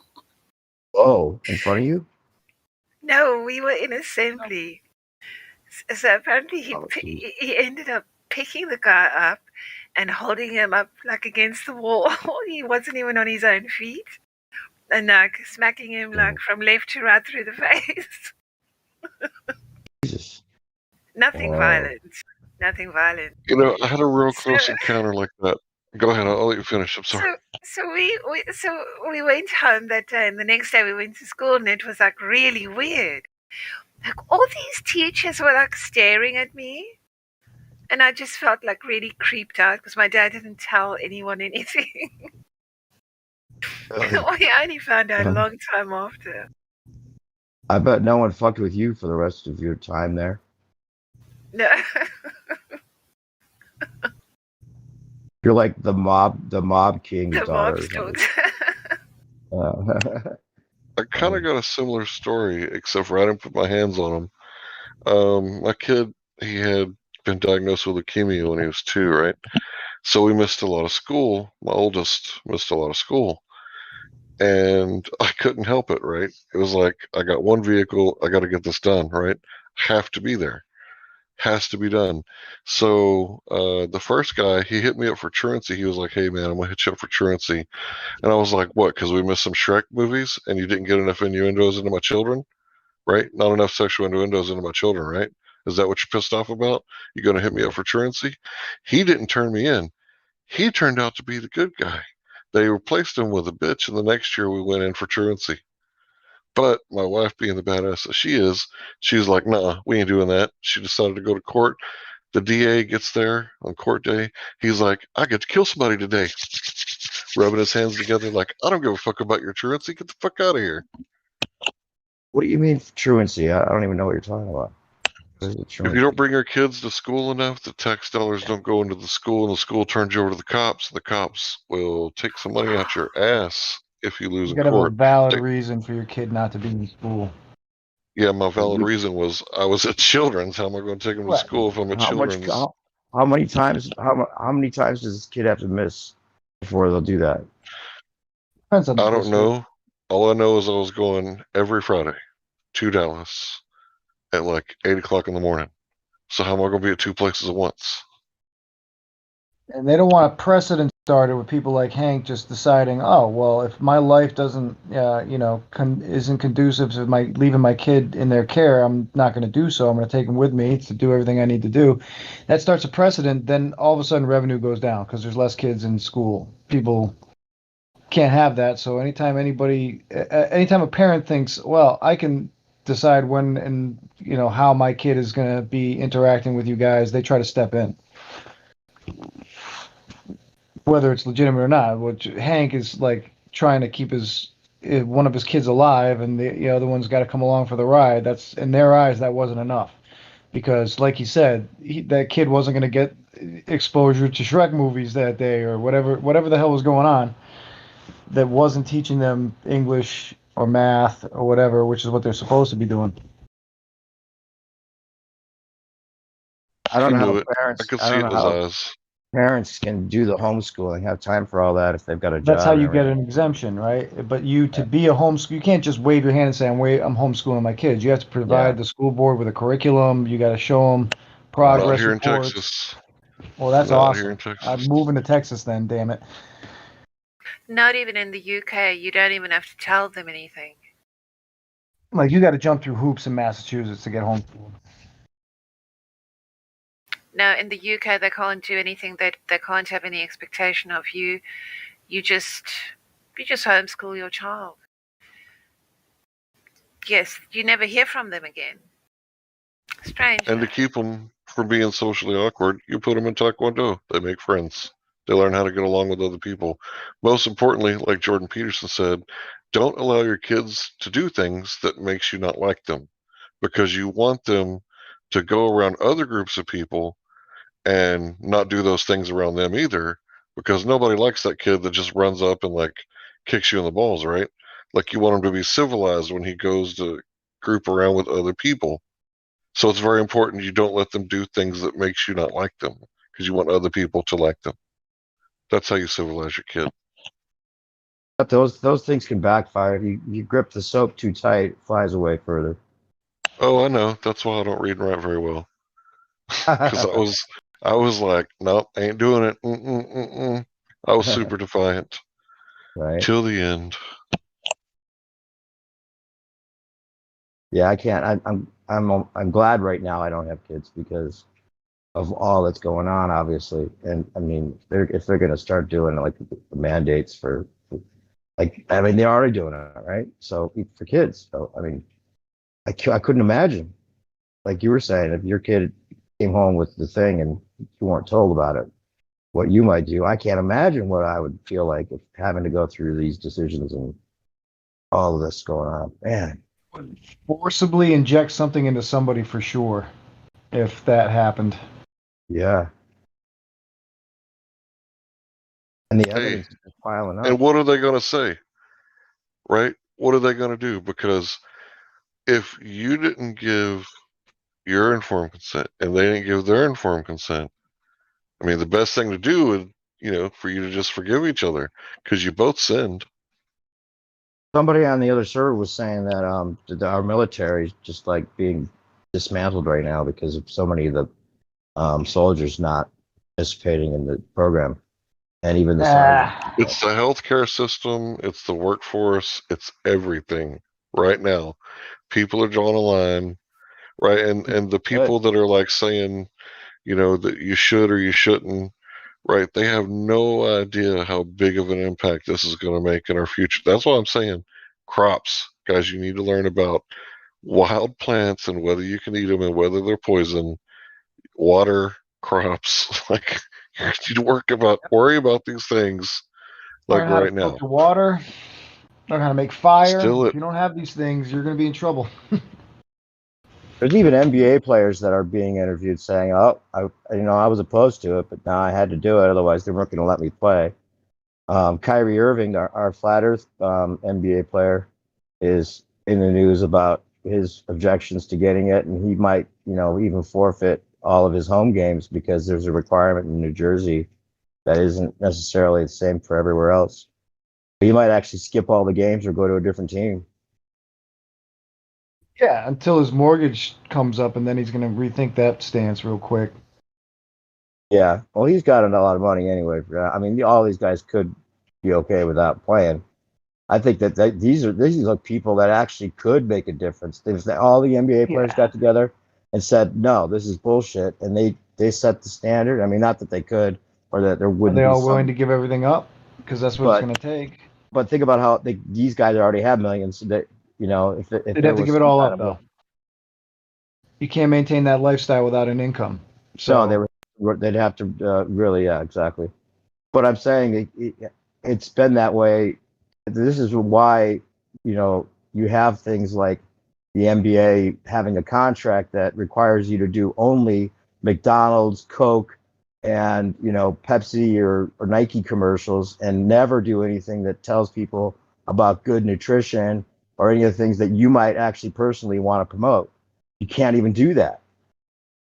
That's the crazy thing. It's one thing to say, okay, you're going to have a contract with Nike that you decided to do, but to have an NBA contract that across the board doesn't allow you to do anything that's good for society, it's crazy. I wonder if when you sit down to sign that, if Satan himself is there in the room, or right? Like, is it just implied? I know it's implied, and probably in a way, kind of under the table in a way, kind of understood. It wouldn't surprise me if there's a literal pentagram, yeah. Like on the floor with candles. A non-disclosure agreement is all they need. It's all they need, and it's a business contract, and it definitely has all that in the fine print. But so your soul is that thing. Go ahead. No, go ahead. I was just being an asshole. So your soul is that thing that connects your body to your spirit, in the same way that your soul is that thing that connects your foot to your shoe, right? So I don't know if it's really signing your soul away unless you're like doing the military signature, because at that point you could be signing your soul away. So I kind of think like contracting, like I'll play ball for you guys. That's not necessarily so bad. Like you get a huge amount of benefits and privileges, but you lose some of your rights. Like that doesn't sound so bad to me. I don't know. I think signing the thing with the devil, like that's the crossroads where you're like, do I subscribe or do I not subscribe? Like, sorry, the lethal injection. Yeah. Well, yeah, the heliocentrism, making everyone nihilistic and atheistic is the perfect formula for them to also use the tactic of saying, well, all the Satan stuff, that's not real anyway. But we use it as a way of, making it seem like we're evil, when really it's just for their own good that we're doing all this. You know what I'm saying? That kind of stuff. Because once they are in that heliocentric mindset, you can convince them that the Bible is just a tool of, you know, control, or whatever it is, you know, that whatever beliefs that there are, you know, that are just being used for control, when maybe there's something more to it. Who knows? I wonder how many people have actually read it. And I don't mean the whole thing, but like the really important parts, the red words, you know. Because it's like, when I read the red words, it's like there's nothing in there that makes me go, I really don't like this guy, you know, the way that he talks. I mean, there's one parable in Luke 19 where he's talking about, you know, being a king in his kingdom, right? But it was a parable, and a parable is a way that you tell a story to convey an idea, right? It's not literally true. It's just how you convey an idea through a simple story. So it's like, man, I wonder, you know, like how many people have actually read it? Because I feel like most people go to evilbible.com and they're like, I knew it. Evilbible.com? That's a thing. Oh, yeah. Yeah. I used to work with some atheists and agnostics, and they really challenged me in my early days and created the debater that I am now. That's right. That used to be your thing. That's right.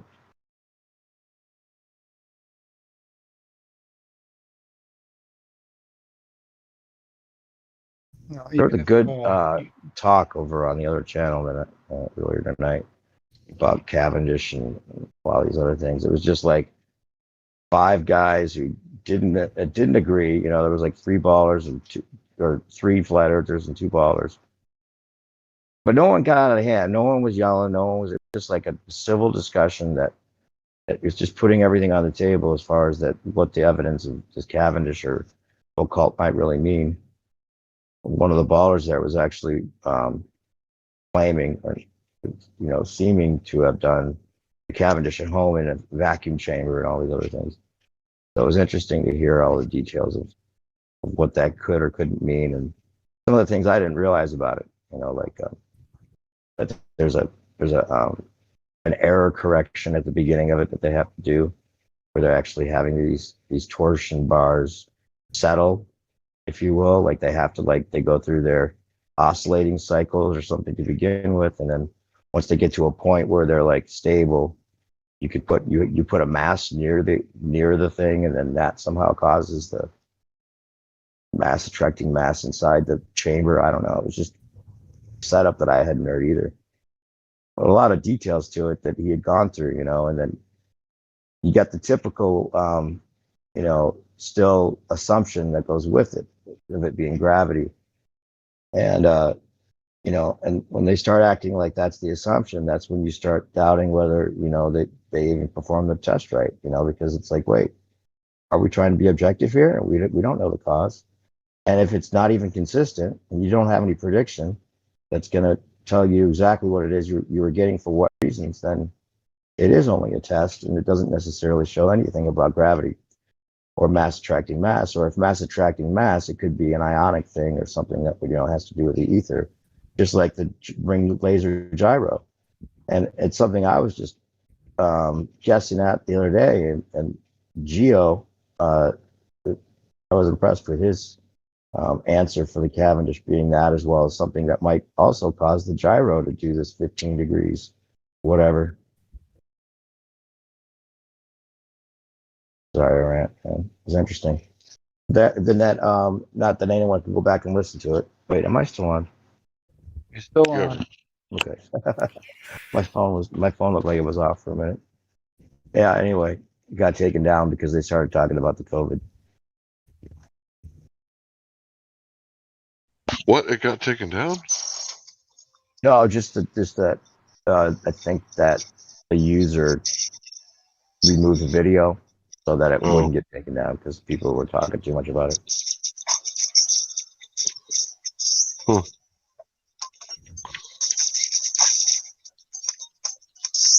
You see, a Witsit got attacked with this chick with a baseball bat. Came up and ruined all his equipment.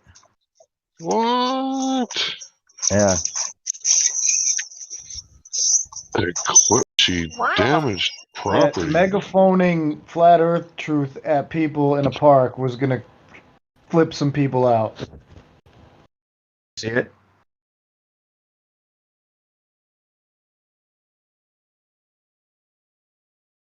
Did you see it?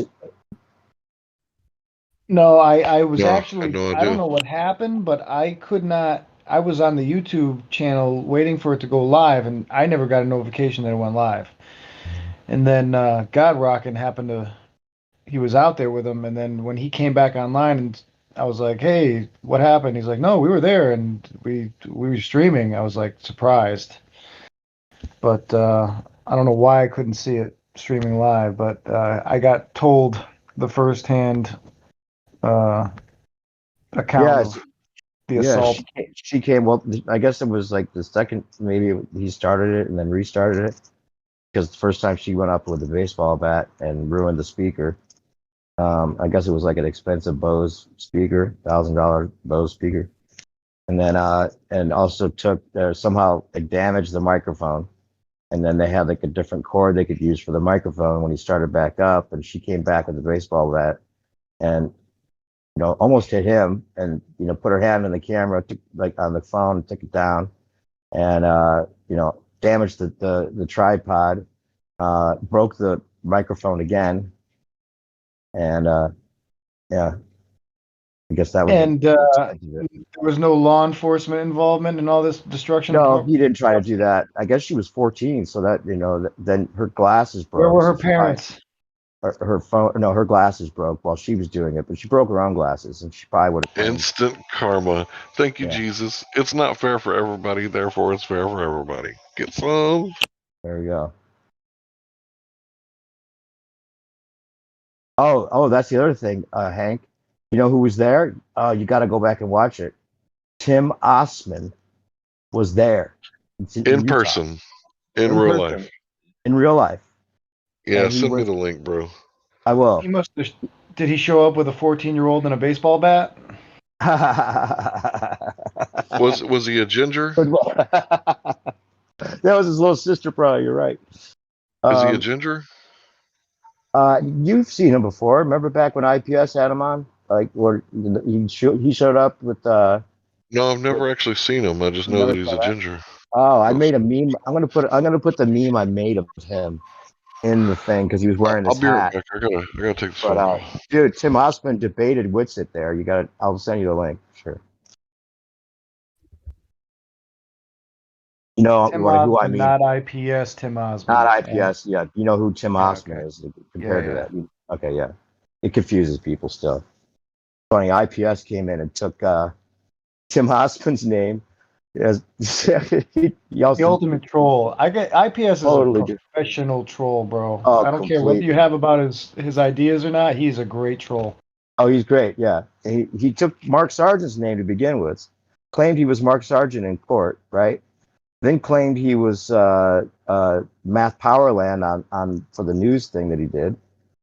He comes in and like finds out all the big people involved, and then takes the biggest troll's name for himself. Tim Osman actually calls into Tim Osman still on a regular basis, just to shoot the shit. That's hilarious. Yeah.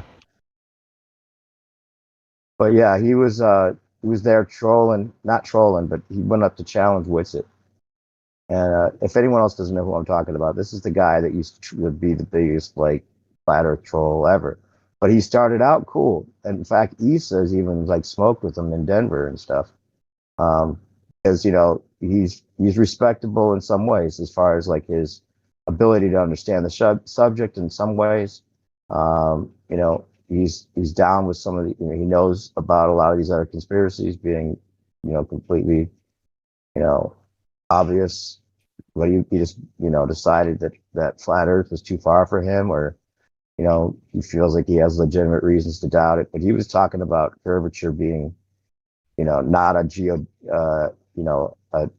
geodetic spot. Like he was basically saying, and he's done it this whole time. He'll go into Nathan Oakley's with like a completely mirrored lake picture, trying to show that there's curvature on it. It's like, what the fuck? Are you just are you working for our side or what? But he seemed pretty serious when he was talking to Witsit and talking about how it's bullshit. And he actually appeared a lot dumber than he seems like, that I'd give him credit for. No, I think he is dumb because of the arguments that you pointed out that he makes. He's either an OG anti-flat earther shill, like one of the original, hey, you want a job? Go make these people look stupid guys, or he's legitimately dense and can't grasp. Yeah, watch the live thing with Witsit and you'll get that. I never got the dense part as much as I did this time seeing him in person and seeing him talk and going through the logic of it, you know. Talking about the ISS being like a 4-hour uncut feed that they did. That's why he thinks there's people on the ISS. That's one of the first things I go to is like, instead of the moon landing, you know, I'll just show people the shitter on the ISS and the 3-inch pipe hole they have to aim at. And then if they don't get that that's gaslighting, then I don't really think they're gonna, this isn't for them. People don't understand the concept of the black swan, right? They're like, oh, well, I saw 4 hours of uninterrupted ISS footage, therefore the ISS must be real. It's not possible in your mind that they had a 4-hour studio shoot with CGI and that this is all post-production. That's not a possibility in your mind. If you can't make that simple step to say, okay, these things are all possible, therefore I shouldn't just assume the truth here, then I have a problem with your ability to get up, put on both shoes, go out the door, and live a normal life.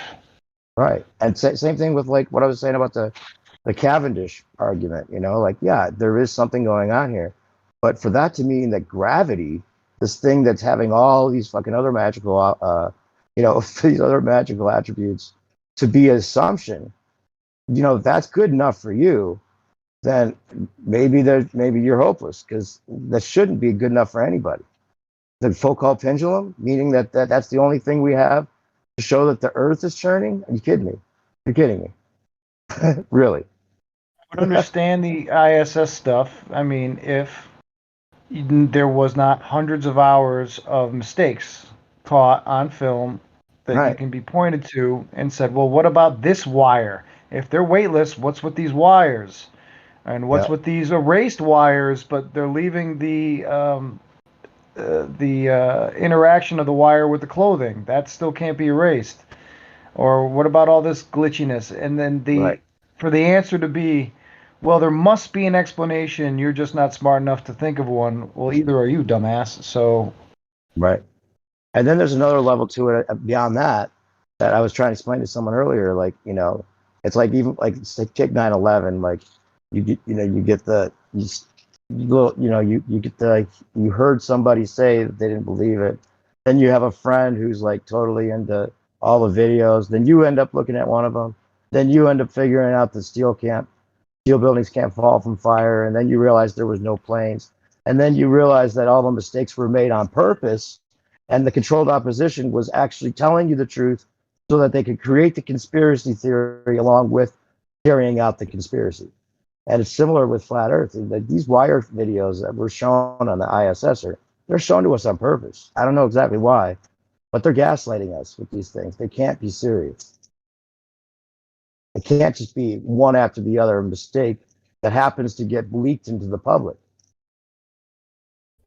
I think it can, because if you're in on the actual deception, like if you've got that level of clearance, then you're morally compromised. And I think that these types of people really do think that even if I fuck up, it doesn't matter. These sheep are lower and below me. I'll be protected. And they don't put 100% effort in after a while. Being evil is lazy and complacent, right? But I think they know it feeds the fire, and they know that it's going to create more flat earthers. It's going to create more conflict, and they're going to be able to monitor, you know, all of this at the same time. It's not possible some of it's on purpose. Yeah, I won't count it out. It's that bad, is all I'm saying. No, I just think they got sloppy. Maybe. And yeah, that's what I think. But $52 million a day, you think if they're not even spending the money on the stuff that they should be spending it on. They're spending it on champagnes and blowjobs. They're not really. Yeah, exactly. Orgies. Yeah.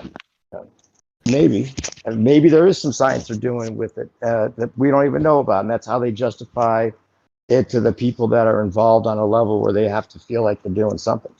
You know, it's not science in space, obviously, but other things. Well, they don't have to justify shit.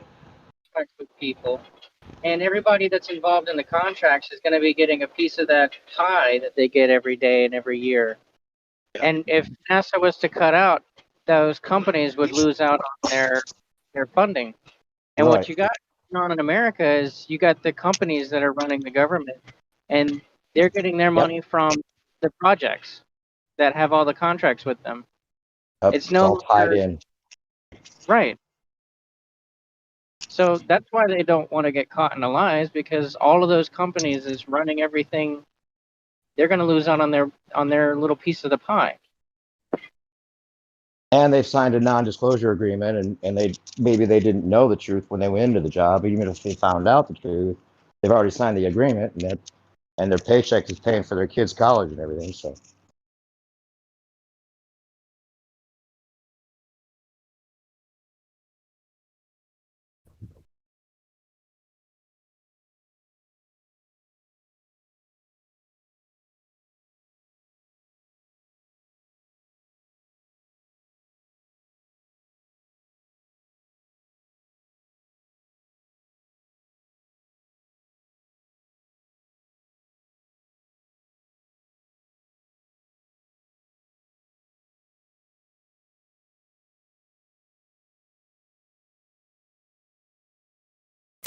Yeah, it's like if they say some people who win the lottery because they don't feel like they really deserved it, then they don't use it wisely. It just runs through their fingers, you know. So maybe these people are so used to it, just everything is just, you know, they get it for doing very little in return. So they get sloppy about it. Maybe. Or maybe it's intentional. Maybe that's how much control they have. They know they can show us, or they could lower the standard of what people expect to accept as truth. Could be a lot of psychological things going on with it. Yeah, I think like in the case of the guy who was grabbing nothing and putting it away, I think he was, doing what he should have, but somebody missed out on that. And like he said, they did it intentionally, to say, hey, check this out. Or it was a mistake on an individual who doesn't turn on a screen, or the computer had a bug. Yeah, it could be all those things. Could be sometimes on purpose, sometimes not. But when they do like the bathroom tour, and she's showing us this toilet that's not, there's no seat. It's just a pipe hole that you'd have to, she's like, you have to have good aim, and things get a little messy, and all these things that are just, they're probably laughing their asses off, and probably had to, do 20 takes before they could get one without her laughing in the middle of it. That's how crazy that is when you think about the realistically using that thing with not even a seal on the door, and they're all using that thing for months on end and holding a cone. And I mean, and here's the wipes, because things do get a little messy. I mean, come on. That just seems like maybe it's just so that they can feel like, well, if you believe that, then we don't feel so bad.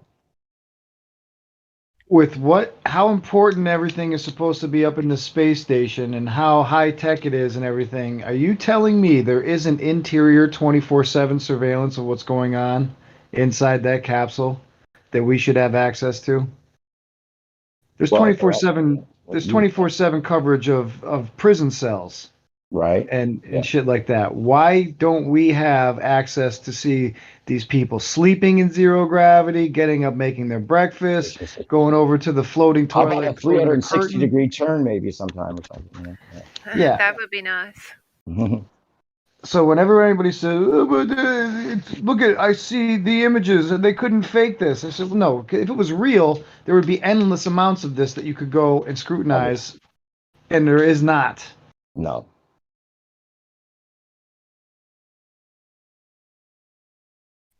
People want to believe, and they know that, and they know that they know that it's gonna make people have to believe something that doesn't seem real, so they dig in deeper to try to make themselves believe it, and then criticize people that don't, and then it's like now they've not only believed something that they'd have to feel guilty about being tricked on, but then they've also lashed out at the person trying to tell them that, so they can't admit it. Same thing with flat Earth. Like once they get to that, once this has been presented to them, and they decide to reject you because of what you're saying, then it's like, well, now they really can't admit it, because they'd have to go back, and it's like that the test with the shocking. They've shocked the person, and they've decided to go on with the test. So after that, they're an agent, right? They're in the agentic state, and they have to do everything the experimenter says to get out of that without feeling it was them doing it. It was just they were just doing what they're told. In the same way, people that reject these ideas that we're trying to tell them about, now they won't listen to us about anything. Like I said at the very beginning of this, like if they have to admit that we're right about maybe the jab not being so good, then they might have to admit the flat earth.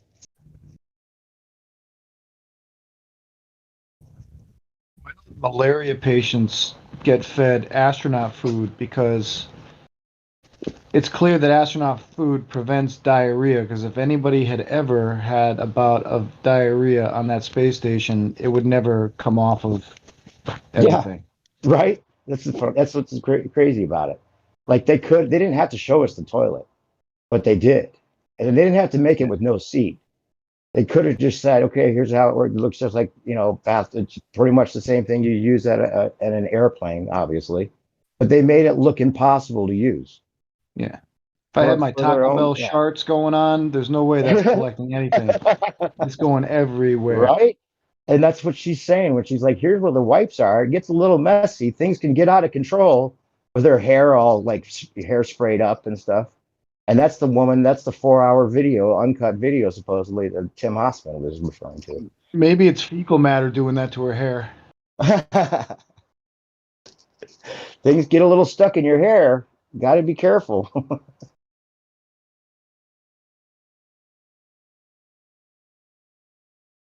Yeah, they're trolling us to some degree, at least.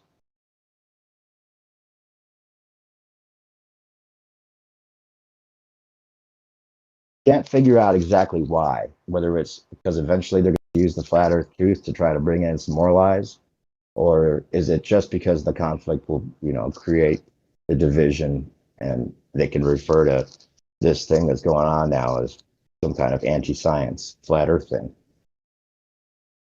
If it ever gets real serious, I can tell you astronauts are not going to be safe, because they're going to be the first ones questioned, because they got firsthand knowledge of the traitor system.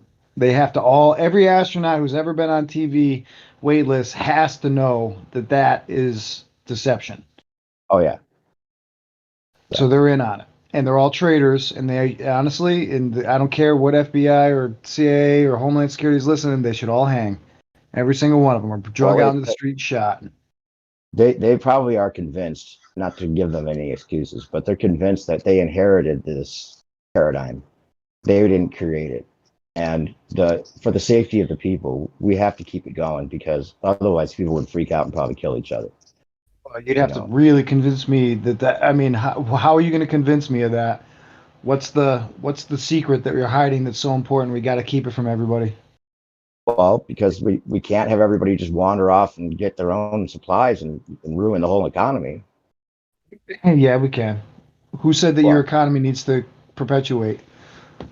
And there's also the whole idea that it is a government funded institution, but there is certain contract things that are basically telling us the truth at the same time, like all the stuff that we've dug up about practical use. Like this is a flat plane. and all these references telling us the truth and all these manuals and stuff.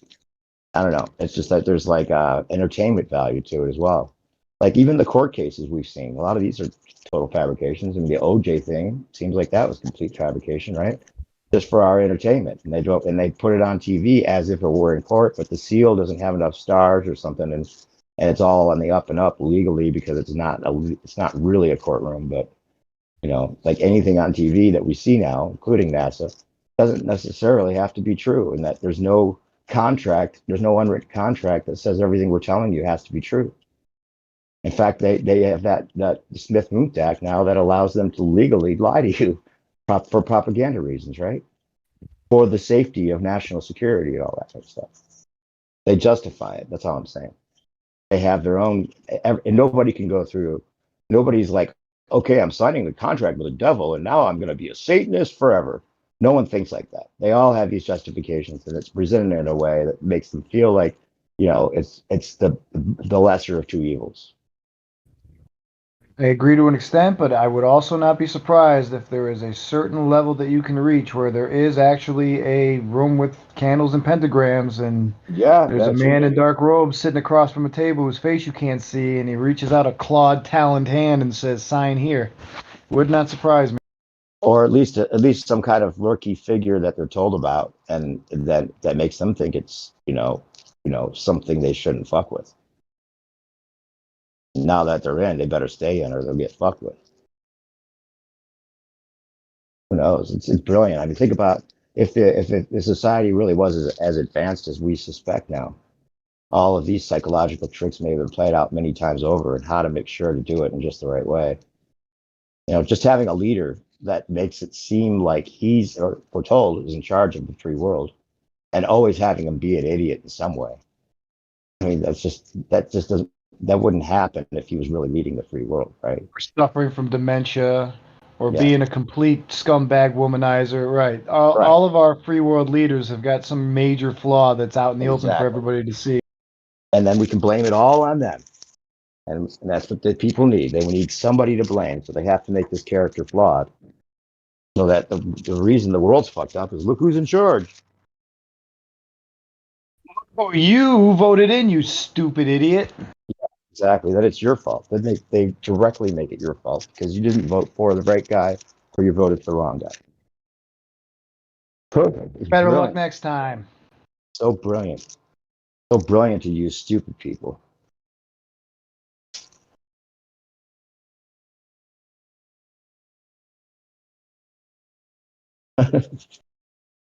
Well, at least we can talk about how obvious all this shit is. Well, for now. Yeah.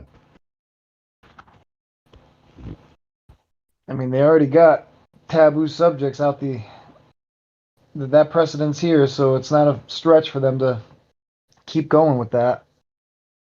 We got some NSA guy listening to us right now going, Of course we do. but what about your social credit score? It just went down 5 points. Yeah. Right? I got news for those guys. Right. All right, I just watched some of that video with Timmy, right? Yeah. And he just kept saying buzzwords, using buzzwords. And then, he couldn't, answer questions like, Didn't is he the seem horizon, way more dumb than you thought? Did he seem to prove himself more dumb than he ever seemed before? Yeah, because in 2015, when I was debating this guy, he would always, point out every single logical fallacy that I did, and I was completely unaware when I committed a logical fallacy. So it wasn't sophistry, it was ignorance, right? So every single logical fallacy I pointed out, and it's like when I try to argue with this guy, he'd be like, red herring. Just like everything I said was like confirmation bias. And it's like, then when I started using this on other people, like Dr. Bob, I think is his name, he's like, I don't deal in fallacies. Like, I didn't ask you if you're a diamond dealer, bro. I just accused you of making a logical fallacy. Right. So this dude, Timmy, right? It's obvious that he's a sophist, right? Yeah. And that he's very sophisticated. He's highly intelligent. But why does he care? Really? But this Not dude, really. I wouldn't say highly intelligent. I would say maybe just smart. The same. Yeah, I think he's just smart. in some ways, not in all No, ways. I think he's intelligent. Also, let me explain why. He seemed like it up until I just saw him tonight. Go ahead. I've been in debates with this dude on my side on 9/11, the BB, the big three, right? Mhm. He just doesn't do the flat earth thing, right? So we're sitting there arguing with flat earth discussion, which was kind of the tailspin shit show after flat earth debate 2016, after it all got deleted. And we're debating like these ultra super normie, like totally fucking crazy people, right? And like he's like completely 100% on my side on the marathon. Like we're pointing stuff out, we're posting pictures, we're like, this is what a real bombing looks like. And apparently his brother died, according to him, because he joined the military after 9/11. Oh, So he's really? like, Him? yeah, that's what he Really? told me.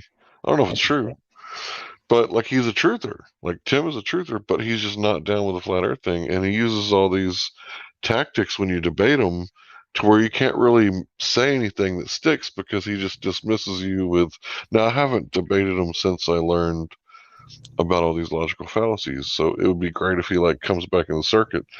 But it's crazy that he would drive to wherever, because I think he's from Denver, Colorado. No, to he where, lives in Utah. He lives in Utah. Oh, he moved to Utah. Okay, so he drove to see Witsit, right? But why does he care about Witsit? Well, Witsit's gaining serious momentum, and Witsit, he's like super sharp. Yeah, his claim is he's always claimed that people got it, and people are in the flat Earth to make money. But I mean, people aren't making that much money on flat Earth, man. That's just a stupid. Simon Dan makes a lot of money on flat Earth. Yeah, maybe there's some people that do, but you know what I'm saying? Like anybody trying to go to promote flat Earth doesn't get much. Not that much. Not enough to make it like worth your while. Yeah. People, yeah, that are going. Get into that. That's where the money's at.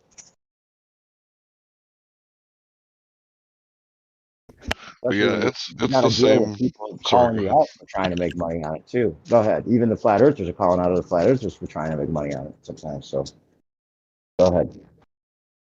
But yeah, Tim, go ahead. You got something? Yeah, I just wanted to say that he just seems like the same guy. Like he's, what we used to call woke now is like not that word anymore. That was him for sure, right? Because I mean, I know now. After hearing, at first I wasn't sure because he didn't look like when I saw him the first time in the park. He looked like he put on weight or something. He looked shorter or something. And then I had different headphones on and I couldn't necessarily recognize the voice to be his exactly. But it was him because he mentioned Jesse Kozlowski and taking the Salt Lake pictures and 2015. If he was around in 2015, I mean that has to be him. Yeah. But yeah, it's like he's using tactics. He's saying that why is the bottom of the buildings cut off? Like you shouldn't see the whole mountain. Exactly. The whole it's like, mountain. But again, you know what it is? I think what happens with some people is just like I was just talking about with the shock experiment, where they go so far with an idea that they've decided it proves it for them because they wanted it to prove it for them, or for whatever reasons they decided it was enough for them. And then they go around making these arguments, and then now that they've done that, and they still think that it shows something. They can't get away from saying it, or because they'd have to admit that they did all this stuff, and now they're embarrassed for all the times that they went out and started yelling at people about stupid curvature arguments. I don't know if Witsit knows, but I wouldn't drink a drink that guy bought me. I'm just saying. He used to snipe people's hangouts all the time. He was the worst. Oh, he was rancid, bro. He's probably the guy that Trolls versus Trolls comes from. Right? He never did shit to me, right? He always said that I was he was like, you're low-hanging fruit, like nobody really cares about you, like you don't have a following, you're not worth doxing. So he didn't ever do anything to me. Except for insulting you like he just did. Other than that, yeah, who cares? But yeah, I was thinking, like the other things that he's done to other people, like I've seen people like threaten to like soul this guy, like threaten to kill him for real because they were so pissed off. Yeah, Snack to the Future, one of them. He was telling me when I hung out with him, he was like, I just kept picturing, taking a baseball bat to his head. So I couldn't go in and eat breakfast with him and the other guys that were in there. I guess they are all in Denver. His purpose is to get people fired up. Yeah. You know, doesn't. What do you? How much money do you think it would? Ring, ring, ring, ring. Hey, Tim Osmond, we need you to go down to this flat Earth convention and cause some fucking ruckus. $2,000 is going to be put in your account plus expenses. You don't think he's going to jump in his car and go do that? Well, that's what makes me think that, flat Earth could have been a rollout from the start, not because it's not true, but because they were going to use it socially to control people in a way, or just divide people or whatever, because they could have killed it a long time ago. They had 91 or $60 million a day, or at the time, $50 million. All they really needed to do was say, hey, Mark Sargent, I'm going to give you $3 million to stop talking about flat Earth, or whoever it was at the time that was kind of big.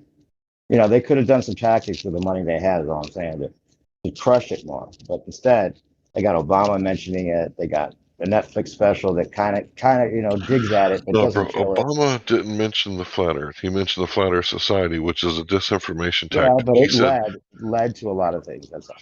"Nah, You bro. It gotta was you gotta you account for let him." people. Go Obama ahead. herded people into the disinformation, the piss in the Why? punch But bowl. I'm saying, why even mention it at all? If they really wanted to keep it under wraps, they wouldn't even mention it. They wouldn't put a special. They wouldn't put Because it you on can't stop FTV. the To truth. identify the non-climate change people with the flat earthers, and Yeah, at the same time, division. two birds with one stone, leading Sure. people into the piss punch bowl. Right. It's being used. I'm not saying we're being used, but it's being used to some degree, or at least they know the effect it'll have. Dude, I just see people coming to God. Like, I knew that people were going to be coming to God like crazy, or asking questions about the Bible. And that's kind of like the main reason, like, I wanted to, stick around so that I could maybe, help people, answer some of these really hard to understand ancient writings that people don't talk like that no more. This is a different time, a different culture, a different language, and we're trying to figure out, what does this mean, And I was like, maybe I should stick around, try to help some of these Well, people that's the out, try other. to figure out that it's all about, forgiveness and the fruits of the Spirit. Go ahead, I'm sorry.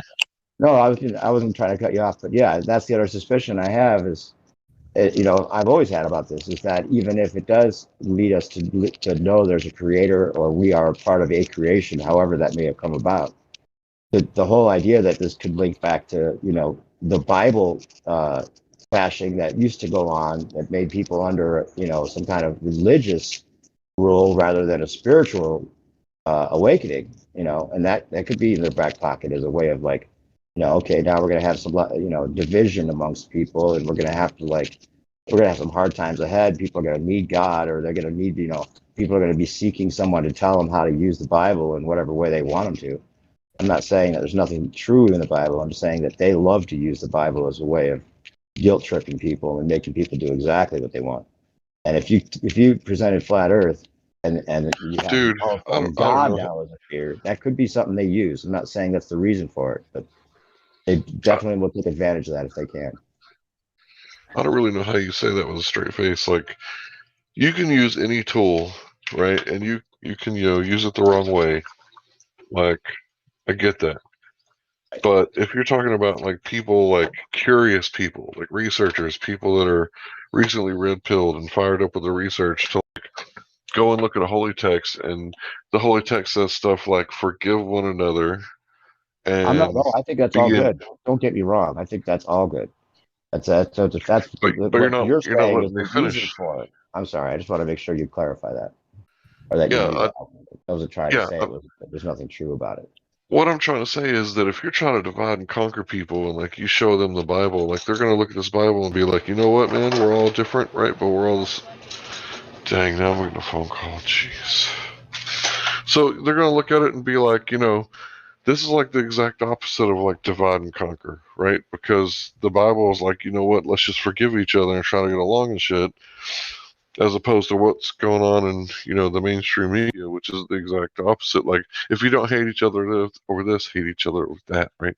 So I think that why would they try to stamp it out during all the Spanish Inquisitions, where they took the Bible that was being printed en masse because of the printing press, and they were burning Christians with their Bible. Like, if that's their book and they created it to control people, why do they wage war against it constantly? And why is it always, we're waging war against all these Christian populations overseas? Like, if you think about Baghdad's population of Christians dropped by over 50% after the invasion, and it's we're kind of waging war on Christianity right now as we go wage war overseas. Yeah. It's like, Why Yeah, would they be like waging war on the ones that are like adhering to the book that Rome produced? Well, I mean, it doesn't make sense. It's so crazy when I hear well, people saying that. there's so complex. There's so many complexities to the whole thing, and whether the source of the original Bible was even what we're shown, and all those things is all I'm saying, and that it has been used. It's been usurped, and all the truths that you're talking about are definitely valuable. But then the context that they've put it in, even though they've been warring against the whole idea of Christianity and the deeper sense, they've also promoted it to make it what they want to use it for, and misinterpreted it so that if anyone ever tries to find out the truth, they just listen to the misinformed pastor or something rather than what it really says, Or the lost books. That's the other thing. There's all these lost books that have a lot of things that they weren't even including in the regular Bible. So, and then there's all this debate about whether that's telling us something that they didn't want us to know, or whether it was actually, another way of deceiving us, or whatever. I mean, there's a lot of debate about that as well. Look, man, I'm just saying, if I lived in a society where everybody adhered to the Ten Commandments and nobody was thinking about stealing my car, my wife, my children, my gun, right? And they weren't trying to steal my life or anything like that, like they were following Ten Commandments, like I wouldn't need a gun. What would there be a point of having a gun except for to hunt? Well, the only problem with that is that if flat Earth is really telling us not to accept anything, or just assume anything, that not to, that belief isn't not the answer, because beliefs can get us in trouble. I mean, there's one thing to believe in something, and one thing to have an internal knowingness about something. You're quoting Paul word for word, just about test all things and keep that which is good. That seems like a good idea. You're right. There you go. It's a perfect example of the truisms that you can take from that. But then the way that it's being used, if they ever try to use it in a way they have before, or they have people, walking around, scared of what we're saying, or scared that, someone, that they can't have sex anymore because that's a sin somehow, and all these things that go along with some of the stuff that may not be so true.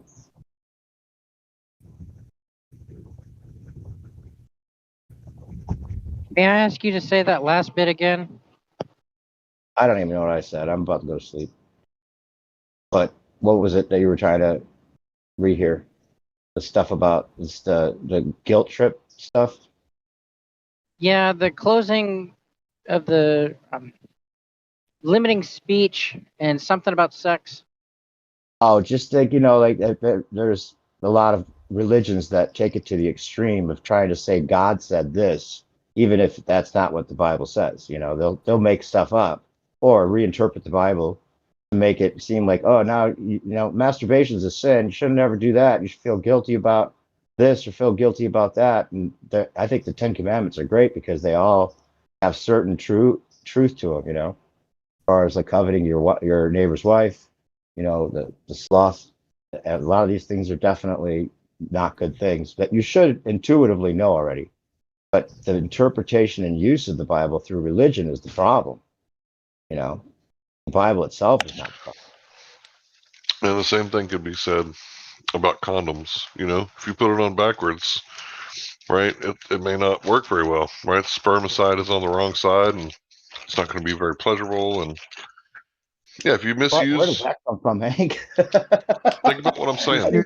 Condoms. If you misuse the tool, right, it's not going to work correctly. I agree. Well, but doesn't the Catholic Church tell you that condoms are a sin? I don't know any Catholic church. I don't know what you're talking about. I'm Protestant. I protest against the. I'm Catholic. It's the act of birth control. It's not condoms. Pulling out is just as equal a sin. So condoms as well, though. Then, yeah. That was used for pulling out, right? Was whenever can't remember which one it was, but one of his sons ended up marrying.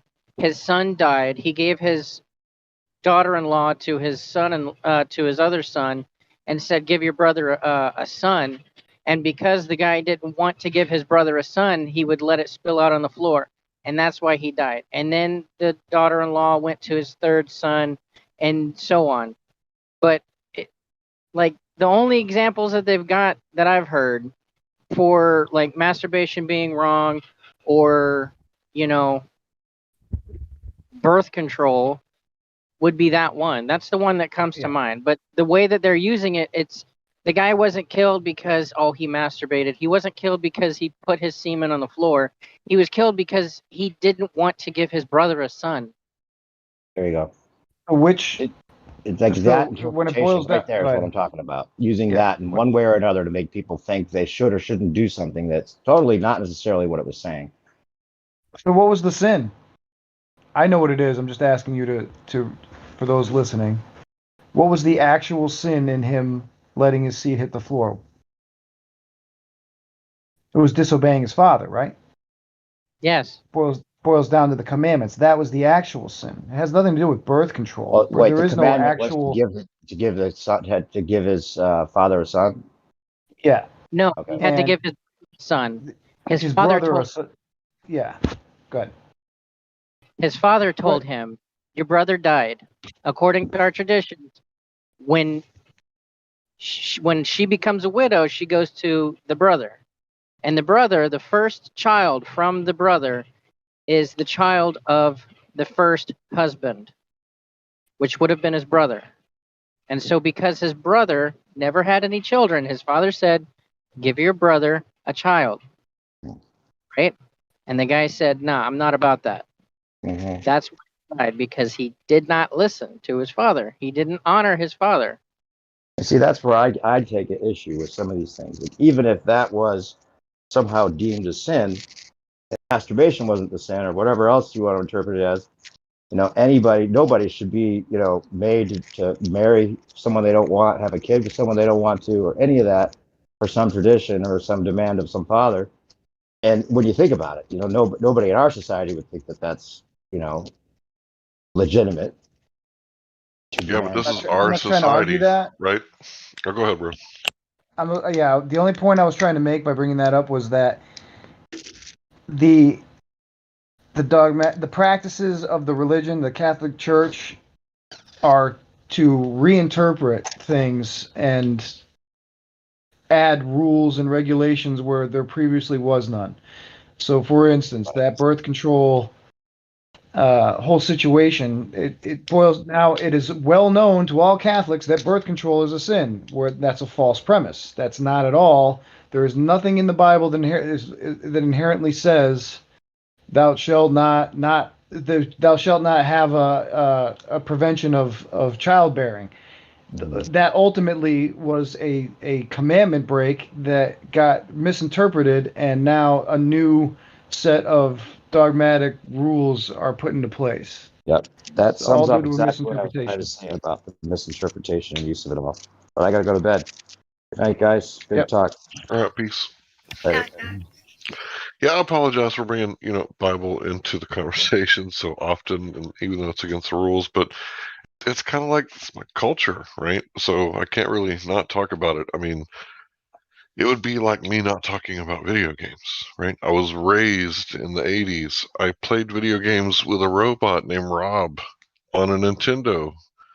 We played together. I handed him a controller. He had tops. I mean, I'm going to mention these things, right? This is part of my life, right?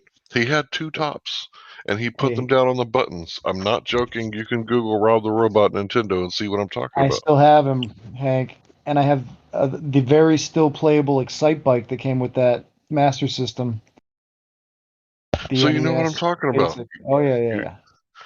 So I mean, I'm sorry for breaking the rules, and I try to keep it civil, and I respect all religions. It's just when I kind of bring mine up, it's like it's just part of my culture. It's almost inevitable with the topic at hand, Hank.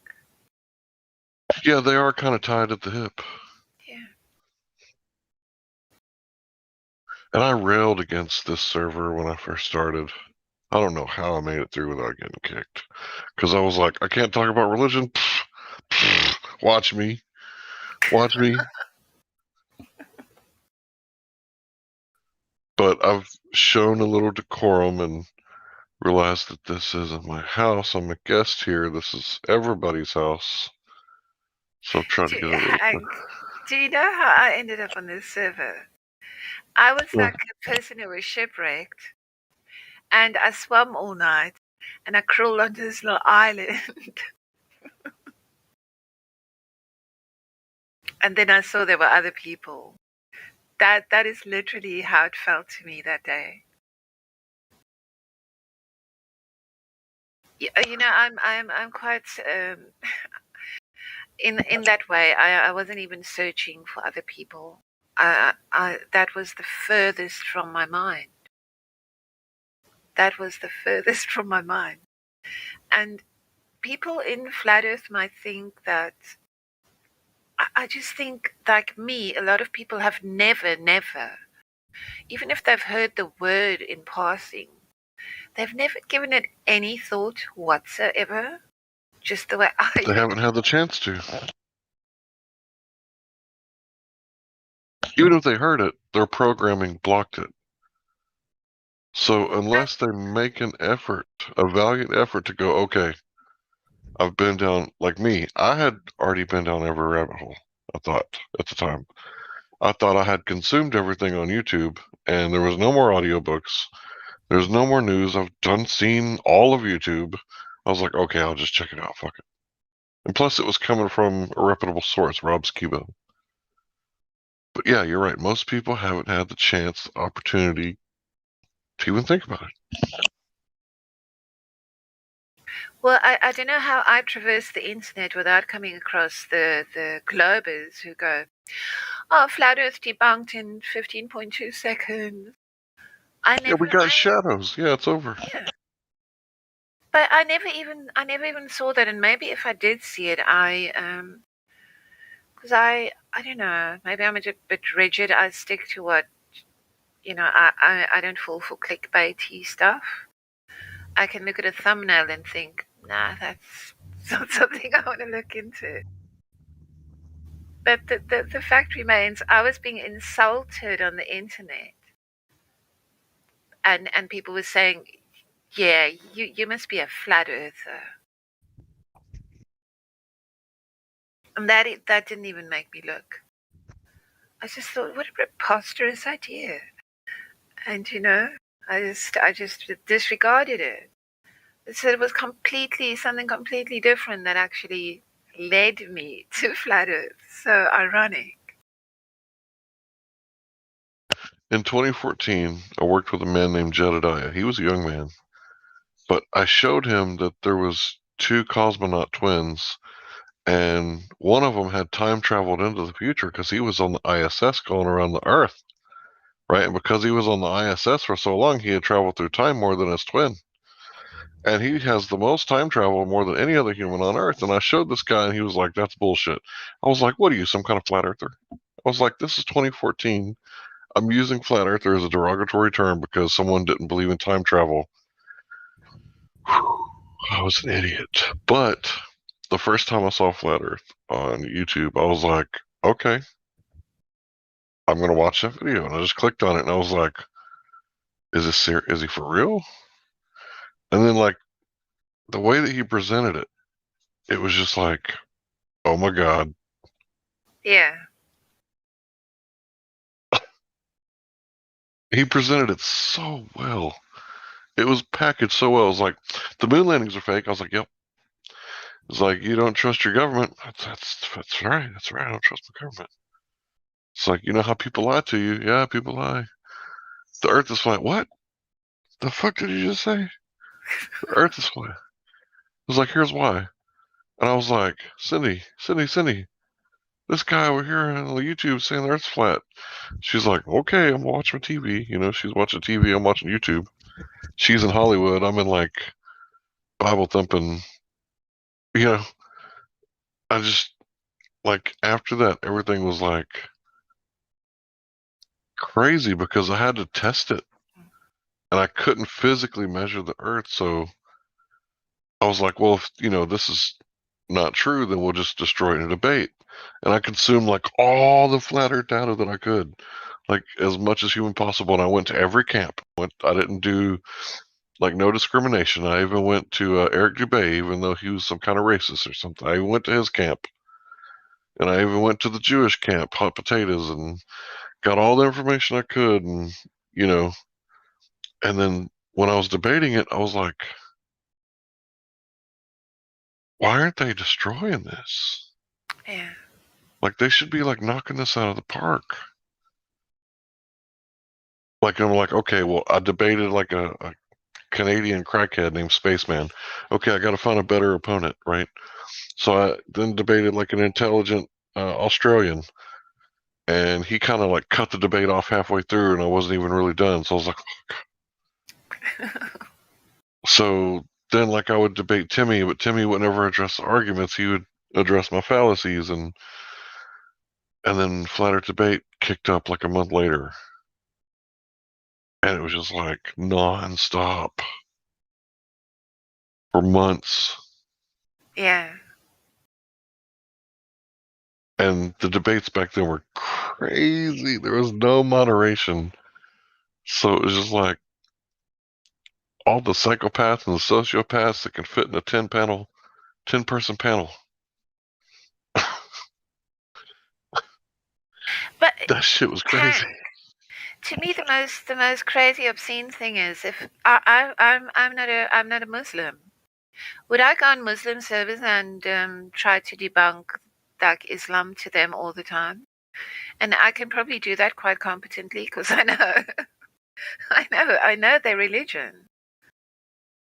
So why would you? Exactly, and I wasn't even looking for flat Earth. You know what made me take notice was Elon freaking Musk. I wanted to know exactly what he was up to. And then that just segued into, looking at NASA. And it was there when I was on NASA live streams and stuff, where I just intuitively saw that there's something not right here. And people started attacking me for asking, like, I wasn't being sarcastic. I wasn't attacking them. I certainly wasn't. I was asking relevant questions as far as I was concerned. But the response that I got from some people was visceral. And that's made me even more suspicious. Yeah, that makes you curious. Like, wait a minute, why are you so... Yeah. Yes, that was like a dead giveaway, right? Something's going on here. And then I was Why the vitriol? It's unnecessary. Yeah. We're just asking questions. Yeah, this camera was taken to the moon, was it? What? Oh, I mean, this film. I mean, seriously, guys. Yeah, and people would just come back at me in the most horrible ways, calling me all sorts of names, including flat earther. And I was like, well, what's that good? What? I just disregarded it, and I just carried on in my own way. I found random conversations which were not even audio conversations, which I read where people were arguing old things. And then I was on the Internet Archive for the longest time, and I wasn't like doggedly at it. I was just, randomly, I would suddenly remember, okay, you were still looking into that. And how I found the server was the most random thing ever. And I'm so, I felt so lucky that I did, because there's such a grand place, isn't it? I couldn't have imagined what kind of people are these. In this place, I'd be on the street being rounded up by guys with giant nets and straitjackets. I remember the day that you joined, and I'm glad because that day the guys were talking about kind of like male parts of the body, and I was like, all right, let's move along and meet this new person, this new lady, and you did answer. So thank you. It's so funny, Jamesy, because usually when I'm not going to talk to anyone, I wouldn't even have my mic attached to my headphones. And that day I did. But you know what my expectation was? That I would just come onto this server, I'll be somebody random and anonymous. Because I didn't know what happens here. And when somebody picked me out and said, "Are you there?" I was like, Let me get my sound on. What? It was dead funny. And I didn't know until I started talking about what had been going on before that. I didn't really understand how this had really affected me. You want to go outside, bud? Come here. Yeah, it was only when people started Sorry. when I tried to explain why am I here that I actually understood that, you know, it was like really bothersome to me. I needed answers. I really did. I mean, it's you can say, you know, there are many big events in your life, but for me this was, and believe me, I've had a very interesting life. But these experiences, I will never forget. Yeah, how could you? There's no option. Yeah, I will always remember, where's the curvature? Because that's what drags me in. Where's the curvature? I'm like, what is this guy rambling about? It's right in front of us, right? 3 hours later, I'm scrambling the internet looking for any boat going over any horizon that just stays there, and losing my mind.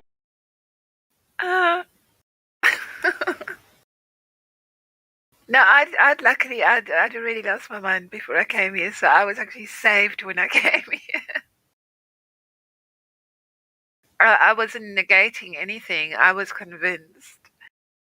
I just didn't know, you know, so much that I didn't even yet understand or know. So amazing.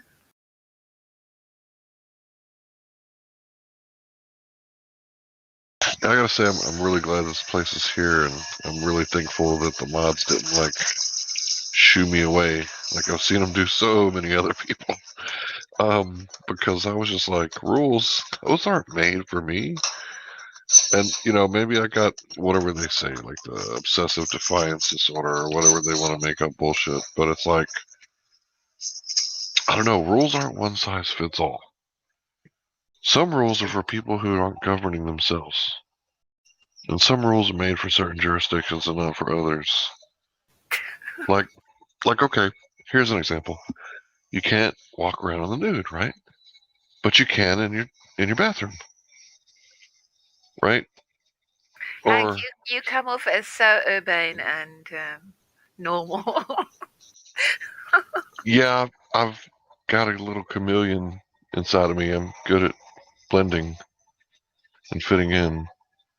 But one of the 48 laws of power says to act like everyone else, but think however you want. I think I do that quite a bit. Because, like, okay, so let's say it's like arbitrary rule, like don't run a stop sign. Like if you know there's a cop watching and you're 10 feet tall and bulletproof, you're like, man, there's a cop watching. I probably shouldn't run that stop sign. But if there's no cop, you'd be like, yeah, but I want to floor it. Right? I want to really step on the gas pedal and see what this thing can do, right? So those laws apply to him, right? But me, who I see everything, I perceive everything. So when I California roll through a stop sign, I've already checked it like 3 times and cleared it 3 times. And then I didn't stop at the stop sign. The cop's like, you ran that stop sign back there. It's like, wait a minute, bro. This ain't what's supposed to be happening. You're supposed to please like the young guy who wanted to floor it but didn't see you. And you're supposed to leave me alone because I checked 3 times. 3 times I checked. You know? It's like, maybe I'm a lawless one or something, but it's like, or I don't know. It's like certain rules don't apply to me.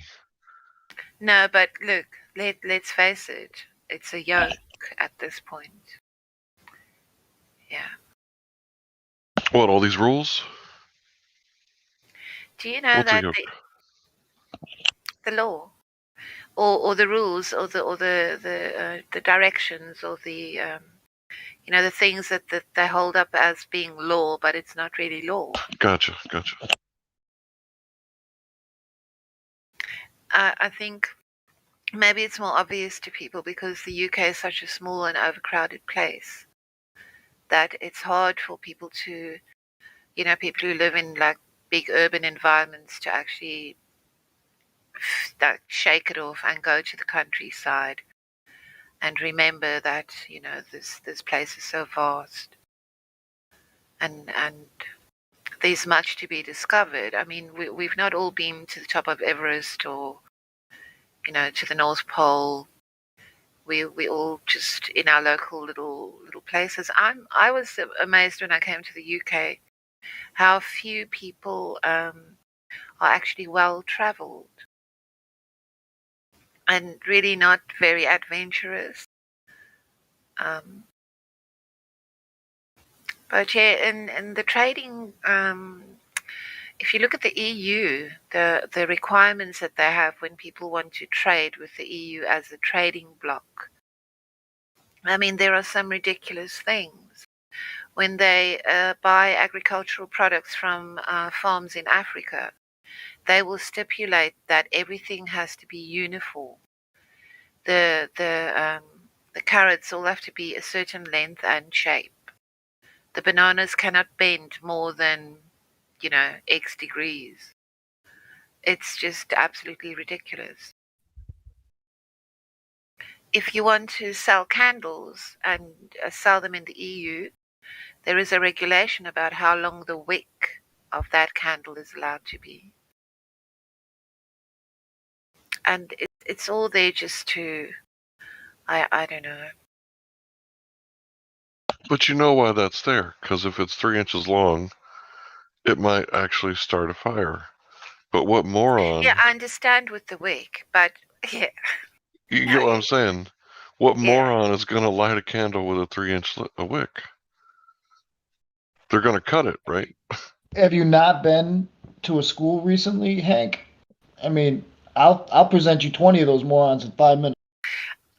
See, that's what I mean. That rules are for, certain rules are not for me. And it's not that I'm elite. That's not my argument. I'm just saying different people are different. Like, it's not a one-size-fits-all hat. It never has been. That one-size-fits-all hat, it doesn't work on me. I can barely get the Velcro around. So I got a big head, right? Does that mean that I'm special and I'm superior and I got more gray matter in my brain? No, it just doesn't fit my fucking head. Like, one-size-fits-all rules just doesn't work. I agree.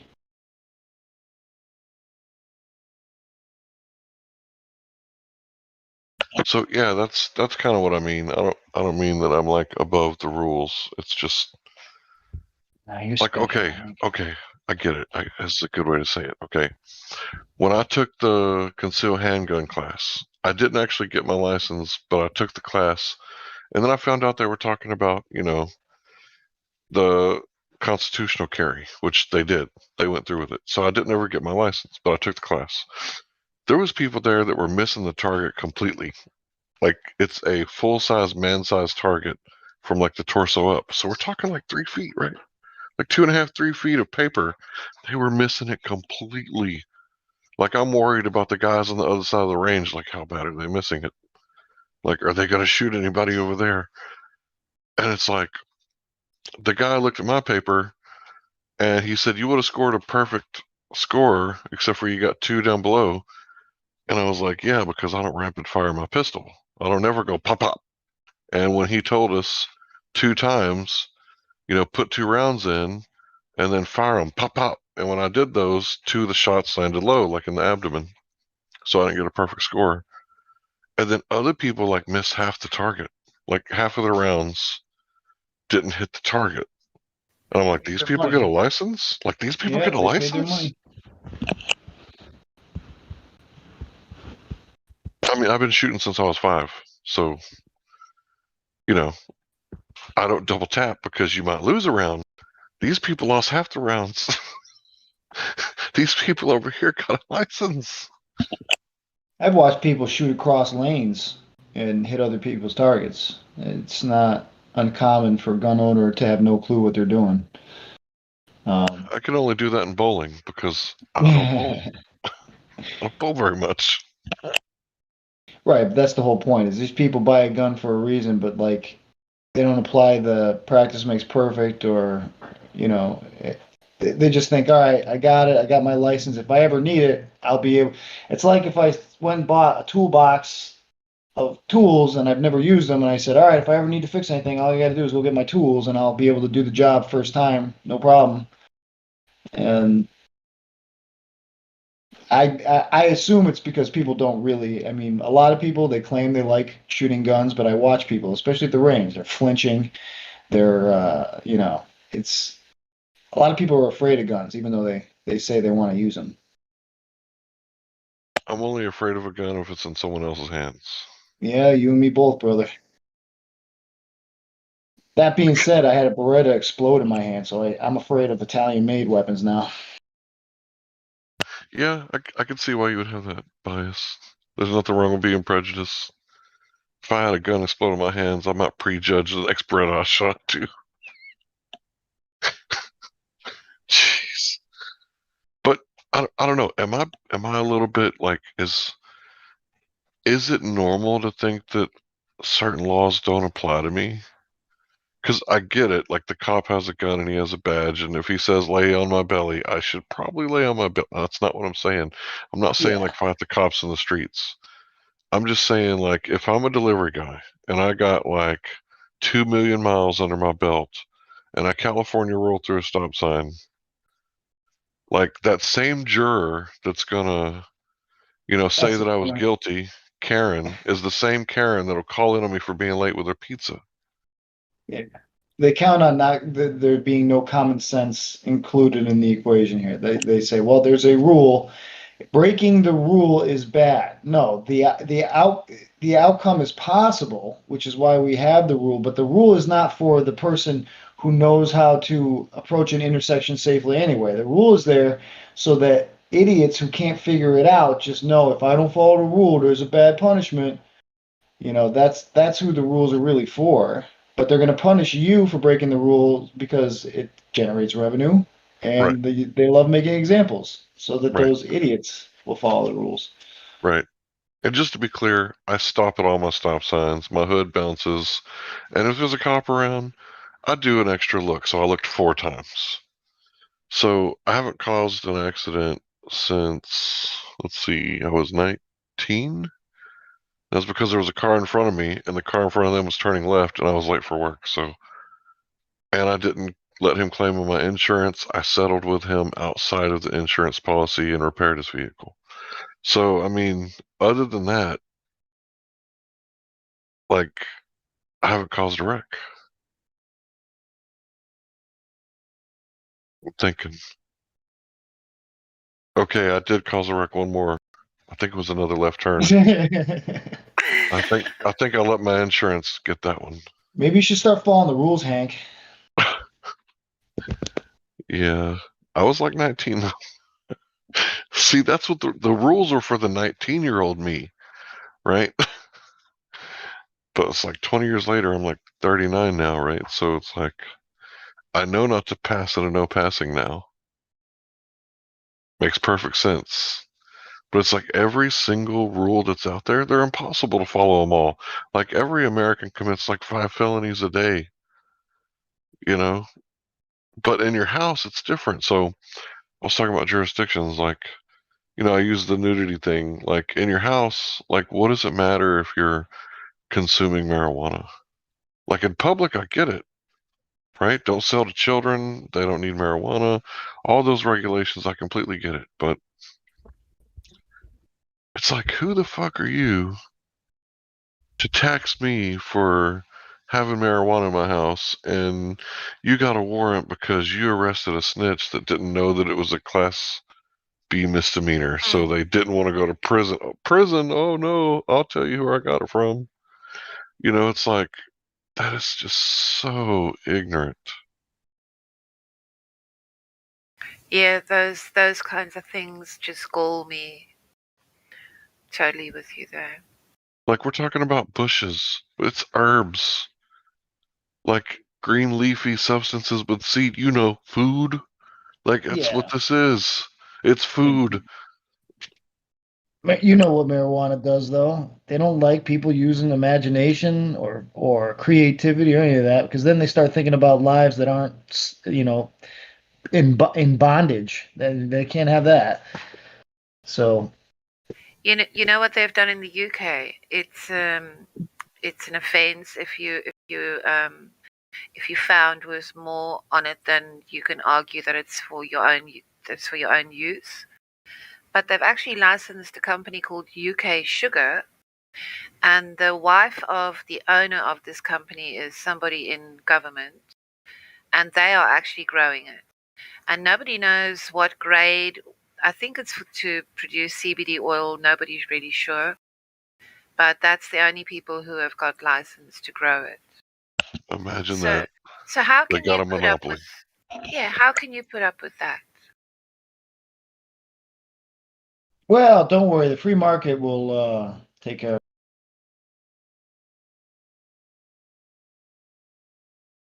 Plus, there's protections in place for you as a citizen and a consumer to keep government and private industry from doing anything bad to you. So you got nothing to worry about. Go back.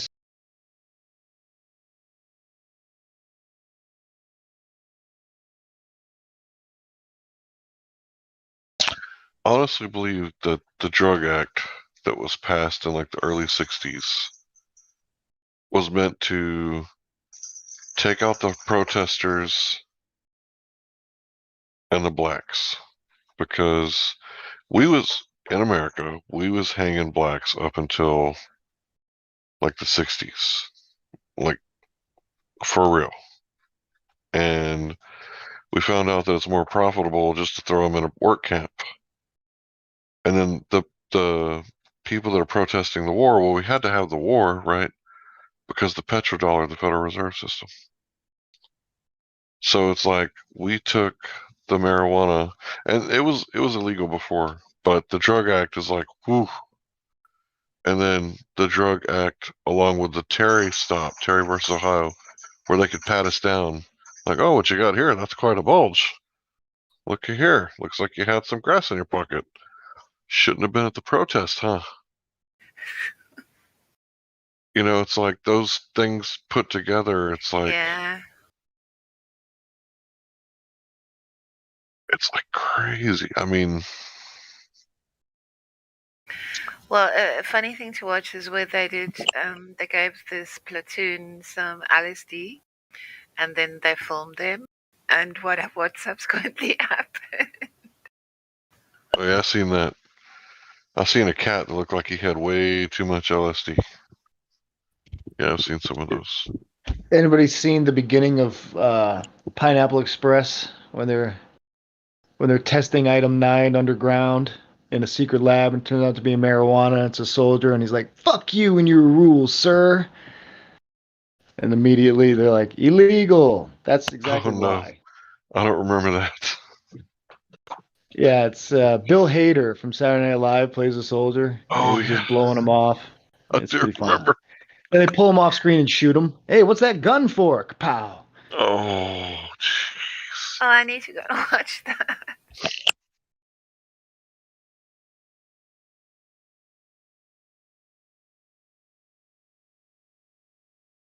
Yeah, that sounds about right. Dude, I remember the one marijuana test. They gave it to him in liquid form, so he was like drinking it. And they were like, "So how do you feel?" He was like, "Oh, jeez, I feel swell." And they were like, "If you ever wanted to come back in and do this test again, like, would you come back and do the same test?" He was like, "Oh, you betcha. Like, for sure, I'd be here day or night. You give me a call anytime, and I'm coming back here for this." And it's like, they did the test, and it was like, found that it was like, inconclusive. It's not very harmful. And then Richard Nixon was like, "I don't like this study. Get me another study and make sure that I get negative results this time." So they took like Colombian grain marijuana and pumped it in a monkey's mask for 5 minutes with no oxygen, and then said, "Look, it kills brain cells." That's not science. Like, what the fuck? You starve the monkey of oxygen. Who smokes weed like that? Is that what they did? Yeah, that's what they did. That's why they used to say it kills brain cells. Because they killed the monkey's brain cells by not giving it oxygen during the tests. Because they wanted negative results. They said, negative results? How are we going to give you negative results for marijuana?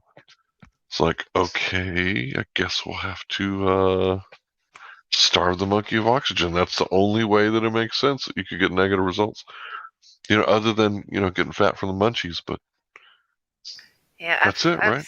I've seen the posters from that time where they started their campaign to convince people that it is. Yeah, Harry Anslinger, not a good dude.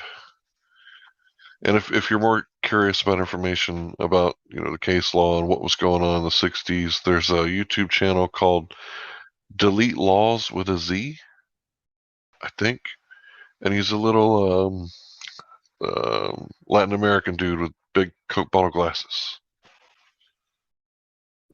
Yeah, I've got it. Oh, I've never been here. Never been where? I've never been on this page. Delete Laws with a Z. That little dude is like Witsit. He's like Witsit in a lot of ways.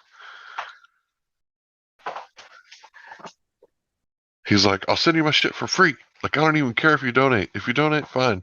But if you don't want to donate, I don't give a shit. I want to give it to you for free. It's like, okay, this dude's awesome. He's like, 1 in 16 people pay for it. I want you to have it for free. Don't pay for it. Just take it.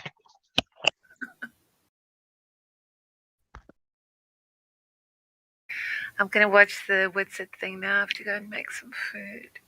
So lovely talking to you, Hank, and everyone. Yeah, same here. Peace. Thanks.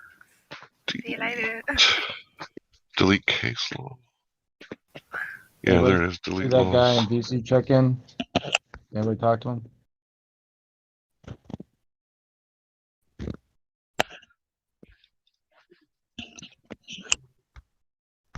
He's literally saying it right now for free. He's like, I'll give it to you for free.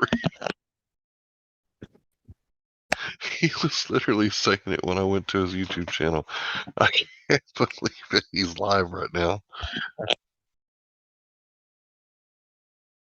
That is so wild. I went to his YouTube channel. He's like, I'll give it to you for free. I don't care. Okay. New people. I don't know how to check people in. I think I got showed once. PC. I don't remember.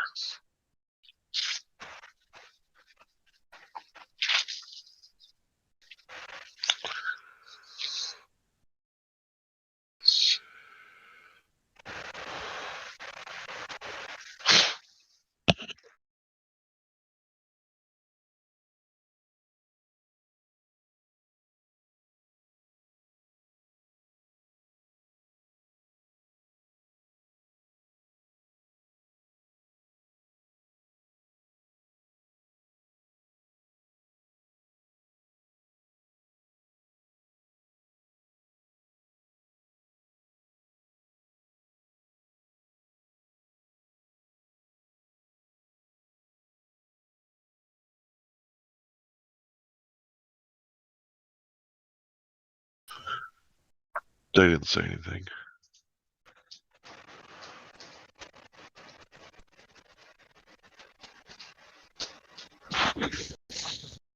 Lurkers.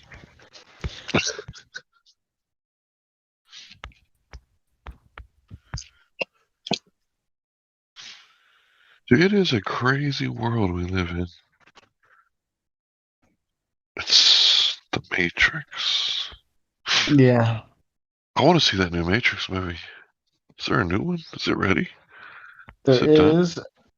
I don't know, but you're just going to be disappointed if you haven't been paying attention to what sequels and reboots and shit have been getting dumped out.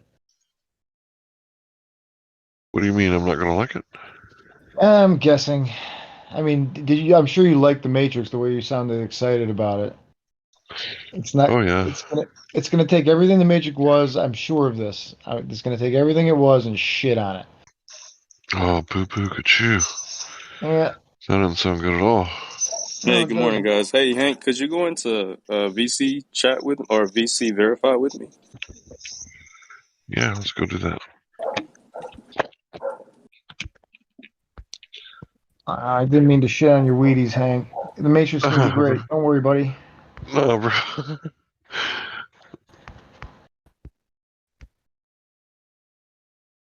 Does anybody else think Hank is baked right now?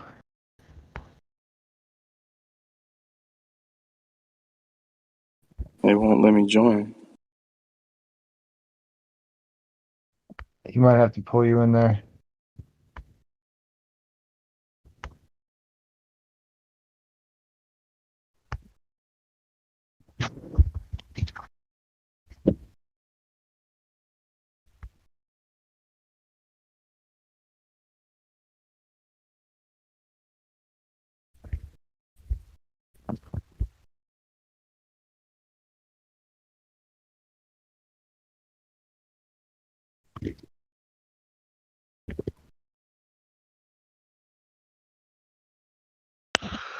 Somebody invited me to go in there and they stood me up.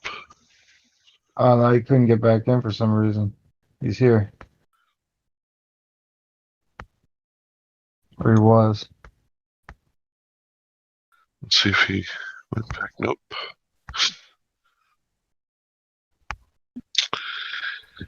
That's alright. I want to check them people in anyway. They didn't answer me when I asked them to speak, so. That might have been this guy's sock account that was trying to bring you in there. He didn't have time to switch Hank, over. I was trying to join, but it doesn't let me join. It says it's locked. Okay. Well, he's not answering anyway, so how can we voice verify someone who won't speak? Even if I did know the code. Uh-oh. Sounds like your boy might be stuck.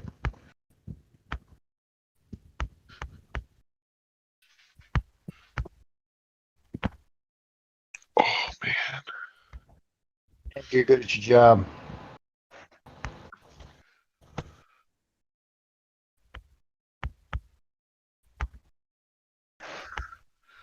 Another way that laws don't apply to me. Like, I've been here for a while. I should probably know how to check people in. I've been here for years. Nah, fuck that. Fuck it. You know, why? Somebody will show up, right? Figure it out. I do remember I had an annoyingly long wait time before I got checked in. And I didn't come back to try it again for like 6 months. Like, nobody ever came to check me in. They were like, click the link, click the link. It's like, it's all fucking gray. I can't click anything. So I didn't come back for like 6 months. I was like, fuck this, Gordon.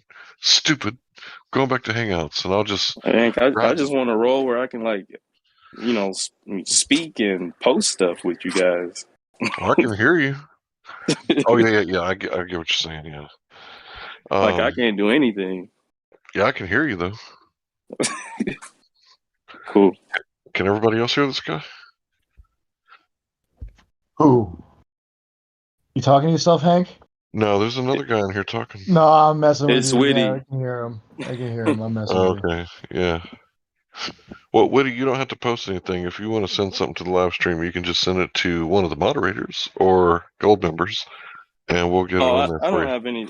I don't have anything to post now. I'm just saying, like, sometimes I'm listening to the conversations and I'm like, man, I want to add something, but I can't because I don't have any permissions.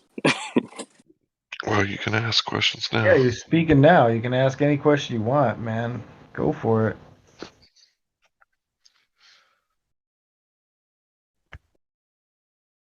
Well, I don't have a question now. I was just saying, like, you know, yeah.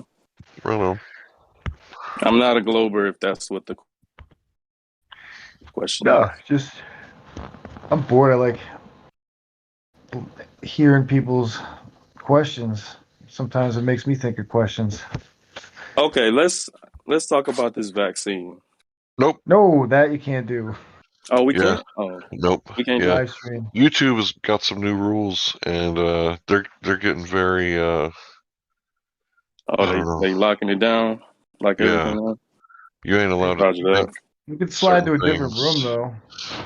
Yeah, if you want to go down there and talk to other people or make direct message calls and talk to people, I guess we can't stop you from doing that. But Oh if you no, do I'm all, not gonna do anything that'll jeopardize the stream or anything like that. no, it's the live stream that we have to protect. So you can go down to other rooms and talk about certain You go to things. chill chat or learning curve or something like that. Roger that. But we can't be putting out fake news on the YouTube. Oh. Even though it's supposed to be YouTube, not their tube. Oh, it's her tube. Yeah. Man, you know what's crazy, guys? I actually bought a TV the other day, and I was just trying to set it up, and it's like it did not want me to set it up without setting up Google, man. Oh yeah, you got to put in that password. It's like, no, you have to sign into Google to set this TV up. Yep.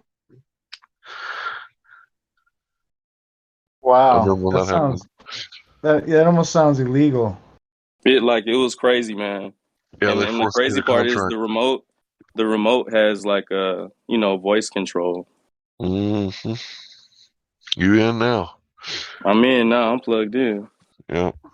Well, it's like China. They need all the cameras and whatnot and everything to run their show. In America, you just get all your gizmos and gadgets to do it. Yep. They're collecting a lot of data through tape in my house.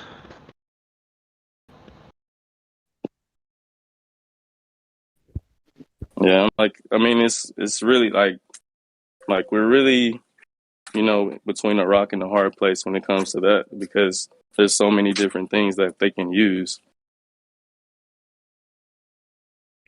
At this point, if they want to get you, they can get you. You see how deepfakes work, right?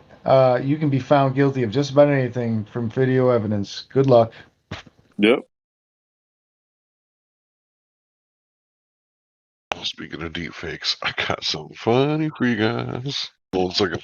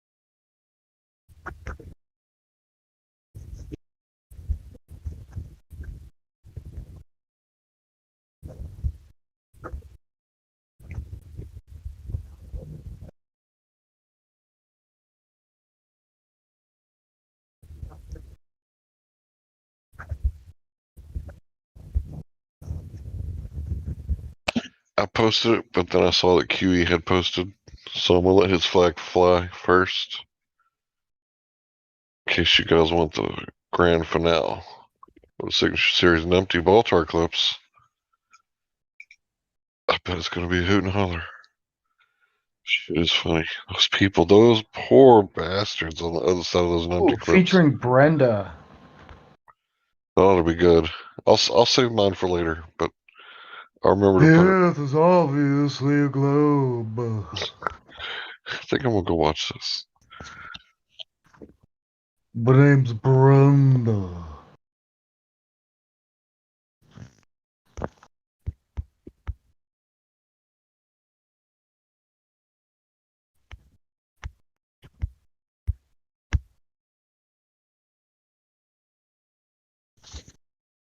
Yep, that was dumb. It'll be out in 3 hours. I thought I was gonna go watch it. No, it tells you right here it's gonna be 2 p.m. Central Time.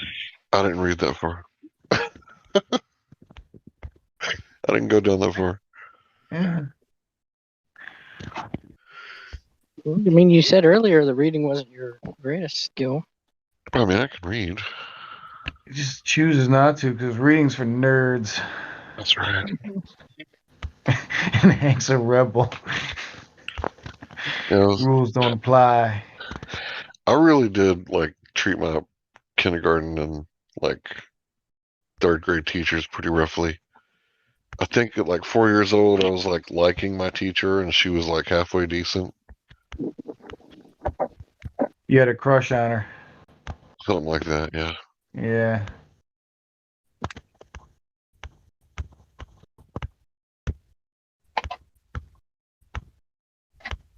Yeah, I was pretty rebellious. But I can write. It's just who can read it. I can write in cursive. It's just, can I read it? It's I didn't do that very much because I've always had a computer.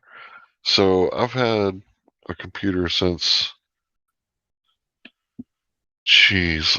early 90s, maybe 92,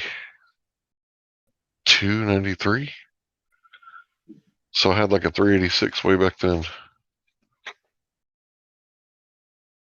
I think it had 4 megabytes of RAM, if you can fathom that. It had 8 before we put it. Yeah, it had 8 megabytes of RAM before we put it in the computer shop, but I think the computer guy ripped us off and it came out with 4 megabytes of RAM, even though it had 8. Yeah, you can't have more RAM than him. He's got to be the one that's got all the good stuff. Right.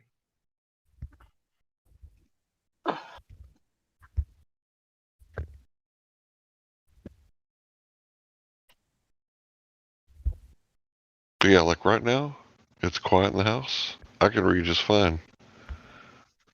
My comprehension is going to be 100%. But if somebody were to turn on the TV, my comprehension is going to drop drastically. That's my issue as well.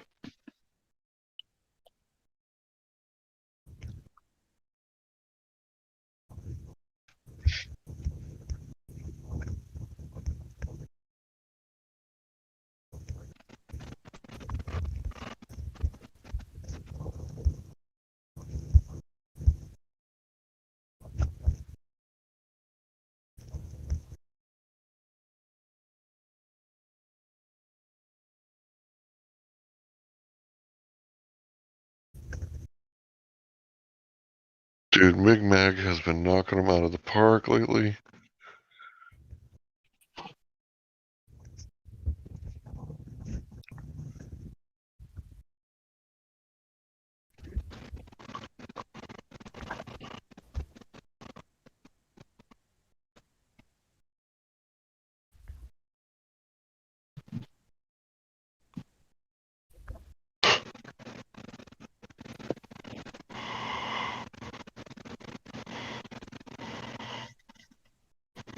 Columbus Day.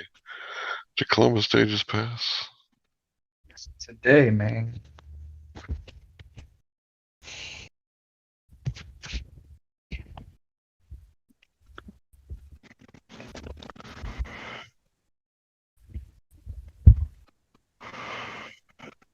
See, 1492. It's 2021.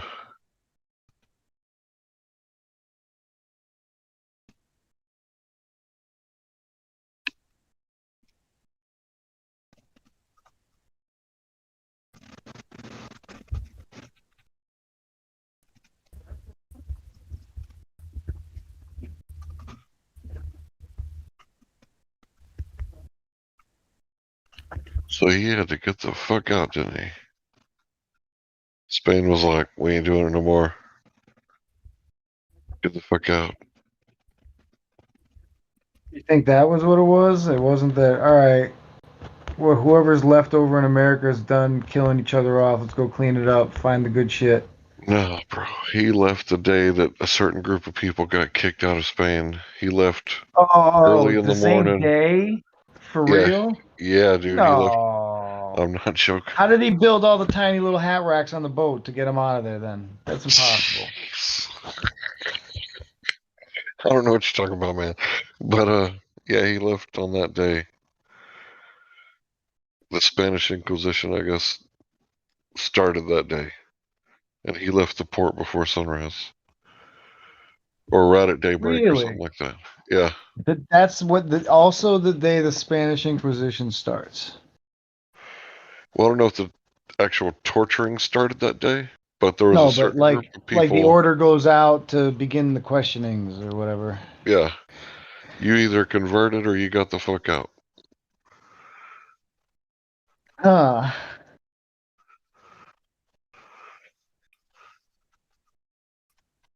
Nothing to see here. Nope. When they came here, you notice that, we get the story of John Smith and Pocahontas frolicking in the forest for 3 months until they learned to talk to each other. That's all made up. The people who were on the boat with him were Sephardi. So they spoke like, a form of Hebrew. And when they met the people in Americas, some of them spoke ancient Hebrew. So they could communicate with each other upon initial contact. And it's so weird in some of the books, because we're not talking about history books from school, right? I'm talking about a dude that actually reads like journals from like the 14, 15, 1600s. They said the natives were so loving and caring and what's the word? Gullible that they fell asleep on the ship and did not worry about the danger of their lives or being killed in their sleep. We couldn't let that opportunity go without. Too good. And I remember being a kid and seeing like a French guy. He was a black man and it was on TV, and I was like, that French guy he's black. What the fuck? I didn't really understand. And it's like, oh, he's from here. Like his family's from here. Can you give me the name of a book, please, Hank? I gotta read this for myself. Honestly. Well, I don't have the actual book, but okay, never mind. I want it so bad. I'm gonna DM you a begging request to find it and send it to me later. Which part? The actual journals from the 14, 15, 1600s? Well, anything that would verify that what we're talking about, not that I doubt it one iota, but that there's an actual record of it, because it would. Dang. Mm-hmm. Hilarious. Needs to be told. All right, let me find it. It's kind of hard for me to find this guy. You don't have to do it now, man. Don't let me derail your morning. No, you're good, bro. I'll find it. Subscription, yeah. But it'll be in I mean, here. don't you think if you were like the first in a country and making contact, you wouldn't want to tell everybody that if that were true? Unless maybe, I guess, if you're up to nefarious deeds, you wouldn't. But who? No, I wouldn't accuse anybody of nefarious deeds. So why haven't I heard about this before? Mm-hmm. Very strange. I implore everyone to go look into this. All right, this dude's YouTube channel, like, you kind of have to understand where he's coming from. He's native. He's not really a hateful type person, but from his point of view, there's been some wrongdoings. Okay. What he does is he sets people straight on the race thing. It's not about race, it's about tribes. Right? To the Native American, it was about tribes. We're all the same family. It's just there's different tribes. So what he does is he goes back and he'll like color the black and white photos to show you what they look like. And then he'll post like modern so-called African American pictures next to it to show you what they look like. and then you can compare the side to side, right? And then he'll take like journals, like I said earlier, and then he'll like read out of it, quote out of it, and then cite a source, and then show you everything that he's looking at. So this dude ain't teaching like Black History Month, right? Takes 13 years to brainwash somebody, right? I guess I'm guessing 13 years at least. This dude is like getting first-hand accounts, like you're supposed to, and citing a source. And I respect his work because of the way that he does it so well. In fact, I passed this on to Indio, and I think Indio had high remarks to say about this channel. So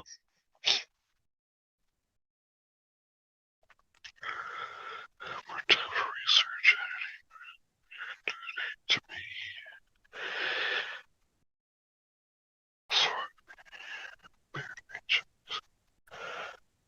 Bearded Mexicans. Yeah, I'm gonna watch it now. If I'm quiet, that's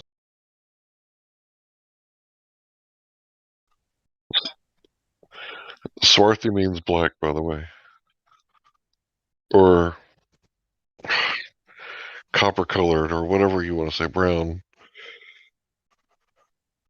There's a lot of words you have to learn. I like swarthy women, so I was aware of the term. Okay, teach their own. I had no clue what that meant. I had to look it up.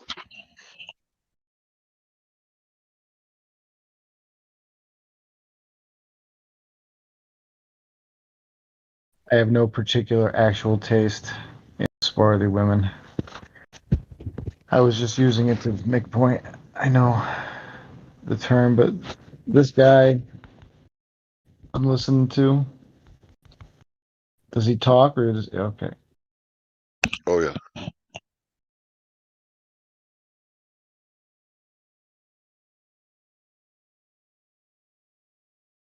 He reads books and comments on them.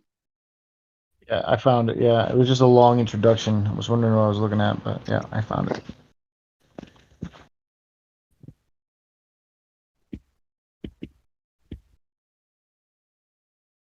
So yeah, he likes the 2-minute instrumentals. Who's that that's talking? Have I shared it with you, or did you find it on your own? I found it on my own. Good for you, bro. This is Will B. Flat. All right. Are you part Native American? Not that I know of. I'm a redhead American mutt. Are we all? Well, most of us. I grew up in Hawaii. Oh, nice. So I know what it's like to be a nigger in a white neighborhood. Yeah, me too, bro. I bet you can fight like a motherfucker, can't you? Been known to. No souls. They feel no pain. Well, when you say that, it kind of is true. I'm just kidding. No, I mean, it kind of is true. Like, I had such a high pain tolerance when I was younger.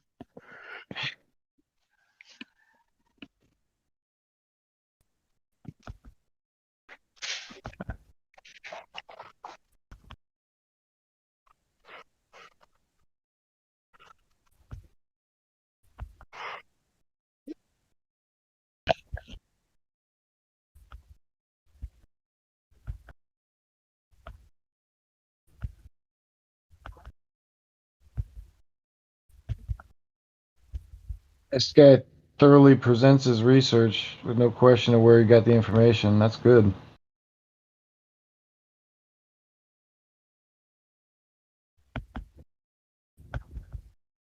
He's fair too. He doesn't really throw a lot of shade. I mean, it's like he could say some things a little meaner and still get away with not really casting shade. Like, I feel that he's really fair. And that's so important this day and age because there's a lot of angry people. Yeah. And they have a right. Yeah. They have a right to be angry. But this dude's like, he's got peace in his heart, I think. Well, I know he has peace. So Well, there might be a director's cut somewhere where he cuts loose. I don't know. Yeah, who cares? This YouTube channel is totally worth it.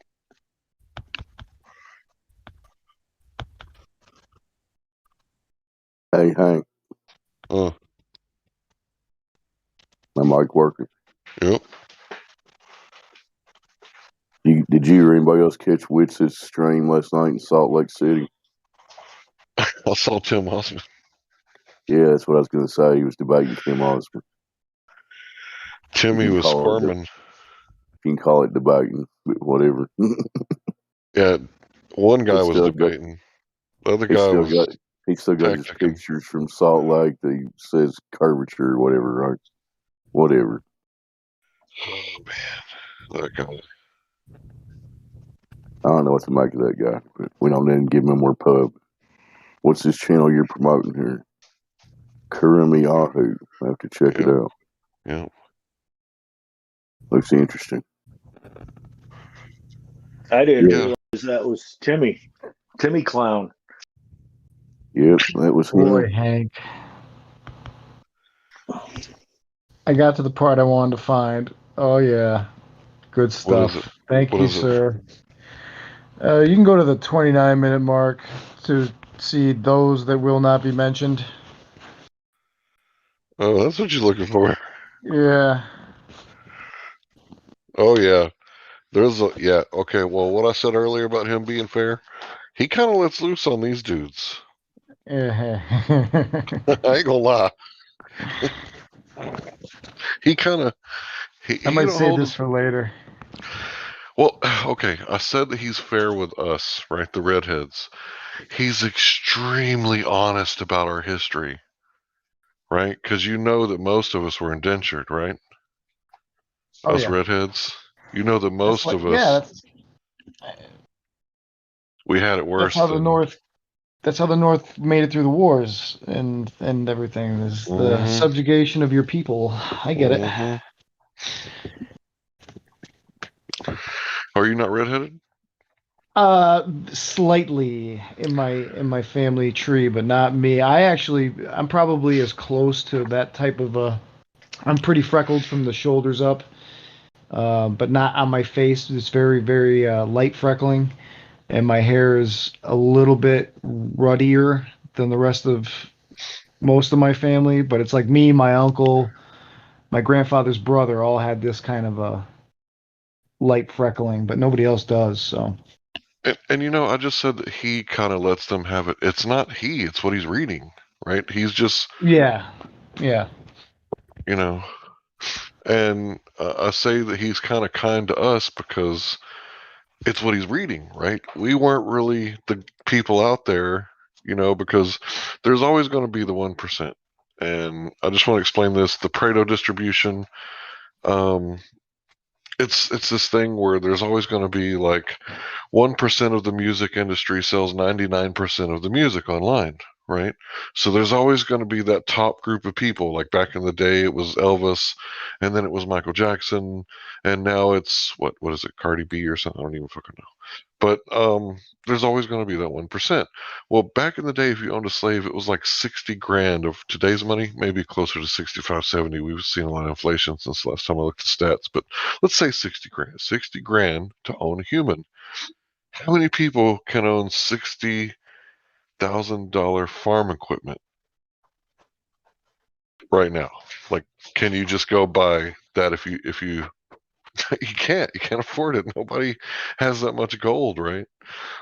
Like, not that many people have it. Very few people have that much money right now. So if you think about what the Irish were like back then, when it was too many Irish, not enough jobs, like how many Irish own slaves or moved to America and own slaves? Probably not that many. You know, because us Irish, we were like, well, I guess The kind of like Irishmen me. owned slaves. It was probably other Irishmen. You know what I'm Probably. saying? Yeah, probably. But At the yeah, time and the place where the Irish were populating. Like I live in Massachusetts. There's a lot of rich Irish history out by the coast, and those guys, there's a lot of families that still hold a grudge on how they were treated from the moment they stepped off the boat, and they see themselves as as subjugated people as much as other known quote unquote slaves. And I'm it's fair. I'm also Scottish and Dutch and a little bit of British. And then go ahead. I was just going to say, if we can believe the history where we're taught that the large majority of the poor immigrants that came over here as indentured servants, which is basically a slave anyway, right? Mm-hmm. Yeah, King James ordered 30,000 Irish to be sent as indentured servants, and this is the guy who had everybody write the Bible. So he was the nice guy. I think it was 30,000. It might be like 35. Say it again. I said there was like 6 other English copies prior to the King James. Okay, I was just saying I was talking about the British King James. That was the guy who sent all the Irish to be in the because he was right after Victoria, and Victoria chose him, and she was kind of anyway. Empire. She was all about her empire. I'll just put it that way. Like I pissed 30,000 Irish. Like I pissed 30,000 Irish before breakfast.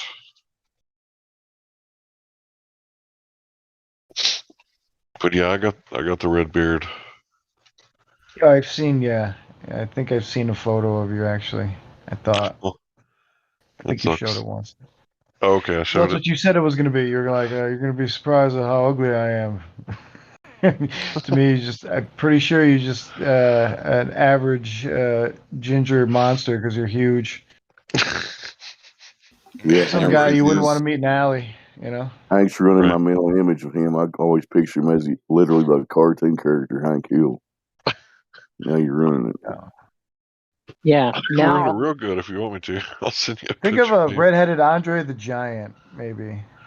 Yeah, with one of the big guys that picked up the rocks and chucked them. That's what I got Dave going on.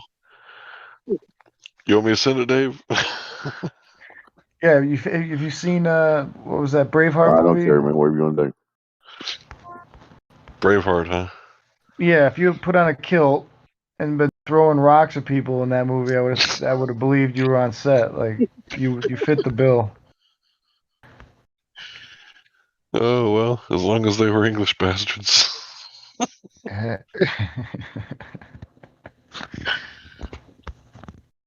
No, I ain't got no beef with the English. It's just jokes. It fit the movie.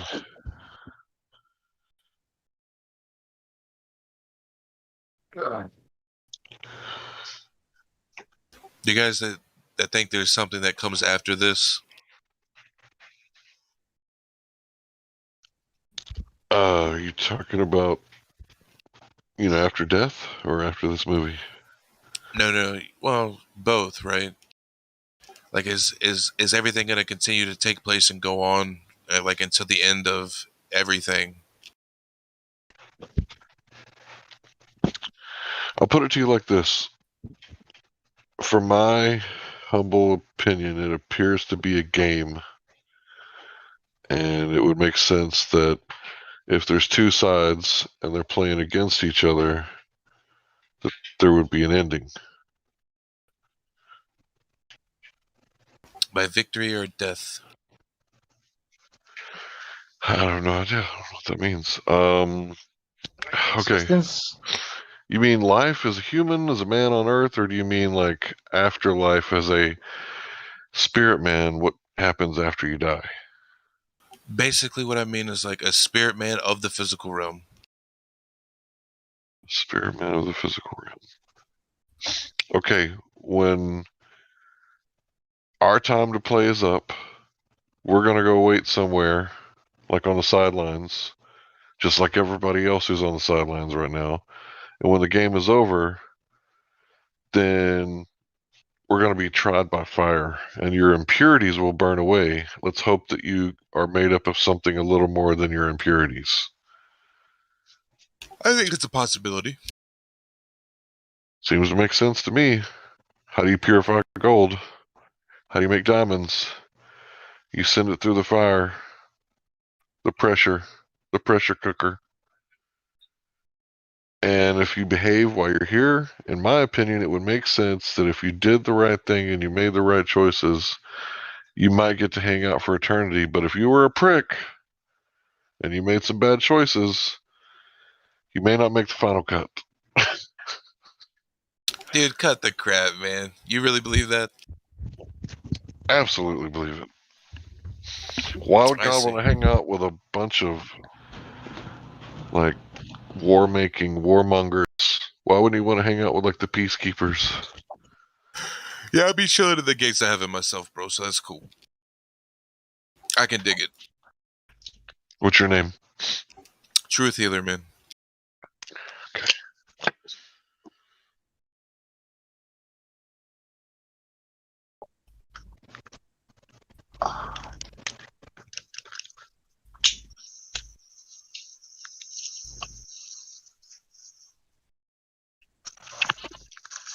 Did you change your name from Citadel? Somebody's muffled. Truth Healer, did you change your name from Citadel? Yeah, I changed it from something else, bro. Okay.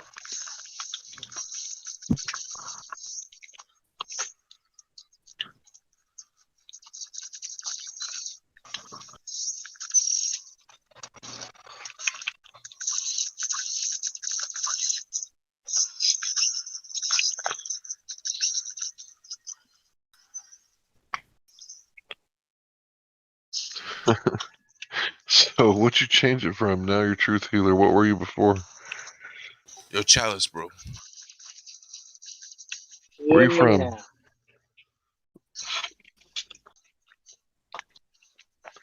Where you from, bro? Right now I'm in the Garden of Eden, but I'm from America. Where the fuck is this garden? Inside you, bro. Oh.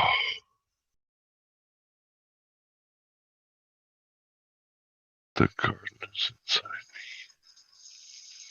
me. I mean, that like is that. true. That's where creation. Like the key to open the gate is inside of you, right? And then when you like ingest the key, then you get into the gate. It's as simple as that. Gotta wash your robes by the gates or whatever, right? And then enter the city. There you go. I want to do that. Yeah, just do Sounds it. simple. Just do it. It's easy. Yeah.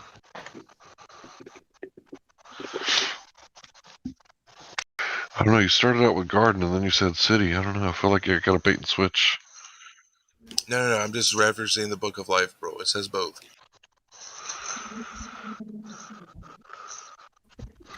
What's the Book of Life? In the beginning, it was the garden. In the end, it's in the city, right? Genesis, Revelation.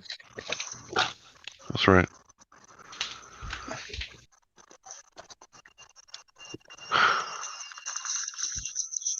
And how did you figure out the Earth is flat? Dude, I'm God, bro. No, you're not.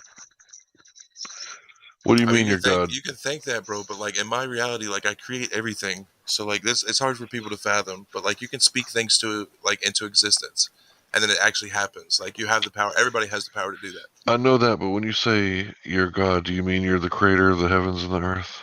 Everybody is, bro. That's the point I'm trying to make. Demonstrate that for me, God. It says, "And they shall become like sons of God," bro. Everybody is a son of God, That's aka not God a demonstration. himself. Why do you want me to do something that you can do yourself? That's the point. Well, we'll see. The words you're using now are the classic words of the time, man. That's why. I'm just saying all things are possible, and I wish more people would realize that. That's all. Is it possible to go against the word of God? Shit, bro. I wouldn't recommend it. I mean, is it possible to unprove his prophecy? How you unprove the truth, bro? You can't. It's impossible. Then not all things are possible. But all things are possible through Christ, which strengthens me. So that's what the difference is between us and the Creator. All things are possible, yeah, but not all things are possible through us. There Like, you go. we have to have Christ within us. I know then you those know things. this, bro. I know you know this. It's fine.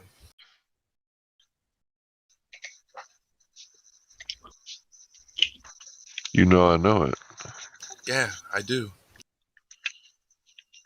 It's very clear. Like, I know right away.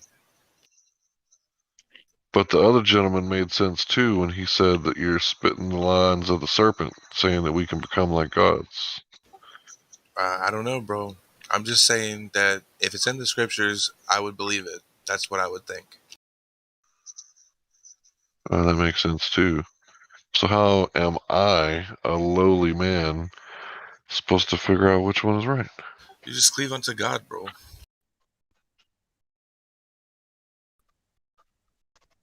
So I can put on blindfolds and sprint down a hill and just leave it to God. I said cleave unto God, not leave unto God. Cleave unto God. Just serve him, bro. That's what I do. Let me try to translate it. When he says that he is a god, he's acknowledging the gift from his Father that he has the ability to create. And Christ said, "You will do greater things than I," and Christ is within him. And so because he has Christ within him, he has God within him.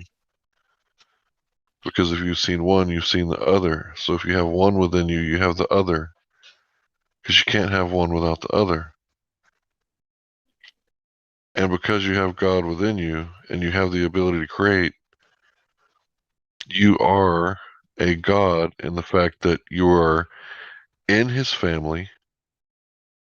You are invited in through the Son, which is the heir, and you will be given a crown as co-heirs. You were invited into the family, and because you've accepted it, you are one of them. And because you are one of them, you are God, but not in the sense that some people make it out like, look at me, I can do anything, I'm God. No, more in the sense of, I can do all things through Christ. Because of the God within me, I can allow him to manifest through me, and in that way, I am God. Is that what you mean, bro? 100%. He said he knew that I meant it. He said he knew that I knew it without me having to say it. Why should I doubt you? I have no reason to doubt. I struggle with these two things too. Because I know that I have the power to create. I made a man child, and I watched it come out 9 months later. But that's not all I can create. I can also stuff that part down, and I can also create out of my mind and out of my heart. I have the ability to create many things with my hands, and I was given all this from my Father, the ability to create. And I have the ability to speak things into existence just like my Father. And I can turn thought into reality and manifest it into the 3D realm just like my Father. I spent a lot of time thinking about that. Like, what am I supposed to create? And it's ripples, right? It's ripples. That's what I'm supposed to create. Yeah, that's it.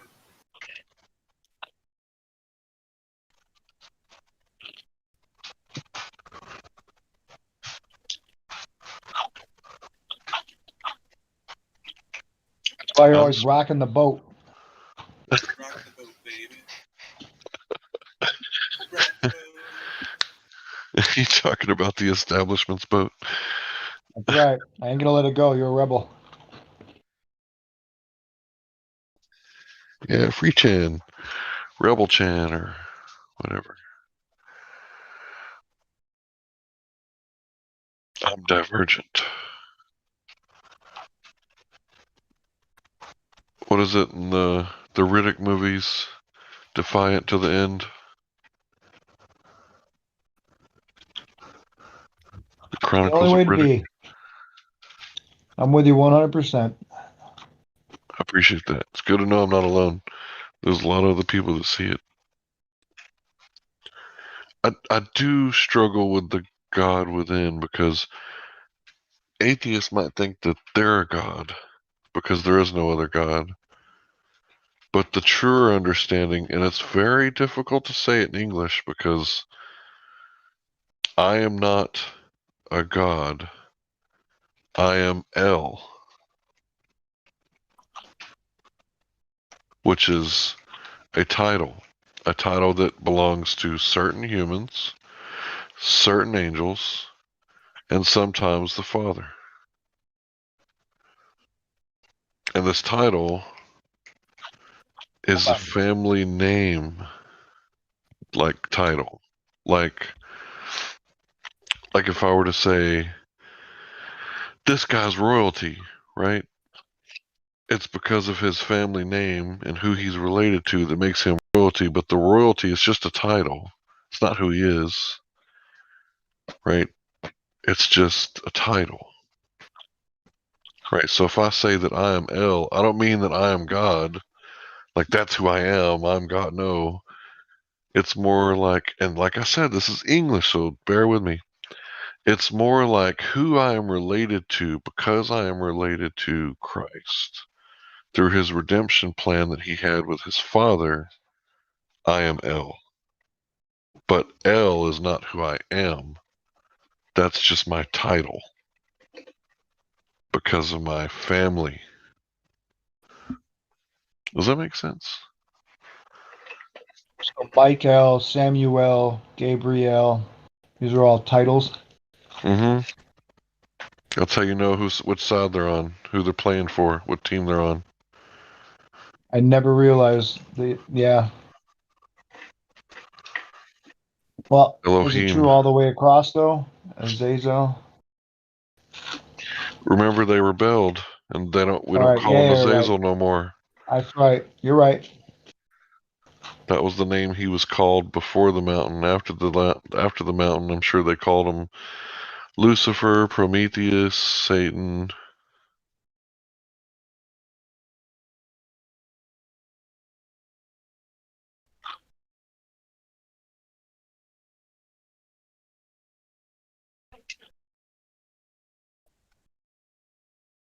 So I know I just went through some really deep stuff, and I hope nobody misinterprets me to say that Hank said he's God. No, I didn't. That's not what I said. I'm not the creator. I'm not the creator. I'm a creator. I guess would be a better way to say it. I'm a co-creator. How about that? I'm a co-creator in this reality. Wow. Say that out loud. Somewhere somebody just added to Hank's file, thinks he's a god. No, I'm not a god. I'm a co-creator. I'm playing the game. I'm a playable character, and I'm playing. Probably not to my full potential.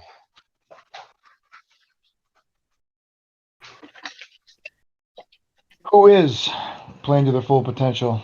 I can think of 50 things I should be doing right now, but I'm not. Mm.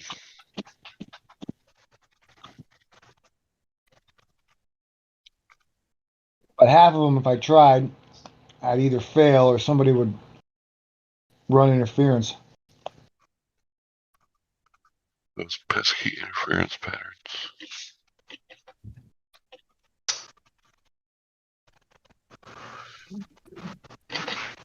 I'm thinking right now somewhere there's a coven and they're like really tapped into their potential and they've really, used the music industry and television and they're really making changes in this world for the worse. And I'm just sitting here playing Metroid.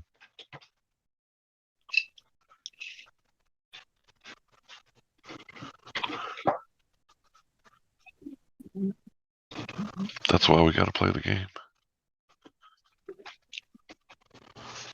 Well, today is a holiday, so I am taking a day off. Wait a minute, I'm off on a holiday? Wow. Yeah, we got to celebrate Bring Your Tribe to America Day, I guess we can call it now, instead of or Run to America, Flee to America Day.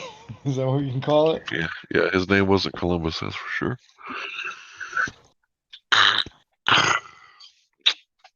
I was going to ask you to get into who Karl Marx's real name was earlier with that guy, but I thought that was a step too far. I don't even know. Oh, look it up.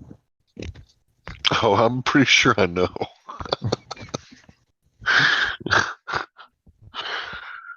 I mean, it's like I have a good idea what it sounds like. Yeah, sure. I'm sure if I gave you a few guesses, wouldn't take you all day to stumble across it. Ow. Let's see, goldsmith, silversmith, ironsmith. Don't these people have interests in profit? Profit. Anybody wondering? We're talking about Ferengis, actually. I don't know what that Ferengi. is. I don't know It's what that is. a race in Star Trek that are expert negotiate. If you Hank, go to YouTube and watch Ferengi. You are gonna roll over and die. Go ahead.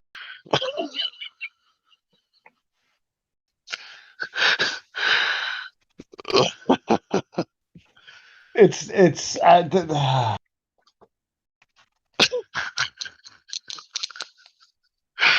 feel bad for laughing. Why do I feel so evil? How do you spell Ferengi? Feringa? Ferengi? Ferenga. I think it's Ferengi. There you go. Oh my god. Now listen. They have this thing called the rules of acquisition. All right. Oh And it's a list of negotiation tactics and business practices. It's so good. I'm gonna shut my mouth and Laws of let you enjoy it. acquisition. Oh, I'm gonna send this to my brother. Dude, the fuck? The fuck? Okay. Complete list. It was a running joke, so there isn't like a complete list, but they have them in order. Somebody compiled them all from the show in order, but there's big gaps because they would just say, "You remember law of acquisition number 720, right? 724, right?" And then they'll say something ridiculous like, I don't even want to begin to ruin it for you, so just go ahead and watch them.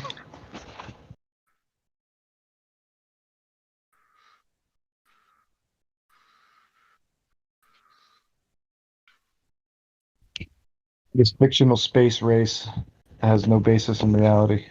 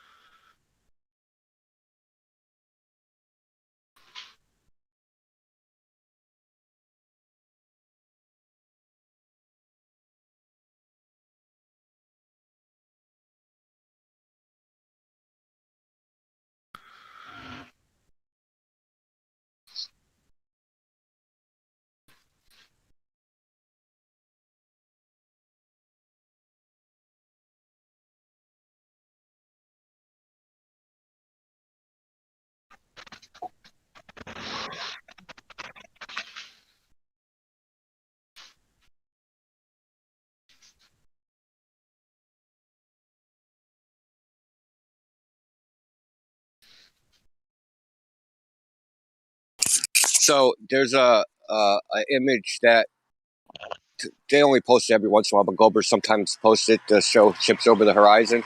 It's on Wikipedia. Now there's problems with the image, but that's not the important part. The person that posted up that image to prove so-called curvature of the Earth. He speaks fluent Klingon. Oh wow! Yeah, so I'll post it up. It's hilarious.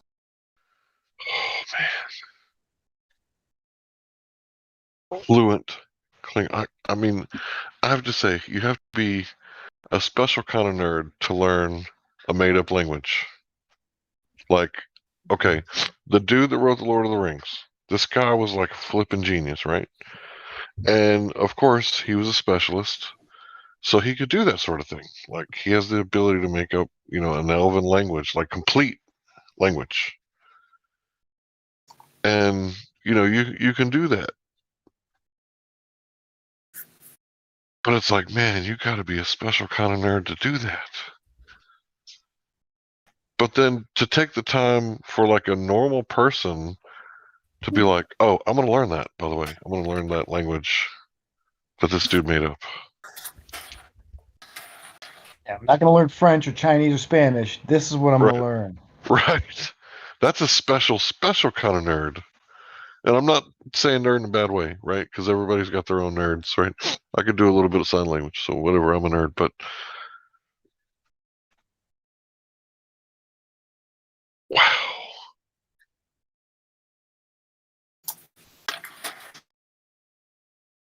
I used to watch Star Trek when I was little. And I look back on that stuff now, and it's like, man, this was some serious programming. And then you listen to Captain Kirk nowadays, and it's like, what's the difference between science and science fiction? Nothing. It's like he didn't understand. The question was a little bit malformed. They should have said, what's the difference between scientism and science fiction? And it would have been right on, right? It would have been right on. But it wasn't a flat earther asking the question. We got to get that question to him before he kicks the bucket.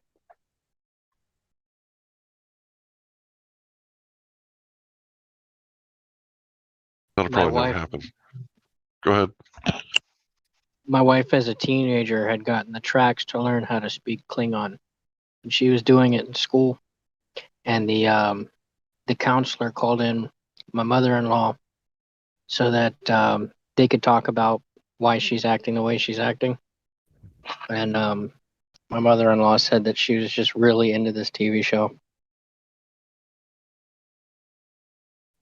Look, I ain't got no hate, do what you want to do, but I'm just saying, like, wow. For someone to actually learn to speak Klingon?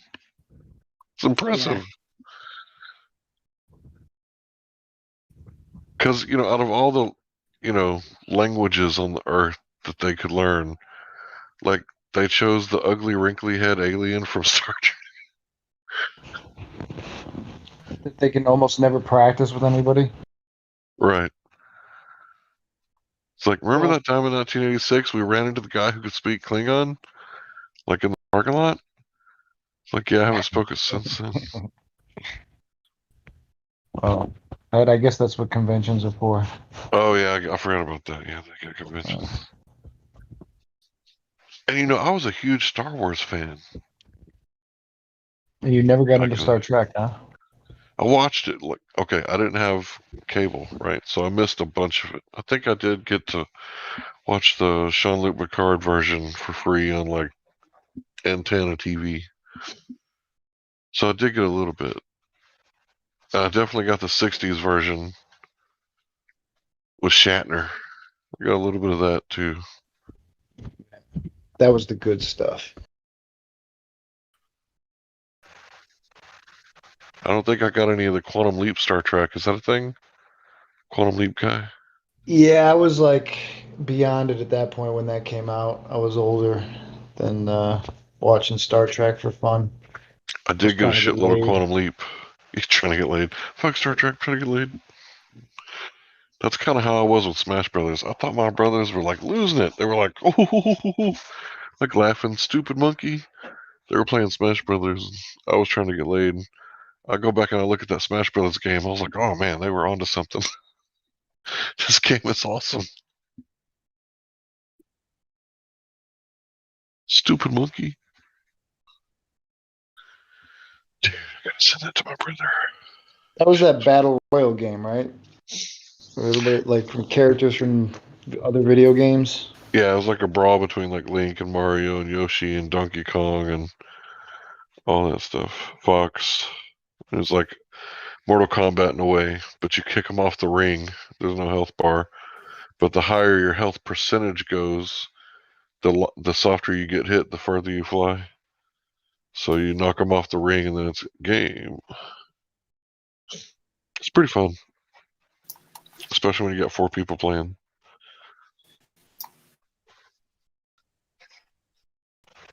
Yeah, it turns friends into enemies real quick. What's that? It turns friends into enemies real quick. You're breaking up. My brother, we'd play it, and then we'd start getting mad at each other, and then we would get on to the Pokemon 64.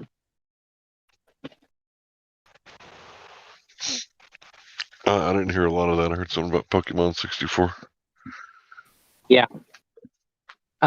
Me and my brother, we would play Smash Brothers, and then we would get aggravated with each other. And then once we started fighting, we would get on to Pokemon 64, the Coliseum game. Gotcha. I did play a little Pokemon, but it wasn't really my thing. I hate turn-based games. The only one I could stomach was Pokemon, and I think it was because it was so well balanced with the 5 elements: fire, water, earth, whatever. Yeah. Mario Kart is what caused fistfights in my house. Yeah, one strategically placed banana will change the whole game.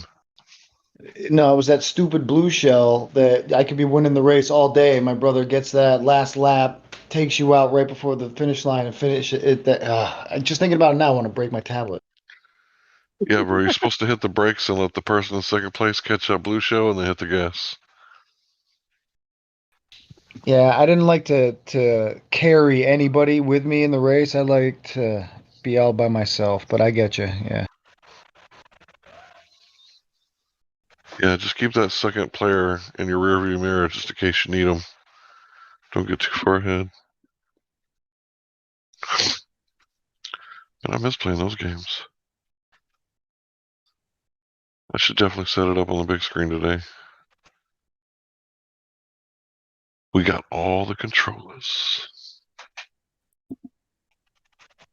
I just the other day I was thinking that, and I talked to my brother, and I was like, how much do you think it would be to find a working, retro game? He goes, what? You just get an emulator, stupid. And I was like, oh yeah. It's like you can get all the games. Oh yeah. The problem is getting a controller that you can get comfortable with to get good at the game with that. It's going to be a bizarre controller. It's not going to be like a actual Nintendo controller. That's the hard part. But then if you do get an actual legit controller and you do get good at the game, like, I don't know. Look, there's a couple of official releases from like Nintendo, Sega, and Atari with pretty big libraries, and they come with a controller that are supposed to be console. Oh yeah, nice. Accurate. Yeah. I think it's hilarious. Indio said this guy posted the picture and supposed to prove the Earth's a globe. He speaks Klingon. It's like, wait a minute, isn't that like a conflict of interest? If you fucking speak Klingon. I can't find it either. I mean, I can find him, but I can't find the image he posted that for Ships Over the Horizon. I might be able to find it. Just let me look some more. But don't you agree, Indio? I mean, if you speak Klingon, doesn't that kind of discredit your argument a little bit? What's Klingon home planet? Is that flat? Oh man, good times.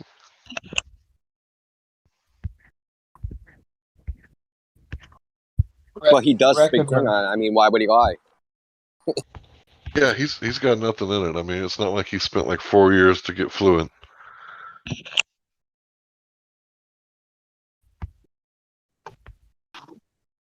He's got nothing invested on either side. How would you know if it was fluent or not? Like, is someone gonna be like, "Oh, you have an Earthian accent"? You use that word in the wrong context. Federation twang.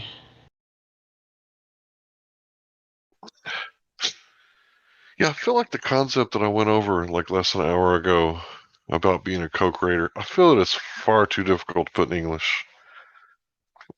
I'll probably never try to do that again. It's like more of it's a concept. I don't even know if it's like legit or not. What language can you explain it in? Gaelic? I'm all out of words. Okay, I'll try to put it to you like this. Let's say hypothetically I did DMT in the past, and then 15 minutes later I tried to explain to you what just happened. But it's like I'm grasping for words that I don't have in my vocabulary to describe it. So I'm just going to use these words and hope that you can get what I'm trying to say, because makes sense. I'm phonetically failing.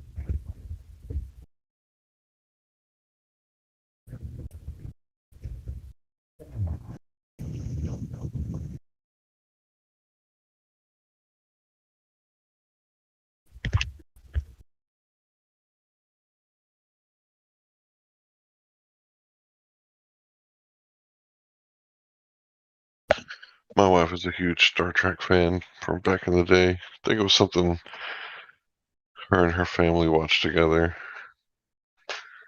I think my uncle introduced it to me in the 80s.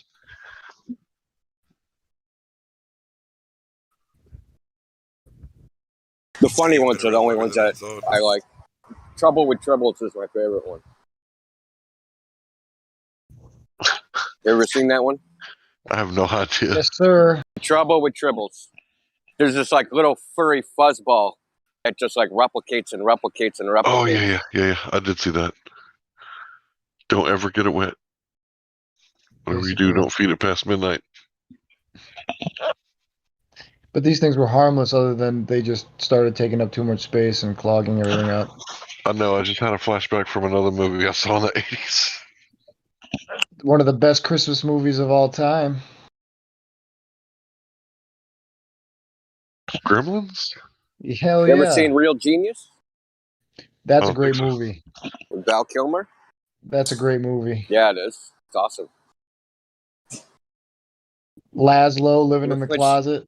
When she asked him, "Can you hammer a 12-inch spike through a 2x4 with your penis?" He's like, "No." She's like, "Well, girls got to have standards."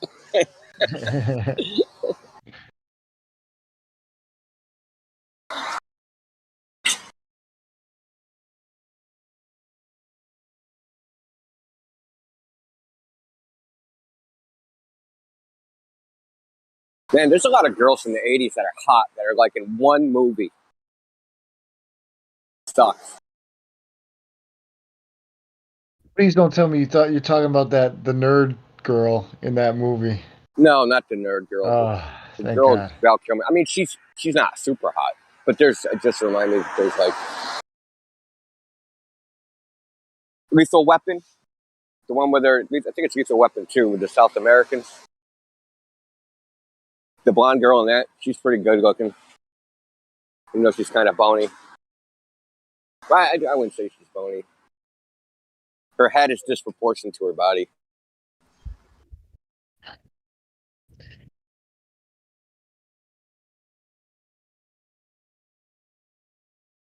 My crush was Adrian Actually, Barbeau. it's her eyes. Her eyes are disproportionate to her body and her head.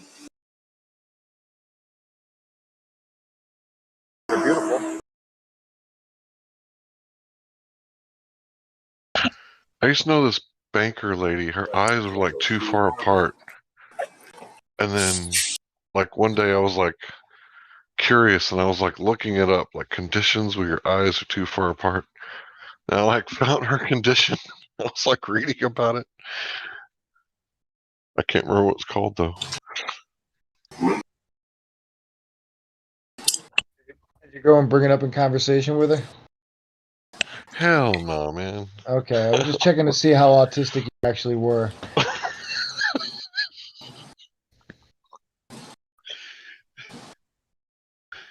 Oh shit, that's funny.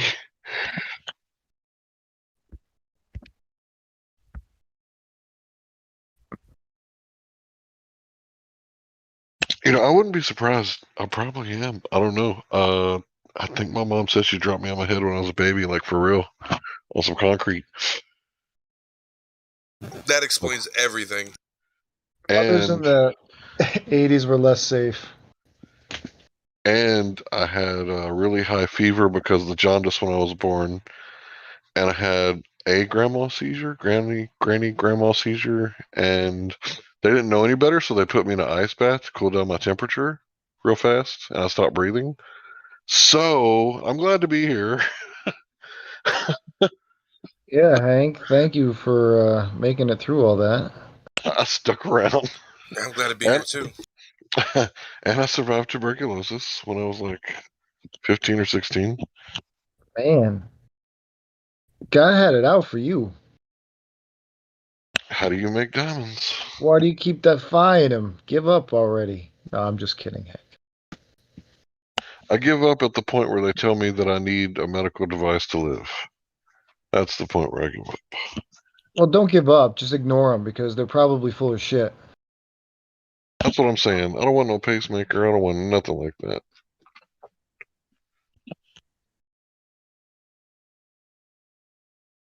Talk about our pacemaker has Bluetooth. Like, no, it don't. I'm not doing it.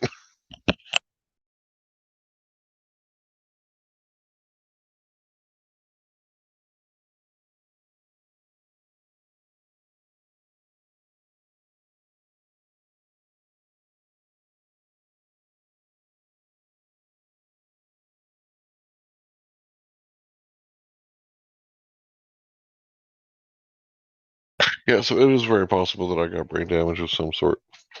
Don't hold on to names too well. I don't know if it's like, is there a part of your brain that holds names? I don't know. I don't know how that works, but Father swears to imagine a lot of God when people. he. Go ahead, I think Hank. a lot of Sorry. people probably think I'm snobby because I don't know their fucking name. My father swears to God all his memory problems today stem from when he was a kid. He got hit in the head by a foul ball while playing baseball, and he had an out-of-body experience. And he said ever since that day, unless he really, really, really reminded himself of somebody, like their name or anything that involved a number, like an address or a phone number, unless he spent like an hour trying to memorize it, it would flee from his head. And he said he's that way to this day because of that. But they said there was nothing wrong with him. See, I can commit your name to memory. And I'll be honest, there's a little piece of me that's like, yeah, you got to earn that because this is something that I have to work for. But at the same time, there's other people that I want to remember their name and I can't. So I just usually pretend to be a stoner and say, oh, dude, man, what's up, man? Oh, hey, guy, what's up, brother. bro? Yeah, I say brother a lot, you know. I just tell people I'm a Christian, man. You know, I call everybody brother. It's good to see you, Chief. I think I'm supposed to be doing something right now, but I can't remember what it was. Supposed to I be feel looking like up. that all the time. That's not normal for me. Like I usually don't. Oh, I forgot I was supposed to get this. I don't think I do that very often.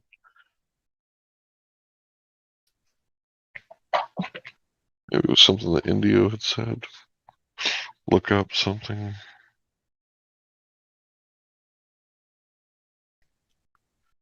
Because if there's one thing I do know, like I'm gonna need to write notes and take stuff down and do this later. And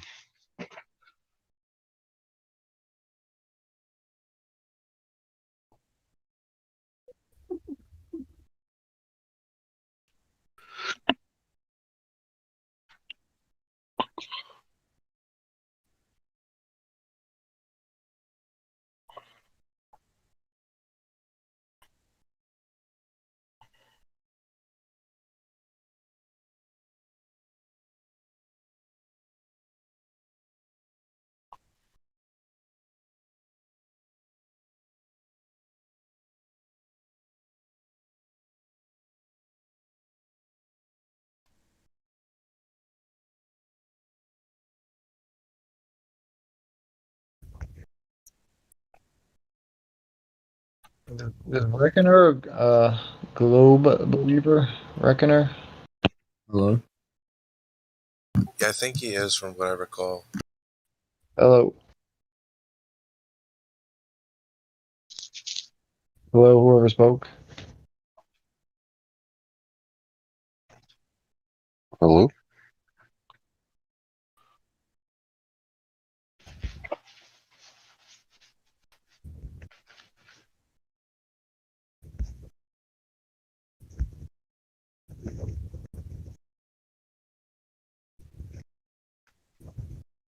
Well, if that person said something, I stopped watching.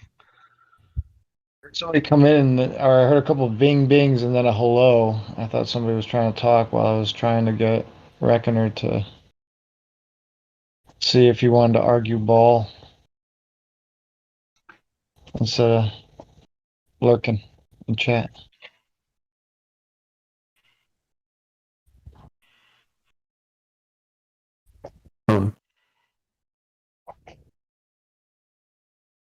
Every once in a while, declare peace. It confuses the hell out of your enemies.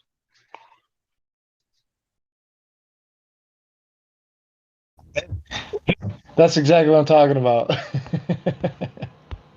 Dude, These these little dudes tactics are. sound familiar, though. It's crazy.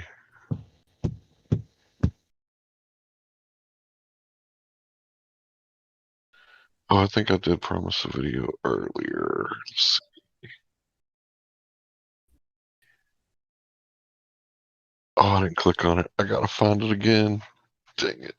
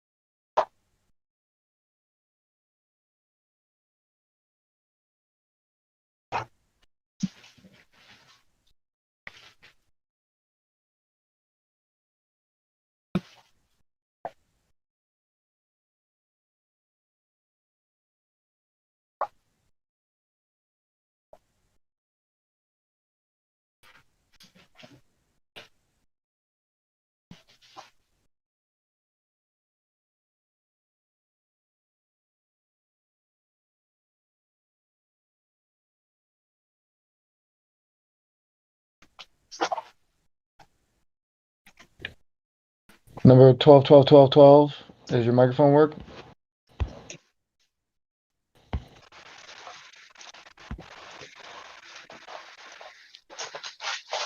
Dave Hinkle's throwing you in.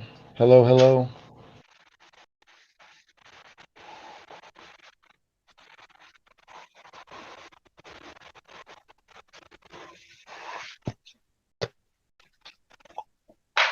You got a microphone, or you part of the no mic gang? That's what we're gonna hear. No mic.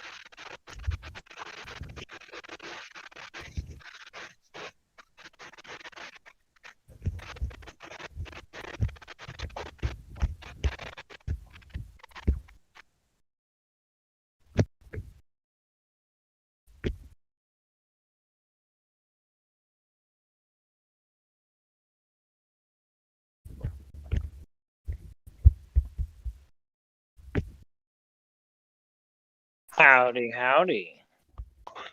Top of the morning to you. Top of the world. Yeah, Gibby, get that's at a spa, my friend. That's what they do at a spa. Other people do stuff like that, such as yogis.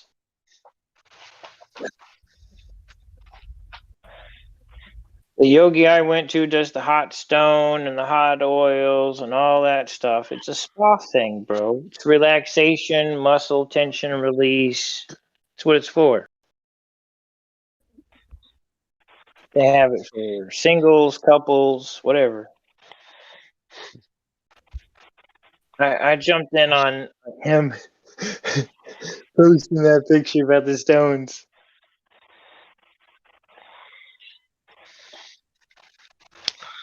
Good howdy.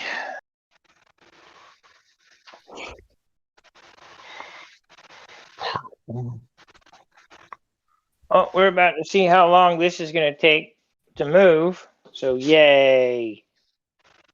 And then my truck should be on its way soon.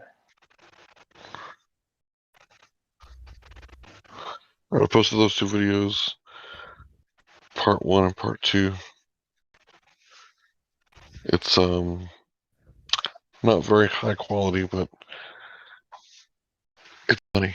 It's very funny.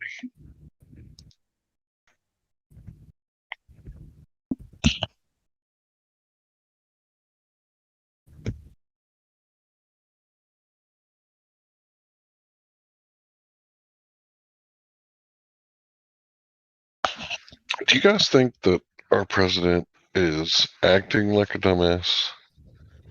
Or B, is a dumbass? Or C, experiencing mental degradation? Cognitive functions. No D? Yeah, I was gonna say, I think it's D. All the people playing the role of Biden are doing a shit job. Well, all of the above. I mean, come on. You got to get into character, and the whole character is supposed to not be able to really talk coherently. So, I mean, technically, that's a Golden Globe award right there. You know, they're now saying he's had a lifelong speech impediment. No. I read that on, I think it was Snopes or one of these, PolitiFact or something like that. That they're picking on him now because he's had a lifelong speech impediment. Dude, I can post videos of him when he was Which younger is a talking blatant about. lie, right? Oh, yeah, I'm gonna post it right now. Well, yeah, I've seen Sounds like a hate videos from the crime. 80s, 90s, like 80s, 90s, 70s. Like, never had a speech impediment.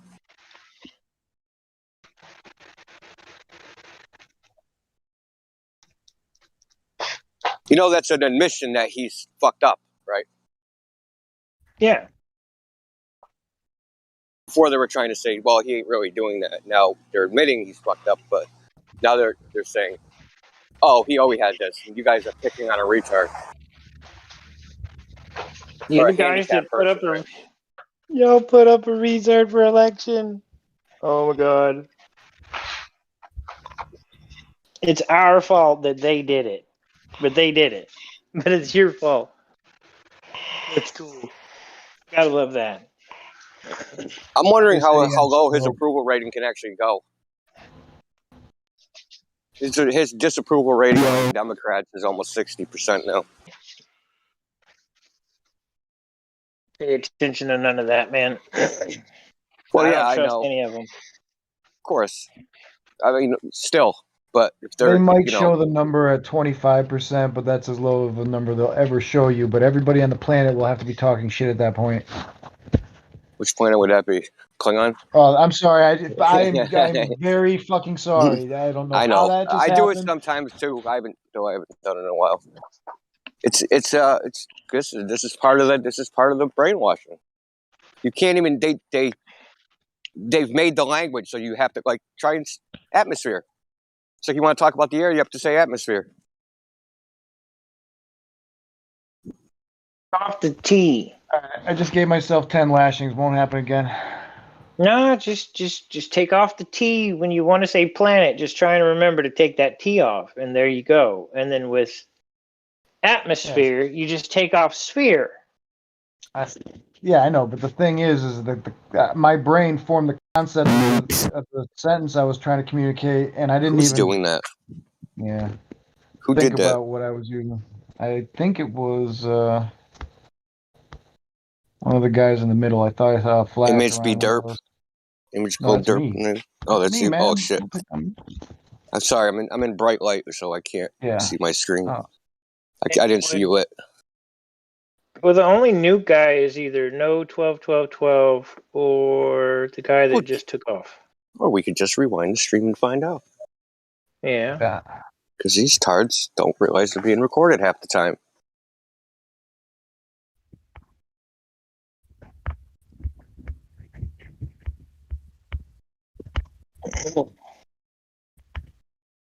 Somebody should find the clip for Indiana Jones and the chalice. That scene where he starts talking to the Templar as he's entering the temple. Number 12 just bowed out, so I have a feeling. It'd have been the other guy, though, because that other guy took off pretty quick.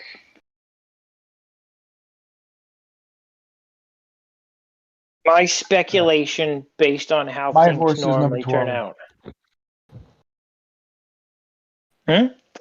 I said my horse is number 12. Come on, number 12. Right. Come on, number 12. Indio's got the photo finish, I think. Indio, earlier we had a guy trying to validate the pendulum, Foucault's pendulum, with Newtonian laws. You know, I used the plumb bobs in my career in commercial construction. Every job site I went to, I used plumb bobs. I've never once left a plumb bob in a room or hell on a job site with, when the walls were still being, built and framed up and shit. Never once have I seen that plumb bob ever start just randomly swinging any which way for any reason. I leave, I come back 6 hours later, it's still straight down, not moving. Unless there's wind, in which case it's the wind that is the cause. I've never, when they got the walls and the roof on and we're setting the plumb bobs to match the lines with where the pipe is supposed to go, never have I ever left a job site and come back and watched a plumb bob just whizzing around the room.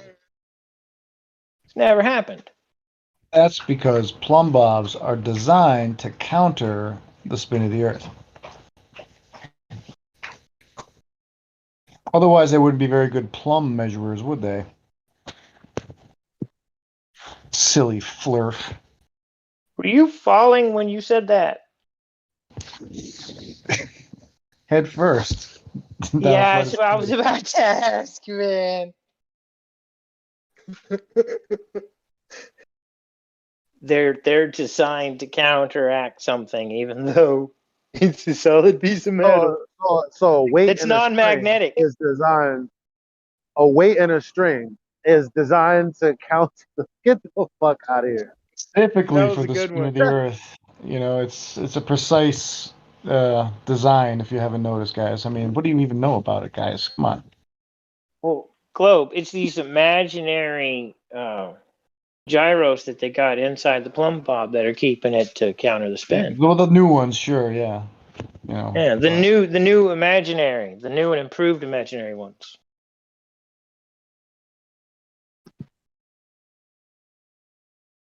Double the anti-rotation as the previous ones in Imagination Land.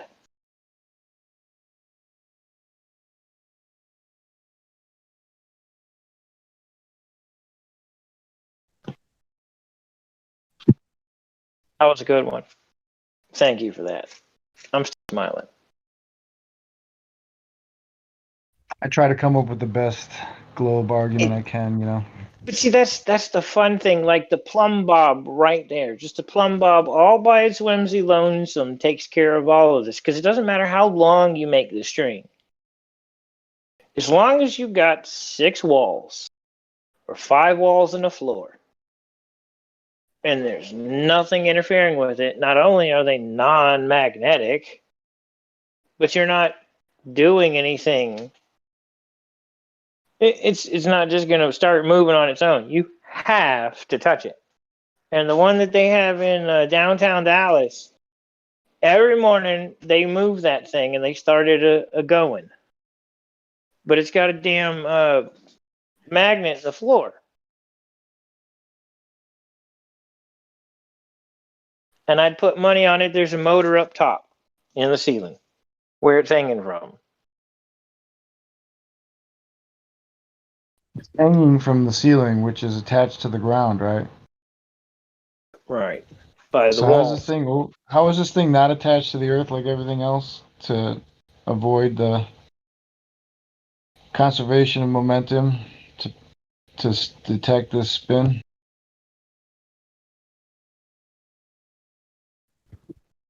I'm just wondering how the pendulum proves anything anyway.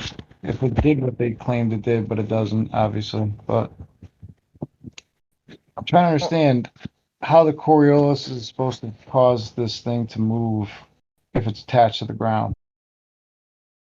If it were a free hanging thing, say it wasn't on a straight pole or a bar, say it was on a piece of rope, something that's malleable, something you can bend and flex, right? Yeah. It would be a whole different story. But that rope's Because always then you attached to would something have. rigid. Right. Well, the ones that they use are, yes, because it has to be that way. Because otherwise, if It's somebody I've heard before. I'm just curious. You know. if there's a deviation from its non-movement and it's caused by something else, the string or the rope will generally show you that it's wind if something picks up, because the string will start wanting to bend or the rope will. But with the straight, bar there, oh, well, look, we can put it outside and look, look, windy or not. But when you get a 20-mile-an-hour wind coming across a job site with the plumb bob hanging, yeah, that string starts moving.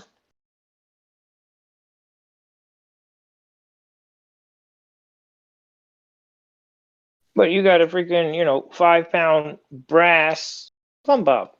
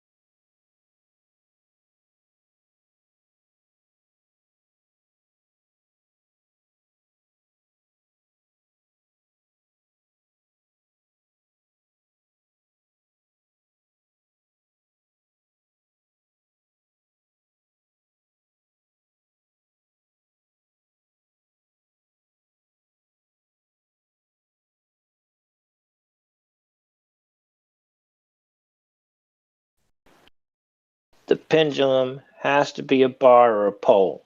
That way, you can manipulate the pendulum itself without notifying anyone else that it's being manipulated. So, say your pendulum was magnetic and you started manipulating it with a magnet in the floor. Well, your rope's going to go crazy, isn't it?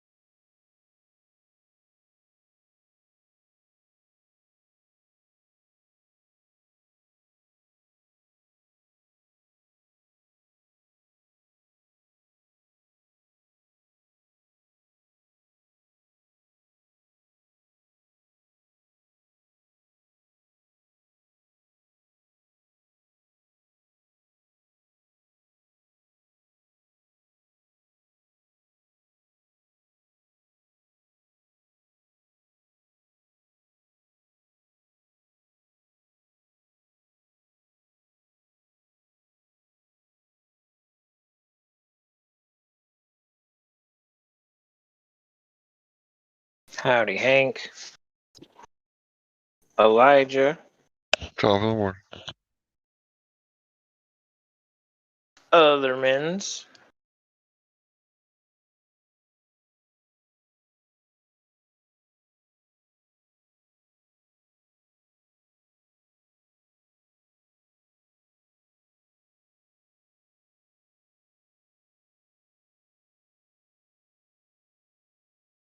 Interesting one also for the job site.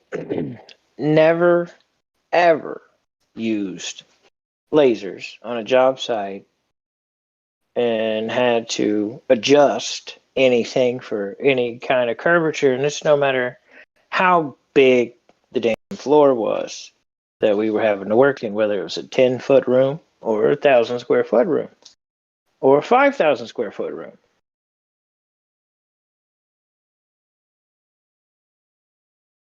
I know people talk about lasers curving for some strange reason, and fine.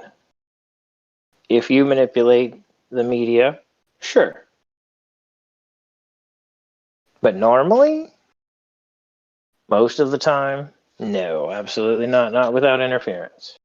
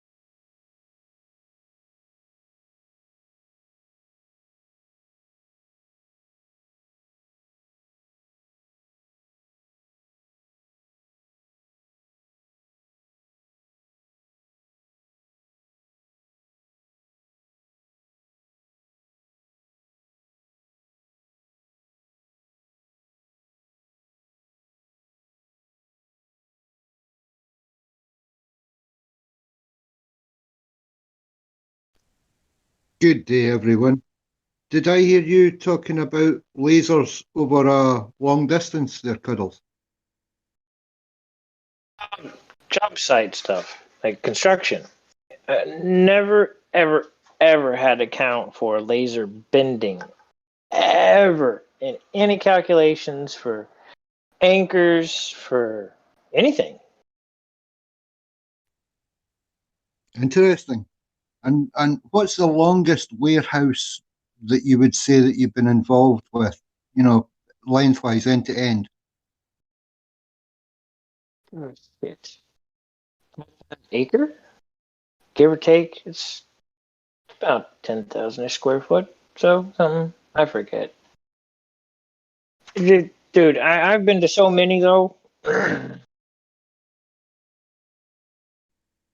Yeah, I was going to We say. have to use those. We have to use those lasers to set where the first anchor goes, and then from there, with the laser down, we run chuck lines. So like, there's so much that goes into all of this, where we have to use lasers in construction, even in a big warehouse before they put in the shelving.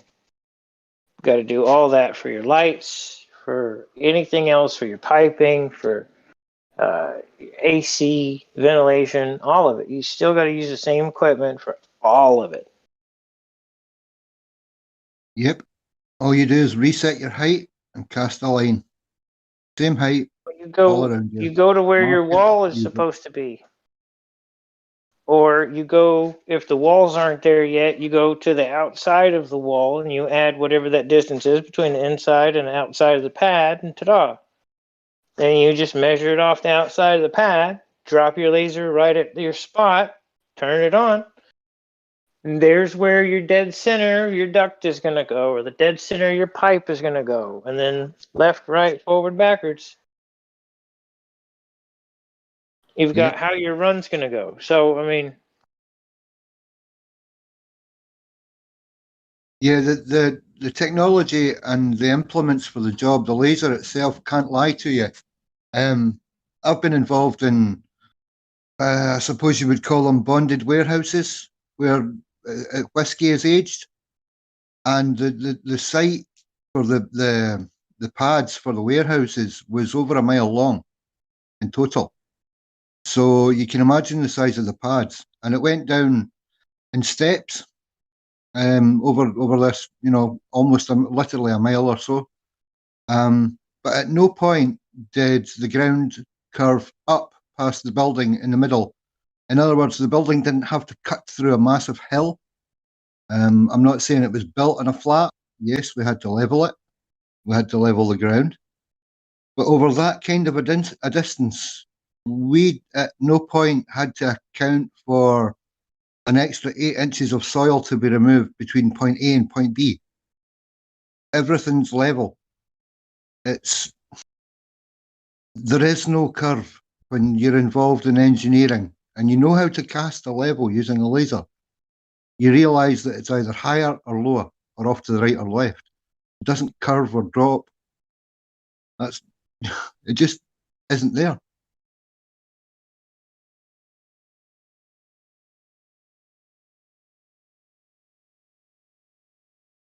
right.